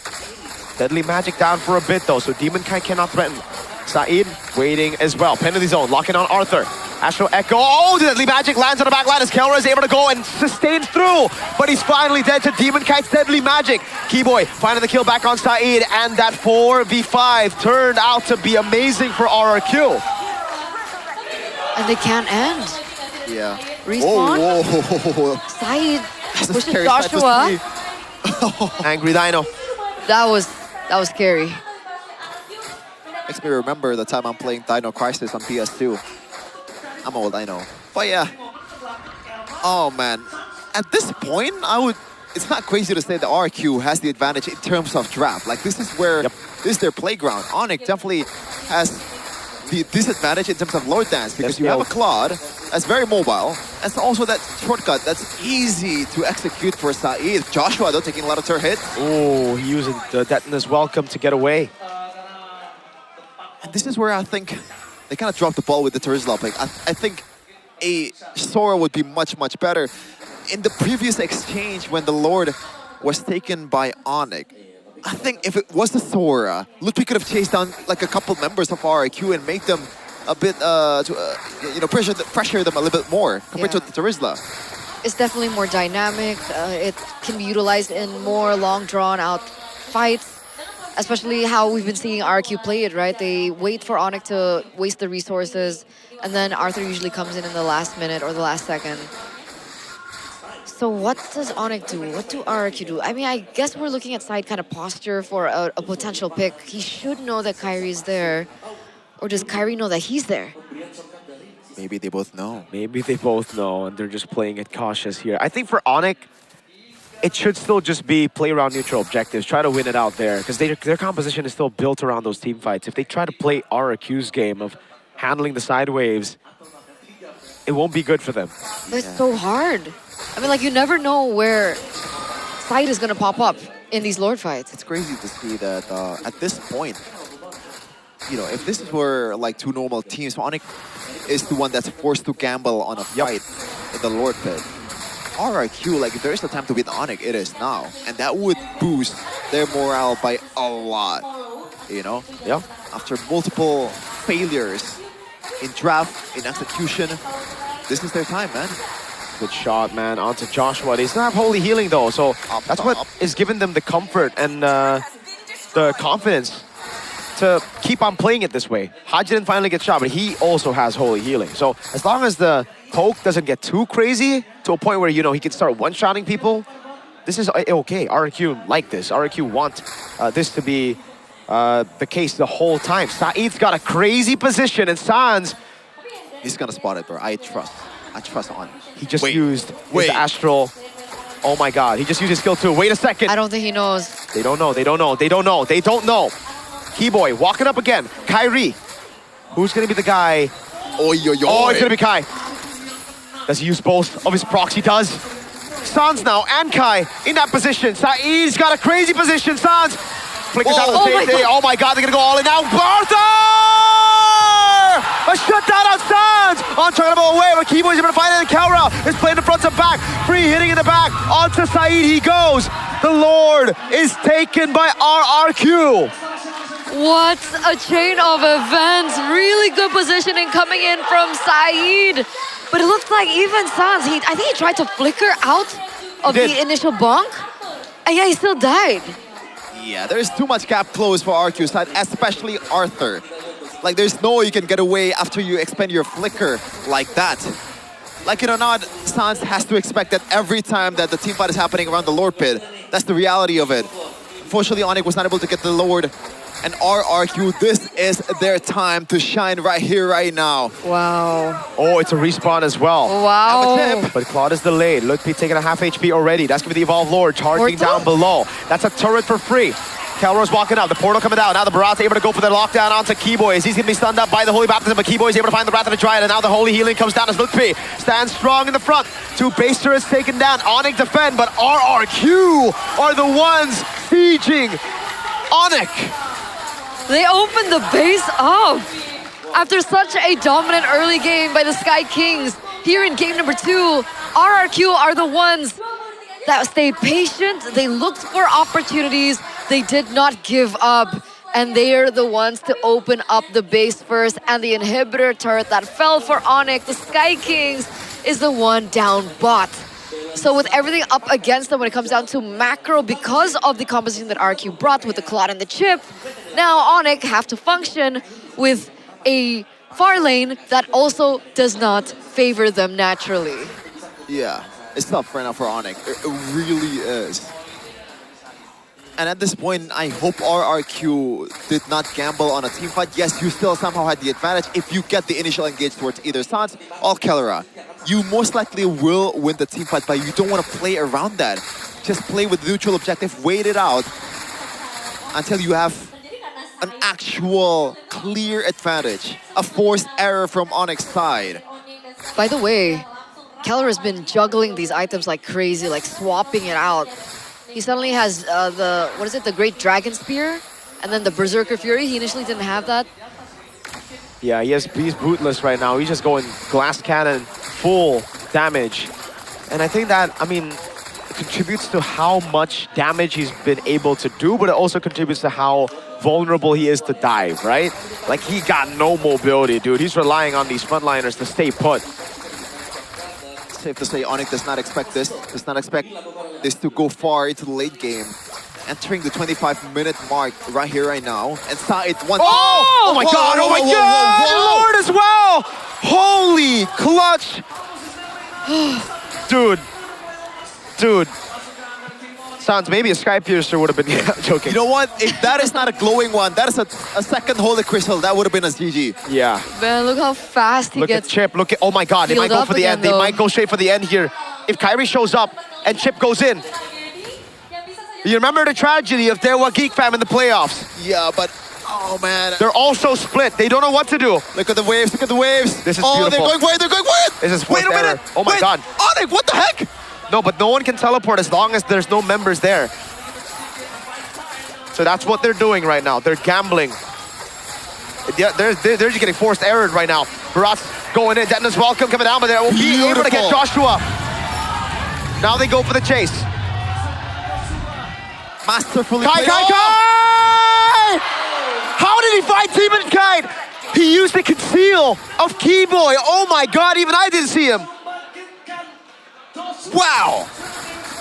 That was a masterfully played Lord Dance by RRQ. There were a lot of hesitation, but more hesitation on Onyx's side. But Kyrie pulled that out of nowhere, making something out of nothing. Yeah.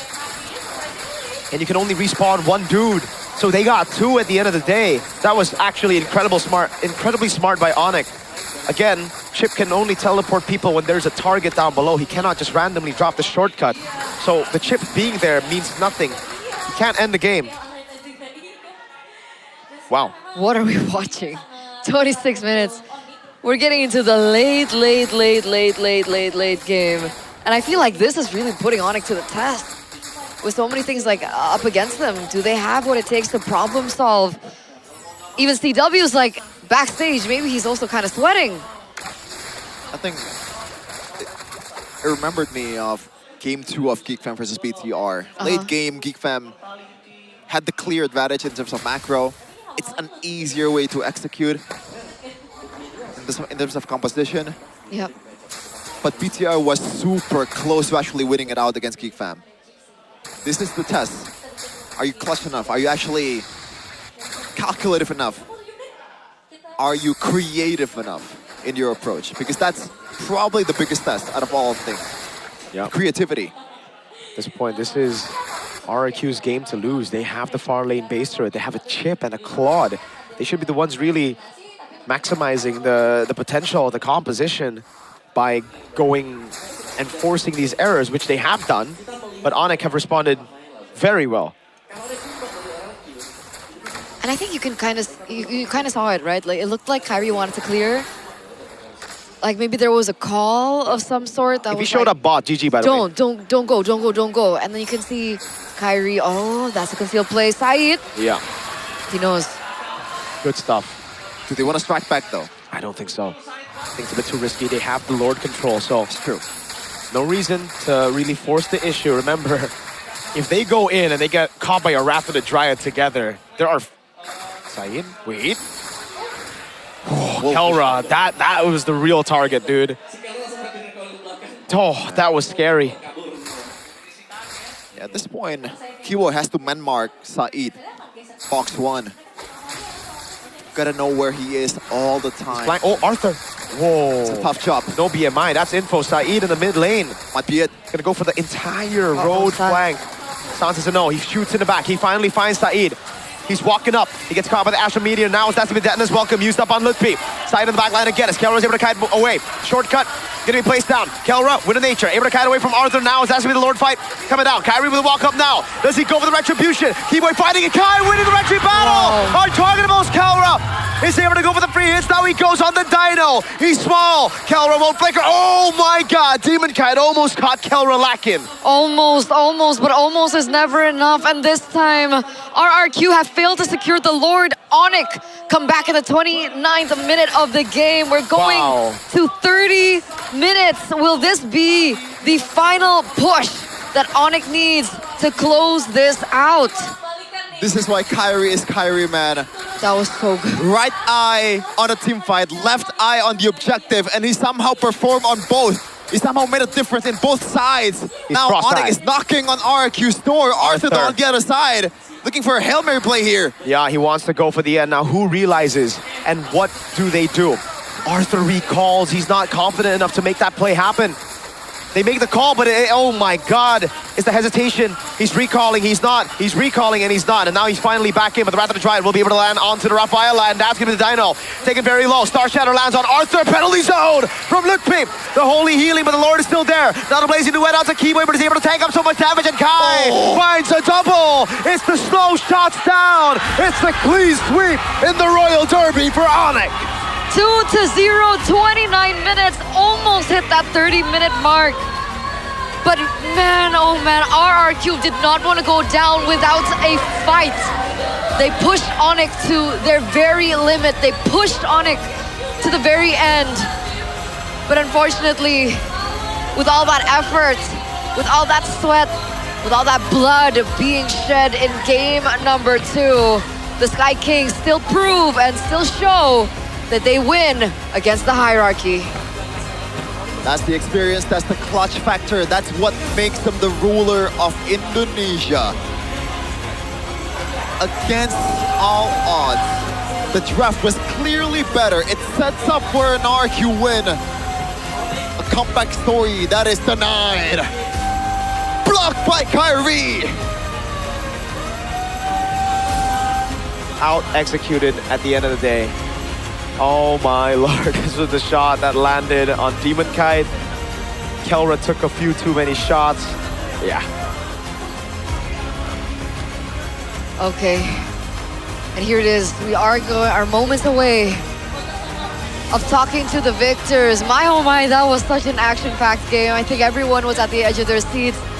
Even here at the MPL Arena, at the venue, people were starting to get quiet. It was built with intensity. There was so much suspense from both parties, from both the Kingdom and both the Sonics. And even so, it would be great to talk to Onyx about how they felt things went specifically in game number 2. Let's talk to Onyx.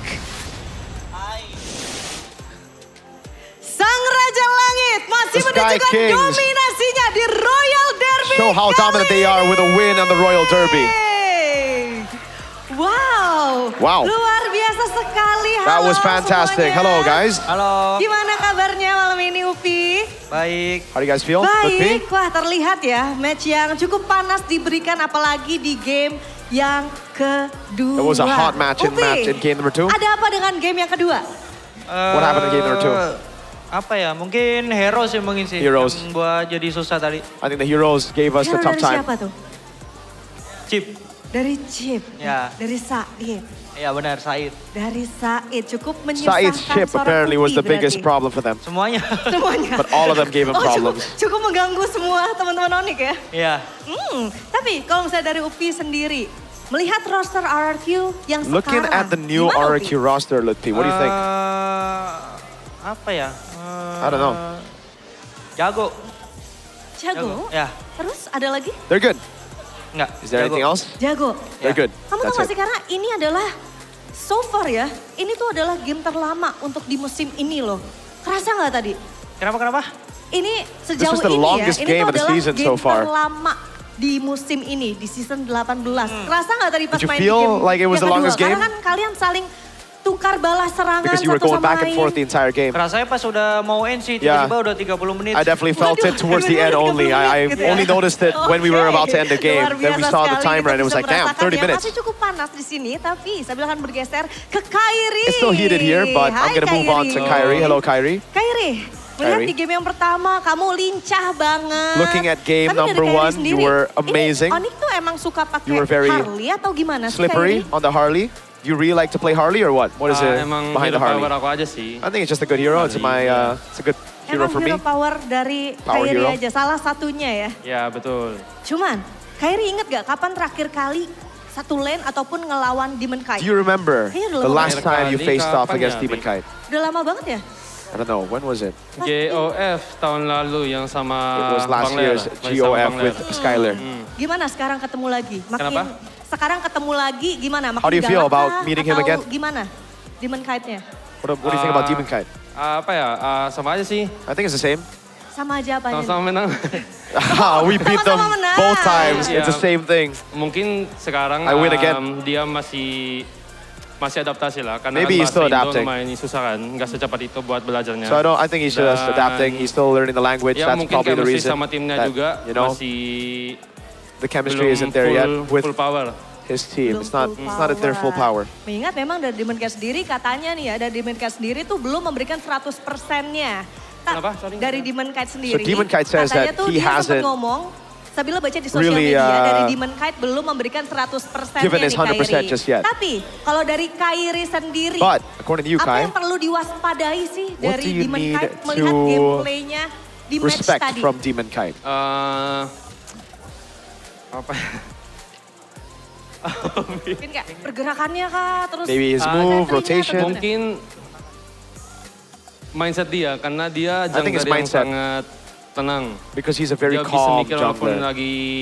lagi di pressure, di jungle, lagi dirusuhin. When he's pressured, when he's being invaded, when he's being Ya dari dulu disturbed, emang gitu sih orangnya. he's very calm. Dia kalem orangnya. So yeah, orangnya kalem. he's been that way Ngomong-ngomong kalem, ever since I've known him. tenang. Tadi sempat disinggung juga sama teman-teman casters bahwa salah satu kunci kemenangan dari Casters were teman-teman talking about Onyx your adalah win condition. ketenangan. Was it Dari Kyrie also sendiri setuju nggak? composure that got you the win? Setuju? Yes, I agree. Dan cara kalian biar tetap tenang gimana sih How do Kyrie you pada keep saat your momen composure yang in saling those jual intense beli serangan moments? gitu? Relax aja sih, relax. Relax. Tadi kita relax banget As sampai long as we're Kiboy just relaxed. ketiduran tuh di game 1. Keyboy actually fell asleep in game 1. Emang iya boy? Coba iya boy. Keyboy, did you fall asleep in game 1? begini, Boy. Tadi What happened? begini. What happened in game Tadi 1? tangannya begini. Tadi di bus ketiduran dikit lah. I slept a bit in the bush that Agak moment, sedikit if you aja remember. Ya, sedikit ketiduran. Tapi kalau misalnya dari Keyboy sendiri gimana boy? What do you think, Match hari Keyboy? ini? What do you think about today's matches, Ya, yang Keyboy? pasti matchnya seru banget lah. Apalagi game kedua. Ya draftnya Adi keren lah. Wow. Adi's draft is good. It's cool. Keren lah. Cuman kalau misalnya menurut Keyboy sendiri, kita ngebahas dikit soal Coach Adi ya. Let's talk about Coach Ada Adi. perbedaan gak sih RRQ yang dulu sama RRQ Is there a yang difference sekarang between nih? RRQ in the Sama past and RRQ Coach now? Adi? With Adi? Ya kalau menurut gua pasti RRQ bakalan lebih improve lah. dari think RQ week ke week. will Karena improve. Demon Kite baru pindah juga kan. Because Baru Demon Kite belajar just bahasa Indo, joined, terus so Adi he's juga still learning Indonesian. masih adaptasi lagi lah sama tim juga. Adi's also Pasti adapting perubahan to the itu rest of the ada team. lah. Jadi kita tinggal tunggu momentumnya nanti lah. We'll just wait. Tinggal tunggu momentumnya aja. Nah, ini kan Coach Adi masih ada nih di sini, masih bisa mendengar nih. So Adi Dari can still Kiboy hear mungkin you. Ada yang pengen disalam-salam buat Coach Adi? Do you want to say anything to Coach Adi? Nggak tahu, dia lebih pendek aja. I don't know, it feels like he's Itu perubahannya becoming ya. shorter. Langsung kita lihat ekspresinya di sini. Oke, sudah tersenyum ternyata dari Coach Adinya. Tapi Kiboy, Kiboy. kali ini kalian sudah berhasil menang. Tapi besok hari kalian akan bertemu dengan You were able to win, Bigatron but by tomorrow you'll Vitality meet untuk Bigatron. di next match ya. Ada persiapan khusus nggak sih? Mengingatkan histori kalian tuh benar-benar sengit banget. Do you have, lawan teman-teman dari Bigatron by extra or Vitality. special preparations for the Kalau Bigatron match? persiapan pasti banyak lah, kita udah Yes. siapin banyak hal juga. We have sama prepared kita a lot of belajar things juga to try to dari beat Bigatron. kekalahan, We've learned from our losses to Bigatron. Kekalahan banyak banget kekalahan. We keep on losing to Bigatron, so we've learned a lot. Boleh dikasih tahu nggak sih salah satunya apa, Boy? Can you tell us Yang one udah thing that you prepared for Ada lah, Bigatron? nanti tunggu aja. I don't know. Well, pemainnya. you have to wait. You have to wait Kejutan for berarti tomorrow. Tapi kalau dari Upi, ada yang pengen ditambahin kayaknya udah gatal banget nih Upi nih. Udah Lutfi. standby mic-nya. What do you think? Tambahin apa? Untuk persiapannya besok, Any extra preparations set for Ya semoga Bigatron? menang aja sih. I just Soalnya hope we win. kita bayang kalah kan lawan BTR. Because we always lose to Bigatron. We've always lost to Bigatron as of jadi late. persiapannya masih rahasia, ditunggu aja besok ya. So we'll just wait for... Tunggu besok aja. Okay. Oke. Just wait for Dan tomorrow. Dari teman-teman Onyx, siapapun mungkin dari Kairi, dari Upi, ataupun dari Kiboy, ada yang pengen disampaikan kah buat teman-teman Bigatron by Vitality? Kayak You have a message to send Kairi. over Oke, siap, to Kairi, Bigatron by siap. Vitality. Kyrie. Good luck aja. Good luck. Kita udah siap kalah lagi. Hei, coba yang semangat dikit, tolong. Semoga bisa menang besok. Oke. Tomorrow, hopefully you can win. Semoga bisa menang besok. Oke, baiklah itu dia. Tadi kita udah ngobrol-ngobrol luar biasa sekali permainan yang diberikan oleh kedua tim. Dari tim Onyx maupun dari tim RRQ Hoshi. Tapi di teman-teman casters pastinya sedang ingin mengulik apa yang sebenarnya terjadi di match kali ini. So langsung saja Sabila kembalikan kepada teman-teman caster yang sudah ready di sana. Take it away.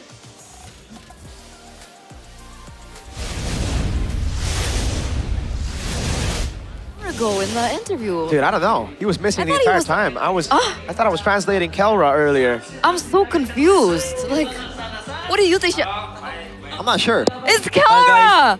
Hello, he came out from nowhere. Kelra. Did he conceal? Okay, I'm What's sorry. up, God in the gold lane? No. No? No? Doesn't think he's the god in the gold.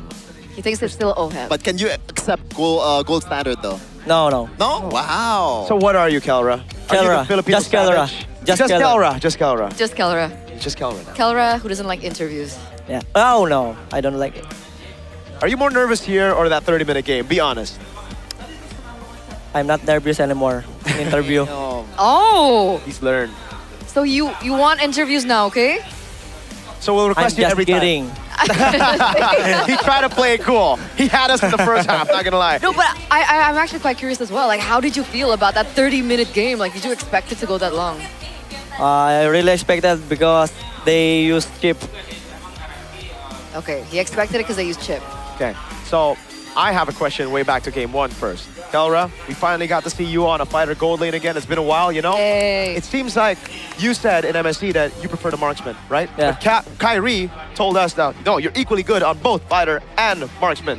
And fans seem to say, earlier in the audience prediction as well, that if you want to beat Onyx, you have to put Kelra on fighters. We need What do you think clarification about now. that? I agree on that. Really? Yeah. So why didn't RQ win? I don't know. I want to ask you about something that Kyrie said also though, because he said that you didn't really know the matchup in the gold lane, who wins and who actually loses. Yeah. You know, the Melissa and Brody matchup, I talk about Kyrie, which one actually wins? You know? So how were you able to win every matchup despite not knowing how the both of the heroes actually matched up, you know? Because I already said this to Mirko. I have a drill on Scream. Yeah. In terms of laning and dodging skill. Yeah. Yeah, the skills. So it doesn't matter as much for Yeah. you? This is the dude who picked Brody into a Belleric and into like crazy sets. This is the dude who picked Beatrix into a Tigreal, got the Kacha in MPL Season 14. He's just crazy with it, but yeah, he has those drills. Kelra, what do you think about RRQ though? They were able to make it close, very close. I think even for us, we didn't really expect RQ to even dent Onyx at all. For me, I already expect this because he have Demon Kite. They have Demon Kite. Because for me, Demon Kite performance right now is doing great, but I think he's struggling in terms of communication in game. Right. But if he already adapt, I think RQ will be the top teams. What impact were you expecting Demon Kite to have on RQ? Big impact. In terms of what? In terms of what? In terms of Share us. in terms of It's okay. It's all good. in terms of I think in team fight because when he play way back he play in Aurora, here they comes and he always do the macros, shot calling the macros. Okay, so he's expecting the macro, but still communication problems you think is happening right now. Yeah. Okay, Kelra, Kyrie was the player of the match earlier. Do you agree with the pick? And also, what is your most impressed about Kyrie now that you actually played with him? Handsome. Okay, other than that. We are also impressed in game stuff. How he managed the in terms of invading, and also he knows how to invade and how. Okay, he knows how to invade. Take your time. It's alright. That's all. That's all. He doesn't know anything else. Decision making, yeah? Decision making, yeah. There you go. There you go. Okay. Now I want to go back a little bit, brother, to some of the matches and even the matches that you have tomorrow. Literally, the match tomorrow against Bigatron. You lost, Of course, that's unfortunately, the question. twice in a row in the finals. I'm sorry to ask you this question as a Bigatron fan myself, but what are your preparations? We heard the team, but now I want Kelra specific preparations for tomorrow. Our preparation is ban assassin. Ban assassin. Whoa, you playing utility? Yeah. Let's play utility, Niall. I play jungle tomorrow. Let's do it. So Kyrie Gold or Kyrie XP Lutpi Gold? Samuel Gold lane. Samuel. Oh. Kyrie out. Kyrie out. Wow. Okay, interesting. I want to ask you about the gold lanes though. I want to try to farm some clips out of you. Now, you're going to be up against Eman tomorrow, but aside from Eman, who do you think is the hardest laning matchup currently in MPL ID? And do you even consider Eman to be hard in the Yeah. I agree on Eman, and I think maybe. Yeah. Whoa. In terms of laning. In terms of laning, Yeah. just pure laning. Pure laning. Okay. What about overall? Who's the second Eman. threat? Outside of Eman. We know that. Wait. Yeah, MPL ID. Arthur. There's Arthur. Kevin, Kenziski. Kevin, I think Kevin. I really excited to face Kevin. Oh, there you go. Kevin and Kevin. Kevin and Kevin, yes. They have their own KK combo, Yeah, KK combo. Keb combo. Do you want to change your IGN to Kyrie maybe? Maybe Kelry. Kelly. Oh, Kelly for Kyrie. Oh, interesting. All right. Any last questions? No, that's it, man. Nice. That's I don't want to. Nice. Do you have a question for us? No. No, he just wants to go. He wants to go. Keller wants to go. It's okay. We'll let you go. Thank you for this interview, Thank Kelra. you. Hopefully we get to see you in the next one, because we are going to take a listen to what you guys say. Yeah. We have your mic check, bro. We can hear your call. Swear? Okay. In your comms? What? You swear? No, right? No. Everything's No. clean. Oh. Okay. PR trained. Because we're checking now. Yeah, just check it. Okay, we'll check now. Let's Okay. go. If you swear, you're getting fined, bro. He's gonna get fined. Let's check. Ada ulti MM. Gua kuat bawah sini. Lihat lagi. Aman. Gak ada tarik. Depan. Awas kena Petri Bay. Golti semua. Masih aman gua. Gua pegang Bay, tadi gua Bay. Rodriguez. MM ya, abis itu MM ya. Tadi taruh Des. MM. Udah Puri MM. Lihat gua MM nggak? MM. Gak saja sih ini guys, gak bakal Mau ini. di Absol ulti. Shot time dulu. Gua dapat MM nih. Dua. Satu lagi tuh. Tor. Sudah mati, ada mati. Golti. Cip. Lakar Gol ya. kalau gitu. Midnya ada. Aman sih midnya. Lihat cip. Masih aman kok. Nanti gua yang recall. Ada betul. Masih awal. Gas lagi. Ada gua bisa gol. Mati dia. Guys, dapat lor gua guys ya. Lor aja. Oke. Gua flicker nih guys. Lagi. Nggak dapat. Baras. Bisa dia ya. Low dia. Udah juga. Gol ini. Tiga. Udah ulti di gua habis dia. Tower nggak? Masuk kadein. Iya. Depan lagi, depan. Gua tahan. Mati Gua satu. tower Mati aman, rata. Oke. Rata, nice. Nice lore, Kai. Serem banget chip kita. Okay, lucky for Kelra, the comms were clean. Lucky for Kelra, you win this time. Yep. But we'll get you the next time. Yep. I know how you talk in your streams, brother. I thought a little bit of that was gonna come out, but no, he was locked in. He was locked in. I mean, Good. he even admitted that it was quite challenging. Yeah, there's Challenging what? What's challenging? Game number 2. Because of the chip, he says. Yeah. But I don't know. Half the time, man's being sarcastic. Yeah, I can't tell with Kelra sometimes. Like when I do these interviews. It's also Carl, you know? Carl, he's very sarcastic.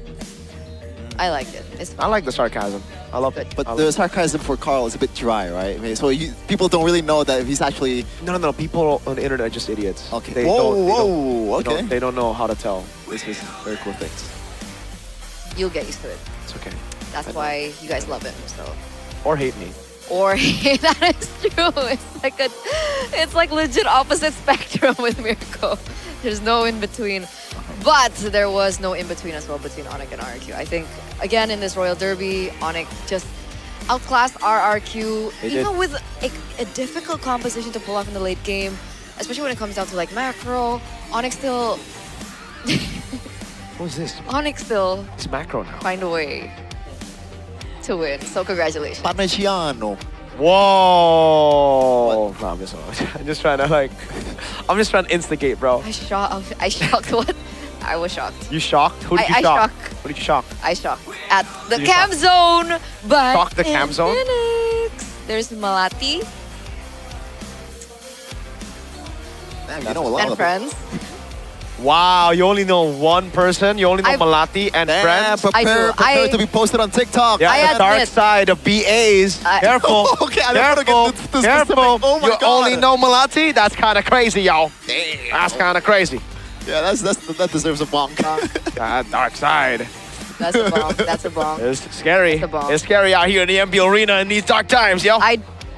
I would love to get to know everyone else, but as it stands, because I met Malati in Paris. Of course you did. And you didn't meet any of them. Probably didn't say hi to any of them either. That's another bomb. But let's take a look at the updated standings. Is BTR still up top? I don't want to look at it, bro. Let's go! I'm so happy. I'm so excited to look at this. Standings presented to you by the official game phone Infinix GT50 Pro. Oh. What even is the point of this? Wow. Dog, we lose all the matches 2-1. Are you serious? Yeah. Are we serious, Pum? Yes, you. Well, you are Geek Pal. Yeah, that's what I said. That's what I said. That's oh my God, okay. Okay, sorry.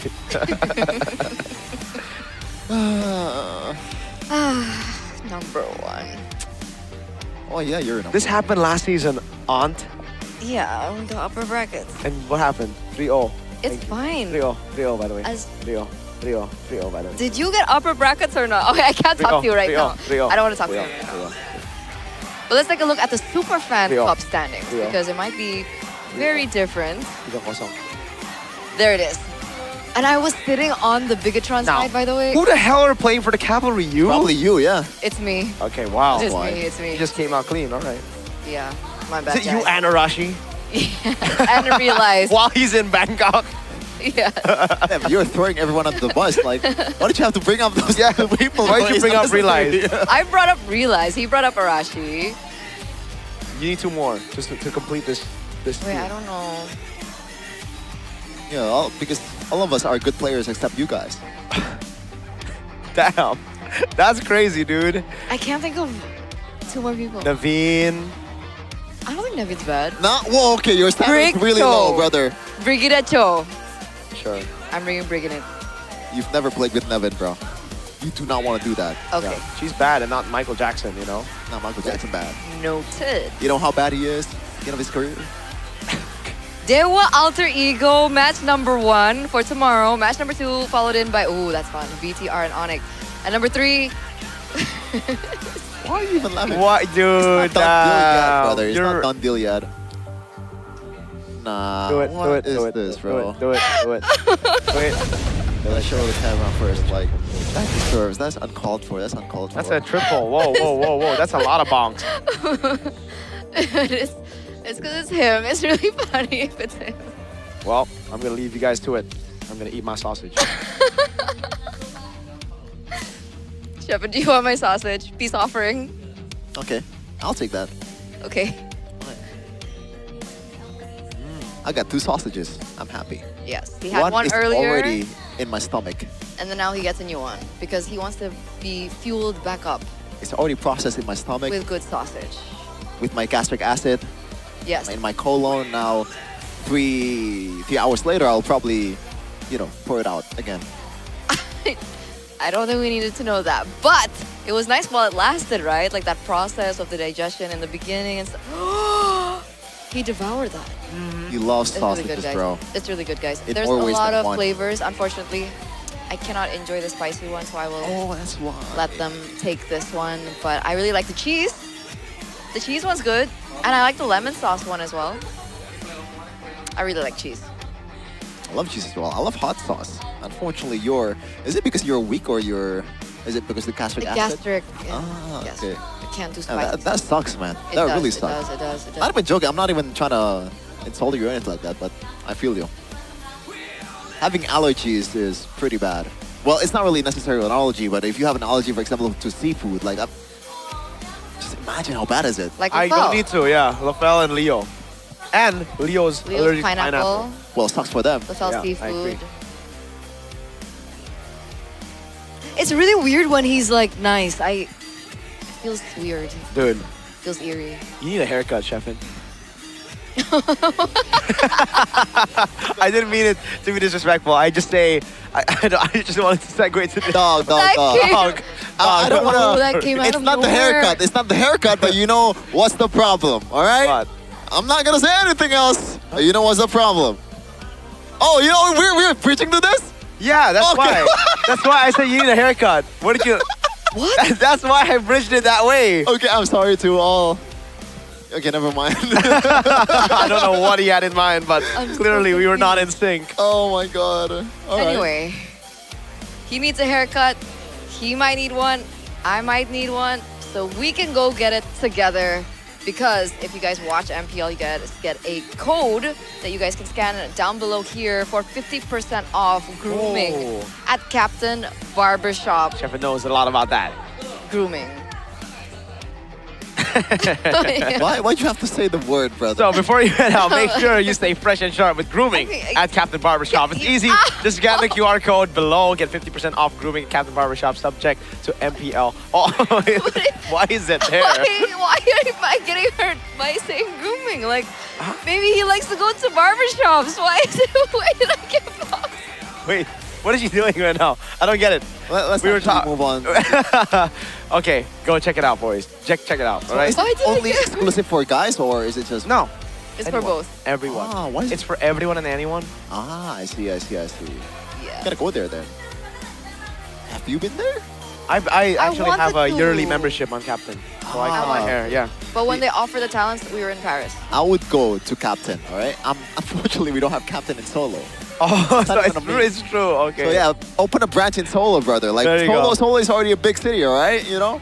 Because of certain stuff, Yeah. we are rising in the ranks. We are, whoa, I like that. I like the rising in the ranks. Uh-huh. Just like you in MLBB, you play solo. I thought you were gonna take a shot at Geek Fam, but thank No, dude, what the heck? Why would I do that, dude? I never do that. How would I, No why one would I do that. I would also never do that. Yeah, nobody would do that, bro. We're nice, you know? We're we like, so nice we like to each Geek other. Fam. We love Bigatron, Onyx, Geek Fam, We love all teams Like- equally. Dewa, RQ, We're not a biased caster. Yeah, you just Navi. completely forgot a few teams. Avos. Yeah. Evo? Is that it? Avos. Is that it? All of them? I said it, everyone. I think. By the way, There you go. Aldo You is completely having a forgot bad Alter day. Ego. Oh my god. So Alter Ego ain't an MPL team now. Cordell win, if I were you. It's okay. Pulls I'm up at the strength. mercy of Godelwin. But it's been a fun time with you guys here on the desk. It's been me, Eterna, Mirko. as well as Chiffon. signing out of the day. We still have 3 more matches ahead of us tomorrow. We have BTR and Onyx, and I'm pretty sure Onyx will win that one. But yeah, it's been us. We're throwing it over to the host. See you tomorrow. Seperti di hari ini kita telah menyaksikan 3 match berlangsung. Di mana dari match yang pertama kita melihat adanya match yang luar biasa yang berhasil didapatkan oleh teman-teman TLID. Lalu berlanjut untuk match yang kedua, perlawanan demi perlawanan diberikan oleh tim Geek Fam. Walaupun mereka belum bisa mengambil poin kemenangan dan Navi masih menjuarai untuk di match yang kedua. Tapi di match terakhir kita baru saja kita menyaksikan Royal Derby di mana berjalan cukup panas sekali. Tapi Onyx masih tidak bisa ditumbangkan. Onyx masih merajai untuk di match kali ini. Tapi besok pastinya Sabila pengen ingetin untuk teman-teman semua super fans dimanapun kalian berada untuk nonton terus karena besok pastinya laga-laga panas lainnya akan terus berjalan. Serta jangan lupa juga untuk berikan dukungan terbaik kalian untuk tim-tim yang akan bertanding di hari esok. Dan kalau misalnya nih ya, kalian udah punya tiket langsung aja datang seru-seruan di MPL Arena. Saksikan langsung dan jadilah saksi kira-kira bagaimana perjuangan dari para tim. Tapi sebelum itu, pastinya Sabila juga ingin mengingatkan bahwa MPL Indonesia powered by Moonton, supported by PBSI, presented by Official Gaming Phone, Infinix, Official e-wallet GoPay, Official Gaming Chair Todak, serta untuk partner ini sports kita ada Aqua, Bayu, IndiHome, Telkomsel, Good Time, dan juga So Good. Itu dia pastinya terima kasih banyak atas seluruh sponsor yang telah mendukung berjalannya rangkaian acara kita, rangkaian MPL Indonesia di season 18 kali ini. Dan besok hari kita akan menyaksikan bagaimana perjuangan dari para tim yang akan terus berjuang untuk mendapatkan tiket menuju ke babak playoff di Surabaya. Maka dari itu jangan lupa untuk besok saksikan terus MPL Indonesia Season 18. We on this!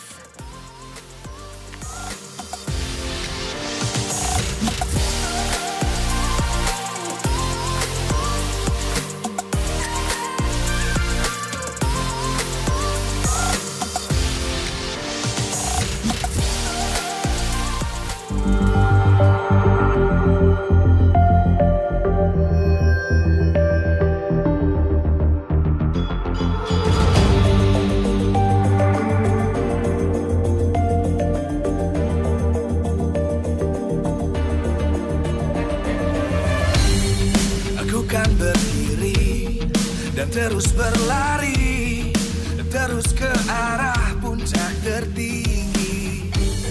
Ku takkan berhenti, hanya sampai di sini.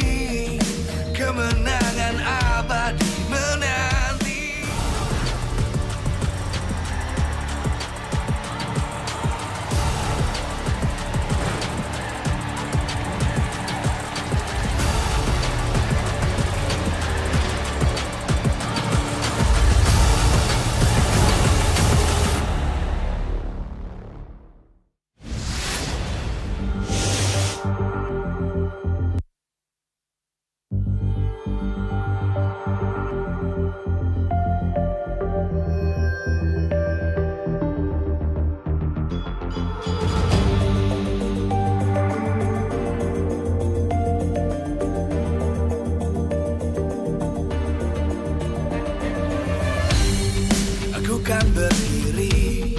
Dan terus berlari, terus ke arah puncak tertinggi. Ku takkan berhenti, hanya sampai di sini.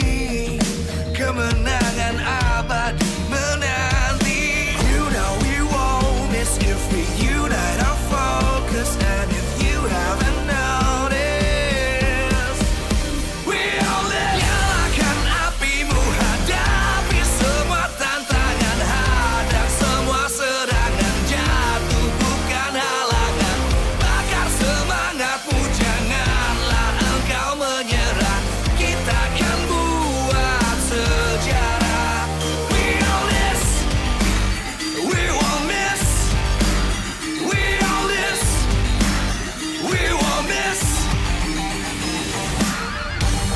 Saatnya beraksi, jalani ambisi. Aku kan menyawa